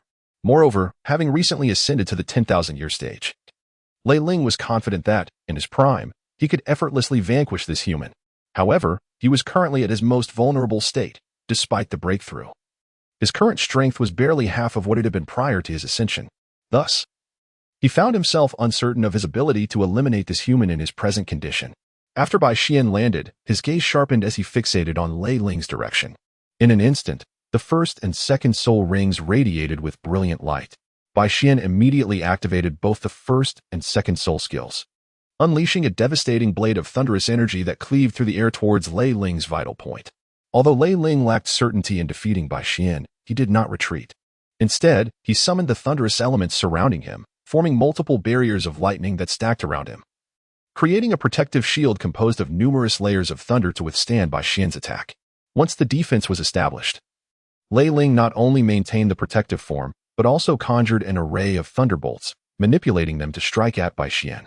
This formidable control over thunder elicited admiration even from Bai Xian. However, while he acknowledged this prowess, Bai Xian remained focused, employing his weapon, Chengxia, to unleash a flurry of blade energies intertwined with lightning, engaging Lei Ling in a fierce battle. As time rapidly passed, the clash between Bai Xian and Lei Ling intensified. Despite Bai Xian's immunity to some degree of lightning damage due to his soul skills, the overwhelming might of Lei Ling's thunder proved too formidable. Several strikes landed upon him, forcing him to spit blood. Meanwhile, Lei Ling was not faring any better. After enduring the calamity of a millennium, his soul power had dwindled to less than 30%, and his foundational essence was significantly depleted. Engaged in combat with this human for nearly half an hour, his soul power was nearing exhaustion. Although the human before him bore injuries, he seemed resilient, merely coughing up blood with little decline in his aura. Strangely, this human appeared to be recovering from his wounds. And if the battle continued, Lei Ling feared his own circumstances might worsen. After a fierce collision, Lei Ling seized the opportunity to retreat, distancing himself from Bai Xian. Observing the unwavering killing intent in Bai Xian's eyes, Lei Ling faced him for a brief moment before transforming into a bolt of lightning, hastily fleeing into the distance. Witnessing Lei Ling's actions, a cold smile curled at the corners of Bai Xian's mouth. It was too late for him to escape now. With two pairs of golden wings unfurling behind him, Bai Xian surged forward, moving with a swiftness that surpassed even Lei Ling's. In the depths of the valley, Bai Xian and Lei Ling raced against one another, but ultimately, Bai Xian's speed proved superior. With a powerful flap of his golden wings, Bai Xian suddenly vanished, reappearing directly above Lei Ling. Having caught up, Bai Xian wielded Chengxia, channeling the force of the heavens, and with a single strike of unyielding blade energy, he felled Lei Ling to the ground. As he gazed upon the ethereal form of Lei Ling, Bai Xian felt no trace of compassion. The moment Lei Ling initiated the attack, Bai Xian had already sealed his fate. Once more, he invoked Chengxia, delivering a final, decisive blow that extinguished Lei Ling's life.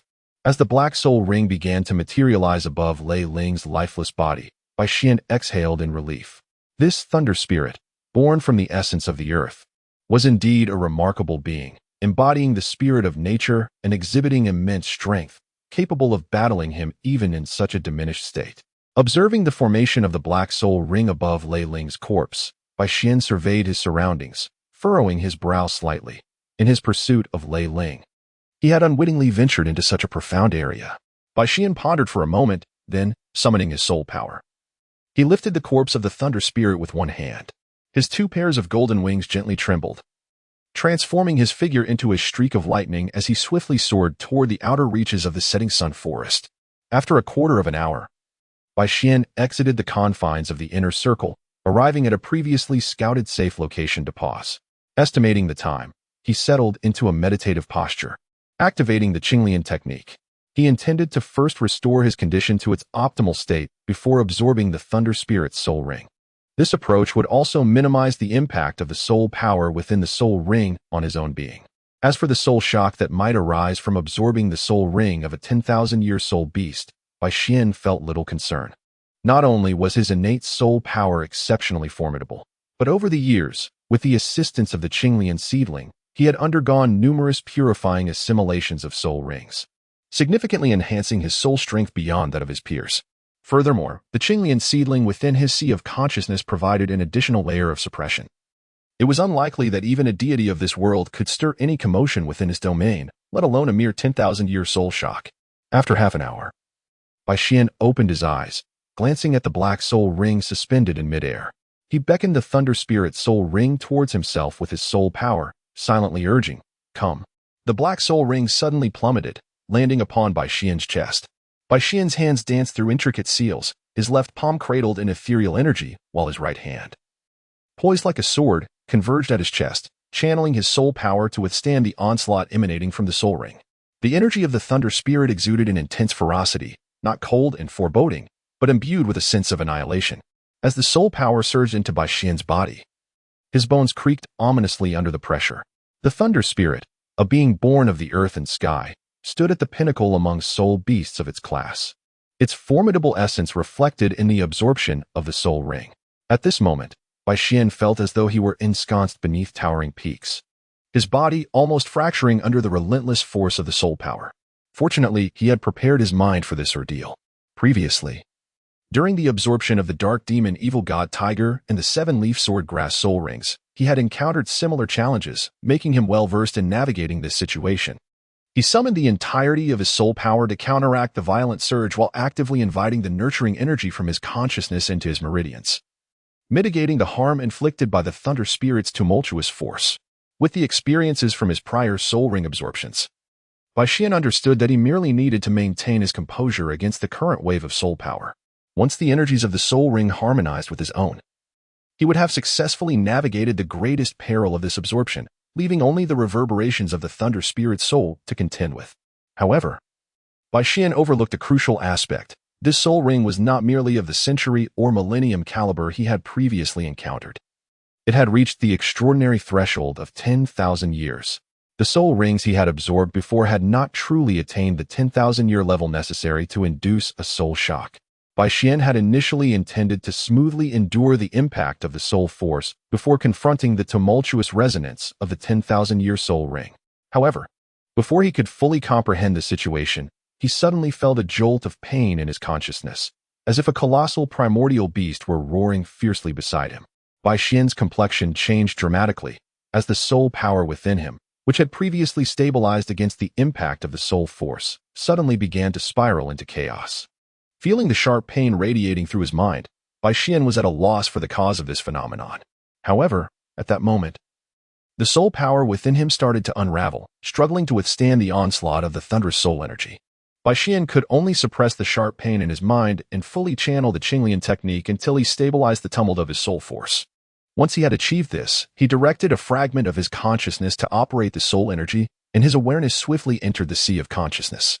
Upon opening his eyes within this realm, Bai Xian immediately beheld the soul of the Thunder Spirit, which was unleashing bolts of lightning as thick as arms, wildly dancing throughout the sea of consciousness. However, it was evident that the Thunder Spirit's essence seemed to sense the peril posed by the Qinglian seedling, keeping a considerable distance from it and refraining from approaching. The soul of the Thunder Spirit also detected Bai Xian's presence within the sea of consciousness, emitting a piercing roar as it surged toward him, accompanied by a multitude of crackling lightning. Upon witnessing such a scene, Bai Xian felt no fear. With a swift motion of his hand, he grasped the Qingxia and turned his steps to confront the challenge ahead. Although Lei Ling was born of the earth and sky, it was now lifeless, akin to a drifting reed without roots in Bai Xian's sea of consciousness. Despite being riddled with wounds from the initial confrontation, Bai Xian was not one to be easily intimidated. Within the depths of his mind, he summoned forth all of his combat prowess, remaining unfazed even when attacked. While it could be argued that, in the external world, Bai Xian in his prime would not match Lei Ling, within the confines of his consciousness, his soul's power was not inferior, and perhaps even surpassed that of Lei Ling. At this moment, the energy of his soul flowed ceaselessly into Bai Xian's awareness, causing the balance between him and Lei Ling to tilt in Bai Xian's favor. Chapter 81. The Thunder Domain. The battle of souls continued for an indeterminate duration, until it culminated in a heart-wrenching, defiant roar from Lei Ling. In that instant, Bai Xian struck decisively, cleaving Lei Ling's form in two with a single, powerful blow. The scars on Bai Xian's consciousness gradually faded, yet at this moment, his consciousness itself had also diminished significantly. It was evident that, despite ultimately emerging victorious in this battle of souls, Bai Xian had not achieved his triumph without considerable effort. Within the realm of his soul, Bai Xian gazed at the fragments of souls, suspended outside his consciousness and hindered by his spiritual power, with a sense of perplexity. A considerable amount of time had elapsed since Bai Xian had vanquished the soul of the Thunder Spirit. Curiously, this time, the seedling of the Blue Lotus did not purify these soul fragments as it had previously done with the soul rings. Instead, it seemed as though these soul fragments were utterly non-existent, eliciting no response whatsoever. Bai Xian hesitated as he surveyed the surrounding soul fragments. Slowly approaching the young Blue Lotus sprout, he gently caressed the stem and leaves, seeking to understand why this time the sprout did not cleanse the soul fragments of the Thunder Spirit into their original essence. As Bai Xian's hand made contact with the sprout, ripples began to emanate from it, and a stream of information flowed into his mind. It turned out that this Thunder Spirit was a spiritual entity born from the convergence of heavenly thunder, emerging from destruction with a flicker of life. Once its soul perished, it would automatically erase its soul imprint, reverting to its most primal state, awaiting the future to give rise to a brand new Thunder Spirit. More importantly, when such a celestial entity was born, not only did its soul essence contain the fundamental laws of thunder from this realm, but it also inherently possessed secret runes that were most compatible with its attributes. These runes could be acquired by merging with the Thunder Spirit's soul essence. Although the Blue Lotus sprout could wash away the soul fragments of the Thunder Spirit, it would ultimately cleanse the secret runes within those fragments. The soul imprint of the Thunder Spirit had already dissipated autonomously. If it were to be further washed away by the sprout's life energy, it would result in the loss of the Thunder Spirit's secret runes, a loss not worth the gain. Understanding this, Bai Xian ceased to obstruct the soul fragments with his soul power and willingly allowed them to merge into his body. As the fragments integrated one after another, strange, lightning-like patterns began to materialize in his mind, ultimately coalescing into 9 runes resembling characters imprinted in his consciousness.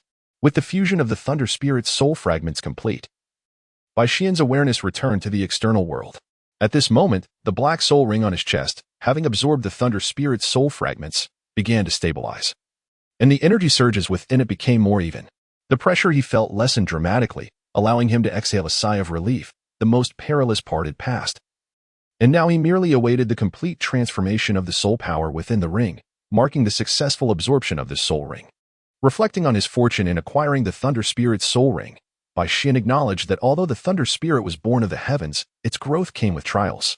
Each stage of its development required it to summon thunder tribulations from the heavens for purification, allowing it to transcend its limitations and reach the next phase of growth. This particular Thunder Spirit had evidently just endured a millennial-level thunder tribulation. Although it had successfully survived, it was in a state of extreme weakness. Otherwise, Bai Xian might not have been able to defeat it. As the soul power within the ring continued to merge with Bai Xian, the fluctuations of his own soul power grew increasingly intense. After 2 hours, the fluctuations gradually subsided, and the black soul ring hovering before his chest solidified, harmonizing beautifully with the other 3 rings. Suddenly, Bai Xian's tightly shut eyes flew open. Sensing the surging soul power within him, he could not resist releasing waves of soul pressure, expressing the sudden expansion he felt after successfully absorbing the power. The surrounding flora was repeatedly pressed down by his overwhelming aura until, finally, all plants within a 2-meter radius were flattened to the ground. Satisfying himself with the tumultuous soul power coursing within, Bai Xian felt pleased with his acquisition of the Thunder Spirit's soul ring. Although he had just broken through and could not yet clearly perceive the specific elevation of his soul power, the mere fact that it was a millennial-level soul ring suggested it would elevate him to at least level 42. Activating the Black Soul Ring, Bai Xian sought to discover the soul abilities bestowed by the Thunder Spirit's ring. Thick bolts of blue-purple lightning began to coalesce from the void surrounding Bai Xian, encircling him. In no time, he was enveloped by a myriad of lightning strikes. To his astonishment, these bolts did not originate from his soul power. Rather, they were the natural lightning energy lingering in the world. His soul power merely acted as a conduit, gathering the latent, thunderous energy of the heavens and forming the arcs of lightning that now adorned him. Even more surprising was that this lightning, originating from the cosmos, could pass through his body without causing him any harm, as if it were intrinsically linked to his very essence, allowing him to wield it effortlessly. This was entirely different from the heavenly thunder summoned in his previous technique, the 3,000 thunder strikes, which could inflict damage upon himself. The fourth soul ability, however, posed no such risk and unexpected delight. Moving forward, Bai Xian could seamlessly integrate the 3,000 thunder strikes with this new ability, crafting an entirely novel technique. Bai Xian continuously manipulated the surrounding thunder, perceiving the intricacies of the thunder soul ring. After a quarter of an hour, he halted his experiment. The environment around him resembled a scene of divine retribution, as endless currents of thunderous energy dispersed. The trees and ground were permeated with a charred hue. A consequence of the thunder, he commanded.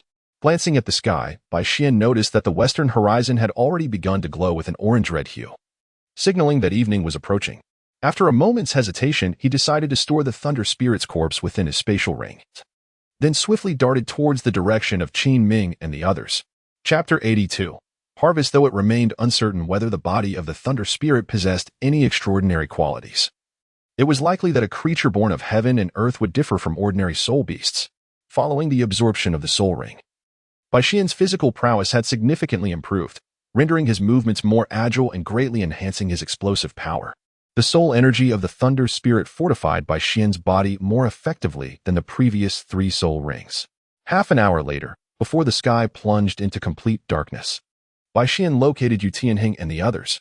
They had concluded their day of trials and set up camp in a relatively open area. Bai Xian, you have returned. Qin Ming and Yu Tianheng greeted Bai Xian as he arrived back at the campsite. Bai Xian smiled gently and nodded, saying, Are we preparing for tonight's dinner? Yu Feng stretched lazily and replied, The trials for today have concluded. I was just starting to prepare dinner. And your return is quite timely. Would you care to join us? Ling Ling has taken charge of the cooking, and her culinary skills are quite remarkable. We seldom have the pleasure of enjoying her dishes throughout the year. Bai Xian was somewhat taken aback. He was astonished to discover that Yu Ling possessed such a skill point. With a smile, he remarked, I must certainly give it a try. Meanwhile, Qin Ming observed Bai Xian engaging in lively banter with others, sensing an inexplicable yet distinct difference in him compared to before. This peculiar feeling was difficult to articulate, yet its presence was undeniable. It was not that Qin Ming lacked perceptive abilities. On the contrary, as a formidable attack-type beast soul master, with his martial spirit being the fiery Tsang Wolf, he was quite attuned to subtle changes. However, Bai Xian's uniqueness rendered him somewhat exceptional. Bai Xian possesses not only an exceptionally high level of mastery over soul power, but is also aided by the Qinglian sapling, which helps him suppress his aura.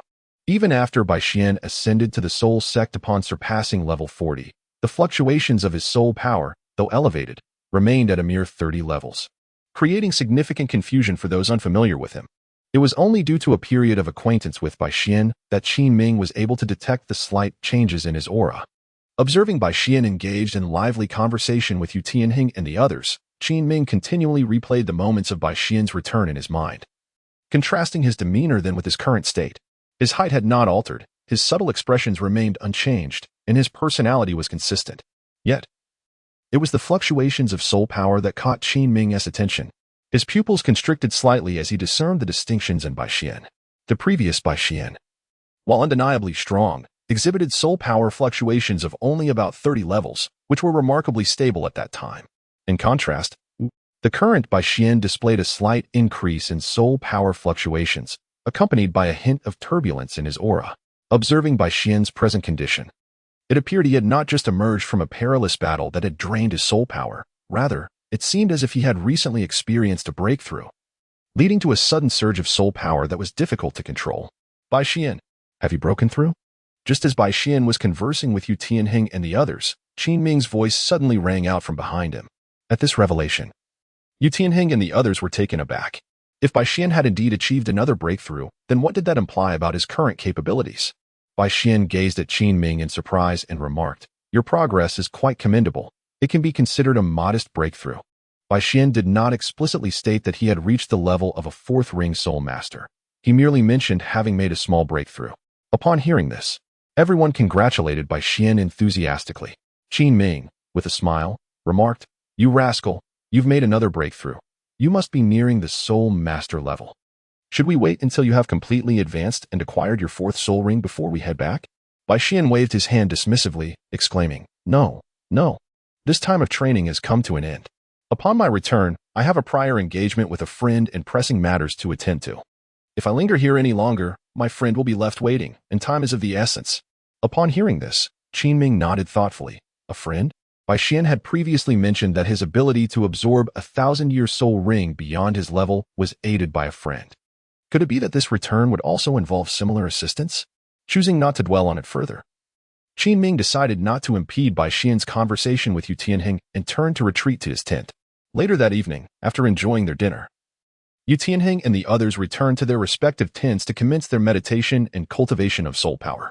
Bai Xian returned to his tent, commencing the organization of today's gains while also addressing the decline in soul power control caused by the absorption of the soul ring. A flash of bluish-purple light illuminated the space as the corpse of Lei Ling materialized within the tent. Bai Xian gazed at Lei Ling's lifeless form, pondering for a moment before summoning Chengxia, preparing to investigate whether any soul bones remained within Lei Ling's body. Grasping Chengxia firmly, Bai Xian closed his eyes, attuning himself to Lei Ling's corpse to discern any discrepancies between various regions of the body. Bai Xian's perception enveloped the entirety of Lei Ling, gradually probing from the crown of her head. Ultimately, Bai Xian discerned an anomaly in the fluctuations of soul power at the junction of Lei Ling's skull and 7th inch.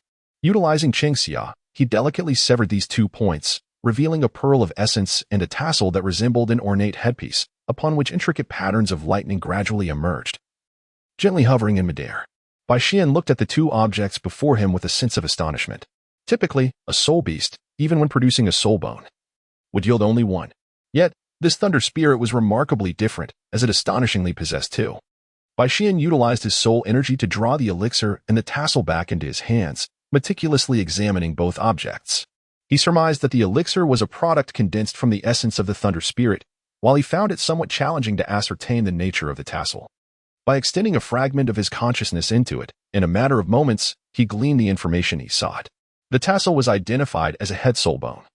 Although it was only of 10,000-year grade, it surprisingly bore a rune of the fundamental law of thunder. Given its incorporation of the rune, the power of this soul bone was likely equivalent to that of a typical head soul bone of 50,000 years.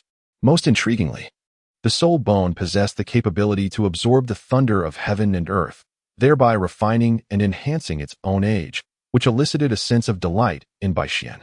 Chapter 83, The Fundamental Law Rune. While Bai Xian was pleasantly surprised by the formidable nature of this head soul bone, he had no intention of absorbing it. Over the recent period, he had developed a preliminary vision for his future path. He aspired to establish an entirely new cultivation system, within which he would not require external objects to augment his own strength. Furthermore, he believed that, if feasible, he might eventually seek to purge all powers within him that did not belong to his own system. Bai Xian harbored a conviction that assimilating powers alien to his essence could pose a significant obstacle, even a formidable chasm, hindering the development of his self-created cultivation methodology.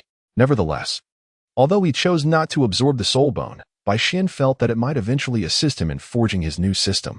After all, to create an innovative cultivation framework, one must possess a profound understanding of existing systems, thus ensuring a solid foundation for establishing one's unique path to enlightenment. Even if it ultimately proved futile, the attribute of being able to absorb the thunder of heaven and earth for growth rendered the soul bone exceedingly rare, comparable to the 4-winged soul bone from the dark demon, evil god tiger. As for the elixir condensed from the essence of the thunder spirit, Bai Xian regarded it with considerable esteem. He perceived that the condensation of elixirs by soul beasts could be viewed as an alternative cultivation system, distinct from the crude method of simply honing one's soul power. However, this system was incomplete, possibly due to the inherent laws of this world, which dictated that upon death, soul beasts would still condense soul rings rather than solely leaving behind elixirs imbued with the essence of their cultivation. As Bai Xian embarked on the path of his own cultivation, he discovered certain aspects of the method of condensing inner elixirs that were worthy of emulation. After storing the elixirs and soul bones within his spatial ring, Bai Xian took a moment to steady his breath. He then seated himself upon a simple bed and began to close his eyes, invoking the Qinglian technique to alleviate the slight decline in his control over soul power following the absorption of the soul ring. Fortunately, although his control over soul power had diminished somewhat after the absorption, the decrease was not severe. It was merely a consequence of the rapid growth of soul power. With the assistance of his Qinglian technique, he was able to restore his control over soul power to its normal state in less than 2 hours. Bai Xian rose and stepped outside the tent, glancing up at the sky. It was now nearly midnight. Bai Xian stretched languidly as he approached Qin Ming, who was on night watch beside the flickering fire. Upon noticing Bai Xian emerging from the tent, Qin Ming offered a slight smile and inquired, "Bai Xian, you're awake?" "Indeed, Teacher Qin. Has anything unusual occurred during this time?" Bai Xian replied with a gentle smile. "Perhaps you should rest for a while. I can take over the watch for the remainder of the night," he suggested. Qin Ming shook his head, responding, "This area is relatively safe, and there have been no extraordinary events thus far." He paused momentarily, scrutinizing Bai Xian, and then asked, "Did you rise so early? Don't you wish to rest a bit longer?" Bai Xian shook his head and replied, "I am quite well, having rested adequately in the tent just now." "Teacher Qin, you should take your rest first." "Very well. Do remember to inform me should anything arise. After all, we are in the Sunset Forest, so exercise caution." Qin Ming nodded and turned back to his tent.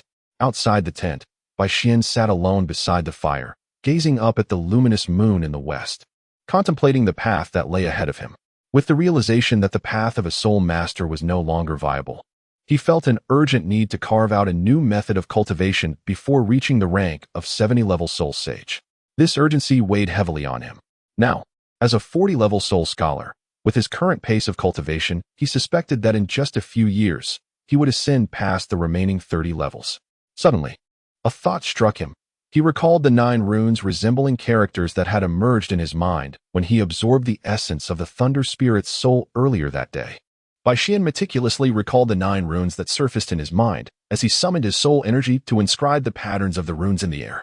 With a subtle movement of his fingers, a rune, resembling an intricate script composed of soul energy, was on the verge of taking shape in Bai Xian's grasp.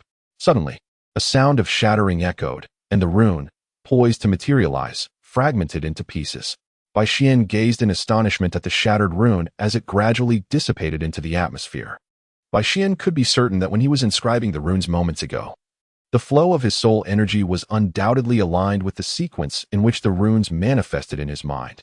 However, just as the rune was on the verge of completion, it seemed to encounter an unseen barrier, causing the flow of soul energy to abruptly slip from his control, resulting in the rune's instantaneous collapse.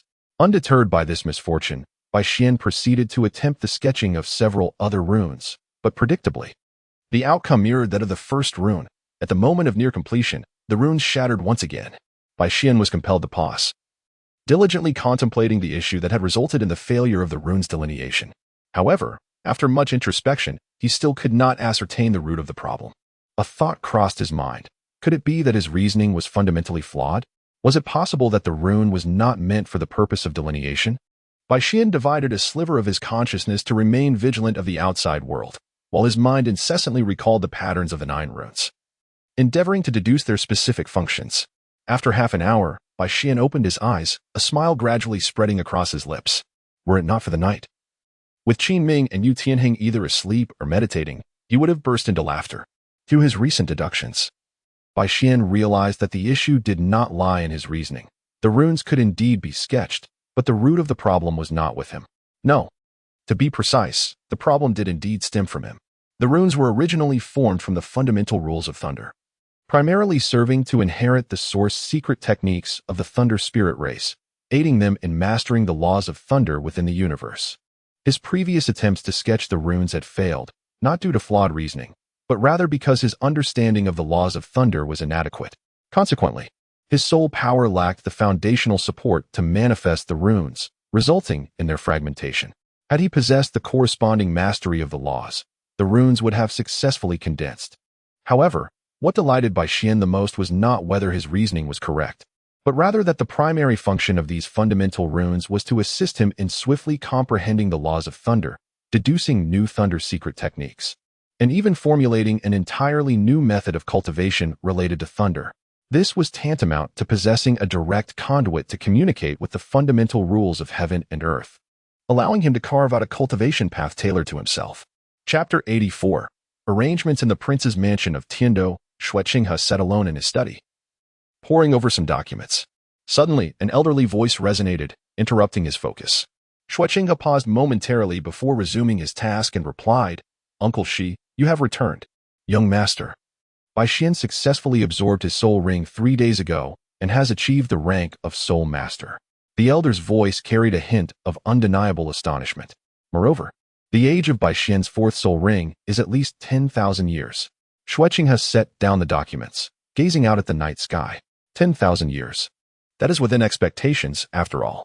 He trailed off, seemingly lost in thought, a smile gracing his lips. "Uncle Qi, have the 3 individuals from the papal palace set off yet?" Another distinct elderly voice responded, "Young master, according to information from the papal palace, they are scheduled to depart the day after tomorrow and are expected to arrive at Hakoningshi on the border of the extreme north ice plains in 5 days. They will await you at the Martial Soul Subpalace in Hakoningshi." Upon hearing this, Xueqinghe nodded slightly and inquired, "By the way, has the substitute for the northern expedition been arranged?" "It has been arranged. The substitute is an orphan whose resemblance to you exceeds 90%. Unless closely examined by familiar individuals, it will be nearly impossible to discern any differences. With the assistance of the arranged personnel, there should be no issues. Following the conclusion of this expedition to the Soul Realm, Uncle Qi, you shall personally oversee the substitute. Once the substitute fully executes our plan, I shall prepare to step back behind the scenes. The infiltration plan will be temporarily adjusted. In the future, I shall no longer appear in the identity of the Tiandou prince unless absolutely necessary. Young master, I do not understand why you have made such a decision. The infiltration plan has been in progress for nearly 8 years. Is it necessary to inform the Grand Offering and the Pope of this sudden change?" The figure in the shadows was evidently taken aback by Xueqinghe's abrupt decision. Xueqinghe gently shook his head, stating, "Plans change. I have discovered several fatal flaws within the current scheme. I can inform my grandfather, but there is no need to involve the papal palace for now. The overall plan will continue as usual, with only the substitute's identity modified. As long as the substitute remains under our control, the final outcome will not change."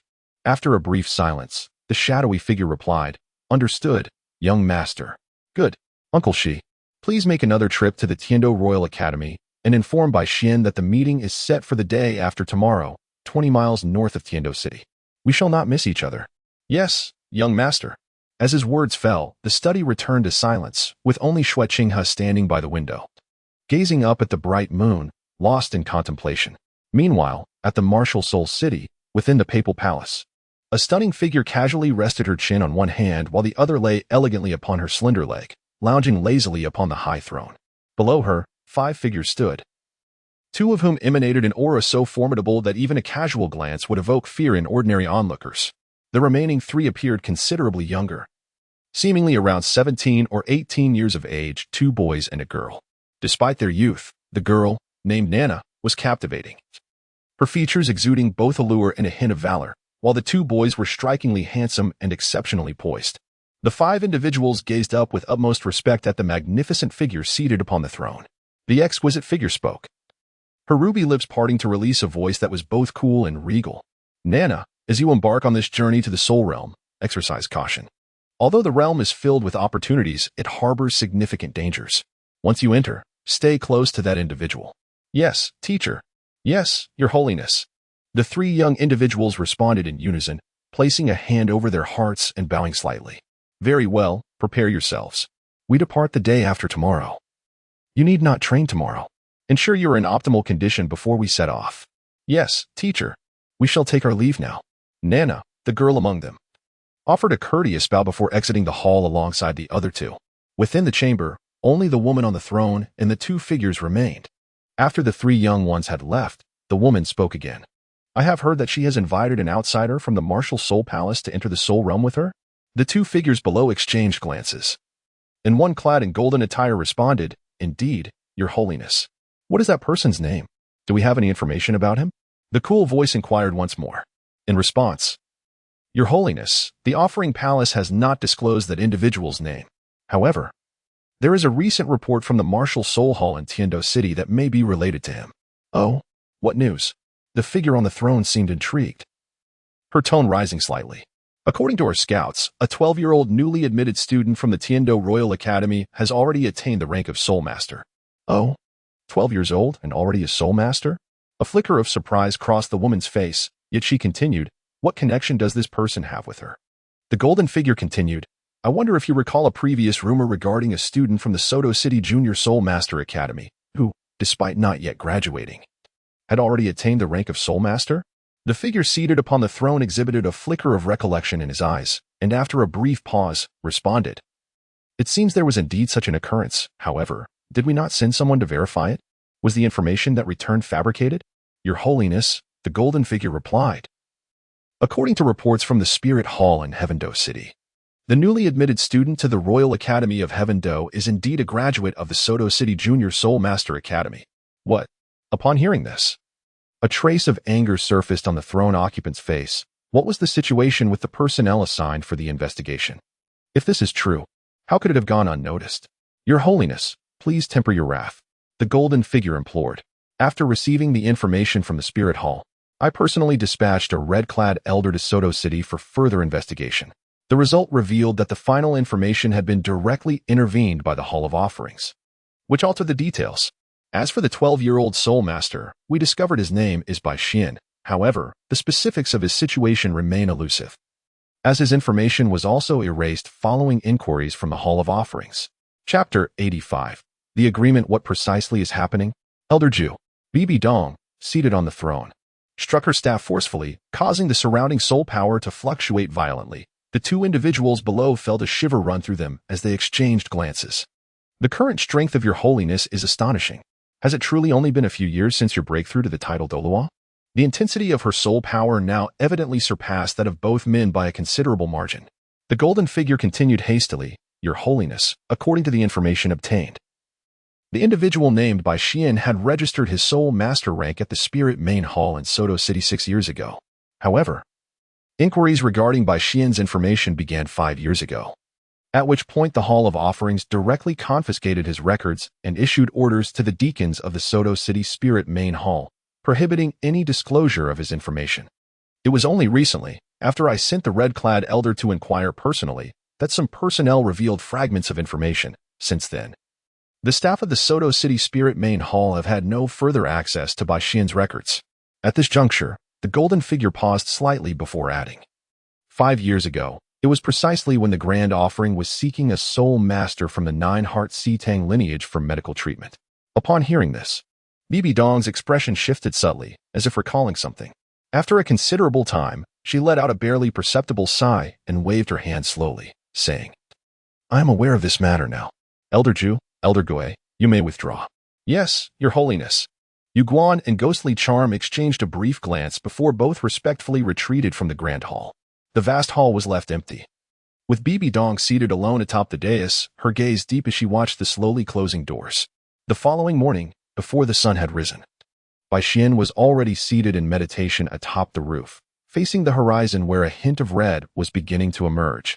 Practicing his Qinglian method to commence a new day of cultivation, a faint sound of displacement pierced the air, causing Bai Xian to furrow his brow and immediately open his eyes. He gazed at a small hole in the glazed tiles before him, his brows knitting together as he surveyed his surroundings.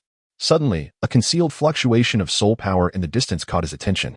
Sensing the elusive soul power, Bai Xian discerned that its source seemed deliberately noticeable. As he turned his gaze in that direction, the soul power abruptly vanished, only to reappear moments later. Rising to his feet, Bai Xian hesitated, contemplating whether to pursue it. After all, he had not made any enemies within the realm of the Heaven Dou Empire, and the intentions of this unknown individual, seemingly approaching him, left him uncertain. After a brief moment, Bai Xian resolved to investigate further. Given that he was within the confines of the Royal Academy, he was confident that if he did not encounter a title Douluo-level individual, he could at least create some noise and alert others, should the need arise. The Academy housed 3 title Douluo-level instructors, and Bai Xian believed that even if a title Douluo were to appear, they would need to consider the ramifications of facing the combined strength of 3 title Douluos. With this thought in mind, Bai Xian swiftly pursued the direction of the soul power fluctuation. Upon reaching halfway up the mountain, Bai Xian was momentarily taken aback. The figure ahead had stopped. It seemed they were not leaving the Royal Academy. Bai Xian's movements remained unchanged as he continued to pursue the figure ahead. Pausing on a branch, he gazed intently at the seemingly ordinary elder clad in plain garments not far away. At that moment, the elder exuded no traces of soul power, appearing as an unremarkable old man. Yet, an unsettling chill ran down Bai Xian's spine, causing every hair on his body to stand on end.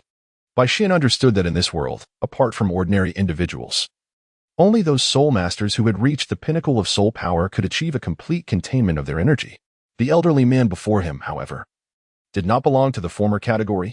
Observing Bai Xian's heightened vigilance, the old man in simple attire chuckled softly and remarked, "Impressive, young one. Your alertness is truly commendable." Bai Xian hesitated for a moment, sensing that the individual before him was not there to cause him trouble. He pondered the reason behind this elder's summoning.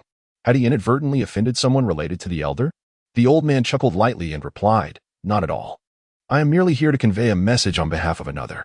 "Oh?" Bai Xian's brows lifted slightly. "May I inquire who this person is that has the privilege to send someone of your stature to deliver a message?" The elder laughed heartily. "You are acquainted with this individual. Once I relay her words, you shall undoubtedly recognize her identity." A fleeting golden silhouette danced in Bai Xian's mind. Yet he maintained his composure as he inquired, "What are her words?" Observing Bai Xian's calm demeanor, the elder spoke slowly. "A meeting is set for 1 month hence, 20 miles north of Heaven Dou city. We shall not disperse until we meet." Upon hearing the elder's words, Bai Xian inwardly exclaimed, "Indeed." Leaping down from the branch, he approached the elder and offered a subtle smile. "I see it is a senior from the Spirit Hall. I apologize for my earlier ignorance in failing to recognize you. Might I ask for your esteemed name, so that I may ensure proper decorum in our future encounters?" The elder smiled gently. "It appears you have deduced the identity of the one who sent me. Since you are a friend of the young master, there is no need for such formality. I am Shilong, an elder of the Spirit Hall." Bai Xian's expression turned slightly solemn as he recognized Shilong, one of the 2 elders of the Spirit Hall accompanying Qian Renxue, a formidable being known as the Serpent Spear of the Douluo title. He performed a slight bow and earnestly remarked, "Ah, it is an honor to meet you, Elder Shi.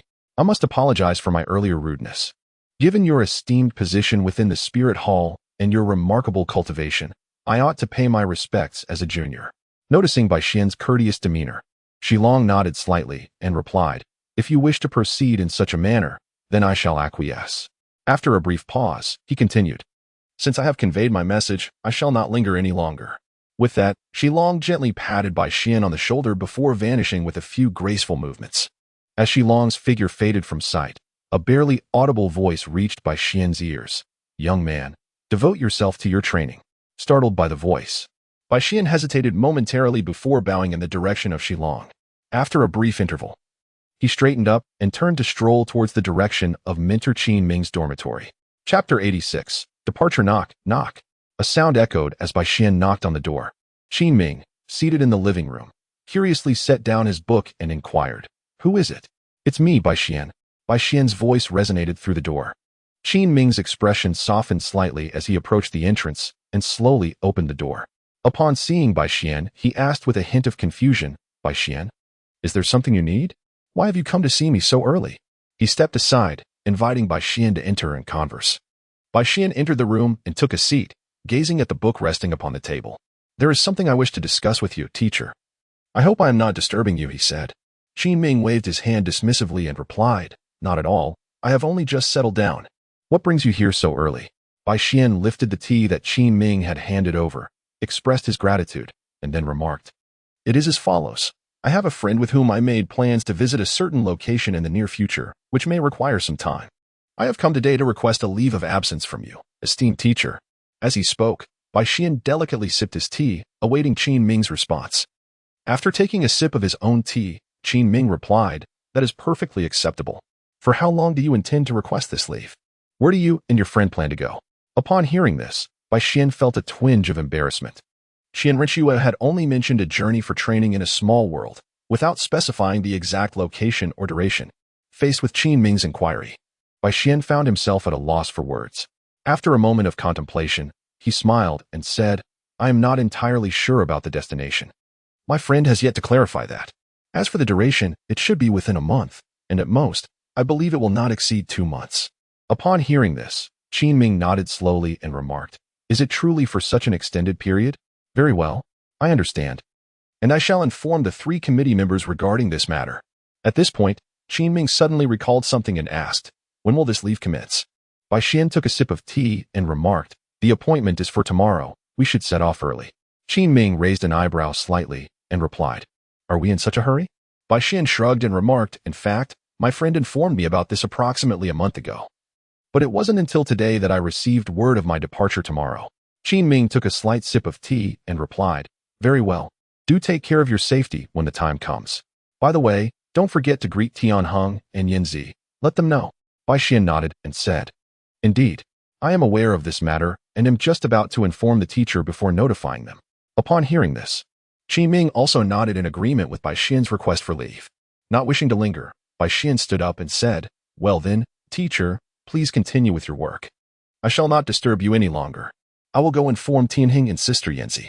Qin Ming nodded and replied, "That's fine. If there is nothing pressing, you may return home for now. We depart tomorrow, so take some time to prepare." Bai Xian nodded and departed from Qin Ming's residence. Upon returning to the dormitory, the hour had already approached the end of the. As he opened the door, he found Yu Tianheng meditating in the living room. With Bai Xian's entrance, the meditative Yu Tianheng awakened, gazing at Bai Xian and exclaiming, "Bai Xian, you ventured out so early?" Bai Xian nodded and took a seat on the nearby sofa, saying, "Yes, I have requested a period of leave from Teacher Qin." Upon hearing this, Yu Tianheng expressed mild surprise, asking leave. Observing Bai Xian's affirmative nod, Yu Tianheng inquired, "Is there something going on? How long is your leave?" Bai Xian gently shook her head and said, "A friend has invited me to accompany her to a certain place. I am uncertain how long it will take, but I should return shortly." Upon hearing this, Yu Tianheng nodded in understanding. "By the way, have you had breakfast yet?" "I haven't eaten. Shall we go together?" Yu Tianheng slightly shook his head and replied, "Not yet. Let us go together. Perhaps we might encounter Yin Zi and Ling Ling. If we do, it would be a perfect opportunity to share some news with them." With that, Bai Xian and Yu Tianheng headed toward the dining hall. Unfortunately, they did not come across Du Gu Yin and Yi Ling Ling. Instead, they encountered Osro and Yu Feng. It seemed that Bai Xian's return was rather late, causing them to miss the 2 girls. However, it was fortunate that Bai Xian met Osro and Yu Feng, thus sparing herself the trouble of seeking them out later. During breakfast, she also took the opportunity to inform them about her leave of absence. The following morning, after Bai Xian had fine-tuned her physical condition to its peak, she swiftly set off along the official road of Tiando City, heading northward towards the location described by Shilong the previous day. As the hour approached noon, Bai Xian finally sensed the soul power fluctuations of Qian Renxue and promptly made her way toward the source. As she drew closer, she spotted a pavilion atop a small hill from which the soul power emanated. Moreover, beside Qian Renxue, Bai Xian discerned a remarkably formidable soul power, reminiscent of the one she had sensed from Shilong the day before. Bai Xian no longer hesitated and made his way towards the hill where Qian Renxue was situated. At the summit, within the pavilion, Qian Renxue, now a young woman, sat on a stone bench, delicately sipping her tea while gazing vacantly at the distant mountains. Lost in thought, behind her, Shilong stood, observing the direction of Bai Xian. "Young master, Bai Xian has arrived." Shilong's voice rang out. I am aware." Qian Renxue replied, her cherry lips curling into a subtle smile as she sensed the fluctuation of Bai Xian's soul energy. A quarter of an hour later, she rose and approached the edge of the pavilion, gazing at Bai Xian as he ascended the mountain. "You have come," she remarked softly. Bai Xian nodded gently in acknowledgement, then turned his gaze towards Shilong. "I have met Elder Shi before." Shilong chuckled warmly. "No need for formality." Bai Xian turned to Qian Renxue and inquired softly, "When did you arrive? I hope I haven't kept you waiting for too long." Qian Renxue gently shook her head, smiling as she replied, "It's nothing. We haven't waited long at all." Upon hearing this, Shilong, standing behind Qian Renxue, discreetly cast a glance at her, his lips moving slightly, yet he ultimately refrained from uttering a word. Upon hearing this, Bai Xian nodded, glancing around with a hint of confusion. "Is this truly the trial ground you speak of? Weren't there supposed to be 5 of us? Why are there only the 3 of us here?"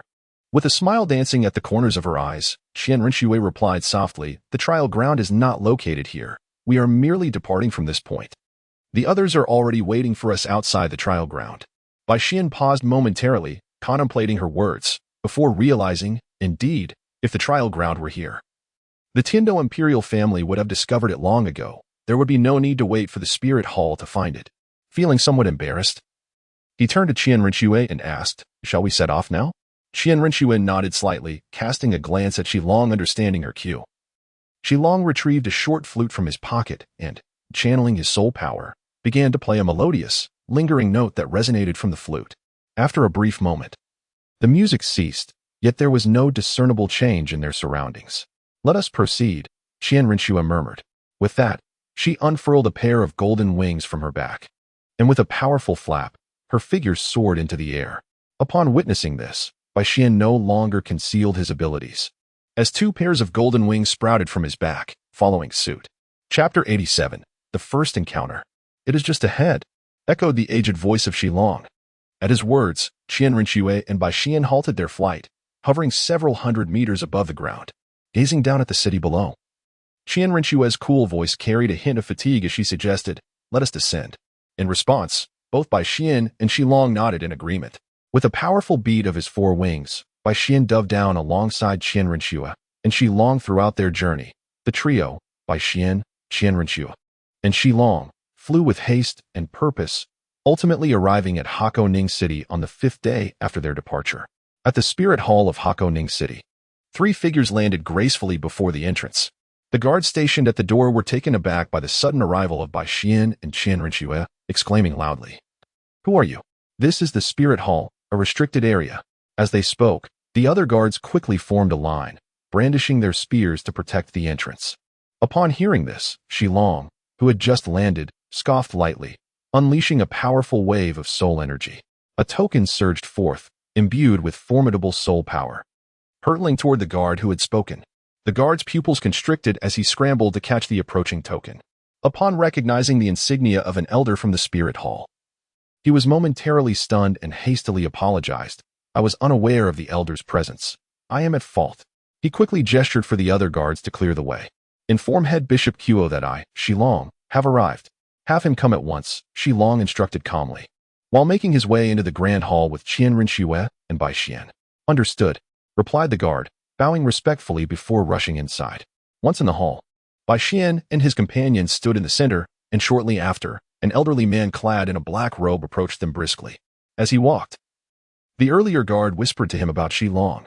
The elder, intrigued, looked at the figure standing behind Qian Rinxue and remarked, "Head Bishop Kuo greets Elder Shilong." He then turned to Qian Rinxue and inquired, "May I ask who this is?" In response, Qian Rinxue remained silent, while Shilong replied in a matter-of-fact tone, "Do not inquire about matters that do not concern you. Where is Yuguan? Are they present here?" Upon hearing this, Head Bishop Kuo was taken aback, pondering how they knew Elder Zhu was here. Despite his curiosity, he dared not press further, acknowledging Shilong's superior status, and replied, "Elder Zhu and the others arrived yesterday. They should be at their designated accommodations today." Upon learning that Yu Guan had already arrived, Shilong maintained a composed demeanor and instructed, "Notify Yu Guan that I have arrived. Have him seek me out."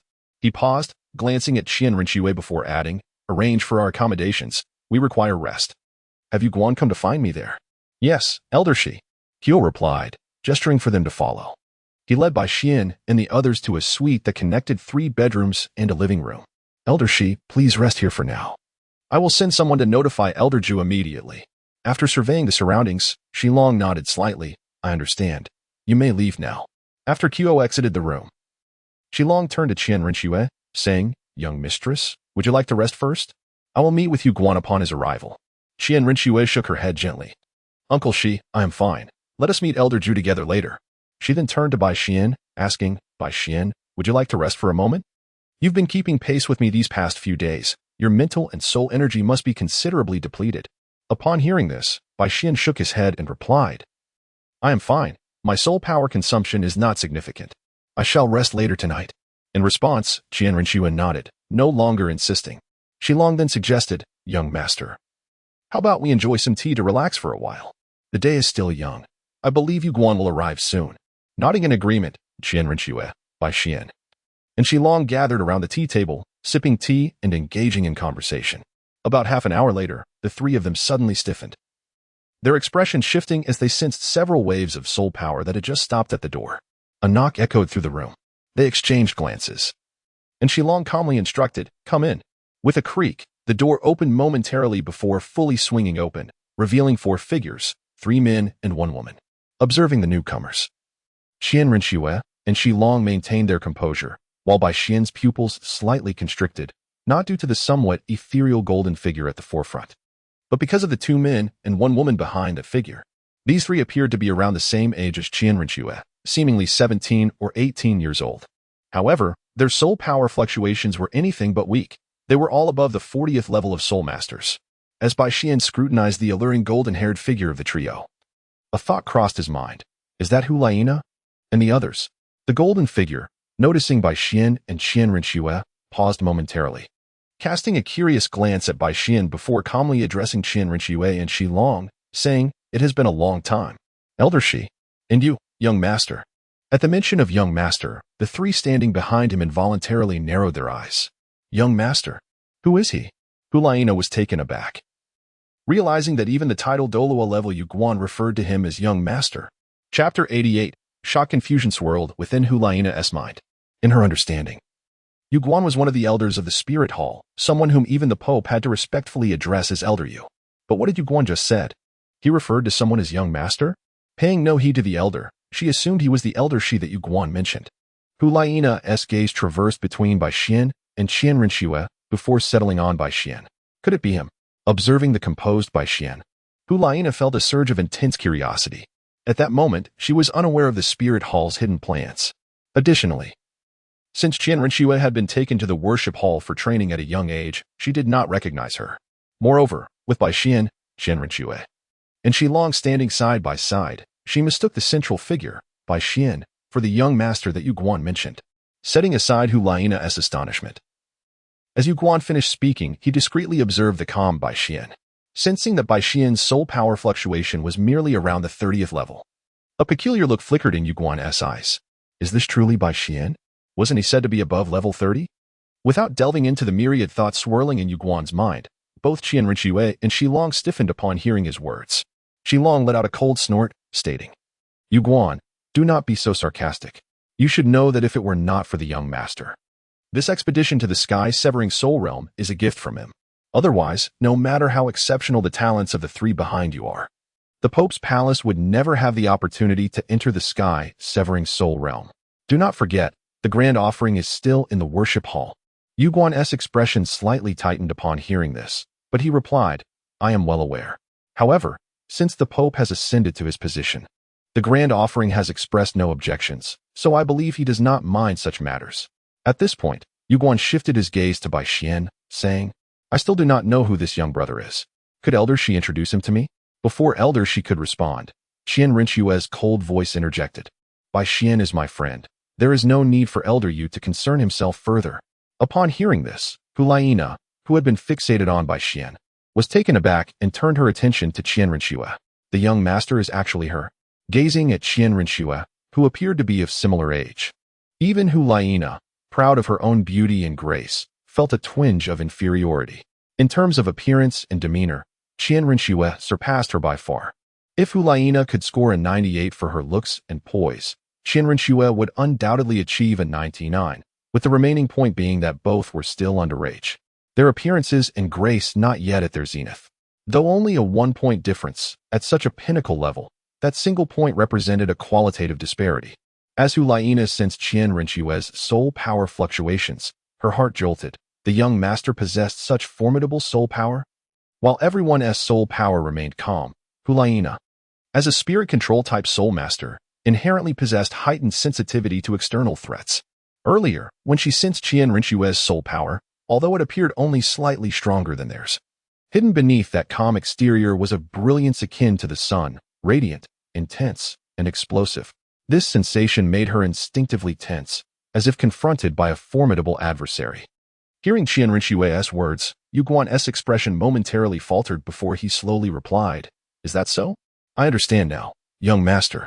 Qian Renxue nodded, saying in 3 days, the sky-severing soul realm will open. At that time, the 2 of us, along with the 3 behind you, shall enter, while Elder Yu will wait for our return outside. Yu Guan nodded in understanding, saying, "The grand offering has already dispatched someone to inform the Pope. We know how to proceed." Qian Rinxue, her expression calm, nodded in agreement. "In that case, you may take your leave for now. I will notify you when it is time to depart." Upon hearing this, Yu Guan did not linger, saying, "Then, young master, I shall take my leave." After which, he led Hulaina and the others away from Bai Xian and the others. In the spirit hall's corridor, Hulaina followed closely behind Yu Guan, pondering the brief yet information-laden conversation that had just transpired in the room. Unable to contain her curiosity, she inquired, "Grandfather Yu, what exactly was that all about? Why did you refer to that girl as young master?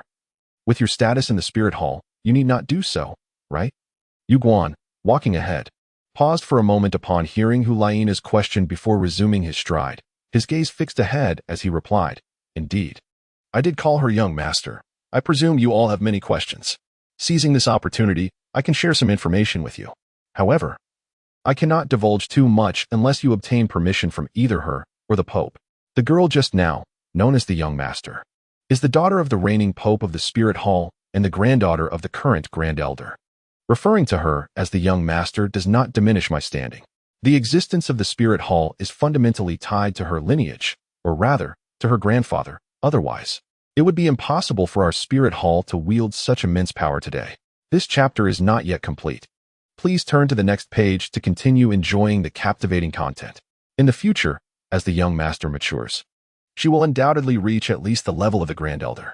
Should you grow and enter the Elder Hall, perhaps you might engage with her as equals. Otherwise, you will be obliged to address her as I do, as the young master." At these words, Hulaina, Xieyu, and Yin were all taken aback. Even at the level of Yu Guan, it was insufficient to be considered an equal to the young master. As Yu Guan walked, he continued, "The young master has been executing a confidential mission for years, known only to the Pope, a few elders of the Elder Hall, and myself and Lao Gui. It is understandable that you, having been acquainted with the higher-ups of the Spirit Hall for only a few years, have yet to meet the young master. When you see her again, you may want to show her more respect." Upon hearing this, Hulaina and the others nodded stoically. After a while, Hulaina asked, "Then, Grandfather Yu, what about that young man beside her? He appears to be several years younger than us. Is he also entering the soul-severing realm?" Upon hearing this, Yu Guan halted his steps, glanced back at Hulaina and the others, and said, "Do not underestimate him. He is indeed younger than you by 5 to 6 years. However, according to the information gathered, he has already attained the rank of Soul Master, which is not far from your level. You should comprehend what such rank signifies at that age." The three, whose expressions had remained relatively calm, suddenly changed. What had they heard? A 12-year-old Soul Master? Is there a record in the Spirit Hall of any Soul Master reaching such a level by the age of 12? Chapter 89. Heart to heart. Although the climate in Hakoning City, near the extreme north ice field, is considerably colder than that of the Heavenly Dou Empire, this poses no significant issue for Bai Xian and Qian Rinxue, both of whom are Soul Masters. As one of the few gateway cities close to the extreme north ice field, Hakoning City sees a considerable flow of people, ranking among the major cities on the continent. On the bustling streets, Bai Xian, dressed in a thin white robe, and Qian Rinxue, adorned in a platinum gown, walked side by side. The beauty of the woman was exquisite, her icy demeanor exuding a hint of nobility. Akin to a fairy descending to the mortal realm, the man, handsome and dashing, wore a white robe tinged with subtle ink, embodying a tranquil and otherworldly presence, much like a refined nobleman of the earthly realm. As they strolled together, resembling a pair of perfect match, they drew gasps of admiration and attention. Though most passers-by were primarily captivated by Qian Rinxue's stunning beauty, hearing the murmurs around them, a hint of helplessness crossed Bai Xian's face. He gently suggested to Qian Rinxue, "Perhaps you could cover your face with a scarf. I truly dislike being regarded as an object of scrutiny."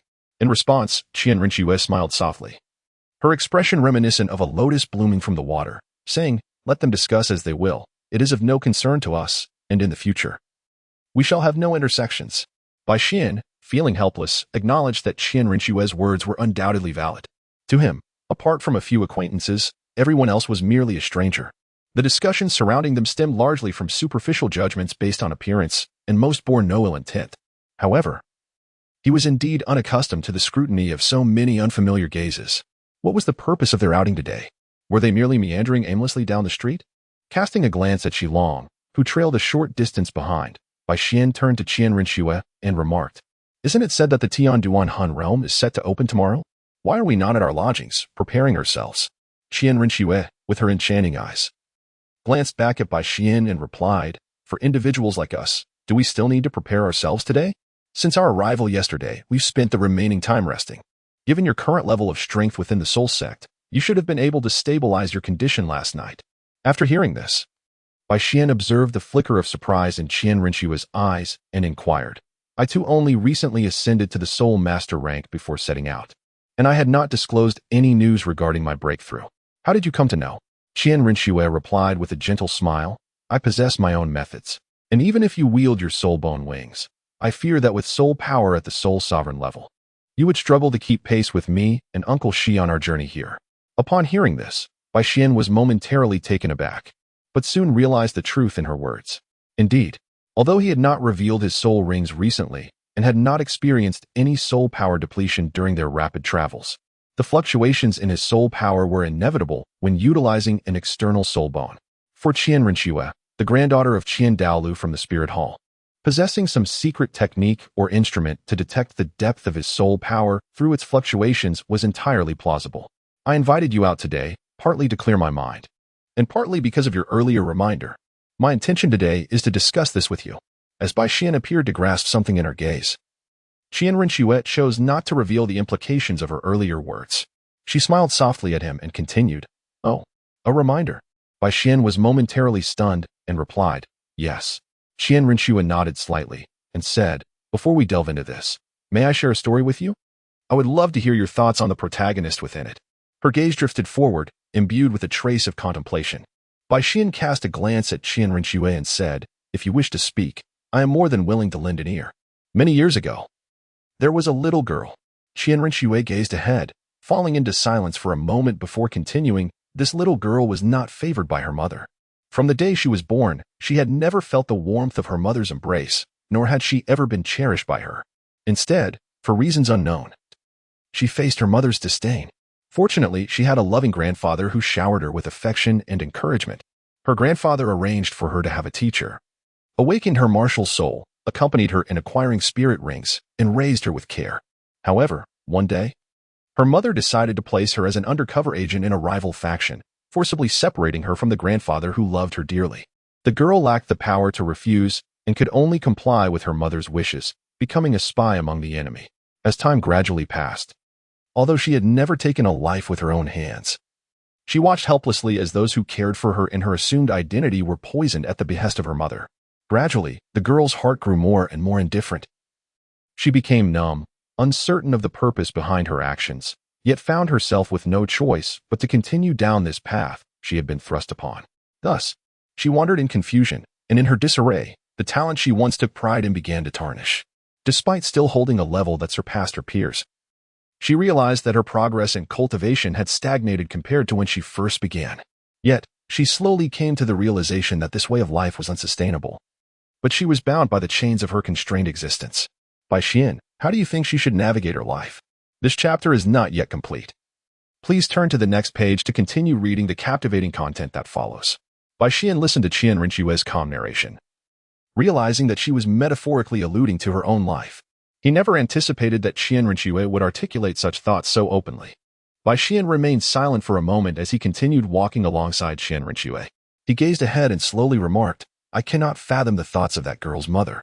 However, based solely on my experiences, I believe that, apart from a very small fraction of women, the vast majority of mothers genuinely love their children. Those who appear indifferent towards their offspring typically harbor other underlying reasons. It is hard for me to believe that they possess deep-seated hatred for their own flesh and blood. Perhaps that mother once exhibited a loving demeanor, or perhaps that aspect of her affection never manifested in the girl's presence. Yet, I am convinced that both might long for one another, entangled in misunderstandings due to various reasons. Regarding the girl's current predicament, I surmise that as a member of an opposing faction, if she refrained from taking certain actions, another girl would likely step in to fulfill that role. In this world, adversaries may possess a sense of conscience, yet the delineation between right and wrong remains obscured. An enemy is ultimately still an enemy." At this point, Bai Xian paused, glancing at Qian Rinxue, and continued, concerning her confusion, "I hope she comprehends a profound truth. she possesses a pearl within her. And if it remains shackled by the toils of dust, one day, when the dust settles and its brilliance emerges, it shall illuminate the myriad peaks of azure mountains. In this world, pearls are indeed scarce. Chapter 90. The realm of severed souls in the distance. At the terminus of the snow-capped mountains, a spectral ripple began to rise. Akin to a mirage. This ethereal wave expanded continuously, and within the span of a brief time, its reach extended to nearly 1,000 meters. Subsequently, the shimmering ripple emitted wisps of faint, otherworldly light, through which shadowy figures could be discerned. These silhouettes, hazy and indistinct, resembled undulating mountain ranges, phantasmal and grand. Some appeared as bizarre, ferocious beasts, strange and tempestuous, while others took the form of colossal, desolate bones. Not far from this illusory ripple, 7 figures stood quietly, observing the extraordinary transformation unfolding before them. These individuals were none other than Bai Xian and Qian Renxue. Bai Xian, Qian Renxue, and Shi Longyue, along with their companions, were faring well. Each of the 4 possessed either the prowess of a tidal Douluo or had acquired a precocious understanding, complemented by their own fantastical experiences. Although their eyes reflected a hint of the extraordinary regarding the shifting circumstances in the distance, they managed to maintain a relatively calm demeanor. In contrast, Hulaina and her 2 companions, standing beside Yu Guan, were markedly different, despite having gleaned some information from the papal palace. This unprecedented scenario left them utterly astonished as they gazed at the ever-changing void ahead. At long last, after more than a century, the realm of the sky-severing soul had re-emerged. She long observed the continuously morphing scenery with a nostalgic expression gracing his features. The silver-white landscape, a pristine world of ice and snow, was suddenly adorned with an ethereal shadow, adding a splash of color to its purity. Upon closer inspection, the icy highlands beyond the illusion could be faintly discerned, appearing to connect with the shadow at this moment. The passage is about to open. Young master, you may prepare to enter. Shi Long respectfully informed Qian Renxue. She nodded calmly, continuing to observe the distant transformations. Meanwhile, the rippling aura expanded, revealing an increasing number of fantastical phantoms, eventually coalescing into what resembled a world, imposing itself upon the void. The illusory ripples now resembled waves, emanating a misty white sheen that surged and ebbed, with the phantoms of ferocious beasts howling towards the heavens, while the phantom mountains radiated an array of glimmers, creating a breathtaking spectacle. At this moment, the ethereal world seemed poised to sever the heavens from the earth. As the final wave of ripples subsided, the various phantoms gradually vanished until only a singular illusory ripple, spanning several paces in diameter, remained suspended in the air, gently pulsating.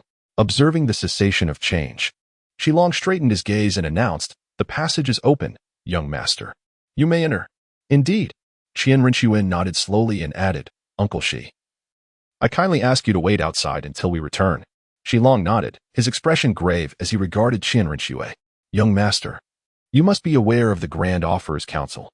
Although you have attained the rank of Soul King, surpassing the Grand Offerer's capabilities in his time, the dangers of the sky-severing soul realm are immense. We have surpassed the age limit for entry and are unable to protect you within. Therefore, regardless of the outcome of this venture, you must depart from the sky-severing soul realm 1 month after the passage opens." Upon hearing this, Qian Renxue acknowledged with a nod. "I understand, Uncle Shi."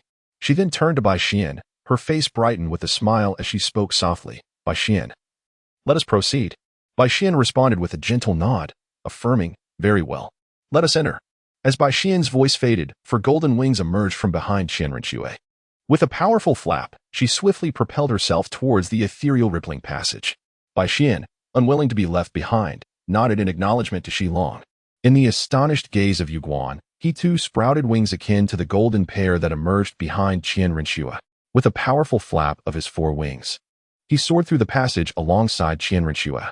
As the 2 vanished into the shimmering rift, they slipped away from the sight of the onlookers. Yu Guan, still reeling from the spectacle, gradually regained his composure.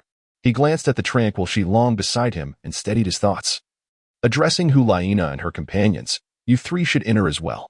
Remember, the spirit realm is fraught with formidable beasts, the dangers of which I cannot fully ascertain. Exercise caution and try to stay close to the young master once inside." Upon hearing this, Hulaina and her companions nodded in agreement. They swiftly leaped forward, soon disappearing from Yu Guan and Shi Long's view. Watching them vanish as well, Yu Guan could no longer suppress his astonishment. He recalled the moment Bai Xian summoned his 4 wings and murmured, "For wings as well? This is unexpected." After a prolonged mental storm, Yu Guan realized that Qian Rinxue and Bai Xian were acquainted. Turning to Xilong with urgency, he inquired, "Xilong, what is the situation with Bai Xian? How could he possess angelic wings like the young master?" In response, Xilong cast a glance at the perplexed Yu Guan and remained silent. He settled into a cross-legged position, his body gently levitating, as he closed his eyes in meditation, enveloped in waves of azure golden soul power. Observing Xilong's actions, Yu Guan felt a jolt of alarm, his gaze sharpening as he called out, "Xilong, you." Yet, before he could complete his sentence, the fluctuations of soul power around Xilong intensified, sweeping over Yu Guan and halting his words. Yu Guan, gazing at Xilong, who was now suspended in midair with closed eyes, felt his expression shift rapidly between shades of blue and white. Moments later, he huffed softly and, turning away from Xilong, adopted a meditative pose, allowing himself to hover in silence. Chapter 91. The Spirit Realm of Heaven Severance 2. This is a world steeped in desolation. The sky bears a dim yellow hue, with a waning sun hanging above. The nearby black soil radiates an air of barrenness. Were it not for the scattered greenery offering hints of life, one might find it hard to believe that any creatures could survive in such a desolate place. Yet, despite its bleakness, a faint white mist lingers, softening the starkness of the landscape. In the distance, peculiar small beasts occasionally dart through the forests, adding a touch of vitality to this desolate world. The ethereal white mist continually wafts away, rendering the space ever more tranquil. Suddenly, the void erupts with ripples, and several figures emerge from the nothingness. These figures are none other than Bai Xian and Qian Rinxue, having entered the passage to the spirit realm of Heaven Severance. As this barren world came into view, Bai Xian's expression momentarily froze in disbelief. Bai Xian raised her gaze and beheld the contours of certain mountains in this desolate world. Gazing upon the barren landscape, she murmured, "Is this indeed the realm of severed souls?" With that thought, Bai Xian gently relaxed her spirit, attuning herself to the conditions of this world. The spiritual energy here is remarkably abundant. Bai Xian extended his hand to draw a trace of spiritual energy from the void, perceiving it for a moment before murmuring, "The quality of this spiritual energy is astonishingly high. Even the energy at the periphery of the Star Dou forest does not reach this level." "What's wrong, Bai Xian?" Qian Rinxue inquired, noticing the subtle movement of his lips as if he had spoken something. Upon hearing this, Bai Xian regained his composure and slowly shook his head, saying, "It is nothing.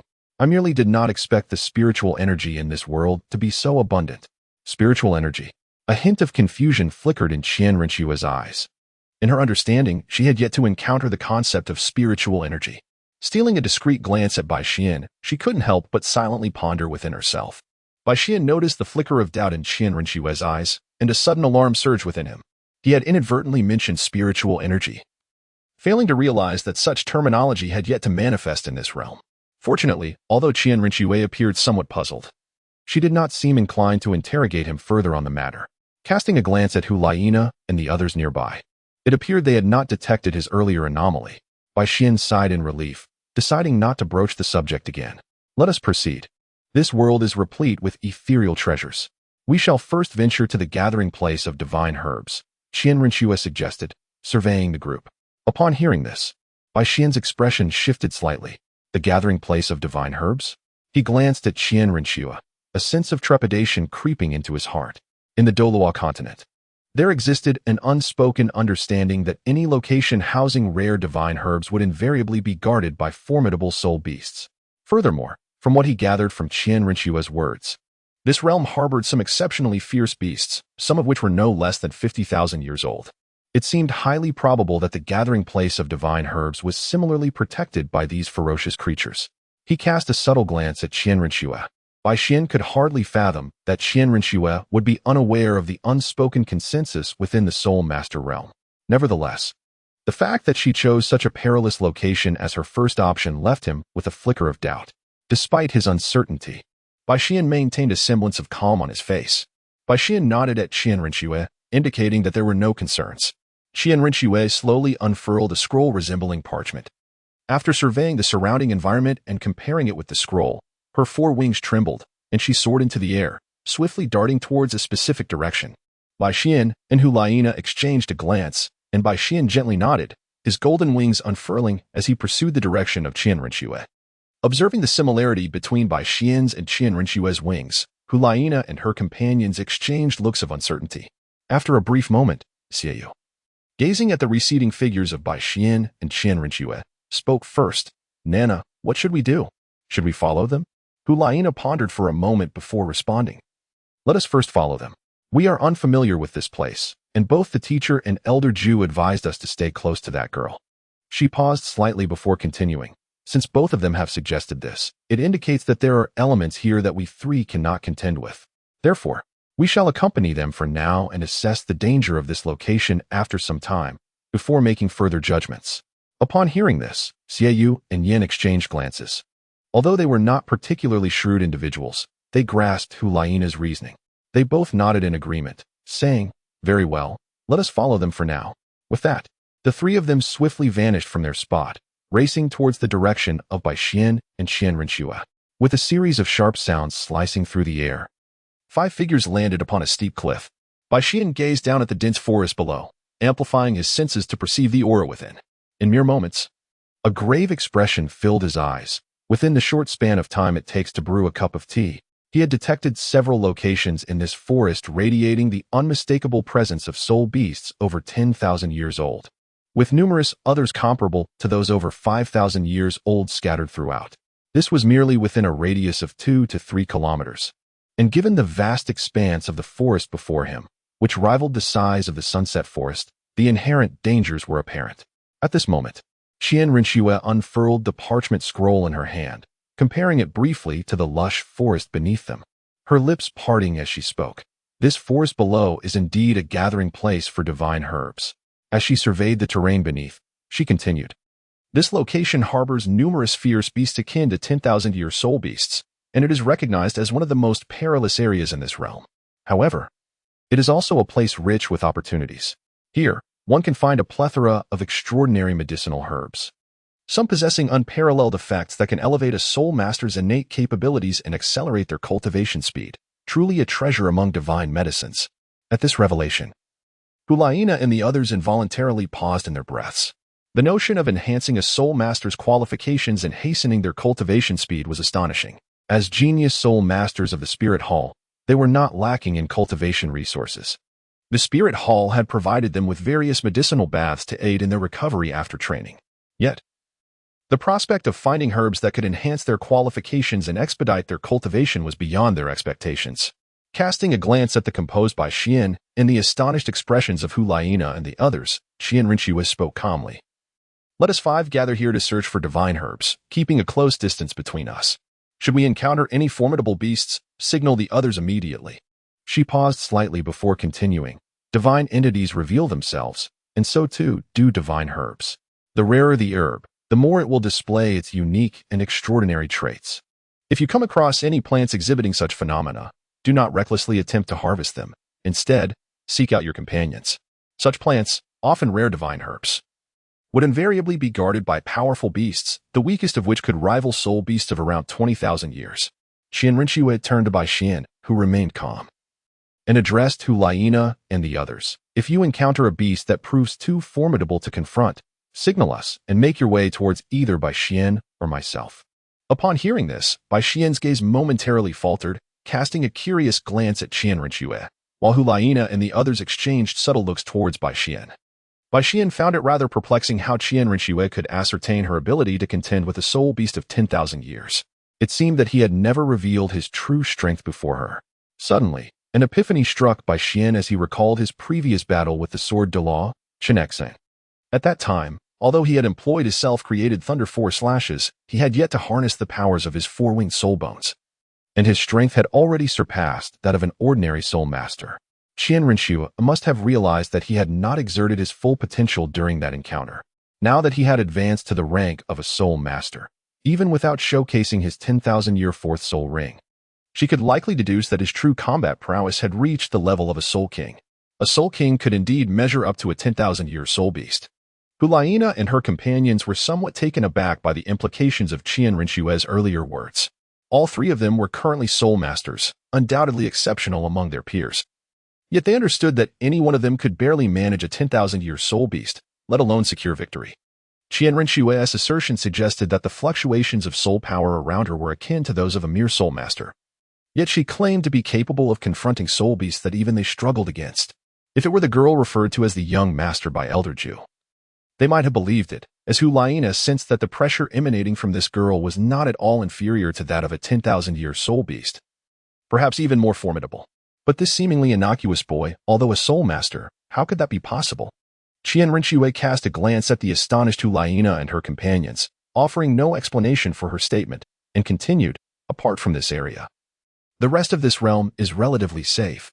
We shall seek rare and extraordinary herbs here for 10 days. After that, I will depart for other regions.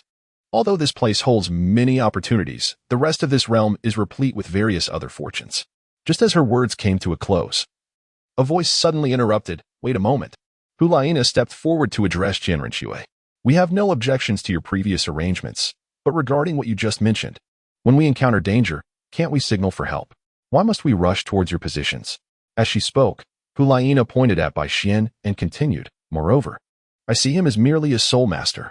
Shouldn't he remain by our side to guard against potential threats? Why should we draw danger towards him? Upon hearing this, Qian Rinxue regarded Hu Laina's earnest expression, then shifted her gaze to Bai Xian. After a brief moment, she replied, I believe you have misunderstood something. With that, Qian Rinxue turned her attention back to Hu Laina and her companions, stating, Why do you assume Bai Xian is merely a soul master? At her words, a chill ran through the hearts of Hu Laina and her friends as they exchanged bewildered glances. They perceived shock and confusion reflected in each other's eyes. Hadn't Elder Ju proclaimed Bai Xian to be a soul master? How could it be that, according to Qian Rinxue, this 12-year-old boy was not simply a soul master? To possess combat strength surpassing that of soul masters like themselves, could he have already ascended to the rank of Soul King? Bai Xian. Qian Rinxue glanced at him, beckoning him to step forward. Hearing this, Bai Xian sighed in resignation, looked at Qian Rinxue, and then slowly addressed Hu Laina and the others. Allow me to introduce myself. You may already know my name. As for my rank, Bai Xian gazed at Hu Laina and the others, slowly stating, I possess a combat spirit master at level 42, with a martial spirit named Qingxia. As he spoke, Bai Xian's right hand formed a fist, summoning Qingxia. Yet he refrained from revealing the spirit rings. A spirit sect? A weapon spirit master? His martial spirit is not a beast martial spirit? Upon hearing Bai Xian's words, Hu Laina and her companions felt a sense of relief, albeit astonished by his level of spirit power. After all, it was already rare to hear that Bai Xian had reached spirit ancestor at the tender age of 12, yet a spirit sect at 12 years old? Such records had never been documented in the martial spirit hall. Qian Rinxue cast a glance at Bai Xian and addressed Hu Laina and the others. Although Bai Xian is merely a spirit sect at level 42, you need not worry about his prowess. His combat strength is undoubtedly on par with that of a powerful attack-type spirit king. As she spoke, Qian Rinxue recalled Bai Xian's unique self-created spirit skill and the newly acquired fourth 10,000-year spirit ring. Although uncle, she was unaware of the species of that 10,000-year spirit beast. It must be of a formidable lineage to have caught Bai Xian's attention. Thus, it could be inferred that the potency of his fourth spirit skill would not be trivial. Reflecting on the 10,000-year spirit ring she had absorbed upon breaking through to Spirit King at level 50, Qian Rinxue understood the formidable power such a spirit skill could wield. She mused that Bai Xian's strength might not fall short of her own. A month prior, Bai Xian had still exhibited a significant gap in prowess compared to her. Yet now, only a brief month had passed, and although there remained a distance in cultivation levels, their true combat capabilities had remarkably converged. Shaking her head inwardly, Qian Rinxue turned her serious gaze towards Hu Laina and her companions. There's no need to elaborate further. I trust you all have a sense of understanding. Noticing Hu Laina and the others still appeared somewhat incredulous, Qian Rinxue chose not to provide further explanations. Let us proceed. With that, Qian Rinxue unfurled her wings, soaring towards the forest below. Chapter 93. Extreme Yang Su Ling perched upon a massive stone. Bai Xian crouched, revealing half of his head as he quietly observed a peculiar plant not far ahead. The entire plant exhibited a striking black and white appearance.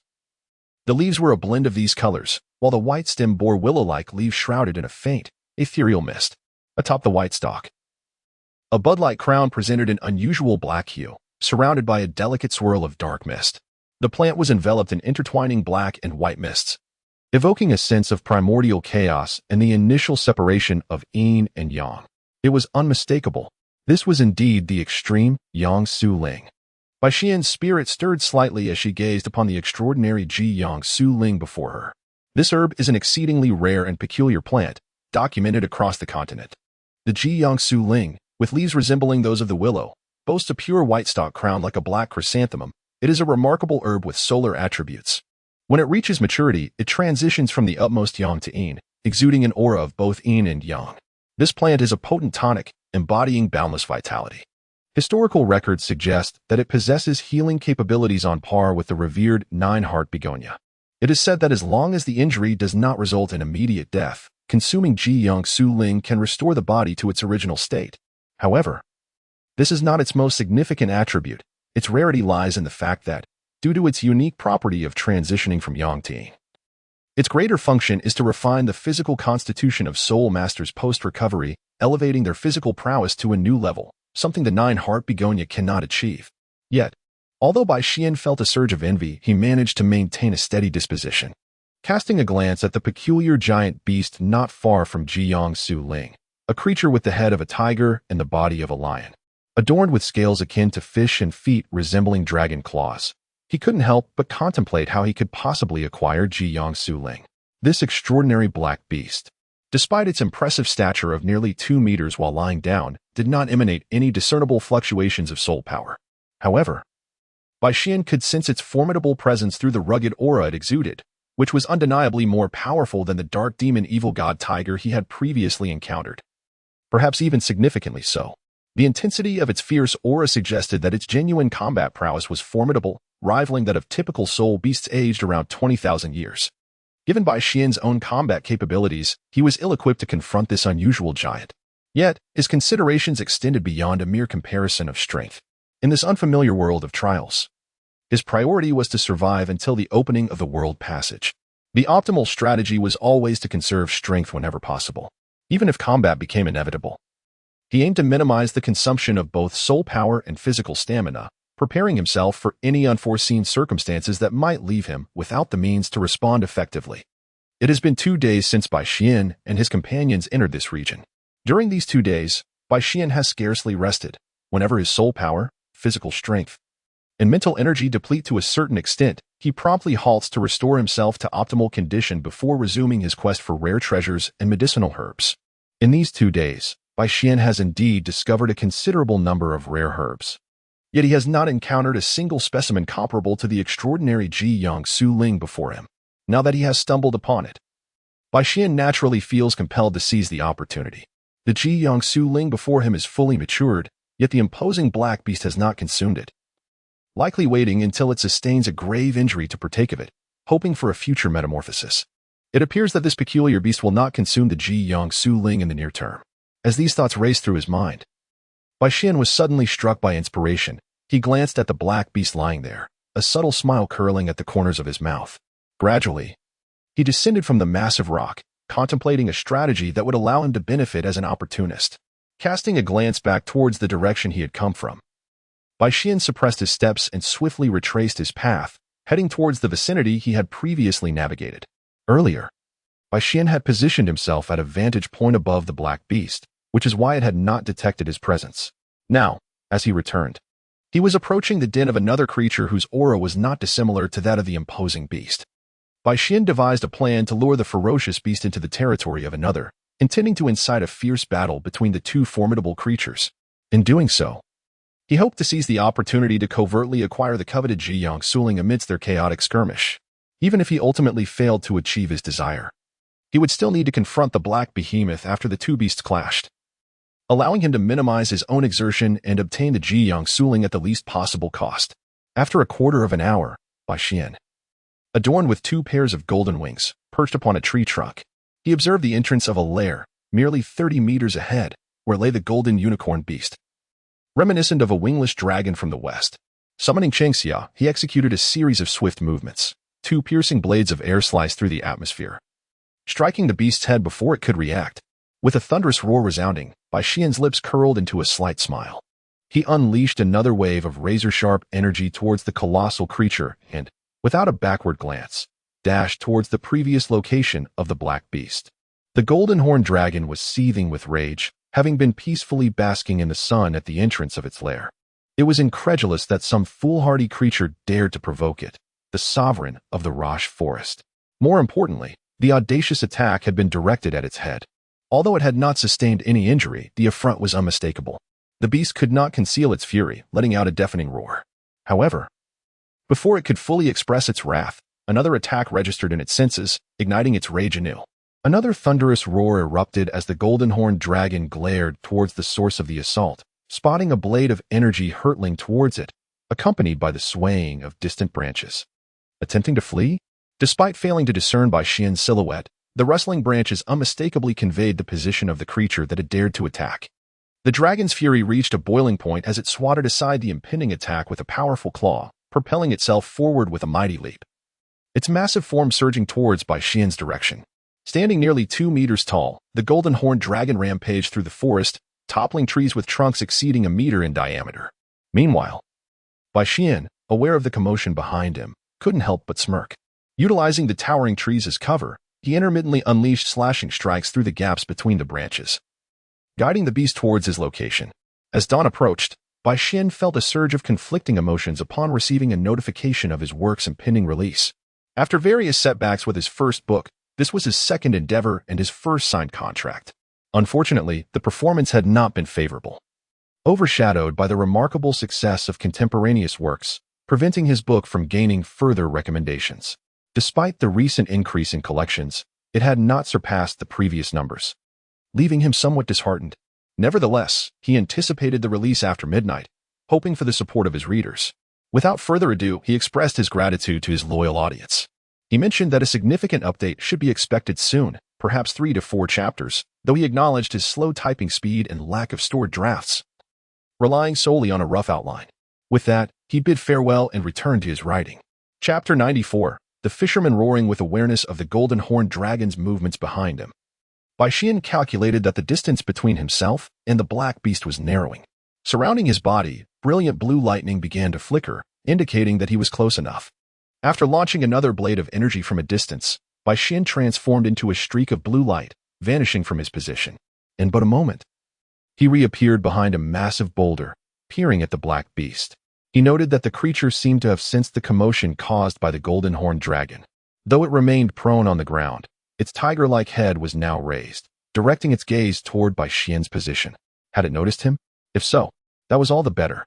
In his heart, Bai Xian mused that the golden-horned dragon beast was merely 300 to 400 meters away from his current position. Without hesitation, he unleashed a cutting blade of energy from behind the stone, aimed directly at the ebony creature. A sharp, resonant roar erupted as the black beast detected the approaching energy blade.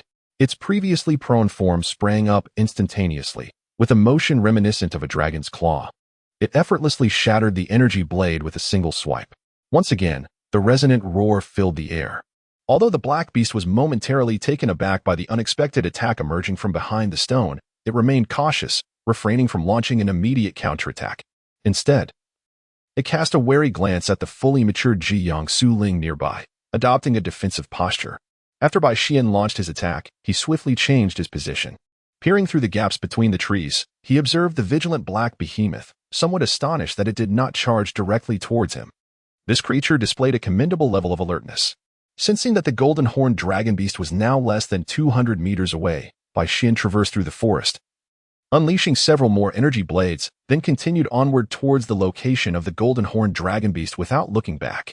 It was imperative to provoke the beast with another attack, otherwise, it might escape if it could not locate its adversary. Through the branches, Bai Xian spotted the golden-horned dragon's head charging towards him. A smirk graced his lips as he released several energy blades, slicing through the branches toward the beast's head. Unsurprisingly, upon noticing the incoming energy blades, the fury in the dragon's golden eyes ignited, and it roared as it charged towards the direction of Bai Xian's attack. Bai Xian observed the movements of the golden-horned dragon beast and smiled faintly. He directed a surge of soul power towards the black beast, causing the leaves to tremble, and promptly turned to conceal his presence, making his way to a location that would allow him to evade both the golden-horned dragon beast and the black beast. Upon reaching a vantage point, situated at the very edge of the range that Bai Xian could perceive, he stood atop a century-old giant tree. From this elevated position, he gazed into the area where the black beast resided, sensing the chaotic entanglement of two distinct auras. A subtle smile curved upon his lips. Let them create a ruckus. Let them clash. If they do not engage, how shall I reap the benefits of their strife? Bai Xian gazed intently in the direction from which the two presences emanated, murmuring softly to himself. As for his concerns regarding the potential harm that the aftermath of the fierce battle between the two might inflict upon Ji Yang and Su Ling, he felt no trepidation. After all, such extraordinary beings of nature would not permit any damage to occur. The shifting positions of their auras confirmed Bai Xian's suspicions. At that moment, the locus of their conflict was gradually moving toward an area that extended further beyond Bai Xian's perceptive range. Indeed, it appeared that their chosen battleground was indeed directed toward the more level terrain. Bai Xian, through his perception, couldn't help but ponder inwardly. Bai Xian's expression momentarily faltered. The positions of the black beast and the golden horned dragon beast had seemingly become fixed, no longer shifting. At this moment, the location of their battle was merely a little over 100 meters from where the black beast had originally been. Bai Xian had initially contemplated that if the two creatures continued to move for an additional 200 or 300 meters, he could seize the opportunity to stealthily acquire the extreme Yang Su Ling. However, to his astonishment, the two beasts halted after only a slight movement. This was undoubtedly due to the black tiger-headed beast, as their trajectory led them towards a gentle, open terrain. Should Bai Xian dare to harvest the extreme Yang Su Ling within this proximity, he would not only have to contend with the extraordinary phenomena resulting from the gathering of such a rare celestial herb. The openness of the area alone would likely alert the black beast to his presence. At that juncture, he would not only face the black beast, but could also fall prey to an assault from the golden horned dragon beast. In such a scenario, not only would he fail to obtain the extreme Yang Su Ling, but he might very well meet his demise. Contemplating this, Bai Xian cautiously approached the location of the two beasts. After all, he could not harvest the herb just yet. He could instead wait for them to finish their battle, thus allowing him to reap the rewards. Setting aside the extreme Yang Su Ling, the two creatures alone, comparable to soul beasts of 20,000 years in age, held significant value even in death. His spatial ring had remained empty for quite some time, and he had yet to store anything within it. When the time came, collecting their flesh, blood, and hide would require minimal space in his ring. Bai Xian gradually approached the two exotic beasts, utilizing the towering forest as his cover. As long as he maintained silence and concealed his presence, the two creatures would remain oblivious to him. After a quarter of an hour, Bai Xian found himself atop a grand tree, observing the fierce confrontation between the two beasts through the veil of leaves and branches. The intensity of their battle had waned, and their breaths were now ragged and labored. Both creatures bore considerable wounds. Although the black beast was slightly smaller than the golden horned dragon beast, its condition appeared to be the most favorable at that moment. The golden horned dragon beast had suffered grievous injuries. Its forelimbs were severely lacerated, exposing stark white bones, and one of its eyes was shut under a deep gash on its face. In contrast, the black beast fared somewhat better, with only superficial wounds on one foreleg and its flank, while the rest of its body remained largely unscathed. Both beasts, panting heavily, regarded each other warily, anticipating the next strike. Their struggle had reached its final stage, and the impending death throes of either side instilled a sense of caution. Finally, the golden horned dragon beast could no longer restrain itself and launched into the climactic finale of the battle. It could not afford to wait any longer, as it found itself at a disadvantage, while its adversary's injuries were comparatively less severe. If they lingered until the end, it was certain that the black beast would recover more swiftly. Chapter 95, the final outcome. A low, menacing roar erupted as the black, peculiar beast stood triumphantly atop the carcass of the golden horned dragon beast, howling towards the heavens. In the end, it emerged victorious from the battle. Yet the cost of its triumph was devastating. One of its hind legs dangled uselessly, curled awkwardly in the air, a direct result of the golden horned dragon beast's last desperate counterattack that had snapped its leg. After a cacophony of roars, the black beast turned away, discarding the carcass of the golden horned dragon beast as if it were mere scraps. The flesh of a beast of its own caliber seemed to hold no allure for it. With its injured hind leg, the black beast stumbled slightly, its unsteady gait leading it towards the direction of the extreme Yang Su Ling. Indeed, given its guardianship over the extreme Yang Su Ling, it must have had some inkling of its significance. As Bai Xian observed the limping black beast drawing near to the extreme Yang Su Ling, he silently resolved that the moment had come. Should he make his move, he would strike with lethal intent. Bai Xian summoned his full power, and the 4 soul rings shimmered in succession, elevating his state to an unprecedented level. In an instant, he appeared beside the black beast. The third soul ring, suspended around him, transformed into a streak of light that merged with Changxia. In that moment, the blade of Changxia crackled with thunder. The blade energy, forged from the gathering of lightning, radiated brilliantly from Changxia's body, and when it vanished, it reappeared as it descended upon the front leg of the black beast, where its hind leg bore an injury. Bai Xian moved with remarkable swiftness. Yet the ebony beast responded with equal agility. The instant Bai Xian appeared before it, the creature had already turned its gaze in his direction. Unfortunately, despite its quick reaction, the injured hind leg of the beast became its Achilles heel. Though it endeavored to evade Bai Xian's strike with all its might, it was in vain. Bai Xian's attack, known as Rift Slash, cleaved through the very fabric of space. The blow landed with tremendous force upon the beast's foreleg, sending it hurtling backwards. A haunting roar of agony escaped the dark creature as it writhed in pain. Bai Xian struck decisively and swiftly retreated. Although this formidable soul beast was now at its last gasp, one could never ascertain whether it had any hidden trump cards. Such a creature of this caliber could inflict severe damage, as evidenced by the desperate counterattack of the golden-horned dragon beast, which had gravely wounded its similarly ranked black counterpart before its demise. Bai Xian was determined not to follow in the footsteps of the black beast. Roars erupted from the black beast, echoing ferociously through the air. Despite its fore and hind limbs suffering fatal injuries, its hind leg shattered and its foreleg nearly obliterated by Bai Xian's powerful strike, it still struggled to rise, letting out a series of defiant howls directed at Bai Xian. However, it was evident that it had lost the capacity to continue fighting. With both sides of its limbs critically injured, it could barely maintain its balance, relying solely on its remaining legs. Bai Xian stood aside, locking eyes with the ebony beast for a considerable time. Noticing that the creature showed no intention of launching an attack, he finally exhaled a sigh of relief. Though he remained on high alert, meticulously observing the beast's every movement. After a quarter of an hour, through a series of low-energy blade auras tested from a distance, Bai Xian concluded that the ebony beast had lost its capacity for resistance. Channeling his second and third soul techniques, a multitude of nearly 1,000 silvery blade shadows materialized around Changxia. 3,000 blade shadows. Go. Bai Xian extended his right hand, forming a sword-like gesture. As a myriad of blade shadows coalesced into a shimmering galaxy, hurtling directly towards the dark, enigmatic beast. For his final strike, Bai Xian dared not engage in close combat. Instead, he resorted to his immensely powerful third soul skill, which boasted both extensive range and formidable might.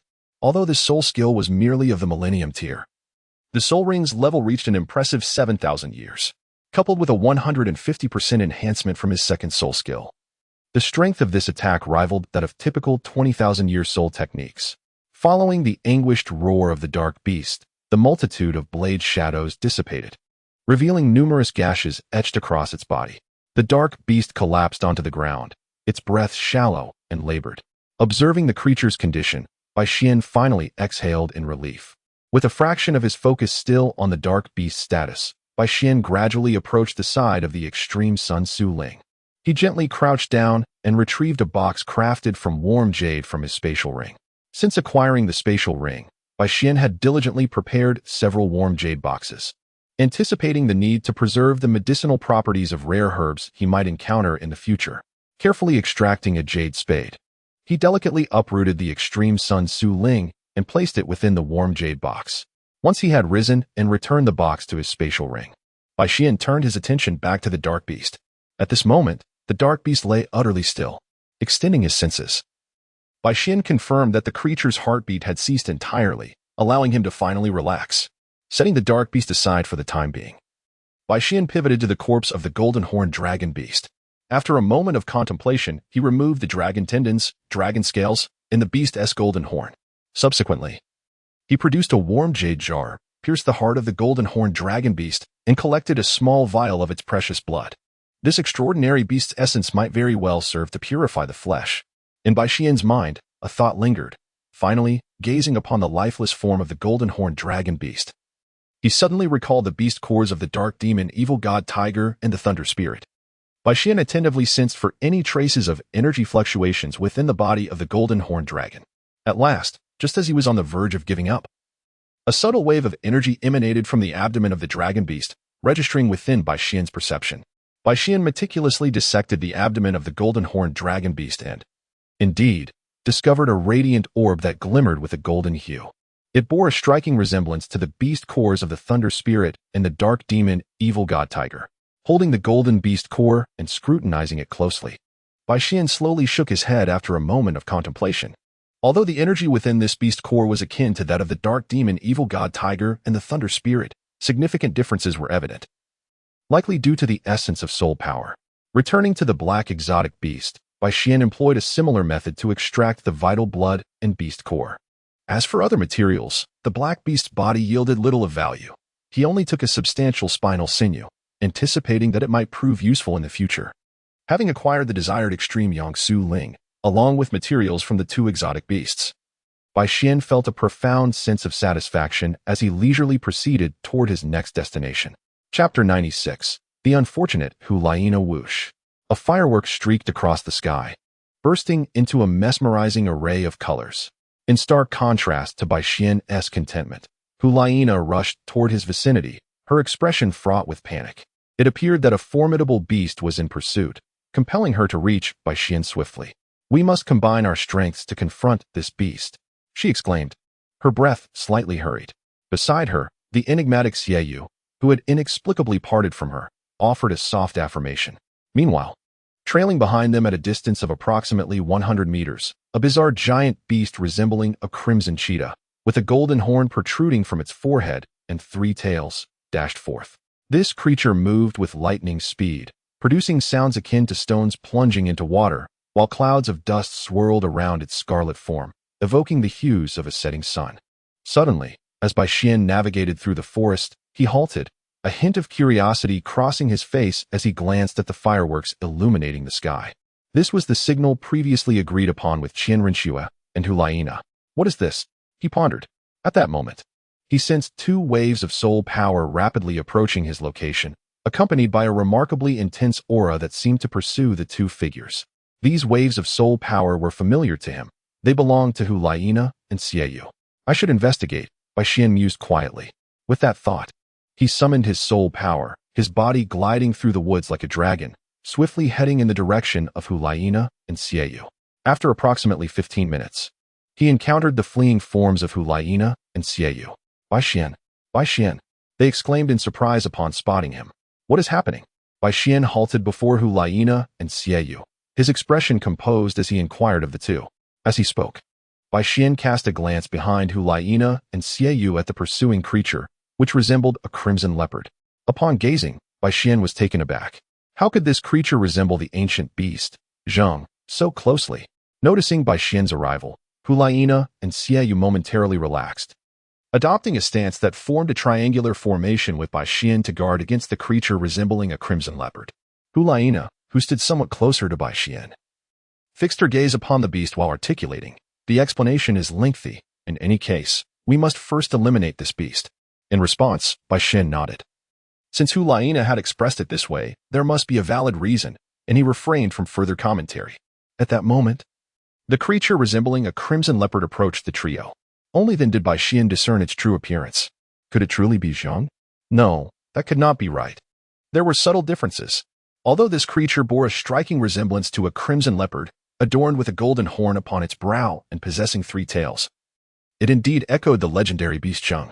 However, according to lore, Zheng is described as having a breath akin to shadowy candles, shaped like a crimson leopard with black markings, 5 tails with feathers, wings upon its back, 4 horns upon its head, and eyes like glass, producing sounds reminiscent of stone striking against stone.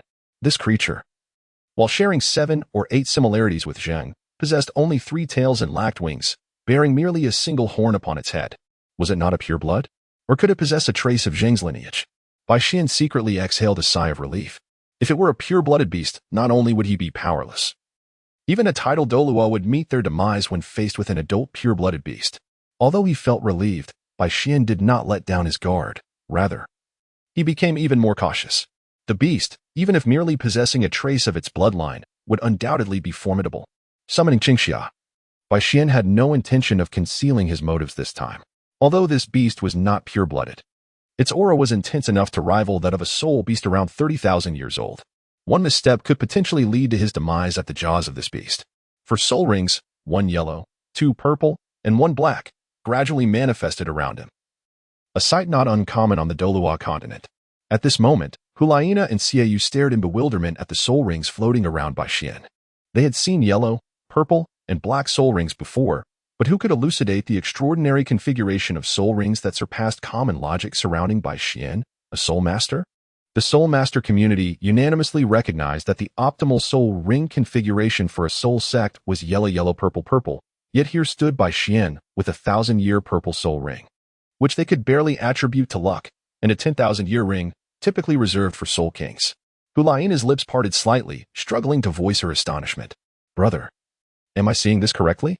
A 10,000-year fourth soul ring. Xiaoyu stiffly nodded in affirmation, murmuring, You are not mistaken. A 10,000-year fourth soul ring. Casting a glance at Hulaina and the others, Bai Xian used his soul power to resonate through their minds, urging them to focus. It's time to strike. With that, boundless thunder erupted from Bai Xian's being, as serpentine bolts of lightning coiled around him. In that moment, he resembled a sovereign commanding the tempest. With a thunderous bang, Bai Xian initiated the assault. Their numbers provided them with the advantage. And Bai Xian's preemptive strike allowed Hulaina and Xiaoyu to find opportunities to counterattack amidst the beast's response to Bai Xian's onslaught. Upon witnessing Bai Xian's aggressive advance, the beast that had just approached them emitted a low growl, its muscles tensing as it lunged at Bai Xian. Second soul skill, Fox Charm. A melodious voice rang out as Hulaina's eyes glowed with purple light, enveloping the beast in her psychic allure. For a fleeting moment, the beast's body stiffened under the purple radiance. However, Hulaina, still at the soul sect level, could not sustain the enchantment against a beast of such caliber, and it shattered within mere seconds. Nevertheless, that brief moment was sufficient for Bai Xian to act. The fourth soul ring transformed into a streak of light, merging with Qingxia. Instantly, hundreds of bolts of lightning materialized from the void, slicing through the air like countless blades, striking the beast with relentless fury. In the brief instant that the endless thunder rained down, Hulaina and Xiaoyu fully comprehended why Qian Renxue had proclaimed that Bai Xian's combat prowess rivaled that of a soul king. Observing the tempestuous storm of lightning, they began to suspect that Qian Renxue's words had perhaps understated Bai Xian's strength. As a control-type soul master, Hulaina's offensive capabilities were relatively modest. Yet even Xiaoyu, who had previously battled the beast, recognized that the might of Bai Xian's current assault far surpassed her own strongest soul skill unleashed through the crescent blades. Prepare to perish, a calm voice declared. As his soul bone wings unfurled, Bai Xian surged forward like a blue streak of light into the cascade of lightning. Bai Xian! Bai Xian! Two urgent voices called out. Hulaina's heart raced as she witnessed Bai Xian plunging into the very thunder she had conjured. The intensity of the lightning was staggering, and to think he would dare to plunge directly into it. It was no wonder Hulaina and Xiaoyu were awestruck. Prior to assimilating the fourth soul ring, Bai Xian would have never dared to withstand such a magnitude of lightning power. However, having absorbed the lightning spirit's ring, he was now fortified by the pure essence of lightning integrated into his soul and the understanding of the 9 principles inscribed in his mind. At this moment, Bai Xian's affinity for lightning had soared to a terrifying degree. If it were previously true that Bai Xian's connection to thunder was inferior to that of Yu Tianheng's blue lightning Tyrannosaurus rex, now his affinity for lightning had surpassed Yu Tianheng by a considerable margin, rendering him comparable to a soul sage-level blue lightning Tyrannosaurus rex soul master. As the lightning dissipated, the scene within became visible to Hulaina and Xiaoyu. At this moment, Bai Xian was fully engaged in combat with the ferocious beast. Its crimson body was marred with countless gashes resembling knife wounds, each coated with a charred black hue, a testament to the effects of Bai Xian's fourth soul skill. Despite having endured such a terrifying assault, the beast's vitality remained largely intact. The red in its eyes deepened, exuding a fierce and menacing intent. It had completely disregarded defense and launched relentless attacks against Bai Xian, its ferocity fully awakened by the previous strike. The two figures, one red and one blue, became entwined, creating a chaotic blur of motion. The sound of metallic clashes and the slicing of air by sharp claws resonated in the atmosphere. This close-quarters brawl relied solely on instinctive reflexes, agility, and each combatant's intuitive response to danger. Neither could predict who might suffer a grievous injury in the next moment. Bai Xian had now revealed his long-concealed true strength. With Hulaina and Xiaoyu by his side, his soul power far exceeded that of his peers, allowing him to unleash various soul skills without concern for his own stamina. The Thunder Four cuts flickered into action intermittently. Had it not been for the lengthy preparation time, Bai Xian would have attempted to unleash the final strike, the 3000 Thunder. to test whether he would still be harmed by its backlash now that he possessed the Thunder Spirit Ring. Nana, martial soul fusion. Charming. A soft command stirred Hulaina into action, pulling her from her shock. Noticing Xieyu's serious expression, Hulaina promptly turned her gaze towards Bai Xian, who was entangled with the beast. She realized that Xieyu's suggestion was indeed prudent, given their current speed and reflexes. It would be exceedingly difficult for them to intervene as mere soul masters. Only through their martial soul fusion could they hope to contend with the beast.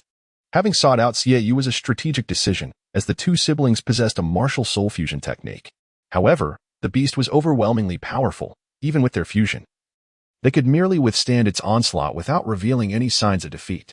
Yet, it was crucial to note that their energy expenditure under fusion was significantly greater than in their normal state, while the ferocious beast relied solely on its own formidable strength. A prolonged engagement would inevitably place them at a disadvantage, compelling them to seek refuge with Bai Xian. To their astonishment, Bai Xian's true prowess was far beyond their expectations.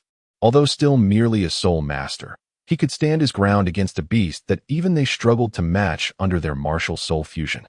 Despite their astonishment at Bai Xian's capabilities, Hulaina and Xieiyu were unwilling to merely watch the battle unfold without taking action. Hulaina was the first to make a move. Raising her right arm high, her 4 soul rings glimmered in succession, enveloping her in a vibrant cherry blossom aura. Simultaneously, Xieiyu activated his own 4 soul rings, rapidly moving to position himself behind Hulaina. As their forms converged, a dark red light enveloped them, expanding as they pressed their backs together. In an instant, the crimson glow enveloped their bodies, and when it dissipated, the two had transformed into a single, unfamiliar figure. This new entity bore long, wine-red hair and a visage that was both peculiar and enchanting, possessing the allure of femininity while exuding a boyish vigor, truly an androgynous appearance. It was the manifestation of their martial soul fusion technique. Charming. The ethereal figure danced gracefully, wielding a crescent blade that had grown significantly larger due to their fusion, slicing through the air as it charged towards the fray between Bai Xian and the beast. In a flash, the enchanting form appeared beside the ferocious creature, deftly intercepting Bai Xian's attack and deftly striking one of the beast's hind legs, momentarily halting its aggression towards Bai Xian. The clashing of metals and the sound of slicing air filled the air, illustrating the intensity of the battle. The beast's roars echoed alongside the sounds of flesh being cleaved. As time pressed on, the already wounded beast, having suffered from Bai Xian's 4th soul skill, sustained additional damage. Thanks to Bai Xian's formidable strength and the timely support of the newly fused Charming, their collaboration proved remarkably effective. Bai Xian's Qingxia and the moon blade in the hands of the enchanting figure continuously inflicted deep gashes upon the body of the ferocious beast. Although each individual wound seemed trivial, the cumulative effect over time rendered the creature's injuries grievous, with blood gushing forth like a torrent. The beast's once crimson fur was now tainted a deep scarlet by its own lifeblood, with an anguished roar that pierced the air. The electrifying Qingxia plunged deeply into its heart. Chapter 98, The Unfortunate Hulaina, Part 2. He exhaled a long breath. Bai Xian retracted Qingxia and approached Hulaina and Xieiyu, who were devoid of their martial soul fusion technique. Observing the pallor on their faces, he let out a faint sigh and gazed at the lifeless beast before him. How did you encounter such a formidable creature?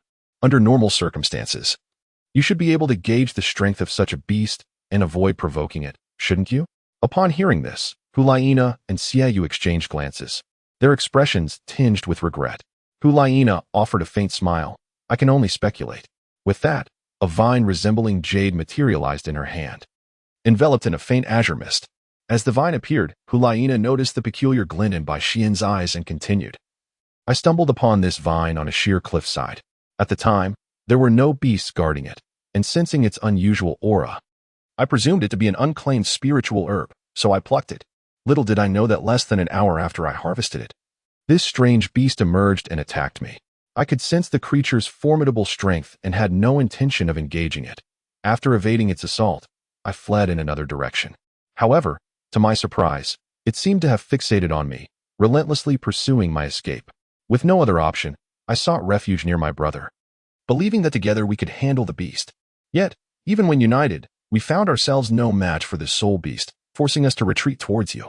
In hindsight, it seems this azure vine must have been the guardian of that extraordinary creature, otherwise, it would not have pursued us so tenaciously. Upon retrieving the azure vine from Hulaina, Bai Xian had already formed a general understanding of the situation. Although he had not personally encountered any records pertaining to this azure vine, he was able to ascertain from the ethereal energy emanating from it that it was undoubtedly a treasure of no lesser value than the extreme Yangsu Ling he had recently acquired. The spiritual resonance of the vine was merely a notch below that of the extreme Yangsu Ling.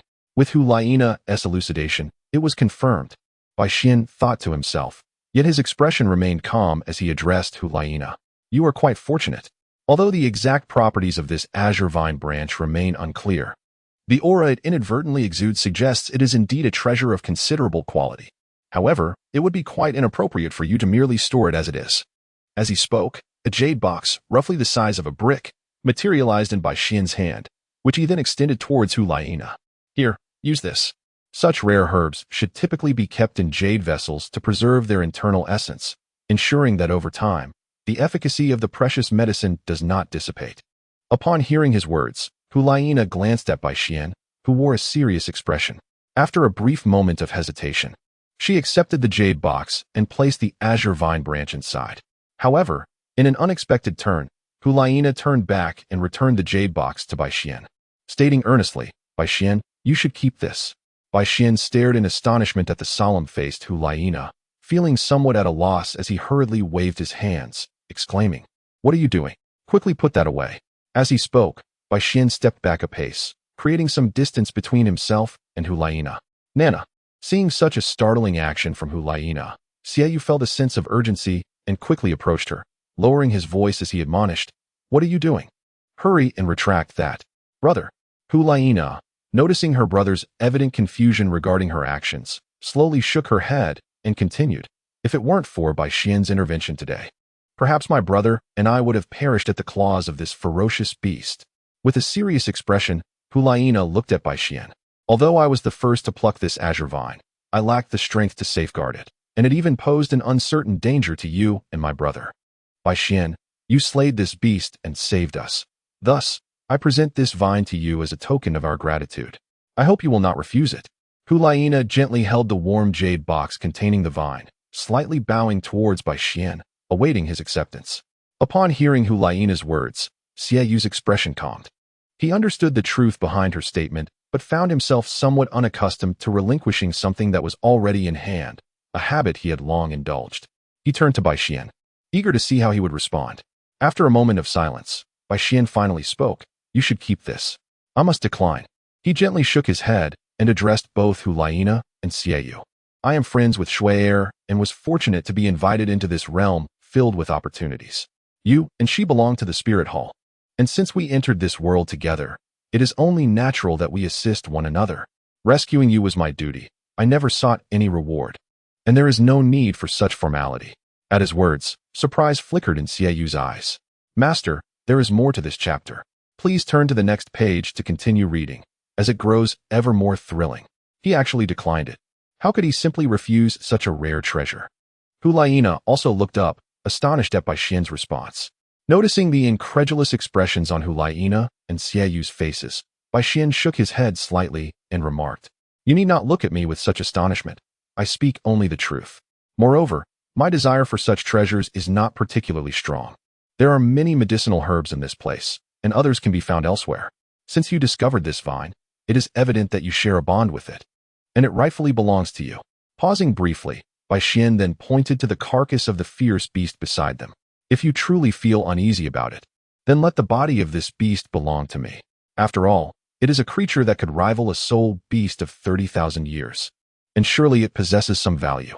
Upon hearing this, Hu Laina and Xiaoyu exchanged glances, looking at Bai Xian's earnest demeanor. Finally, Hu Laina conceded, If that is the case, then I shall follow your wishes. I will keep this vine for now. Whenever you need it, just let me know, and I will deliver it to you. Bai Xian nodded in agreement, waving his hand as a surge of soul power enveloped the beast's carcass, causing it to vanish from sight. He sighed with relief, easing his physical fatigue, and turned to Hu Laina and Xiaoyu, saying, All right, matters here are concluded. I shall not linger any longer. I will see if I can find other high-grade herbs in different areas. Be cautious, and remember to signal if you encounter any trouble. With that, Bai Xian nodded to Hu Laina and Xiaoyu before leaping away in the direction he had come from. Xiaoyu, as the foremost figure of the Spirit Hall's current golden generation and Hu Laina's brother, had always maintained a steady demeanor. Though he had been quietly recovering his soul power after the battle, he remained vigilant about their surroundings and the relatively unfamiliar Bai Xian. Now that Bai Xian had departed, he shifted his focus to his sister. Observing Hu Laina gazing intently at the direction Bai Xian had vanished, Xie Yu shook his head in resignation, realizing he could surmise why his sister was so captivated. Upon witnessing the signal they emitted, Bai Xian, disregarding any potential risks, descended from the heavens to rescue them as they were being hunted by ferocious beasts.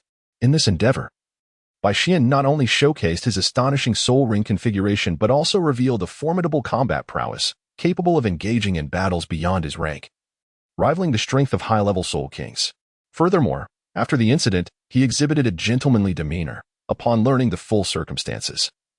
He selflessly declined any reward other than the carcass of the beast he had slain, highlighting his character. One must ponder, what young maiden would remain indifferent? Although his sister possessed remarkable talent and was typically composed in her interactions, it was conceivable that she might develop feelings for such a heroic figure, especially one who was not only exceptionally gifted and powerful, but also embodied the virtues of a true gentleman. Yet, this could hardly be deemed a misfortune. Bai Xian indeed deserved a sister of such caliber. With a slight smirk, Xie Yu sauntered over to Hu Laina, playfully tapping her shoulder twice while casting a knowing glance at her, inquiring, "What are you thinking, staring off into the distance like that?" Suddenly brought back to reality, Hu Laina met her brother's gaze with a hint of mockery, feeling slightly flustered. She quickly composed herself and replied nonchalantly, "Oh, it's nothing. I was just pondering why Bai Xian chose the corpse of that beast instead of this splendid green vine. If it weren't for Xie Yu noticing the faint blush on Hu Laina's cheeks just moments ago, you might have taken her words at face value." With feigned curiosity, he responded, "Is that so?" and regarded her with an expression that suggested he found her story dubious. "Oh, come on. What could there possibly be to elaborate on? You think I could deceive you?" Hu Laina retorted, turning her back to him, obviously trying to conceal her embarrassment. Xie Yu crossed his arms and raised an eyebrow, playfully challenging her. "Oh, I know you all too well. You were fixated on Bai Xian's departing figure. Had I not snapped you out of it, you might have chased after him." At his words, Hu Laina playfully punched her brother's arm in mock annoyance. "You talk too much. Should I be thanking you for this?" Rubbing his arm dramatically, Xie Yu feigned pain. "Ouch. This is unbearable. Laina, my arm may very well be broken." Amused, Hu Laina crossed her arms and observed her brother's antics. After a moment of pretending to cry out, Xie Yu ceased his performance and adopted a serious demeanor. "Should you find yourself with feelings for him, desiring his company, I shall not stand in your way. After all, it is only a matter of time before you encounter someone worthy of your affection. And he is indeed remarkable." Hu Laina gazed at her brother's earnest expression, momentarily taken aback, before responding, "It's merely a slight fondness. It hardly amounts to affection, let alone the idea of companionship.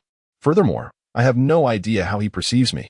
Xie Yu regarded her quietly for a moment before glancing toward the direction Bai Xian had taken and remarked, "You must take matters into your own hands. But allow me to offer you this advice. Question your own heart. Do you truly wish to be with him? If not, then let it be. If so, you must make your intentions clear swiftly." At his words, Hu Laina looked at her brother, her mind swirling with questions. "Why?" Casting a serious glance into her eyes, Xie Yu replied, "Because, dear sister, you are not without competition." Bai Xian mentioned the name Shui earlier. Even old Ju refers to her as young master, yet he knows her by her first name. This indicates his significance in her eyes. Though she may appear youthful, old Ju has indicated that she has already attained the rank of Soul King, a talent that far surpasses our own. Bai Xian at his age has reached the level of Soul Ancestor, his combat abilities rivaling those of high-tier Soul Kings. His talents are certainly comparable to hers. They are acquainted far longer than you might imagine, and while their relationship remains ambiguous, if you are certain of your feelings, you must act quickly. Time is not on your side. Listening intently, Hu Laina nodded thoughtfully, her gaze fixed on Bai Xian's retreating form, and chose to remain silent. After a lengthy pause, she turned to Xie Yu with a serious expression. "Brother, this chapter has more to unfold. Let us venture forth to seek other rare treasures and beasts for our trials." Xie Yu nodded in agreement, having discerned the answer from his sister's response. After Bai Xian departed from Hu Laina and the others, he did not travel far before returning to his previous location. After all, his earlier position was not too distant from Hu Laina and her companions, allowing him to reach them swiftly. Upon returning, Bai Xian did not hasten to search for other treasures, but instead took time to restore his soul power. Once he had replenished approximately half of his soul energy, Bai Xian promptly retrieved the corpse of the Jin beast. Following the conclusion of the battle, he had meticulously synced the Jin beast's body with his spiritual consciousness, and as expected, he discovered an anomaly in the spiritual energy fluctuations within it, akin to the golden horned dragon and the black alien creature. Upon opening the chest of the Jin beast, a crimson beast core emerged before Bai Xian. The red beast core shimmered with a faint crimson halo, exuding vitality and an otherworldly essence. This was one of the reasons Bai Xian had chosen the Jin beast's corpse. If one were to compare the value of the beast core with that of the verdant vine branch, Bai Xian found it challenging to draw a definitive conclusion.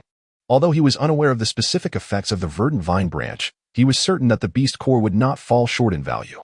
After securing the beast core, he proceeded to extract the Jin beast's sinews and essence with the same meticulous approach. Bai Xian rose and gazed into the distance. Ready to continue his treasure-hunting journey, he pondered about the progress of Shui Er. Had she discovered any rare medicinal treasures? As he looked afar, Bai Xian murmured to himself. Chapter 100. Leisurely within the mist-laden forest, flickers of luminescence dance amidst the shadows. Viewed from above, one would perceive the entire woodland enveloped in an eerie stillness. A profound silence. Suddenly, a low, resonant sound, reminiscent of a breaking void, pierces through the tranquility, shattering the stillness of the woods. Accompanying this sound are the harmonious ring of swords, echoing far and wide. As one gazes towards the origin of the sound, a vague golden silhouette emerges from the distant haze, seemingly a woman. The sacred sword. With a gentle exhalation, the golden figure raises her right hand, condensing radiant golden light. An extraordinary flame coalesces into a golden sword, extending over 10 meters, which gradually materializes in her grasp. At the moment the sword comes into being, the golden figure releases a soft breath, and her elevated right hand falls, directing the lengthy golden sword towards the ground before her. As the perspective narrows, it becomes evident that a massive gray serpent, exceeding 10 meters in length, coils around a sturdy tree trunk. Initially obscured by the golden figure, the serpent's coloration closely resembles that of the tree, making it indistinguishable from ancient vines unless scrutinized closely. The energy emanating from the golden sword is formidable, and the gray serpent, now the target of this attack, exhibits signs of agitation. Its tail thrashes wildly, and its raised head repeatedly flicks its forked tongue in distress. In the face of the impending golden sword, the gray serpent's belly contracts sharply, releasing a dense, chilling vapor from its maw that collides directly with the golden blade. The impact sends forth a powerful shockwave, raising a cloud of swirling dust. Observing the rising yellow dust, the golden figure furrows her brows slightly. And with a flick of her wrist, the golden sword conjures a gust of wind that disperses the tumultuous sand. Still attempting to flee?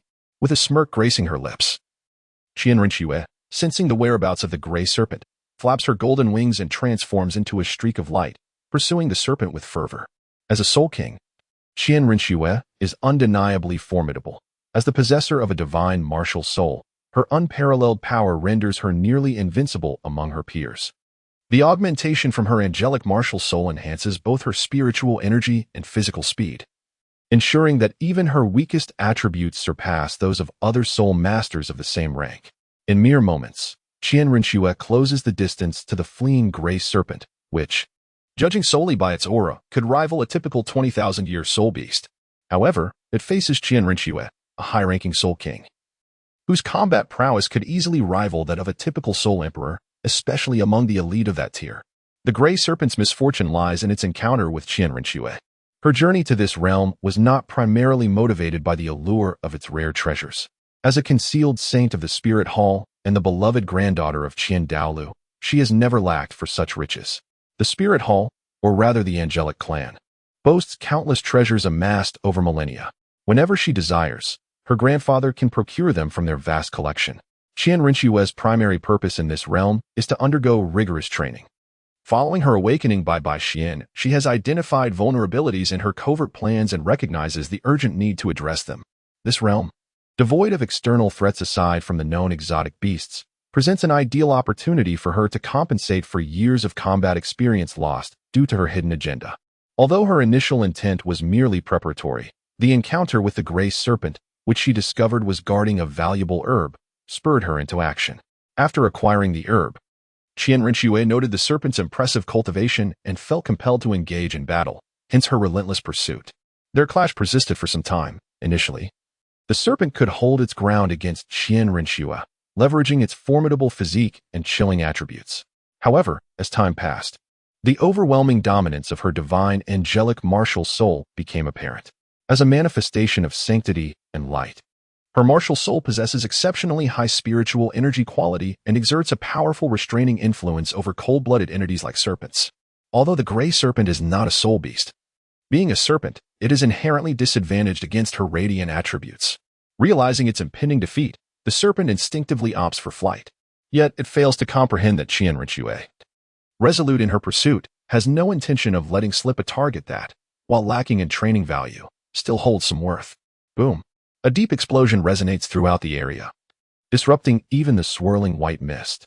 A piercing shriek echoes, only to abruptly fade moments later. As the dissipating yellow dust settles, Qian Rinxue approaches the lifeless form of the serpent, her brow furrowing slightly as she perceives something distasteful. With a flash of golden energy, the serpent's carcass vanishes without a trace. Glancing into the distance, Qian Rinxue's golden wings tremble lightly as she soars towards a specific direction. The sun in this realm seemingly eternal in its ascent. Bai Xian raised his gaze to the distant sun in the sky, quietly contemplating the world around him. At this moment, it had been nearly 10 days since Bai Xian and his companions had arrived in the realm of Tian Duanhan. During this time, Bai Xian diligently sought out ferocious beasts with formidable auras, as such endeavors would greatly enhance his own abilities. Moreover, only the mightiest of mystical creatures would guard rare and precious medicinal herbs. Thus, over the past few days, Bai Xian had successfully gathered 3 exceptional herbs, including the extraordinary Ji Yang Su Ling, along with numerous lesser varieties, amounting to a bountiful harvest. Estimating the passage of time, Bai Xian decided to cease his search. He focused on a specific direction, summoned his soul bone wings, and swiftly soared back to the location they had previously entered the forest. Chapter 101 Whoosh. A sound of air being sliced through resonated as a golden figure broke through the sky, landing atop a cliff. You've arrived, Bai Xian greeted as he observed Qian Rinxue, who had descended nearby, his expression warm and welcoming.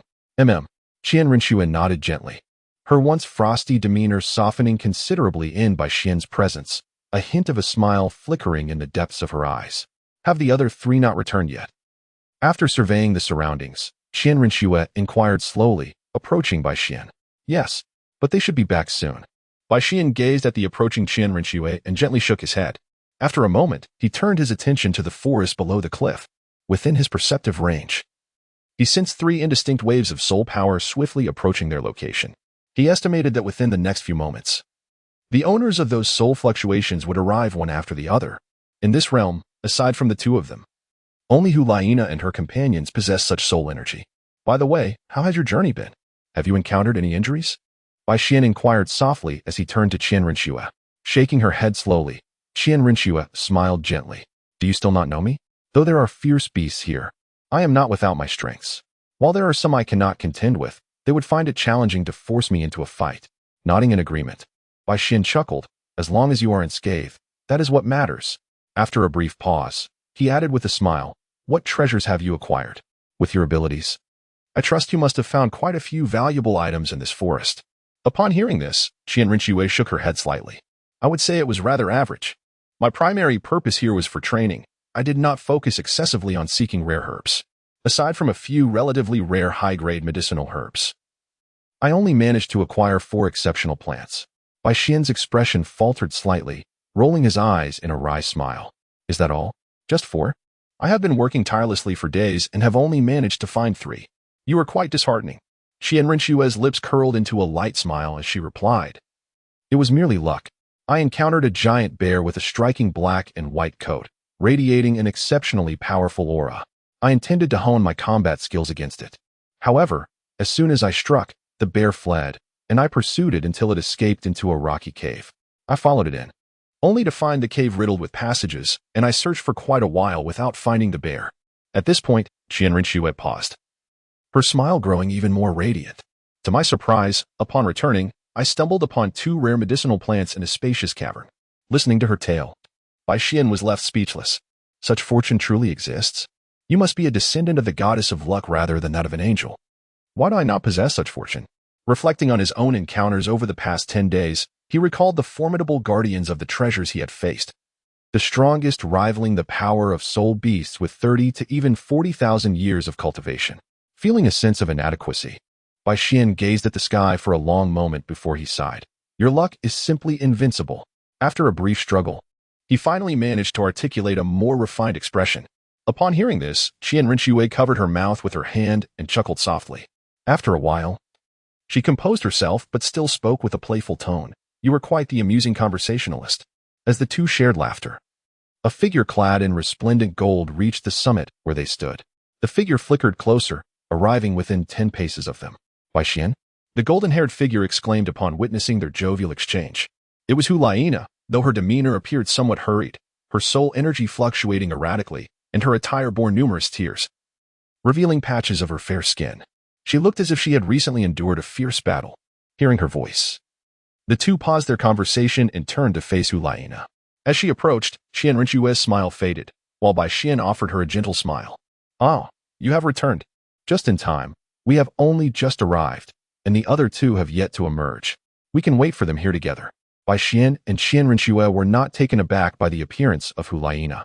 As soon as Hu Laina was within approximately a kilometer of them, Qian Rinxue had already sensed the fluctuations of her soul power, while Bai Xian had perceived it even earlier.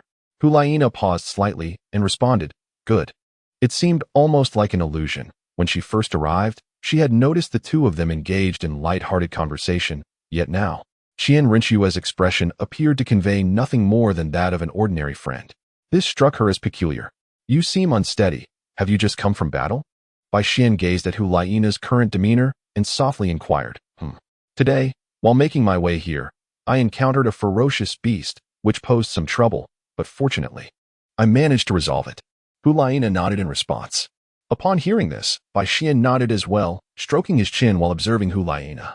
After a moment of contemplation, having sensed Hu Laina's soul power and physical condition, Bai Xian gradually spoke. How about this? Come over, and I shall assist you in restoring your physical state. We shall then embark on our respective explorations of other areas, for your current condition is rather unfavorable. Upon hearing this, both Hu Laina and Qian Rinxue cast puzzled glances at Bai Xian. Restore my state? Hu Laina exclaimed in astonishment. Bai Xian nodded, gesturing for Hu Laina to approach. Observing the certainty in Bai Xian's expression, Hu Laina hesitated slightly before stepping forward, her face reflecting uncertainty as she looked at him. What should I do? She inquired, a hint of doubt in her voice. Bai Xian shook his head and said, There is nothing to be done. Simply sit quietly, focus your mind, and empty yourself. Allow your soul energy to flow naturally. Bai Xian refrained from unnecessary words. Noticing Hu Laina's hesitation, he guided her to sit cross-legged, his hand hovering over her forehead. A mist of azure soul power emanated from his palm, gradually seeping into Hu Laina's body. In Chapter 102, Convergence, as the azure soul power dispersed, the fluctuations of Hu Laina's soul power began to stabilize. Within a mere quarter of an hour, she had completely calmed the tumultuous energies within her. This azure soul power was a unique essence that Bai Xian had refined after comprehending the life-giving energies of creation, which are known for their remarkable restorative properties. Though not easily obtained, he emulated the profound vitality of these energies, blending the spirit of wood with his inherent soul power to create this variant capable of partial recovery. Although it fell short of the effectiveness of the energies of creation, it proved to be quite practical. Unlike the energies of creation, which were exclusively beneficial to the young blue lotus, this unique power could be utilized for others. Most importantly, Bai Xian could employ this soul power to heal himself during combat, ensuring an undefeated stance even when facing opponents of equal or greater strength. Observing Hu Laina's quickly stabilizing aura, Qian Rinxue expressed surprise in her beautiful eyes. He possesses such healing abilities, she mused, astonished. In the realm of soul masters, it was rare for a powerful offensive soul master to exhibit healing capabilities, apart from those specializing in healing, support, or culinary arts. As Bai Xian gradually withdrew the azure soul power, he regarded Hu Laina, whose breath had returned to tranquility, with a sense of satisfaction. Though he had previously managed to heal himself using this foreign soul power and had successfully treated injured soul beasts, he felt a tinge of uncertainty about the efficacy of his powers on others. However, witnessing Hu Laina's current state, he realized his concerns were unwarranted. As Bai Xian retracted the azure soul power, Hu Laina stirred, her enchanting eyes fluttering open. Rising gracefully, she examined her own condition, her fox-like gaze blinking in disbelief at her recovery. Turning her attention to Bai Xian, A profound curiosity flickered in the depths of her mesmerizing eyes. How many more formidable abilities does he possess that remain hidden? Previously, he had matched a ferocious beast of nearly 30,000 years in strength. And now he revealed this astonishing healing talent. Although her injuries had been minor, primarily due to excessive soul power consumption and turbulence, the results were nonetheless remarkable. She noted with awe that not only had her wounds healed entirely, but even her previously disturbed soul power had settled. This was an extraordinary accomplishment, an achievement typically reserved for those in the auxiliary, healing, and culinary disciplines of soul masters. Thank you, Bai Xian. Hulaina said with a gentle bow. Bai Xian waved dismissively, replying, No need for thanks. We are companions embarking on this journey together. Mutual assistance is only natural. No need for formality. Hulaina, pressing her lips together thoughtfully, nodded in agreement without further comment. At that moment, Qian Rinxue approached Bai Xian, her beautiful eyes reflecting a hint of astonishment. How did you accomplish this? You possess healing abilities? I have never witnessed you use this before. Hearing this, Hulaina felt a stir within her heart and silently glanced at Qian Rinxue, pondering whether she truly understood Bai Xian's capabilities. What did this imply about their relationship? Hulaina's thoughts momentarily drifted into her own musings. Upon catching sight of Qian Rinxue's inquisitive gaze, Bai Xian felt a stirring within his heart. He could not deny that Qian Rinxue, in her current state, exuded a considerable allure, causing even his steadfast resolve to waver ever so slightly. Regaining his composure, Bai Xian cleared his throat and spoke softly. In truth, it is not a significant matter. I had not mastered this ability until recently. This healing power is something I have only recently begun to refine. It is quite normal that you have not witnessed it before. With a gentle flutter of her beautiful eyes, Qian Rinxue lightly tapped her delicate forehead and replied, Is that so? Despite her words, her enchanting gaze remained fixed on Bai Xian, brimming with curiosity. The surprises that Bai Xian brought her were indeed numerous, and the displayed abilities were increasingly unpredictable. Previously, he had demonstrated his self-created soul skills and the capacity to absorb soul rings beyond his level. Now, however, he revealed a cross-disciplinary healing ability, which inevitably piqued her curiosity about whether Bai Xian possessed any other concealed talents yet to be unveiled. Observing the evident skepticism in Qian Rinxue's eyes, Bai Xian could only clear his throat with a fist raised to his mouth and say, Am I capable of deceiving you? In truth, this healing ability is not particularly challenging to achieve. If you wish to learn, I can teach you. As he spoke, he cast a tentative glance at Qian Rinxue. In response, she appeared somewhat taken aback, placing her delicate hand on her chest as she pondered, Can I really learn this too? Bai Xian nodded affirmatively, stating, My ability to heal primarily relies on the attributes of soul power. The actual application is not particularly challenging. In fact, given your attributes, you could achieve this as well. If you can resolve the overwhelming corrosive nature of the light attribute within your soul power, nurturing your body with both the sacred and light attributes should yield quite remarkable results. At this, Qian Rinxue furrowed her brow slightly and asked, Is it truly that simple? Bai Xian nodded slowly, saying, Essentially, yes, but there are nuances that are somewhat complicated to explain at the moment. Once we venture out, if you wish to learn, I can take the time to elaborate and guide you. Qian Rinxue nodded in understanding, thinking that Bai Xian's healing ability could not possibly be as straightforward as he suggested. Meanwhile, standing to the side, Hulaina observed the animated exchange between Bai Xian and Qian Rinxue, her gaze betraying a hint of unnameable emotions. Just then, two figures appeared simultaneously in the trio's line of sight, Xiaoyu and Yin. Brother, Yin. Upon seeing Xiaoyu and Yin arrive, Hulaina and Bai Xian approached them. Are you both all right? Bai Xian inquired, noticing the slightly disheveled appearances of Xiaoyu and Yin. Looking at Yin, Xiaoyu shook his head slowly, replying, I'm fine. The fierce beasts I encountered over the past few days were manageable, though it took some effort. Thankfully, they have all been dealt with. Yin shot a curious glance at Xiaoyu. Despite his graceful demeanor, he understood that Xiaoyu was typically a person of concealed pride. It was surprising that Xiaoyu, who was not well acquainted with Bai Xian, would speak so candidly. Observing Xiaoyu's calm demeanor, Yin noted the apparent familiarity between Xiaoyu and Bai Xian, as their conversation seemed remarkably intimate. Yet, prior to entering this realm, the three of them had only maintained a superficial acquaintance with Bai Xian. Had something transpired in recent days? With a fleeting glance at Bai Xian's serene visage, Yin pondered silently. As Xiaoyu and Yin arrived, Qian Rinxue also approached Bai Xian, her expression still cool, stating, Now that everyone is present, let us part ways and seek other opportunities outside of this location. The rest of this realm should be relatively safe, though we cannot be entirely certain of undiscovered dangers. Thus, exercise caution, for you may encounter unforeseen situations. At her words, aside from Bai Xian, Hulaina and the others were momentarily taken aback. Why the rush? Hulaina remarked, glancing at the slightly ragged Xiaoyu and Yin. They have just returned, and their soul power and stamina must be significantly depleted. Let us wait an hour before setting off. Upon hearing Hulaina's suggestion, Qian Renshua paused. Looking at Xiaoyu and Yin, then nodded gently, very well, we shall depart in an hour. Xiaoyu and Yin both released a sigh of relief. After all, they had hurried back to regroup, and their soul power and stamina were indeed low. While they were confident that the upcoming trials would pose no challenge to their strength, they were more than willing to recuperate before proceeding. An hour later, Xiaoyu and Yin had mostly recovered, their previous disheveled appearances replaced by a more composed demeanor. Standing opposite Hulaina and the others, Qian Renshue spoke softly, we have approximately 20 days left for this trial. After 20 days, the passage between realms will reopen at the location where we first entered this realm, and we will have 3 days to depart. Pausing briefly, Qian Renshue scanned the group. Her gaze settling on Bai Xian as she continued, you must gauge your time wisely. Should you miss this opportunity for the passage to reopen, you will have to wait another century. By then, you will face not only the countless ferocious beasts of this realm, but also the solitude of over 100 years without human contact.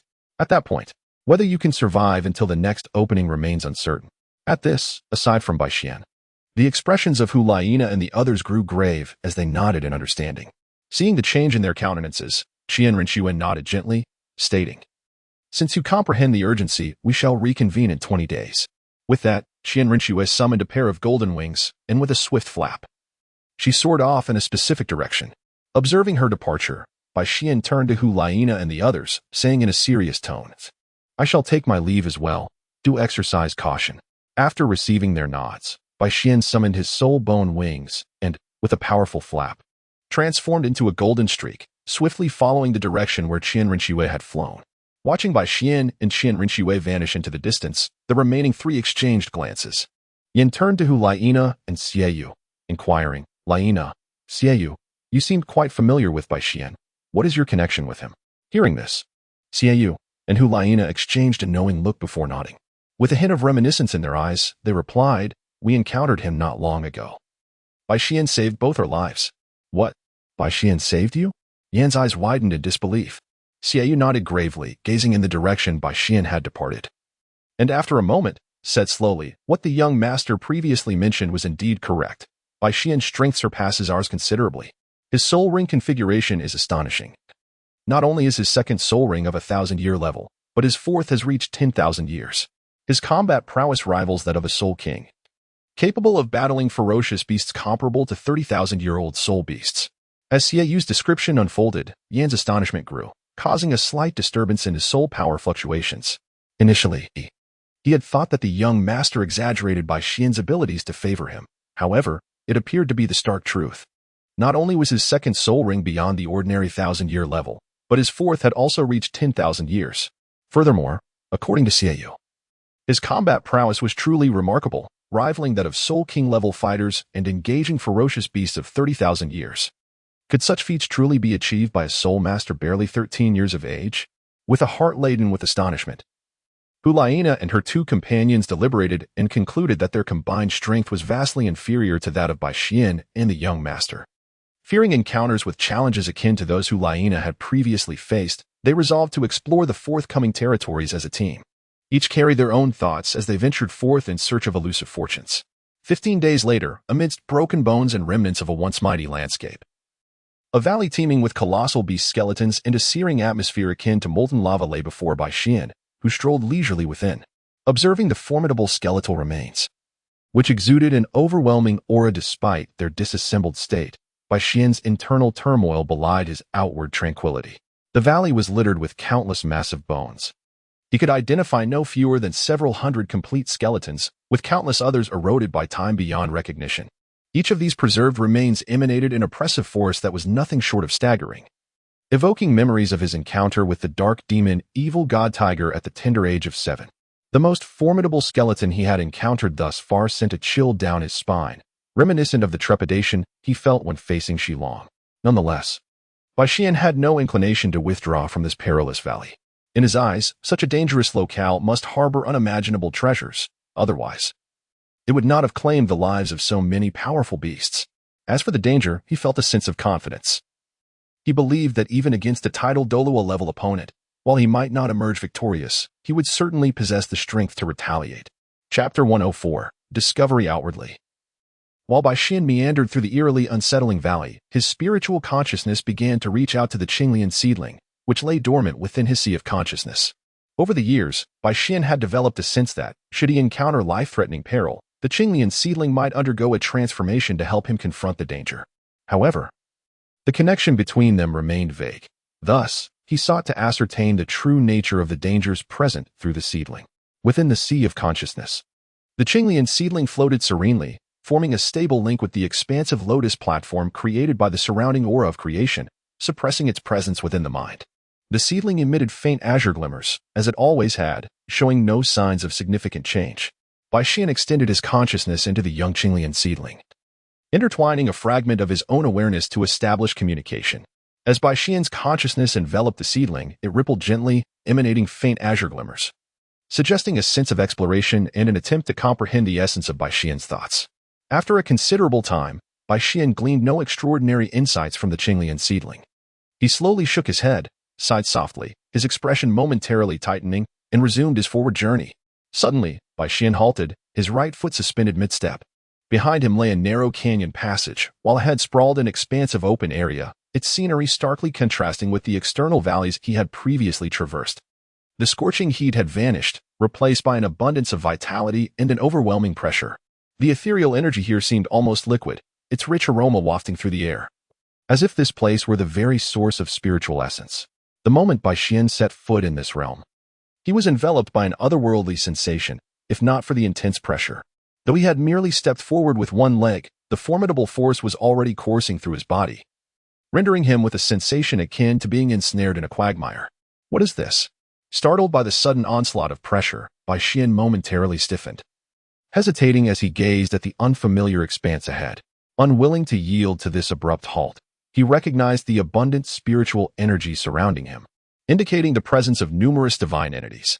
Yet that oppressive force instilled a sense of trepidation, as if the weight upon him had doubled.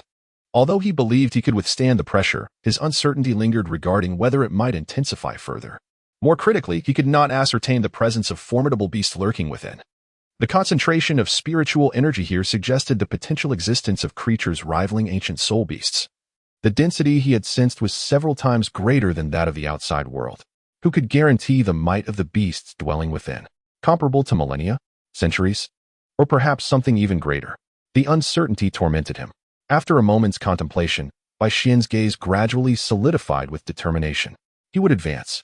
He refused to believe that with the Qinglian seedling at his side, and his combat prowess akin to that of a soul king or even higher, he would falter in this realm.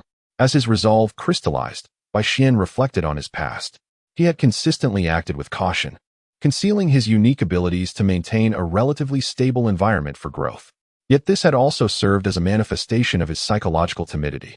He had lacked the unwavering confidence to charge forth, a trait detrimental to his future development. This realization galvanized his spirit, and with renewed conviction, he lifted his foot and stepped steadily into the enchanting realm before him. The bones of Bai Xian emitted a creaking sound as he bore an immense pressure, as if he were trudging forward with the weight of a mountain upon his shoulders. What a terrifying force! As he ventured onward, he eventually stepped into an area where the oppression was even more formidable. At this moment, Bai Xian's body began to quiver, and his pace slowed. Under such overwhelming pressure, he felt as though he were traversing a landscape with more than 10 times the gravitational pull. This burden was not merely physical, it seeped into his very organs, bones, and even his blood. At this moment, Bai Xian could even hear the heavy thumping of his own heart as it pumped blood through his veins. Under such extreme pressure, although he was slightly breathless, his eyes bore no trace of worry. Instead, there was a flicker of uncertain delight. As he pressed forward, he discerned that the oppressive force surrounding him did not emanate from some formidable beast, but rather seemed to arise from a peculiar formation that gathered the spiritual energy of heaven and earth, culminating in a realm of overwhelming pressure.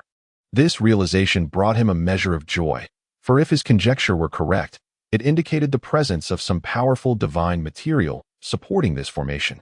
Or perhaps the formation itself existed due to such a formidable substance. As he continued onward, the pressure on Bai Xian increased. Yet the joy in his eyes grew more pronounced. Before him, floating in midair, was a stone radiating a brilliant golden hue with patterns reminiscent of a phoenix. Less than 100 feet away, emanating waves of crimson golden brilliance. This was undoubtedly a rare divine metal. Gazing at the levitating stone, Bai Xian took a deep breath. Feeling the thunderous energy around him surge almost uncontrollably. This was the result of his first soul skill being activated to a level he could barely manage. Thanks to the blessing of the Thunder Spirit Ring and the fundamental runes of origin, Bai Xian had grasped the manipulation of thunderous power with remarkable proficiency, applying a 20-fold enhancement along with the amplification of his second soul skill. Even in this state, a mere gesture from Bai Xian could unleash a tremendous force nearing 10,000 pounds, yet under such immense pressure, he found it increasingly challenging to bear the weight. Taking another deep breath, Bai Xian steeled himself, his surrounding thunder growing ever more intense, even causing faint cracks to appear upon his body. With a 30-fold enhancement from his first soul skill, Bai Xian, now covered in fissures, resembled a shattered doll hastily reassembled. Despite the alarming state of his injuries, his eyes sparkled with an unusual brightness, reflecting a peculiar stone no larger than a foot in diameter. Around the crimson golden stone danced ethereal patterns akin to phoenixes, forming a protective barrier of spiritual energy that prevented the internal essence from leaking out. Atop the stone, a small pool of fiery red blood, no larger than a teacup, radiated a potent aura of flames. Now, Bai Xian was mere inches away from this extraordinary stone, with only a yard remaining. Activating various enhancement soul skills and leveraging the advantage of the Thunder Spirit Ring, he amplified his physical prowess to a level comparable to that of an ordinary 30,000-year soul beast. With the immense pressure weighing down upon him, he finally approached the stone. It is worth noting that the physical capabilities of soul beasts generally surpass those of soul masters of the same rank. A 30,000-year soul beast might indeed outclass even some soul emperors or soul saints. However, even in his augmented state, as Bai Xian neared the stone, he felt dizzy and his body was riddled with cracks, a testament to the overwhelming force he faced. Bai Xian supported himself on his knees, half leaning forward as he gazed intently at the stone before him. He refrained from recklessly retrieving the floating crimson gold divine stone, opting instead to scrutinize his surroundings for any peculiarities. After all, the reason for the stone's existence remained uncertain. He pondered whether there might be a formation or if the stone was situated within some arcane array. In any case, Bai Xian deemed it prudent to exercise caution. After surveying the area, his apprehension began to ease. There appeared to be no distinctive patterns or other runes, save for the strange markings on the stone resembling a phoenix in flight. Gradually extending his right hand toward the crimson gold rune barrier, Bai Xian cautiously infused his soul power with his spiritual awareness, allowing it to permeate the barrier. Thus, as the rune barrier made contact with his soul energy, it suddenly trembled, and a multitude of runes erupted with a powerful surge, illuminating the barrier with a brilliant flash. The crimson gold runes flowed incessantly, and the previously stagnant red orbs of light began to move languidly. Fortunately, according to Bai Xian's probing, the spiritual energy within the barrier remained stable, abundant, and serene. However, the fiery essence emanating from the pool of blood seemed to threaten to melt his consciousness, embodying a coexistence of destruction and vitality that evoked an unsettling sensation. This blood, Bai Xian couldn't help but murmur, is it the blood of a phoenix? The sensation conveyed by his divine consciousness bore an uncanny resemblance to the legendary phoenix. A conflagration that scorches the heavens, a primal fire of rebirth, destruction intertwined with renewal, coupled with the ethereal runes surrounding the stone, reminiscent of a phoenix's form. Bai Xian was compelled to contemplate these thoughts. Yet, he pondered, when did this phoenix blood fall here? How could it still exude such a potent pressure now? Suddenly, Bai Xian recalled the skeletal remains of the ferocious beasts he had encountered in the surrounding valley. Could it be that those beasts had come for this pool of blood? The mere thought startled Bai Xian. If that were the case, did this place truly harbor an insurmountable peril? Otherwise, why would there be so many beastly remains scattered about? Some of those bones even struck Bai Xian as formidable as a tidal Douluo. To think that such powerful creatures, reduced to mere skeletons, could rival a tidal Douluo in life. How formidable must they have been in their prime? If they had perished in pursuit of this blood, what kind of formidable crisis could possibly slay such beasts? With these thoughts racing through his mind, Bai Xian hastily took a few steps back and began to communicate with the sprout of the blue lotus in his consciousness. as Bai Xian withdrew his soul power. The altered crimson-golden array patterns and the internal golden essence gradually returned to their normal state. Meanwhile, as Bai Xian connected with the blue lotus sprout, he transmitted the recent information to it. The once tranquil blue lotus sprout began to tremble, its floating leaves vibrating as if confirming something. Moments later, a flash of azure light emerged from the blue lotus sprout, vanishing within Bai Xian's consciousness. Following this movement, Bai Xian's gaze turned towards the blue lotus sprout that had appeared in the external world. Upon its emergence, the sprout paused briefly before gliding gracefully above the crimson-golden stone. The azure-white roots extended downward, penetrating the barrier of the crimson-golden array, hovering just above the pool of blood by a mere 3 fingers' breadth. The azure ripple surged as the tips of the roots began to absorb the fiery red blood. The azure essence flowed from the roots, gradually returning to their core. In this process, droplets of fiery red blood detached from the pool, transforming into torrents of crimson energy that surged back into the main root. As the energy flowed in, the blue lotus sprout grew continually, its form expanding as well. 3 feet, 4 feet, with the sprout's relentless growth. The fiery red blood atop the crimson-golden stone dwindled to less than 1/10 of its original amount. Observing this, Bai Xian finally comprehended the situation. Regardless of the peril lurking here, that pool of blood was undoubtedly an invaluable treasure. Otherwise, it would not have spurred the blue lotus sprout to grow at such an astonishing rate. A sense of urgency welled up within him. "Leave me some, will you?" Bai Xian swiftly directed his consciousness towards the green lotus seedling, imbuing it with his intent. As he did so, the seedling hesitated momentarily, yet it showed no signs of halting its absorption. After a quarter of an hour, the green lotus seedling had grown to over 5 feet, while the remaining blood that the golden red stone had been fixated on dwindled to less than 1/20th of its original amount, leaving only a few drops. Observing this, Bai Xian felt a sense of relief. Some remained, rather than none at all. The now motionless green lotus seedling hovered in midair, briefly pausing as its roots, which had doubled in size, surged and enveloped the golden red stone below, along with the remaining blood, as they ascended towards Bai Xian. Chapter 106. The Phoenix Pattern Stone on the Boundless Golden Plain. A gentle breeze stirred. Occasionally, the sight of small rodents and birds flitted about, lending an air of tranquility to the serene landscape. Suddenly, a sharp sound cut through the air. Bai Xian, adorned with golden wings, darted across the sky, leaving behind a lingering echo. At this moment, arcs of lightning crackled around him, and 4 soul rings floated in his vicinity, emanating an overwhelming aura. It had been nearly 2 hours since Bai Xian departed from the valley. 2 hours prior, the green lotus seedling, along with the golden red stone and blood, had returned to Bai Xian's consciousness, delivering an urgent message that compelled him to leave immediately. Though the reasons remained unclear, Bai Xian trusted the judgment of the green lotus seedling. With no time to inspect the golden red stone and blood, he summoned the last remnants of his soul power, flapped his wings, and swiftly vacated the area that had been rendered oppressive by the return of the golden red stone to his consciousness. Shortly after Bai Xian exited the valley, an extraordinarily powerful wave of spiritual energy erupted suddenly. Bai Xian hovered in midair outside the valley, observing the once tranquil spiritual energy within.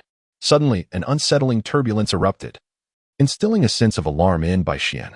The boundless spiritual energy that had gathered in the valley seemed to lose its restraint, with countless conflicting attributes colliding and exploding. Most alarming to Bai Xian was a deafening explosion from the innermost depths of the valley, followed by an endless surge of molten lava erupting from the earth's core.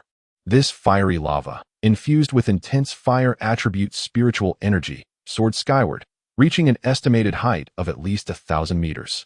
It appeared that the stone and its inner essence had existed solely to contain that molten flow.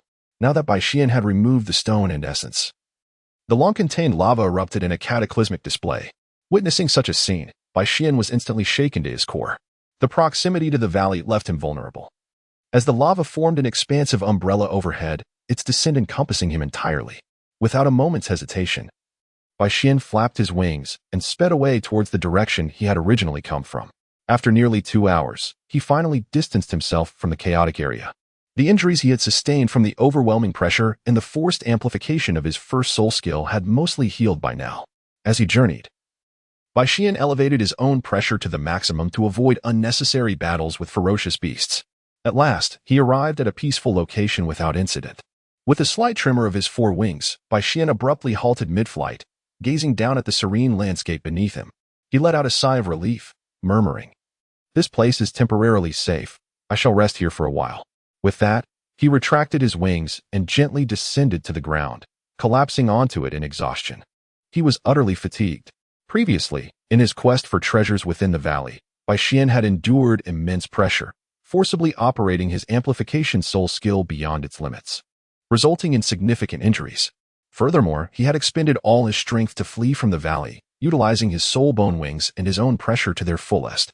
Now, despite possessing the unique recovery abilities of his hybrid soul power, he had only managed to restore some external features. His internal injuries had seen only slight improvement.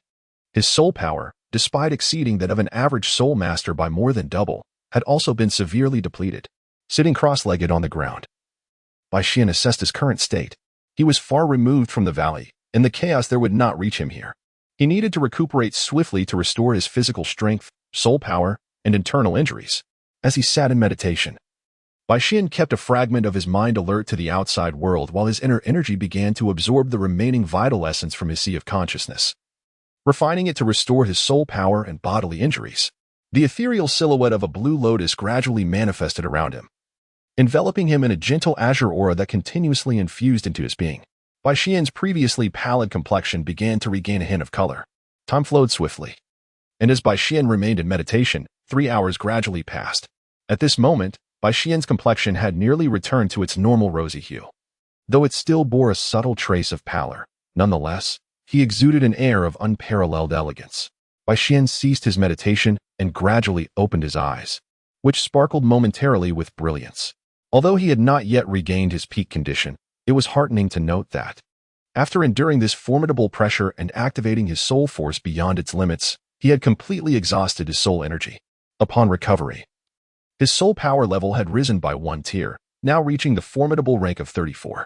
Despite this advancement, Bai Xian did not exhibit any overt signs of elation. The rapidity of his recent breakthroughs in soul power left him with a sense of incompleteness. Although his soul power level had indeed progressed, the corresponding enhancement in strength felt somewhat lacking. After briefly assessing his recovery state, Bai Xian shifted his focus inward to his sea of consciousness. Given the safety of his surroundings and the near restoration of his physical and soul energy, it was time to examine the crimson golden stone and blood within his sea of consciousness. Within this realm, Bai Xian observed the azure lotus seedling, which had grown to a height comparable to his own, suspended at the center of the sea, alongside the floating crimson golden stone and blood. Bai Xian gently approached the young Qinglian seedling, raising his hand to caress the stem, which was as thick as an infant's arm. He extended a thread of spiritual consciousness into the seedling, seeking to extract specific information regarding the blood and the crimson gold stone. Indeed, as Bai Xian had anticipated, mere moments after his hand made contact with the Qinglian seedling, a green aura began to circulate within the stem, and 2 pieces of information gradually manifested in his mind. Bai Xian was momentarily stunned by the revelations that emerged in his consciousness. After a brief pause, he slowly withdrew his spirit from this connection, a smile of uncontainable joy gracing his lips. This harvest was truly substantial. Gazing at the boundless fields in the distance, he stood up, stretching languidly and murmuring to himself. He couldn't help but lament that if the phoenix blood absorbed by the Qinglian seedling had been a tad less, it would have been perfect. With a bitter smile, he shook his head. Acquiring even a single drop of such divine essence was already a tremendous fortune, and here he had 5 drops remaining, not to mention the piece of phoenix-patterned stone, which was of considerable value as well. One must not be excessively greedy. Chapter 107, The Return, Part 1. Bai Xian's heart was stirred, not merely by the excitement of the information regarding the phoenix blood and the phoenix-patterned stone, but by their extraordinary origins. The phoenix-patterned stone was formed from the remnants of the true blood of the ancestral phoenix, mixed with fragments of the world's source stones. After being tainted by the phoenix blood, the source stones integrated the laws of the phoenix contained within, resulting in a rare and exquisite stone imbued with divine phoenix energy. As for the remaining 5 drops of blood, they were true phoenix blood, although the duration of their stay in this realm was uncertain. Their divine energy was evidently still potent. Moreover, they contained a hint of the phoenix's reincarnation ability, and combined with the astonishing energy within the blood, Bai Xian sensed that even the most powerful beings in this realm would covet it immensely. With his thoughts collected, Bai Xian spread his soul-bone wings and swiftly flew toward the place where he had first arrived in this realm. It had been some time since he parted from the place where the divine herbs congregated, and now less than 5 days remained until the opening of the interdimensional portal that Qian Rinxue had mentioned. During this period, apart from the Phoenix Pattern Stone and the Phoenix Blood, he had also gathered a wealth of other treasures, including rare metals and precious herbs. It was time to conclude this venture and return to the original location. Should he miss the opening of the dimensional portal, re-entry would be exceedingly difficult. Though he was confident that even if trapped in this realm, his strength, comparable to that of a Soul King, combined with the unique properties of the Qinglian seedling, would ensure his survival. Bai Xian had no desire to be confined in this desolate world for an extended period. Along the way, he paused intermittently, hoping to discover other unknown rare herbs and divine materials. Unfortunately, it seemed that luck had abandoned him after acquiring the Phoenix Pattern Stone and Blood for 3 whole days. Until he reached the original location, he encountered nothing of note, leaving him rather disheartened. At the original site, Bai Xian set up a barbecue, skewering the meat of an unknown ferocious beast, which sizzled as it cooked. A rich aroma wafted through the air, mingling with the crackling sounds of the charcoal fire. At that moment, Bai Xian reclined leisurely against the roots of a tree, a blade of grass between his lips, his gaze lost in the sky. Arriving early at the original location, he found no signs of the portal's opening, nor could he sense any remnants of soul power from Qian Rinxue and the others, suggesting they had yet to return. Thus, Bai Xian had been waiting in this place since yesterday for their return and the opening of the portal. Now, he contemplated the path of his future cultivation.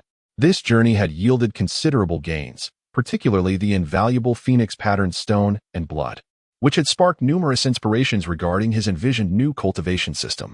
The cultivation system of the Douluo Continent, at its core, revolved around the cultivation of power, often neglecting the cultivation of the heart. Even after achieving divinity within the continent, the acceleration of cultivation and enhancement of divine power largely relied on the faith of the people. Soul masters were perpetually caught in a cycle of cultivation, enhancement, obtaining soul rings, and repeating the process, akin to being trapped in a dead end. The principles and rules remained unexplored and uncomprehended. Furthermore, the martial soul cultivation system on the continent dictated that the fate of soul masters hinged entirely upon their martial souls. Those with inferior martial souls were almost devoid of any chance of attaining divinity, while those with superior martial souls could potentially ascend to the pinnacle of the soul master realm or even achieve godhood.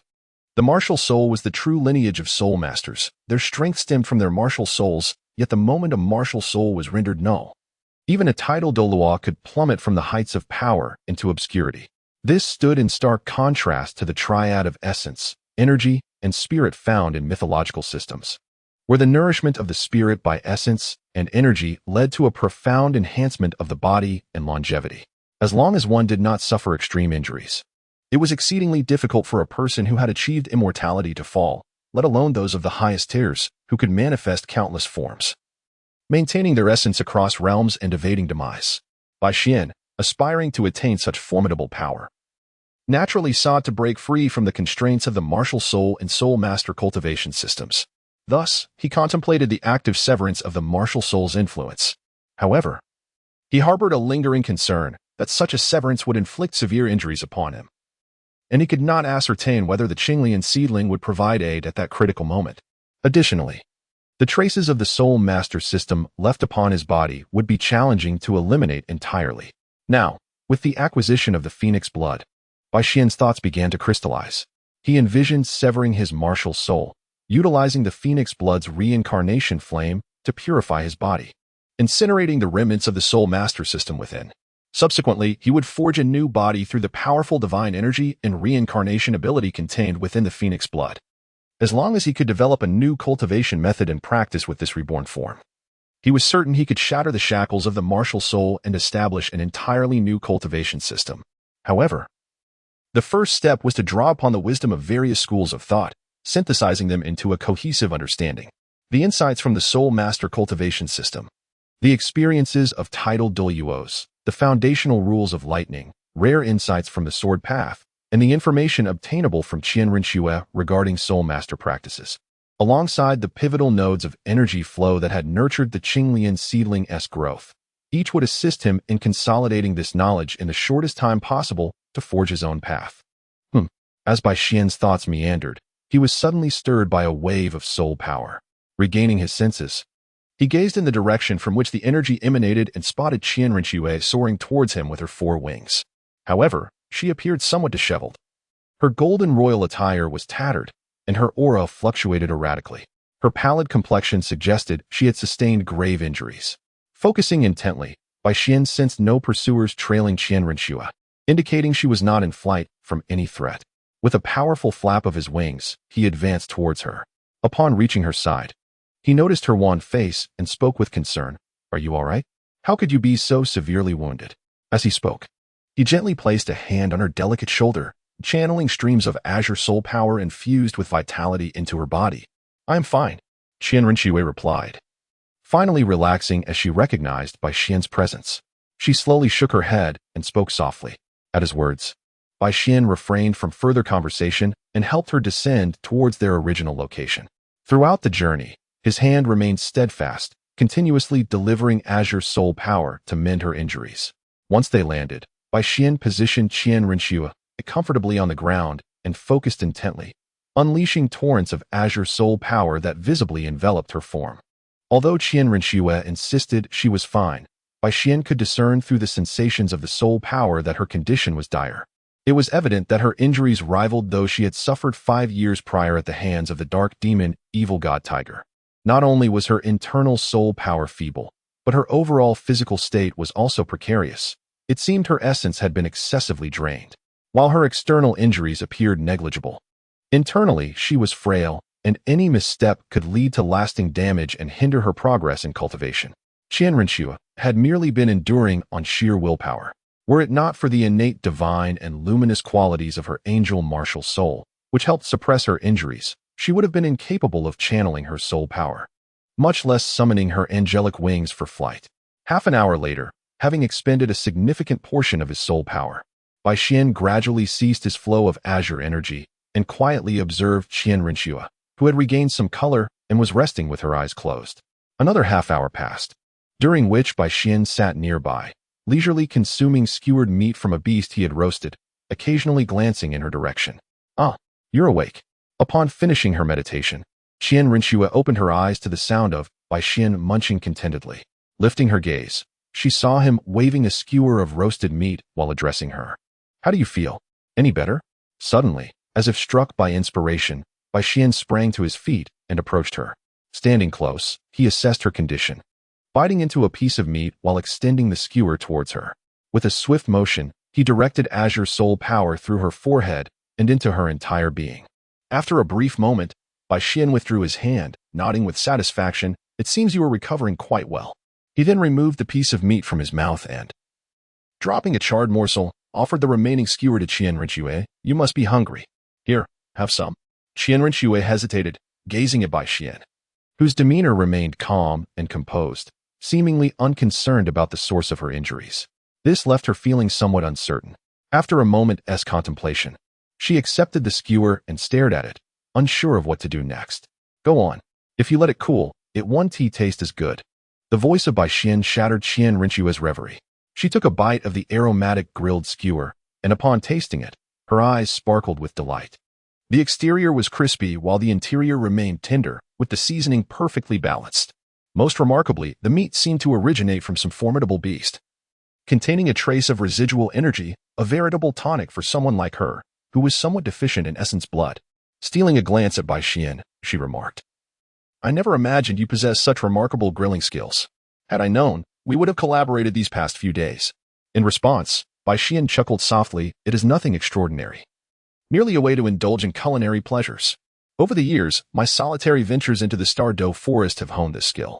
Observing the tranquil demeanor of Bai Xian, Qian Rinxue fell silent, fully aware of the trials Bai Xian had endured over the years. After all, Bai Xian's graduation from the Soto City Intermediate Soul Master Academy and subsequent admission to the Royal Academy of the Heavenly Capital as a commoner soul master were achievements she had contributed to. Her concern for Bai Xian was only natural. As she savored the grilled meat, Qian Rinxue's lips parted slightly. "Thank you once again. Your intervention has saved me yet again." Bai Xian smiled gently, tossing the skewer he had finished into a nearby tree trunk, and replied, "There is no need for such formality between us. While I may have lent a hand, I believe that even in my absence, with your capabilities, you would have returned here unscathed." Hearing this, Qian Rinxua slowly shook her head and, gazing at Bai Xian, softly said, I am well aware of my circumstances. Even if I could return here, it would be far from the tranquility you suggest. Bai Xian nodded slightly, choosing not to pursue the topic further, and instead inquired, what transpired this time? Did you encounter some ferocious beast? Hearing this, the former blood slowly shook his head, then nodded again, responding, I did not encounter any ferocious beast. My injuries were not inflicted by one. At this point, Qian Rinxua paused momentarily before continuing, for days ago. I came across a creature resembling those recorded in the martial soul hall. Coincidentally, my upcoming training required that very beast. So I intended to capture it alive and refrain from delivering a lethal blow. To my surprise, the creature was quite astute, realizing it could not match my strength. It chose to flee instead of engaging me further. Naturally, I pursued it, but the creature was swift, and we chased each other for quite some time. Eventually, I followed it into a peculiar gorge. As I recount this, Qian Rinxua hesitated slightly, a trace of fear appearing on her face. The towering stone pillars within resembled a grand formation, and I quickly became disoriented upon entering. Furthermore, the pillars seemed to shift their positions at will and intermittently launched piercing attacks, while runes flickered ominously on the ground. Although those attacks had yet to exceed my capacity for reaction, as time passed, I initially attributed my waning soul power to the need to counter the formation's assaults. Gradually, however, I sensed an insidious force silently siphoning my soul power. At first, I managed to fend off the attacks from the formation. But when I realized the depletion of my soul power was becoming abnormal, my body also began to fail me. I found myself increasingly fatigued, struggling to cope even with the initial assaults from the formation. Left with no choice, I resorted to some extreme measures. Drawing upon my vital essence and utilizing the contingency plans my grandfather had left me, which ultimately allowed me to break free. The crackling of burning firewood echoed in the silence between the two individuals. Bai Xian gleaned an understanding of the origin of Qian Rinxua's injuries from her words. Although he had already formed a general assessment of the dangers that lurked in this world, he was genuinely astonished to discover that, aside from the valley where he had obtained the phoenix blood, there existed such perilous places. It was indeed a realm that could thwart even Qian Rinxua, who was comparable to a high-level soul emperor specializing in aggressive combat. It seemed that this world harbored numerous undisclosed secrets. Reflecting on this, Bai Xian glanced at Qian Rinxua, who was seated on the ground after finishing her roasted meat, and sighed softly, fortuitously. This time you returned unscathed. By the way, what did the beast you mentioned look like? Were you able to capture it? Upon hearing this, Qian Rinxua slowly shook her head and replied, I did not manage to capture it. That beast appeared to possess considerable intelligence, adept at evading danger. I have not encountered it since entering the stone formation. Pausing momentarily to recollect the creature's appearance, she continued, as for the beast's form, it bore some resemblance to the legendary phoenix. However, it was not the deep crimson described in the records, radiating a potent fiery aura. Instead, this creature was adorned in a resplendent array of colors, seemingly a single hue, yet emanating a kaleidoscope of shades. The patterns on its body were quite peculiar, resembling some form of script. At these words, Bai Xian felt a sudden jolt in his heart. A colorful phoenix? Patterns akin to script? Could it be? Bai Xian could not help but recall the auspicious divine beast from the myths of his previous life, the phoenix. It is said that the phoenix, resplendent in its multicolored glory, bears intricate patterns resembling script upon its wings and abdomen, symbolizing good fortune. Reflecting on the phoenix blood he had acquired earlier, Bai Xian felt a moment of astonishment. This realm even possesses the legendary blood of the phoenix. Perhaps some extraordinary beast had absorbed a portion of the essence contained within the phoenix blood, potentially drawing closer to the lineage of the phoenix itself. Although a sense of wonder flickered within him, Bai Xian maintained a serene demeanor. Oh? This extraordinary beast can actually aid in your cultivation? Is there something particularly special about it? He inquired curiously, turning to Qian Rinxua. Qian Rinxua nodded, stating, I currently stand at the 59th level and have obtained my 5th spirit ring, which grants me a spirit ability known as the Sacred Sword. This ability is forged from divine fire, coalescing my spirit power into a sword of judgment. Its might is determined not only by the magnitude of my spirit power but, more significantly, by the intensity of the divine fire. The spirit ability I wield presently is merely a manifestation of my martial soul, utilizing spirit power to summon divine fire. While its potency is formidable, it pales in comparison to the abilities of spirit masters of the same rank. To enhance the power of my spirit ability. Aside from elevating my own level, if I could refine a higher grade divine flame, it would significantly amplify the strength of my fifth spirit ability. According to records from the Spirit Hall, that extraordinary beast possesses a peculiar flame endowed with divine attributes, rivaling even the sacred fire of the legendary angel god. If I could refine it, despite my fifth spirit ring being merely of 10,000 years, my fifth spirit ability might rival those generated by spirit rings of 100,000 years. At this point, a hint of regret crossed Qian Rushue's face. Originally, part of my purpose in coming to this realm was to seek out such a beast. Alas, while I encountered it, I failed to capture it. Upon hearing this, Bai Xian smiled gently and replied, "There is no need for regret. If it eluded capture, it is simply fate. One cannot force such matters."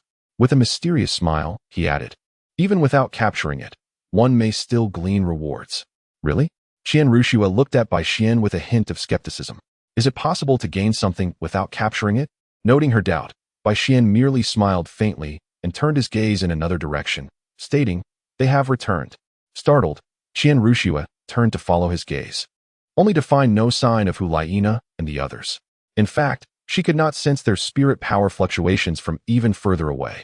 Looking at Bai Xian with suspicion, she pondered, did he perceive them? I could not even detect their presence. If Bai Xian did, his range of perception must be extraordinary, and he is merely at the spirit master level. Qian Rushue clearly overlooked a crucial point. The average spirit master could not possibly absorb a spirit ring of 10,000 years at their level, nor could they possess the battle prowess of a spirit king. Seeing that Bai Xian's expression seemed genuine, she refrained from pressing further and, like him, continued to gaze into the distance. After a brief moment, three figures gradually emerged into view. Their pace was unhurried, yet their movements were composed, indicating they had not sustained any injuries. As Hu Laina and the others came into sight, they approached Bai Xian and Qian Rushue with a hint of surprise. Exchanging glances before Hu Laina asked, "You two returned so soon?" Bai Xian glanced at Qian Rushue, and upon noting her silence, replied, "We just arrived not long ago." "Your timing is perfect. We have just roasted some beast meat. You three haven't eaten yet, have you? Come, sit and enjoy some food. The passage between the realms has yet to open, and it seems it will not do so any time soon. We can eat while we wait." As he spoke, Bai Xian gestured towards the roasted meat on the fire, indicating it was ready. Hu Laina, having no particular objections, observed that they had not eaten much that day.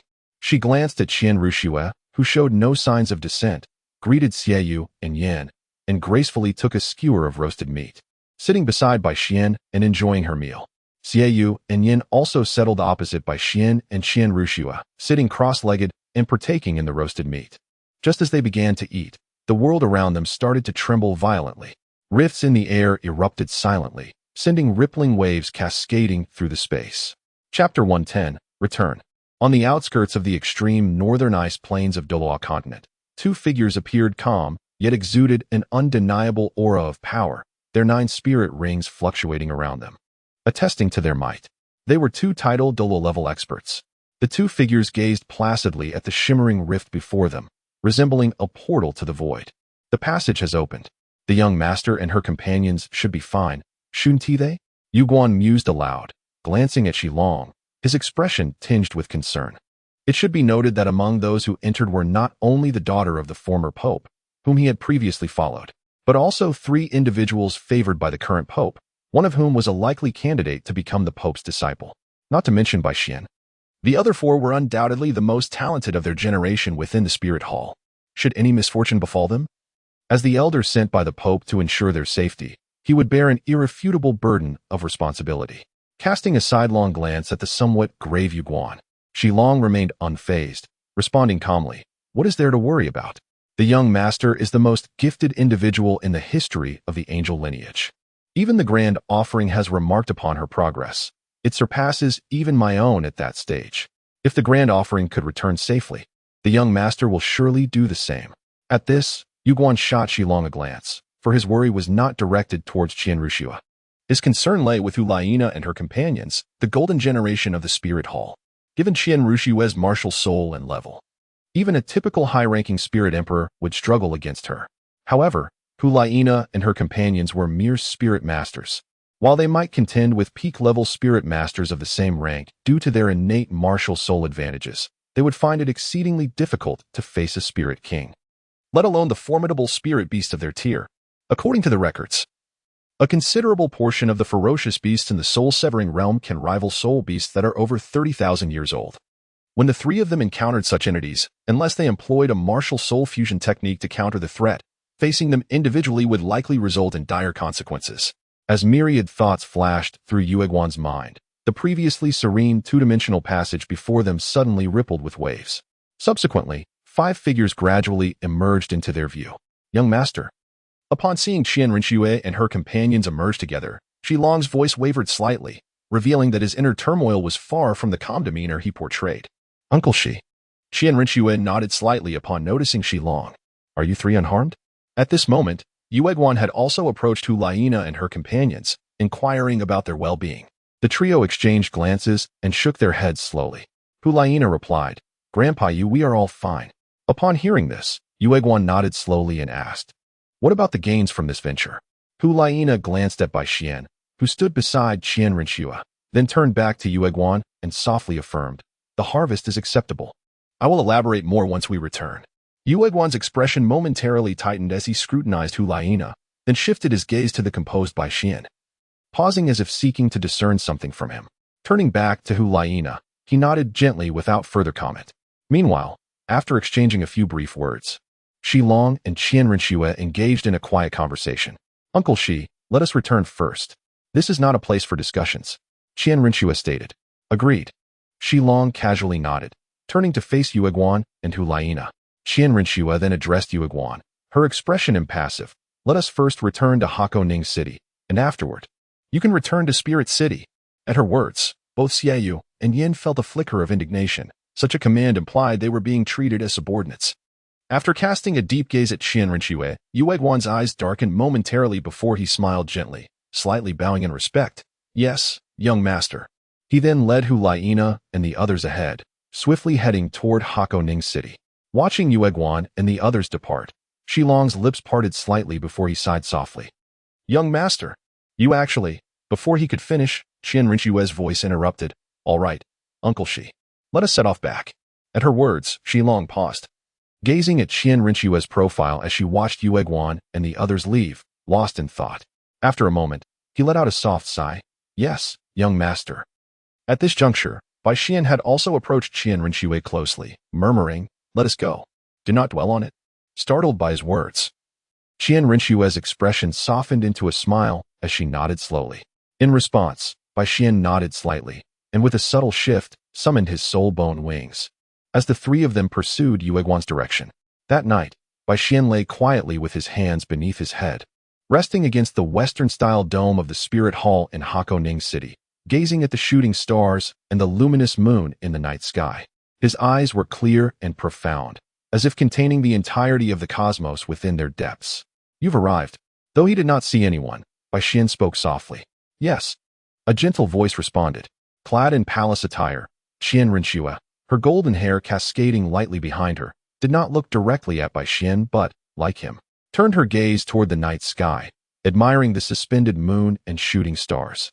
Following their brief exchange, a tranquil silence enveloped them, both lost in contemplation of the heavens, neither uttering a word. In contrast to Bai Xian, who lay back with his hands behind his head, Qian Rinxue stood quietly beside him, her regal golden attire fluttering in the breeze, her fair skin illuminated by the silvery moonlight, resembling exquisite white jade.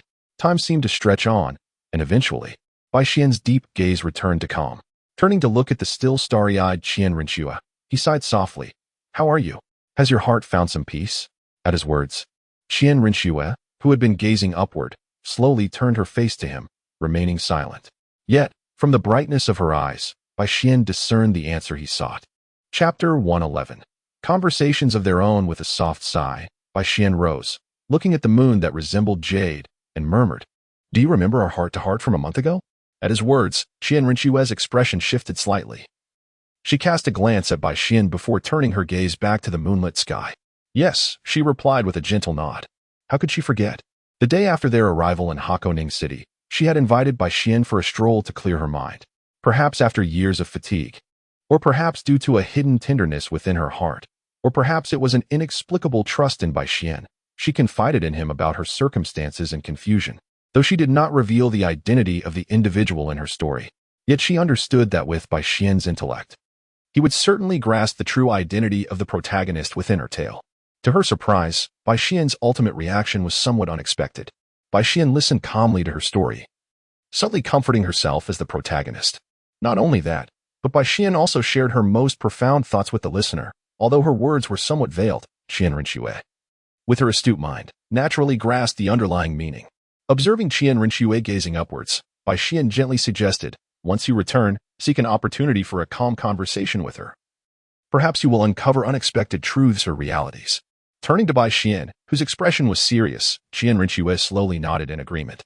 "Ah, by the way, here, take this. It should prove useful." Seemingly recalling something, Bai Xian produced a small, pristine white jade vial from her bosom and extended it towards Qian Rinxue. Within the vial, a faint red glow could be seen, seemingly permeating the contents. Accepting the vial, Qian Rinxue looked at Bai Xian with a hint of curiosity and softly inquired, "Useful for me?" With a gentle nod, Bai Xian encouraged, "Open it and see. You may come to understand its significance." Upon hearing this, a strange light flickered in Qian Rinxue's beautiful eyes as she removed the jade stopper, crafted from the same warm jade material. As she did so, a wave of intense heat enveloped her surroundings, and the concentration of fire attribute's spiritual energy surged at a visible pace, swiftly filling a 3-meter radius around her. Qian Rinxue's expression turned to one of astonishment. The richness of the fire attribute's soul power was astonishing. Intrigued, Bai Xian peered into the vial. Within her view floated a drop of red liquid, surrounded by a swirling rune resembling a phoenix, akin to a living entity. Suppressing her shock, Qian Rinxue replaced the stopper, and the dense fire attribute's spiritual energy gradually dissipated. She then looked up at Bai Xian, her expression one of disbelief, and exclaimed, "Bai Xian, what is this?" Bai Xian slowly shook his head and said, "There is no need to ask too much. I can only tell you that this drop of blood contains a trace of divine fire, or perhaps one might refer to it as the fire of nirvana. This flame is unique in this world. The divine fire possessed by the extraordinary beasts you previously mentioned is but a diluted version of this. If you can extract the nirvana fire from this drop of blood and integrate it into your soul skills, it will greatly enhance their power. However, the extent of this enhancement depends on your own capabilities. Moreover, this drop of blood should also confer significant benefits to your body, but be prepared for what lies ahead. For if I am not mistaken, the pain you will endure at that time will be quite unbearable." At this point, Bai Xian paused slightly, gazing into Qian Rinxue's eyes, and continued, "Of course, as long as you endure that suffering, the benefits you will reap will be tremendous." Upon hearing this, Qian Rinxue looked at the jade vial in her hand, her heart filled with astonishment. Could it be that the divine fire from those extraordinary beasts originated from this blood? Then this blood is truly... Temporarily suppressing her astonishment, Qian Rinxue returned the jade vial to Bai Xian and said, "No, Bai Xian, this is too precious. You should keep it for yourself." Hearing her words, Bai Xian gently shook his head and replied, "Since I have gifted it to you, I have no intention of taking it back. Moreover, by giving it to you, it signifies that it is not of great importance to me. Furthermore, when I acquired this blood, I retained some for myself, so you need not be so courteous." Upon hearing this, Qian Rinxue regarded Bai Xian's earnest expression, retracted her hand holding the vial, nodded contemplatively, and finally revealed a faint smile, saying, "In that case, I shall accept it." Seeing Qian Rinxue accept the phoenix blood, Bai Xian smiled and nodded. "Very well, it is getting late, and you must be quite fatigued these days. You should return to rest. After recharging, we need to make our journey back to Tiandou City tomorrow." Casting a glance at the sky, Bai Xian looked at Qian Rinxue and smiled. "By the way, will you be returning to Tiandou City?" Qian Rinxue nodded slowly and said, "Yes. I still have some matters to attend to in Tiandou City. I must return tomorrow." Bai Xian nodded thoughtfully and said, "In that case, let us return to rest." "Yes." Qian Rinxue nodded in response. The two then left the rooftop and returned to their suite, where Shilong was seated in meditation before the large floor-to-ceiling window, his eyes closed in deep contemplation. Directly across from him, one could see through the large window the spot where Bai Xian and Qian Rinxue had previously stood. Upon seeing this, they exchanged a glance, both harboring a sense of unspoken understanding, yet neither spoke further. After a brief exchange of glances, they each opened their respective doors and entered their rooms. As Bai Xian and Qian Rinshue's room doors closed, Xilong opened his eyes. He cast a glance in the direction of Bai Xian and Qian Rinshue's quarters, sighed softly, and stood up, gazing once more at the position where they had been, lost in thought. Meanwhile, in the location of Hu Laina and Yu Guan, the latter wore a look of astonishment. What had he just heard? Under the recounting of Hu Laina and Xie, a boy not yet 13 had already reached the soul zone level. Not only that, but this boy also possessed a second ring of a millennium and a fourth ring of 10,000 years, which was utterly outrageous. This boy, who was merely at the soul zone level, had combat power that could rival that of a 30,000-year-old soul beast. This was indeed terrifying. Yu Guan's heart was filled with profound shock. He even began to doubt whether Hu Laina and the others were conspiring to deceive him. However, upon deeper reflection, he dismissed that notion, for it was simply unfathomable. Hu Laina and her companions had no reason to fabricate such a tale. Thus, the extraordinary nature of Bai Xian became evident. It was worth noting that even the current Pope Bibi Dong had not achieved such a level at this age, let alone her combat prowess. Nana, please recount the details of your experience once more, Yu Guan said gravely, fixing his intense gaze upon Hu Laina. Seeing the seriousness in his expression, Hu Laina nodded slowly. After approximately 15 minutes, Hu Laina concluded her narration.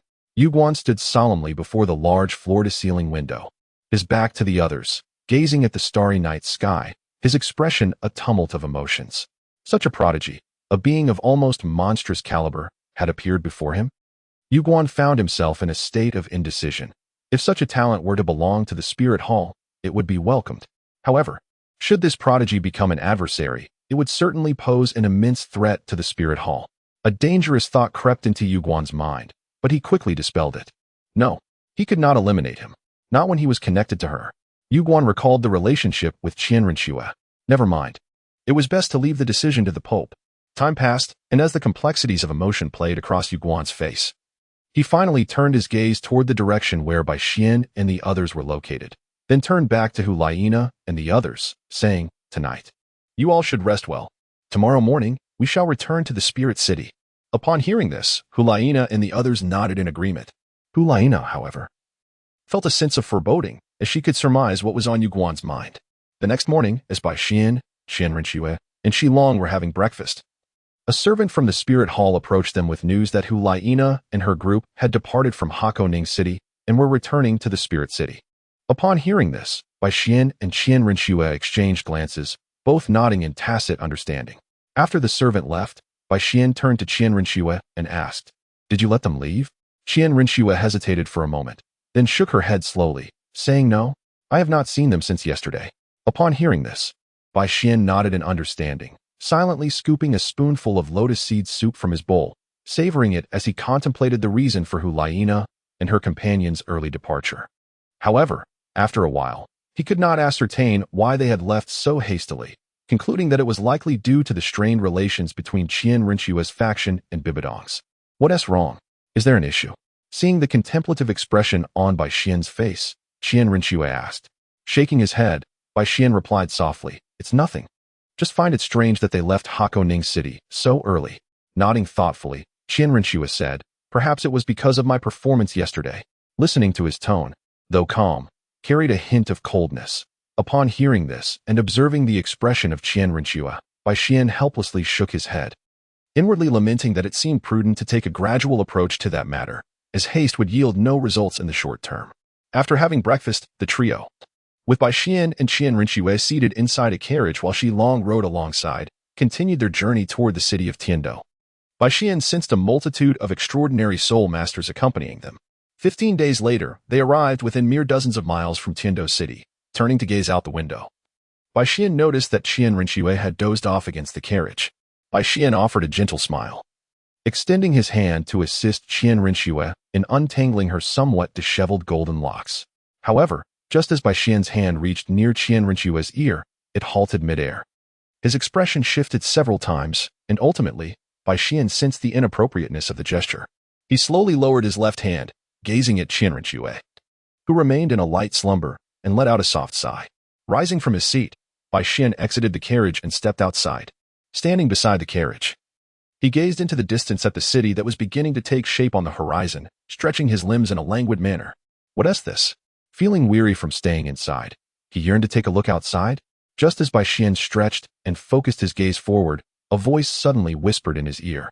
His expression altered slightly as he scanned his surroundings, trying to discern who was speaking to him, as the voice had seemed to resonate right beside him, making it impossible to locate its source.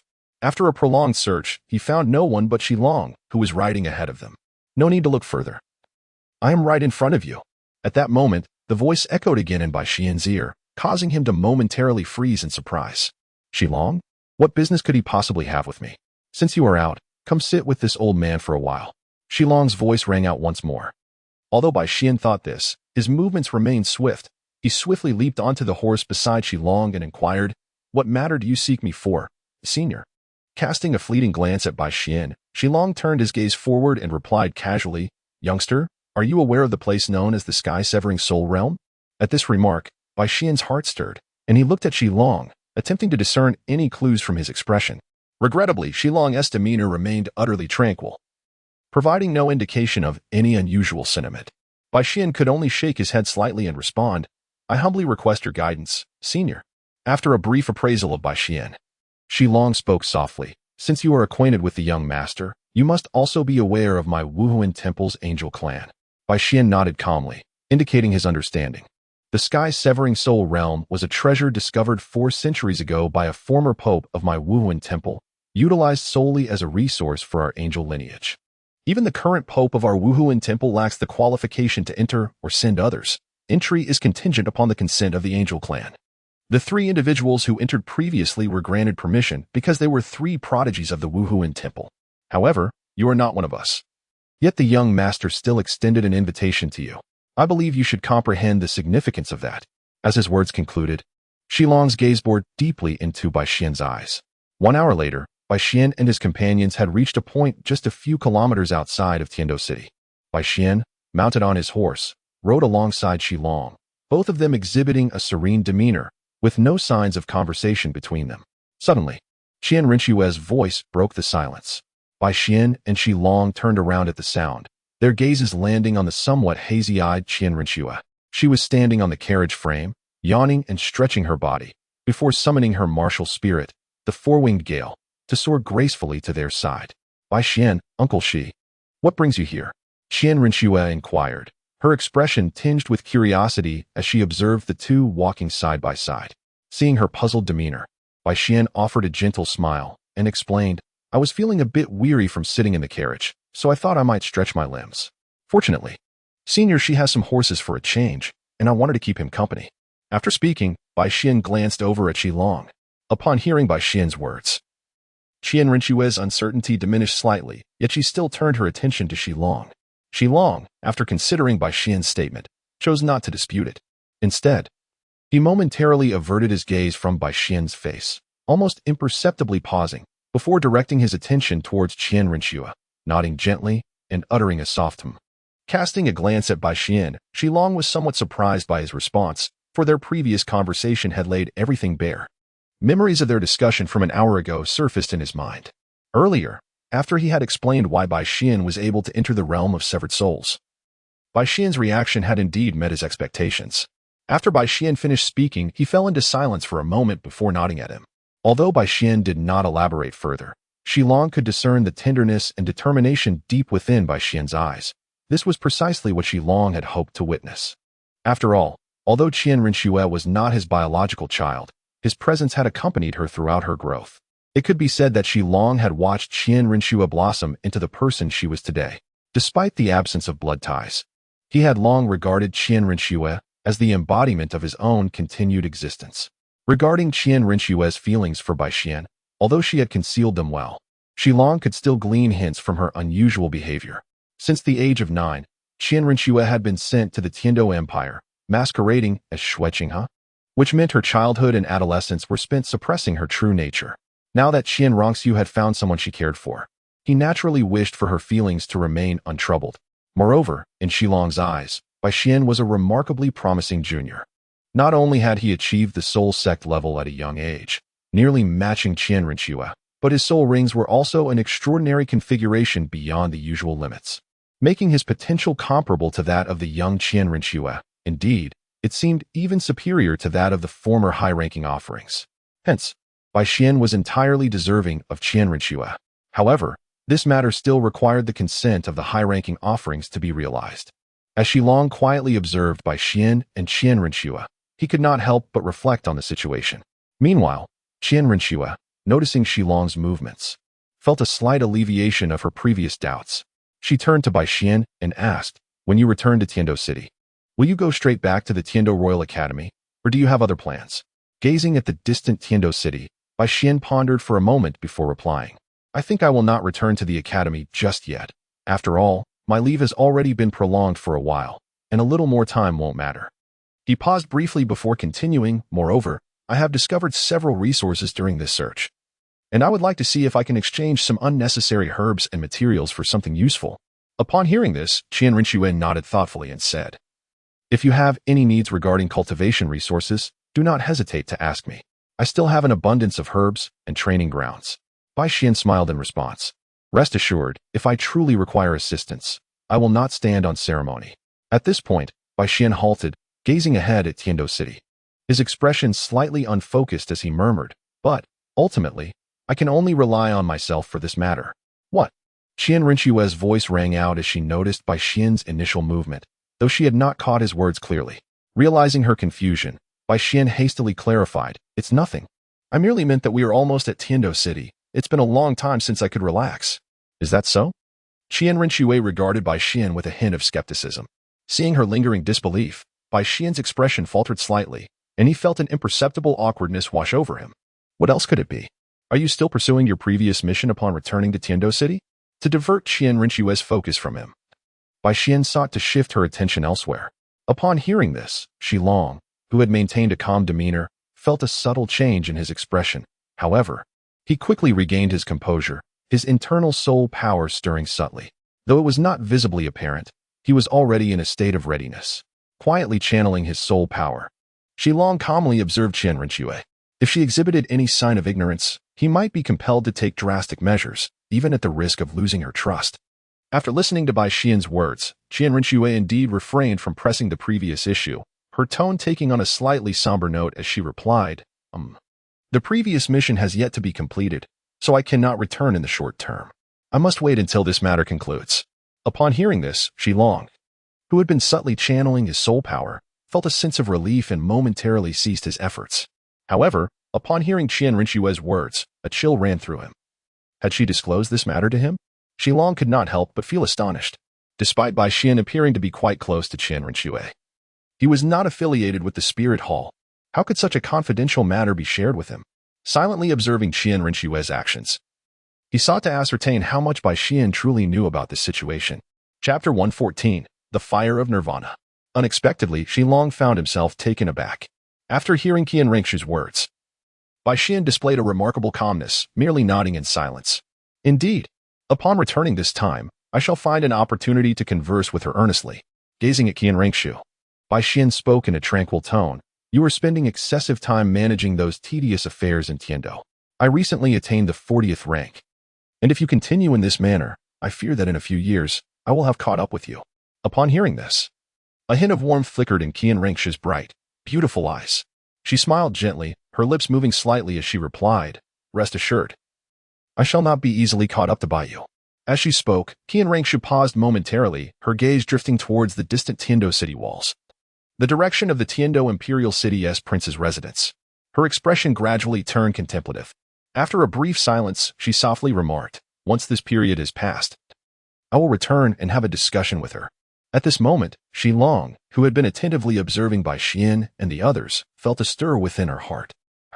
Could it possibly be?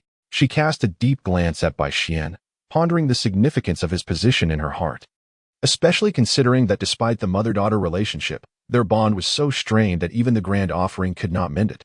Yet here was Bai Xian, who had only met the young mistress a few times. Bai Xian, upon hearing Qian Rinxue's words, offered a gentle smile and nodded. He harbored a unique sentiment towards Qian Rinxue, a blend of sorrow for her tragic fate in the original narrative and a profound connection stemming from their intertwined past in this world. Bai Xuanfei, a man of steadfast resolve, naturally discerned the subtle nuances in Qian Rushue's behavior, actions that transcended the realm of mere friendship, even one she herself had not consciously acknowledged. Not to mention the earlier conversation between Xilong and himself. Witnessing Qian Rushue's transformation filled by Xuanfei with joy, the world, upon his arrival, had shifted ever so slightly in hue. Although the change might not be overt at this moment, it undeniably bore a hint of difference. After this, you shall soon break through your current limitations and ascend to the 60th level, 1Tu. Observing Qian Rushue in her present state, Bai Xuanfei sensed the fluctuations of her soul force and spoke softly. At his words, Qian Rushue turned her gaze towards Bai Xuanfei, her beautiful eyes reflecting a flicker of astonishment. How did you know? She could not help but inquire. A sudden realization struck her. Bai Xuanfei had previously demonstrated an uncanny ability to perceive her presence ahead of time, as if he possessed a remarkably precise means of detection. Yet, she had overlooked this aspect until now. The fluctuations of your soul force are somewhat distinct from when we first entered the sky-severing soul realm. Moreover, you do not appear to have sustained any serious injuries. Logically, your soul force should remain unremarkable. Thus, I surmise that you might be on the verge of a breakthrough. Upon hearing this, Qian Rushue gently nodded and affirmed, indeed, ever since emerging from the sky-severing soul realm, with my body and soul force fully restored, I have sensed a subtle expansion within my soul force. If all goes as I anticipate, I should achieve a breakthrough within half a month. Bai Xuanfei regarded her with an expression of confirmation, saying, it seems my intuition was indeed correct. Is there something amiss with my breakthrough? Qian Rushue, her curiosity piqued, inquired. Nothing at all. I merely wish to offer you a suggestion. As he spoke, Qian Rushue's curiosity intensified, prompting her to ask, what suggestion? After your breakthrough, do not rush to hunt for soul rings. First, utilize the drop of blood I provided you. Bai Xian's expression sharpened as he remarked, oh, shall we first utilize that drop of blood? Indeed. Bai Xian's expression turned serious as he said, moreover, before utilizing that drop of blood, I actually have a suggestion. What suggestion? Qian Rinshue inquired with curiosity, gazing at Bai Xian. Do you recall what I previously mentioned regarding the function of this drop of blood? Upon hearing this, Qian Rinshue blinked and, after a moment of contemplation, she recalled Bai Xian's prior explanation. Are you referring to the nirvana flame it contains? Bai Xian nodded and said, indeed, it is the fire of nirvana. However, do you remember what one must face when using it? What must one face? Qian Rinshue blinked, and after a moment, recalled what Bai Xian had spoken of that night. Are you suggesting that using it will bring immense suffering? Upon hearing this, Bai Xian nodded and affirmed, precisely. As Bai Xian's words fell, he was about to continue when Qian Rinshue's voice interjected, interrupting him. Bai Xian, there is no need for your concern. I believe that a modicum of pain will not hinder me in the least. Qian Rinshue shook her head, displaying a sense of nonchalance. Bai Xian shook his head and exclaimed, wait, I have not finished speaking. To fully unleash the potential of this drop of blood, it is not merely a matter of utilizing it. One must also sustain sufficient injury. Upon hearing this, Qian Rinshue and Xilong, who was listening beside her, felt a sudden chill in their hearts. Injury. Qian Rinshue, deep in thought, remarked. Bai Xian nodded, exclaiming, indeed. A wound. It should preferably be one that poses a threat to life. Qian Rinshue furrowed her brows slightly, questioning, are the conditions for use truly this stringent? In response, Bai Xian shook his head and remarked, it is not that the conditions for use are excessively harsh. Under normal circumstances, it can still be employed.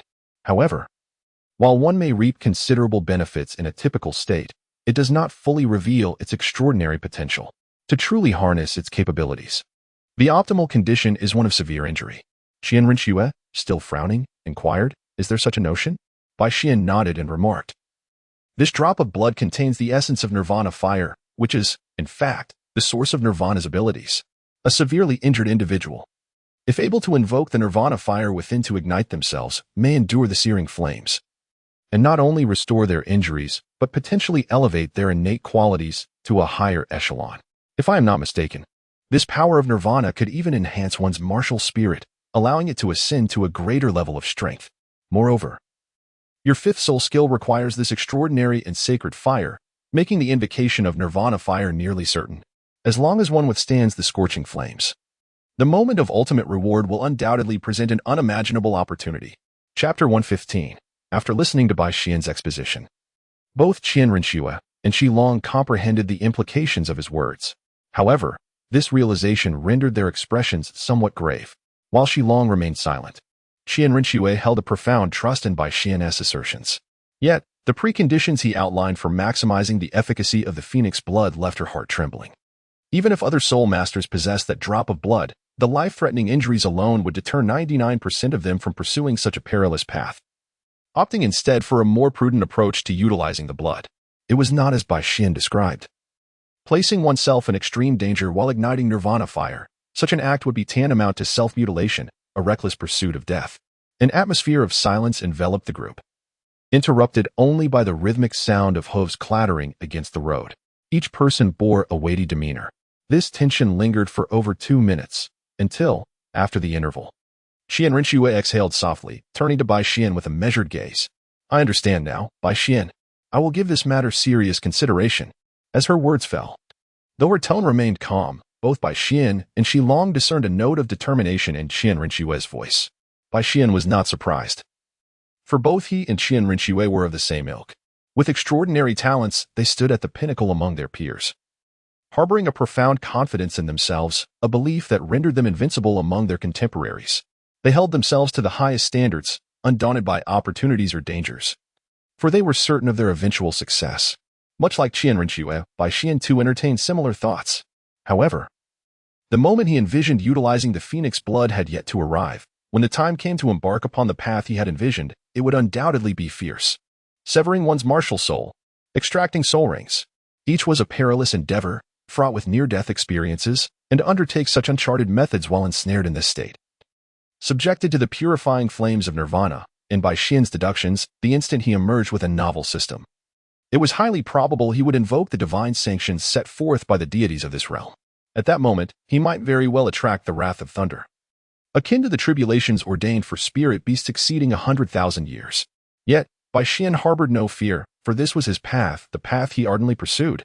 Even if the road ahead was strewn with thorns, he would forge his way through, carving out a journey that belonged solely to him. With a slight nod, Bai Xian chose not to elaborate further. Since Qian Rinxue had opted for such a path, she would inevitably rely on herself. A quarter of an hour later, they finally returned to the city of Tiandou, the evening drawing near. Let us part ways here. I have another place to attend to, so I shall not accompany you any longer. As they walked down the street, Bai Xian observed Qian Rinxue, whose face was veiled yet still garnered the attention of passers-by, and spoke softly. Is there still something to attend to at this late hour? Startled by his words, Qian Rinxue hesitated momentarily before her melodious voice emerged from beneath the veil. Yes. Noticing her slight confusion, Bai Xian gently nodded. Seeing this, Qian Rinxue refrained from probing further, inclined her head slightly, and said, in that case, let us part ways here. Bai Xian nodded and, gazing at Qian Rinxue, spoke softly. This place is not like the spirit hall. It would be wise for you to exercise caution. In response, Qian Rinxue gently nodded and replied, indeed. Until we meet again. Bai Xian smiled faintly and said, well, until we meet again. Upon hearing this, Qian Rinxue turned to Shilong and softly remarked, Uncle Shi. Let us be on our way. Watching Shilong nod, Qian Rinxue cast a gentle smile at Bai Xian before turning to leave. Observing Qian Rinxue gradually disappear into the crowd, Bai Xian let out a sigh of relief, his expression turning serious as he briskly walked in a specific direction. Ahead of him, not far away, stood an auction house, the famed Tiandou auction house. Meanwhile, as Bai Xian and his companions arrived in Tiandou City, another group, led by Hulaina, reached Wuhuan City almost simultaneously. At this moment, Hulaina, along with the esteemed Zhu Doi Yuiguan and Gue Da Guemei, stood respectfully beneath the platform, gazing at Bibi Dong, who sat imperiously above them. Bibi Dong's red lips parted slightly as she inquired, Are you saying that this Bai Xian is not only a soul master of level 42, but that his second and fourth soul rings surpass even a millennium and a millennium respectively? A hint of disbelief adorned her countenance. Indeed, master, Hulaina replied with a slight bow. In response, Bibi Dong fell silent, resting her hand on the armrest of the platform, her fingers subtly rising and falling, betraying her inner turmoil. After a brief pause, Bibi Dong spoke again. Elder Gue, seize an opportunity to engage with Bai Xian and ascertain whether we might draw him into our spirit hall. Yes, your holiness. Gue Mei responded quickly with a slight bow. However, he hesitated. But, your holiness, should Bai Xian be unwilling to join our spirit hall, what shall we, at this point? Gue Mei's gaze sharpened. and though he did not finish his sentence, the assembled individuals grasped the implication of his words. After a moment's reflection, Bibi Dong shook her head gently, stating, "No need. After all, he has saved Nana and the others. Moreover," here, Bibi Dong paused, her thoughts trailing off. After a moment, she sighed lightly and added, "Let it be for now. We shall observe Bai Xian's response before deciding on further actions." Gue Mei bowed in acquiescence, understood. Seeing this, Bibi Dong waved her hand gently. "You may all leave." Upon hearing this, Hulaina and the others bowed respectfully and slowly exited, leaving Bibi Dong alone in contemplation. The following day, sunlight streamed through the crystal window, illuminating Bai Xian's serene face as he lay in bed. It was evident that he was in a state of peaceful slumber. After a quarter of an hour, the intensity of the sunlight roused Bai Xian from his dreams. Rubbing his still groggy eyes, he rose from the window, stretched languidly, and gazed down at the bustling street below, murmuring, "Is it already this late?" Last night, Bai Xian had arrived at the hotel just past midnight, and his late rising today was a deliberate attempt at granting himself a brief respite. After all, since entering the realm of the celestial soul over a month ago, Bai Xian's nerves had remained taut. Even after leaving that realm, he had not fully relaxed, maintaining a state of vigilance. After returning to Tiandou City yesterday, he visited the Tiandou auction house to auction off some items of little personal use but with some value. Despite the ongoing nature of the auctions, the assortment of items Bai Xian presented was considerable, and it was not until the deep hours of the night that all the items were finally sold. Fortunately, the wait was worthwhile. The auction significantly enriched Bai Xian's coffers, yielding over 160,000 gold soul coins, ample to sustain his needs for several years apart from his cultivation expenses. Having tidied up and enjoyed breakfast, Bai Xian made his way towards the Tiandou Royal Academy. As he approached, he found the dormitory eerily empty. Where could Yu Tianheng be? Upon entering his room and tidying up, Bai Xian, filled with curiosity, headed towards the office of Qin Ming in the teaching building. Having been on leave for nearly 2 months, it was essential to inform Qin Ming of his return. A quarter of an hour later, Bai Xian stood outside Qin Ming's office, feeling puzzled. Is Qin Ming not here either? Ah, is that not Bai Xian? A voice caught Bai Xian's attention as he stood at the door. Turning, he saw a middle-aged man in a silver teacher's uniform, around 30 years of age. Waving at him, it was Teacher Qian, someone Bai Xian had encountered on several occasions. "Teacher Qian." Bai Xian expressed his surprise, exclaiming, "What brings you here?" Teacher Qian slightly nodded and replied, "I was just about to report some matters to the Jilin Education Committee and happened to pass by." "Are you here to see Teacher Qian?" Upon hearing this, Bai Xian nodded and said, "A while ago, a student took a leave of absence, and I have returned today to update Teacher Qian. Is that so?" Teacher Qian nodded slightly but then closed his eyes and shook his head gently, saying, "Your timing is rather unfortunate. Teacher Qian is not expected to be at the academy today." "Oh, might I inquire where Teacher Qian has gone?" Bai Xian raised an eyebrow slightly, a hint of perplexity crossing his face. "Teacher Qian has been conducting practical training with his students at the Tiandou Great Spirit Arena recently. I suppose they must have gone there today as well." Upon hearing this, Bai Xian couldn't help but let out a bitter smile. He had just returned to the academy from Tiandou City, while Yu Tianheng and the others had ventured to the Great Spirit Arena. It was indeed a remarkable misalignment of timing. Although he felt a sense of irony within, Bai Xian maintained a calm facade, offering a gentle smile to Teacher Qian. "I understand. Thank you, Teacher Qian." After a brief pause, he continued, "Well then, Teacher Qian, please carry on with your work. I shall return to my dormitory and not disturb you any longer." Upon hearing this, Teacher Qian smiled faintly and nodded. As Bai Xian watched him fade from view, he sighed in relief, contemplating the words Teacher Qian had just spoken. After a while, he gauged the time and formed a plan in his mind. He would return to Tiandou City once more, since Yu Tianheng and the others had gone to the Great Spirit Arena and he had no plans for the day. It would be an opportune moment to visit the arena and witness its grandeur firsthand. After all, although his soul power had reached the Soul Master level, his true combat prowess could rival that of a peak Soul King. However, that was in his full capacity. If he wished to remain inconspicuous in Tiandou City, he could not showcase his soul rings or utilize his soul skills. Doing so would undoubtedly lead to significant trouble for him. Without the ability to unleash his full strength, his advantages at the Great Spirit Arena would diminish considerably. Ordinary soul masters of the same rank might not pose a challenge. Yet encountering a peak soul master of the same level would still exert some pressure upon him. However, it would merely be a modicum of pressure. To defeat him was, for the most part, An improbable feat a rival at the same rank, such as Qian Rinxue at the 49th level of Soul Master, might be able to best him in a constrained state, but it would not be an easy task. Moreover, for others to possess the strength of a Soul King at a higher Soul Master level, akin to Qian Rinxue, was a mere fantasy. Perhaps a Haotian Hammer Soul Master employing the chaotic wind hammering technique could contend with a Soul King at a higher level. Yet they would still pale in comparison to an equally ranked Qian Rinxue. As for the Haotian sect, its whereabouts remained a mystery, hidden away in some mountain recess. The likelihood of them appearing at the Great Spirit Arena was almost non-existent. Nevertheless, Bai Xian held a belief that one should never underestimate the capabilities of others and resolved to explore the Great Spirit Arena, even if he did not compete. He could still broaden his horizons. After all, the varieties of martial spirits in this world were countless: human forms, beast forms, weapons, and birds, to name but a few. With some rare mutated martial spirits included, even if he were to witness 10 distinct types in a single day, it was uncertain whether an average person's lifetime would suffice to experience them all. As he returned, Bai Xian strolled leisurely, taking in the endless beauty surrounding Tiandou City. Yet upon his return, he found himself too preoccupied to appreciate the scenery.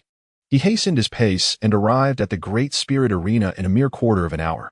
After casually providing a false identity to gain entry, Bai Xian, adorned with a half-mask, leaned against the railing at the Soul Master level arena, resting his arms on the barrier and surveying the entire battleground. At that moment, a female Soul Master with a plant-type martial spirit and a male Soul Master wielding a mysterious cat martial spirit were engaged in a spirited exchange of offense and defense on the arena floor. Both appeared to be around 30 years of age. Bai Xian paid little mind to the battle unfolding in the arena. Both martial spirits were rather ordinary. And even if they had fortuitously reached the level of Soul Master, their potential was likely nearly exhausted. With their soul ring configurations and combat skills hardly differing from those of common Soul Masters, Bai Xian was genuinely concerned about Yu Tianheng and his companions. Scanning the entire arena, he soon spotted their figures. At this moment, apart from Qin Ming, who was still clad in the attire of the Tianshou Royal Academy, the others were dressed in casual yet athletic clothing. The transformation in Yu Tianheng and his group over the past month was quite noticeable, while their appearances remained largely unchanged. It was the aura they exuded that marked their growth. Previously, their confidence had been tinged with a hint of arrogance and youthful naivety, standing out among their peers yet still falling short compared to the likes of Hu Laina whom Bai Xian had encountered before. However, now Bai Xian sensed a newfound steadiness in their presence. The arrogance had dissipated, replaced by a more subdued confidence, and an air of seriousness had begun to emanate from them. It was evident that they had been working diligently during this period. Although their presence was still not on par with Hu Laina and her companions, it was beginning to take shape. At this rate, it seemed likely that by the time their characters appeared in the narrative, most of them would have attained the Soul Master rank. At that moment, Qin Ming and Yu Tianheng were positioned on the opposite side of the arena, engrossed in the ongoing duels between male and female Soul Masters. Meanwhile, Yilingling, who had been intently observing the battles, momentarily relaxed her focus and scanned the audience. Her heart skipped a beat as she caught sight of a familiar figure. Swiftly, her gaze returned to the stands, searching for that fleeting glimpse. After a brief moment, her eyes narrowed as she recognized Bai Xian, who was partially concealed by a mask. Bai Xian, too, had noticed her gaze and met her eyes, a smile gracing his lips as he nodded in acknowledgement. Seeing this, Yilingling realized Bai Xian's true identity. After all, they had encountered each other numerous times since the start of the semester, and they were not strangers. Moreover, the mask he wore only partially obscured his features, revealing enough for her to recognize him. If it were someone unfamiliar, they might not discern his identity, but Yilingling was certainly not among them. She nodded back at Bai Xian, a hint of a smile appearing on her face. "What is going on, Lingling?" asked Du Guiyan, who had just finished a small snack. Noticing her unusual demeanor. Upon hearing this, Yu Tianheng and the others, who were focused on the arena, turned their attention to Yilingling, intrigued by her reaction. Seeing them look her way, she merely shook her head gently and replied, "It's nothing." After a brief pause, she continued, "Bai Xian is back. I just saw him on the other side of the arena." The group fell silent for a moment. Then they all turned to the other side of the arena to search for Bai Xian. However, by then, he had vanished from sight, leaving Yu Tianheng and the others looking for him in vain. Du Guiyan, linking arms with another, remarked, "Lingling, did you perhaps missee him?" Bai Xian mentioned he might be gone for 2 months, and there are still 10 days left. In response, Yilingling calmly shook her head, asserting, I did not miss C. He nodded at me when I saw him. I am certain. Upon hearing her words, Du Guiyin and the others exchanged glances, uncertainty etched on their faces. Could it be true that Bai Xian had indeed returned? Just then, Asra was about to speak when a familiar voice interrupted him. Everyone, it has been a while. They all turned to the source of the voice and were greeted by the sight of Bai Xian, clad in white and wearing a broad smile. Bai Xian, they exclaimed in unison, their surprise evident. Initially, they had doubted Yu Lingling's claim, thinking she had mistaken him. But now, as Bai Xian stood before them, their astonishment was palpable. Surveying the surprised expressions of all except Yu Lingling and Qin Ming, Bai Xian smiled gently, saying, "It has been some time since we last met. Judging by your auras, you have all grown significantly stronger in the past month." At this moment, Yu Tianheng and the others regained their composure. And Asro swiftly moved to Bai Xian's side, scrutinizing him closely. "It really is you. Bai Xian, when did you return?" Hearing this, Yu Tianheng and the others nodded in agreement, eager to know the answer. "I arrived in Tiandou City yesterday and came back to the academy today," Bai Xian replied. Bai Xian smiled gently, gazing at the crowd, and remarked, "Upon returning to the academy today, I intended to inform you all, Teacher Qin, but to my surprise, you have arrived in Tiandou City. I seem to have timed my arrival perfectly. Had I not encountered a teacher from the academy who informed me of Teacher Qin's recent class schedule, I might still be searching for you all within the academy." Upon hearing this, the others smiled lightly, and Yu Tianhe added, "Not long ago, we returned from another expedition in the Sunset Forest. The teacher thought it would be good for us to relax a bit, yet not to become too complacent, so he brought us to the Tiandou Great Soul Arena, arranging a soul fight for each of us every day. This way, we can unwind without becoming overly lax." Bai Xian nodded in understanding, approached Qin Ming, and offered a slight bow, saying, "Teacher Qin, I have returned." Qin Ming acknowledged Bai Xian's gesture with a gentle nod and replied, "It is good to be back." After scrutinizing Bai Xian for a moment, he continued, "It appears that although you have taken a leave of absence, you have not neglected your training. Your soul power seems to have advanced." Sensing the fluctuations of Bai Xian's soul power, Qin Ming expressed his astonishment. Although Bai Xian's soul power was still at the soul master level and even somewhat diminished compared to his previous experience in the Sunset Forest, the stability of his aura was remarkable, devoid of any excess energy leakage, indicating a significant improvement. In his subconscious, Qin Ming felt an inexplicable sense of danger emanating from Bai Xian, a feeling that had not been present during their last encounter. Bai Xian nodded lightly, stating, "Just a minor improvement, nothing to speak of." He preferred not to elaborate on his situation. When the time came to showcase his abilities, he would do so naturally. And for now, it was not a matter of concealment. After speaking, Bai Xian turned to Yu Tianheng and the others, inquiring, "So, how did today's soul fights go? Did you all participate?" Yu Tianheng shook his head gently, replying, "Yan Zi and the others have already participated in their soul fights. Only Shimo and I have yet to take our turn." At this point, Yu Tianheng paused, as if struck by a thought, and then asked, "What about you, Bai Xian? Are you considering participating in the soul fight?" Upon hearing this, the others, including Qin Ming, regarded Bai Xian with a hint of curiosity. Bai Xian has always remained unobtrusive. Aside from the confrontation prior to the start of the school year, no one is certain whether he exerted his full strength during that encounter or if he has yet to reveal his other hidden talents. Should Bai Xian participate in the soul duel this time, it would provide an opportunity to witness his true prowess. However, it appears that Bai Xian may disappoint Yu Tianheng and the others, as he currently has no intention of participating in the duel today. Firstly, Bai Xian prefers to avoid unnecessary exposure of information. After all, being a 12-year-old soul sect is exceedingly eye-catching, especially with the fourth soul ring that has existed for a millennium. If he reveals himself during this period, while the Spirit Hall might not harbor ill thoughts due to Qian Renxue, other factions may not refrain from harboring nefarious intentions, as this world is never devoid of darkness, even among the so-called righteous sections. Secondly, facing opponents of the same rank would be akin to bullying the weak. Even if Bai Xian enters the arena as a soul sect, against high-ranking soul sects of the same tier, he could maintain an undefeated stance without employing any soul techniques, relying solely on his exquisite control and the foundational amplification of his primary soul technique. Once he utilizes other soul techniques in his self-created thunderous four slashes, Bai Xian could nearly trample his peers. Shaking his head slightly, Bai Xian remarked, "I think I shall pass today. I haven't had a proper rest since returning from my recent travels."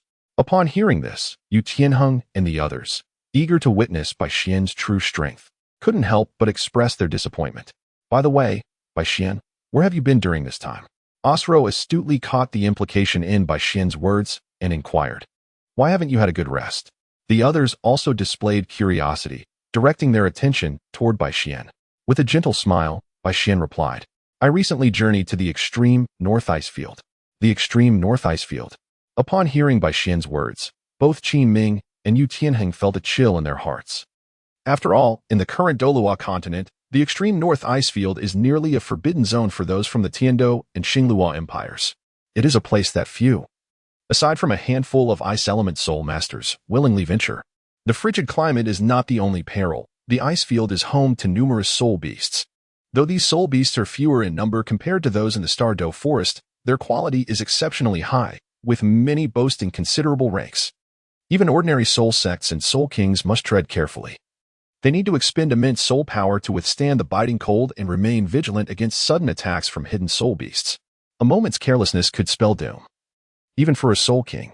Historical accounts recount that not one, but several tidal Douluo-level powerhouses have ventured deep into the ice field, only to vanish without a trace, underscoring the inherent dangers of that place.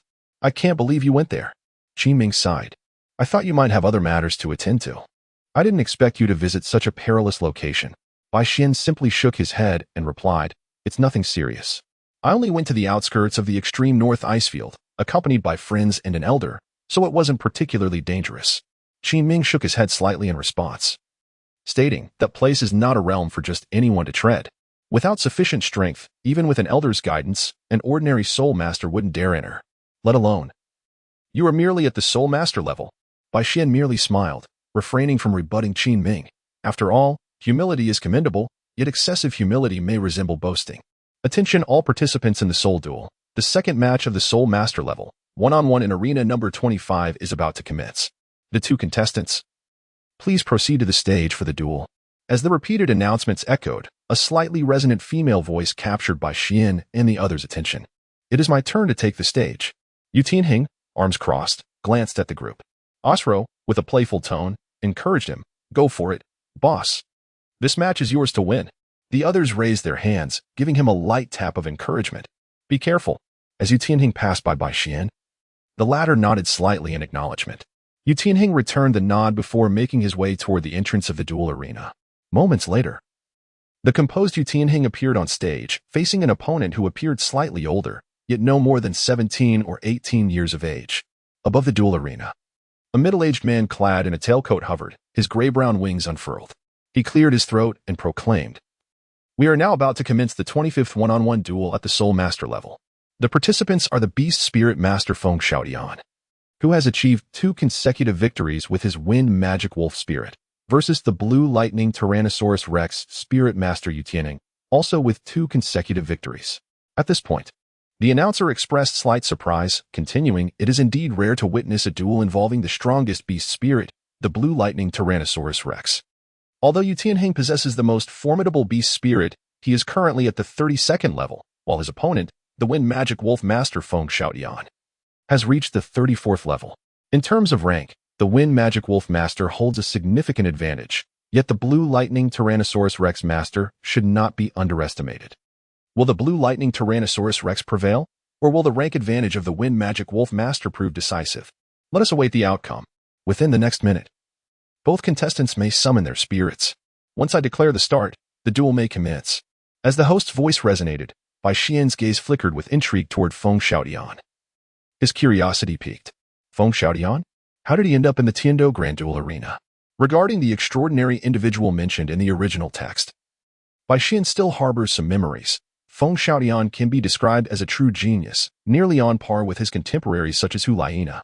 Had it not been for the delay in his cultivation due to the creation of his own soul skills, it is possible that he would have been another participant who reached the Soul King level, besides the golden generation of the Spirit Hall. Although curious, Bai Xian did not reveal much, quietly observing the 2 individuals on the stage as they prepared for battle. As the words of the middle-aged man in the air fell, the 2 on the stage immediately sprang into action, beginning to summon their martial souls, with the dragon-shaped phantom slowly emerging. Yu Tianheng was enveloped in intense fluctuations of soul power. Accompanying these fluctuations, numerous bolts of lightning danced vigorously around him, as if he were a deity commanding thunder. While we shall set aside the changes in Yu Tianheng for now, Feng Xiaotian across from him had also summoned a two-headed azure magic wolf martial soul that crouched behind him. Simultaneously, a faint azure light surged from within him, and his presence became increasingly formidable. After the two summoned their martial souls, with the host's commanding voice echoing in the air, their figures quickly lunged towards one another. Feng Xiaotian moved with astonishing speed, almost instantly accelerating towards Yu Tianheng, leaving a long trail of afterimages in his wake. Witnessing Feng Xiaotian's actions, Bai Xian could not help but be impressed. Indeed, Feng Xiaotian was worthy of being one of the outstanding talents of this era, though his martial soul was merely a superior variant. His ability to develop a powerful beast martial soul to a speed rivaling that of agile attack-type soul masters was a testament to his extraordinary talent. It is noteworthy that even Bai Xian, who possessed the ability to transcend conventional combat capabilities across various systems, relied on the subtle transformation brought forth by the Qinglian seedling. His development concerning martial souls was not as robust as that concerning soul skills and soul power. As Yu Tianheng, also charging towards Feng Xiaotian, noticed the latter's speed, he was momentarily taken aback. However, having faced Bai Xian's extraordinary speed in their previous battle, Yu Tianheng was somewhat prepared. Although surprised by Feng Xiaotian's assault, he recognized that the speed displayed by Feng Xiaotian was nowhere near the extreme velocity exhibited by Bai Xian, thus not overly concerning him. After all, following his battle with Bai Xian, Yu Tianheng had engaged in profound discussions regarding the manipulation of thunder and lightnings, gaining some insights into how thunder could stimulate bodily responses and enhance speed. Coupled with the innate advantages granted by his blue lightning tyrant dragon martial soul, his speed was not significantly inferior to that of Feng Xiaotian. In the moment Feng Xiaotian lunged forward, his first soul ring illuminated, and a menacing dragon claw phantom leapt from his hand, its sharp gaze locking onto Feng Xiaotian. Before he even reached him, the dragon claw had already extended to meet the semi-arc-shaped wind blades released by Feng Xiaotian. With the sound of shattering resonating, the wind blades collided with Yu Tianheng's dragon claw. It was evident that the wind blades unleashed by Feng Xiaotian could not breach the defense of Yu Tianheng's thunderous dragon claw. After merely one exchange, they were completely shattered. Seeing his probing attack easily dismantled by Yu Tianheng, Feng Xiaotian's gaze sharpened. Generally, the first soul skill of the Gale Wolf martial soul could only unleash a single wind blade. However, as the possessor of the variant Gale two-headed wolf, he could release multiple wind blades with his first soul skill, even though he initially only intended a tentative strike. The potency of his first soul skill could rival that of ordinary soul masters. Yet, the opposing soul master, who was 2 levels below him in soul power, managed to break through his probing attack with such ease, a true testament to the prowess of a blue lightning tyrant dragon soul master. While Feng Xiaotian's mind began to regard Yu Tianheng with increased seriousness, he maintained a facade of composure, launching his wolf claw directly towards Yu Tianheng. Observing Feng Xiaotian's movements, Yu Tianheng remained unfazed, his dragon claw radiating even more thunderous energy, choosing not to employ any soul skills as he met Feng Xiaotian's wolf claw head-on. Both were powerful beast soul masters, while Feng Xiaotian's variant Gale two-headed wolf significantly enhanced his attack power. It also allowed him to develop capabilities that rivaled those of agile attack-type soul masters. Yu Tianheng, on the other hand, wielded the continent's most formidable beast martial soul, and both possessed immense confidence in their strength, opting for close-quarters combat. As their figures intertwined, the sound of metal clashing echoed, revealing their remarkable control over soul power. The claw-shaped phantoms formed from their condensed soul power were as formidable as steel. This was merely a contest of skill and strength, a test to determine who had superior control over soul power and honed combat techniques. The collision of their fists and feet stirred surges of soul power that rippled across the arena, causing fissures to appear in the ground. Despite maintaining an impassive expression, Feng Xiaotian's heart was tumultuous as he exchanged blow after blow with Yu Tianheng. Meanwhile, Yu Tianheng, though seemingly calm, was equally alarmed internally. While they appeared evenly matched on the surface, the sheer refinement of Feng Xiaotian's soul power and the weight of his strikes made it feel as though he were striking against divine metal, sending shockwaves through Yu Tianheng's fingers. Not only that, but Feng Xiaotian's combat prowess was astonishingly high, akin to battling a soul beast, surpassing Yu Tianheng's own capabilities. How is he trained to achieve such prowess? My blue lightning tyrant dragon martial soul seems inadequate to bridge the gap between our soul powers. Yu Tianheng felt a sense of discomfort, being a naturally full soul power individual and the most gifted among the blue lightning tyrant dragon sex twin stars. He had achieved the rank of soul sovereign in less than a decade of cultivation, not to mention as a blue lightning tyrant dragon soul master. He could battle above his rank, remaining undefeated against soul sovereigns as a great soul master. Among his peers, how many could match his accomplishments? Yet, since the beginning of the school year, he encountered the prodigious Bai Xian, who had reached the soul sovereign level at the tender age of 12. Exhibiting combat power that was nothing short of extraordinary, rendering Yu Tianhing nearly powerless in comparison, the eccentric Bai Xian need not be discussed further. For he belongs to a different echelon of individuals, one I consider a friend, yet distinctly beyond my realm. However, the individual before me has emerged from the shadows unexpectedly. Despite wielding the blue electric Tyrannosaurus Rex, the most formidable beast martial spirit on this continent, I find myself unable to prevail in close quarters combat against this opponent, who is merely 2 levels above me. In fact, I am somewhat at a disadvantage, which stirs a sense of discomfort within me. Are we now witnessing a convergence of prodigies and anomalies? My assaults grow increasingly fierce, unleashing a flurry of strikes in the blink of an eye.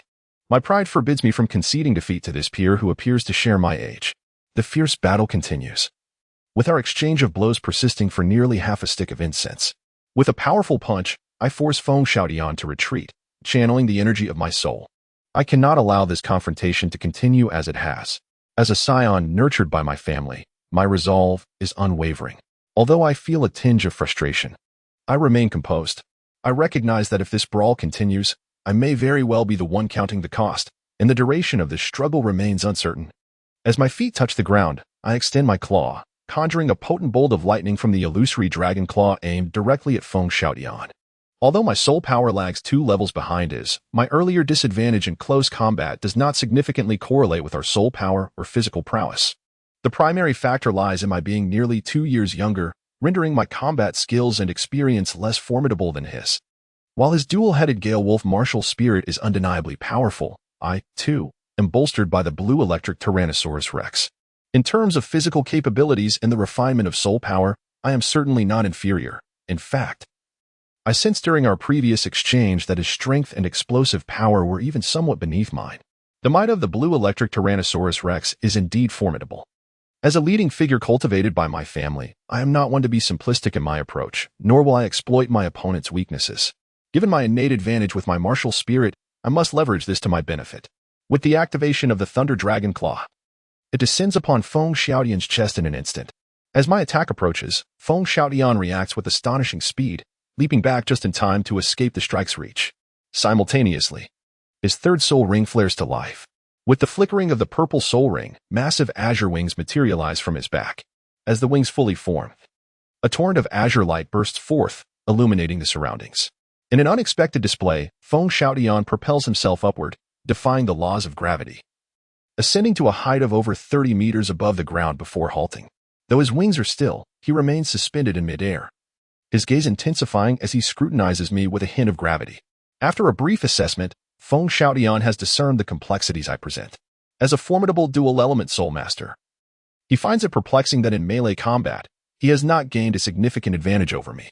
Whether in the solidity and explosiveness of soul power or the strength of our physiques, I, a soul master 2 levels below him, do not lag far behind. Even the speed he has always taken pride in among his similarly aggressive soul masters is matched closely by my own.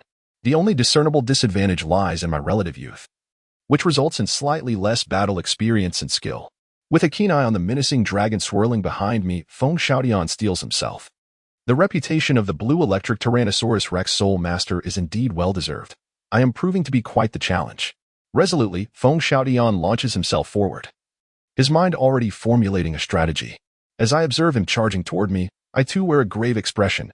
He possesses flying capabilities. This is less than favorable news. Those familiar with their kin are acutely aware of their strengths and weaknesses, while my blue electric Tyrannosaurus Rex grants me considerable advantages on land. Enhancing my speed and potential through the stimulation of lightning, these advantages diminish in the air.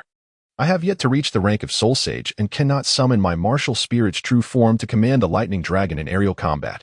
Consequently, I find myself in a passive position, although I possess long-range attacks, such as the Thunder Dragon Claw and Thunderbolt. Both demand significant soul power, especially the latter, which, at maximum potency, consumes nearly a third of my total energy with each use. Should I employ them repeatedly, I would soon find myself on the brink of surrender. Yet, against an opponent capable of flight, not utilizing my soul techniques leaves me vulnerable, rendering me an easy target. while he could launch long-range attacks at will. My expression tightens as I realize Feng Xiaoyan's next strike is imminent. Raising my dragon claw, I prepare to counter the oncoming gust of wind. The initial strike fails to achieve its goal, as Feng Xiaoyan anticipated this and swiftly shifts his position, unleashing another wind blade before I have fully completed my maneuver. In the ensuing chaos, wind blades and crackling arcs of lightning intertwine, creating a cacophony of sound and fury. This cannot continue. My body bears the marks of battle, with blood seeping from wounds incurred while failing to completely evade Feng Xiaoyan's wind blades. Ignoring the pain coursing through me, I concentrate intently on calculating Feng Xiaoyan's flight trajectory and distance, as he continues to shift and unleash wind blades. I sense my third and second soul rings begin to flicker. With a determined shout, I unleash my most potent technique, Thunderbolt. The crackling thunder that flickered around his body seemed to swell as if infused with water, expanding and expanding, until in the next moment, it transformed into countless bolts of lightning, shooting outwards in all directions. At the very moment when Yu Tianheng unleashed his overwhelming thunderous power, Feng Xiaoyan had already sensed the explosive might emanating from him. With a rapid flutter of his wings, Feng Xiaoyan swiftly retreated, attempting to distance himself from the impending eruption of thunder. However, despite the well-intentioned thought, it was too late to escape. Yu Tianheng had already calculated everything. Perhaps he could evade the core of the thunder's explosive force, but to completely extricate himself from the range of this soul skill was utterly impossible. In the blink of an eye, the radius of the thunderous eruption had already expanded behind Feng Xiaoyan. Sensing the imminent danger, he had no time to employ any other defensive measures. With a sudden contraction of his wings, Feng Xiaoyan pivoted, shielding himself with his wings, transforming them into a dual shield to confront the thunderous explosion head-on. The ferocious thunder erupted in all directions, generating a thick mist that obscured the scene within the soul arena. Cough. Moments later, as the mist dissipated, the interior scene became visible to the onlookers. There stood Feng Xiaoyan, hovering awkwardly in midair, his azure wings marred by cracks, with hints of charred wounds barely visible beneath his tattered clothing, and even a faint trickle of blood at the corner of his mouth. It was evident that the cough had originated from him, gradually calming the turbulent soul power within. Feng Xiaoyan fixed his sharp gaze upon Yu Tianheng.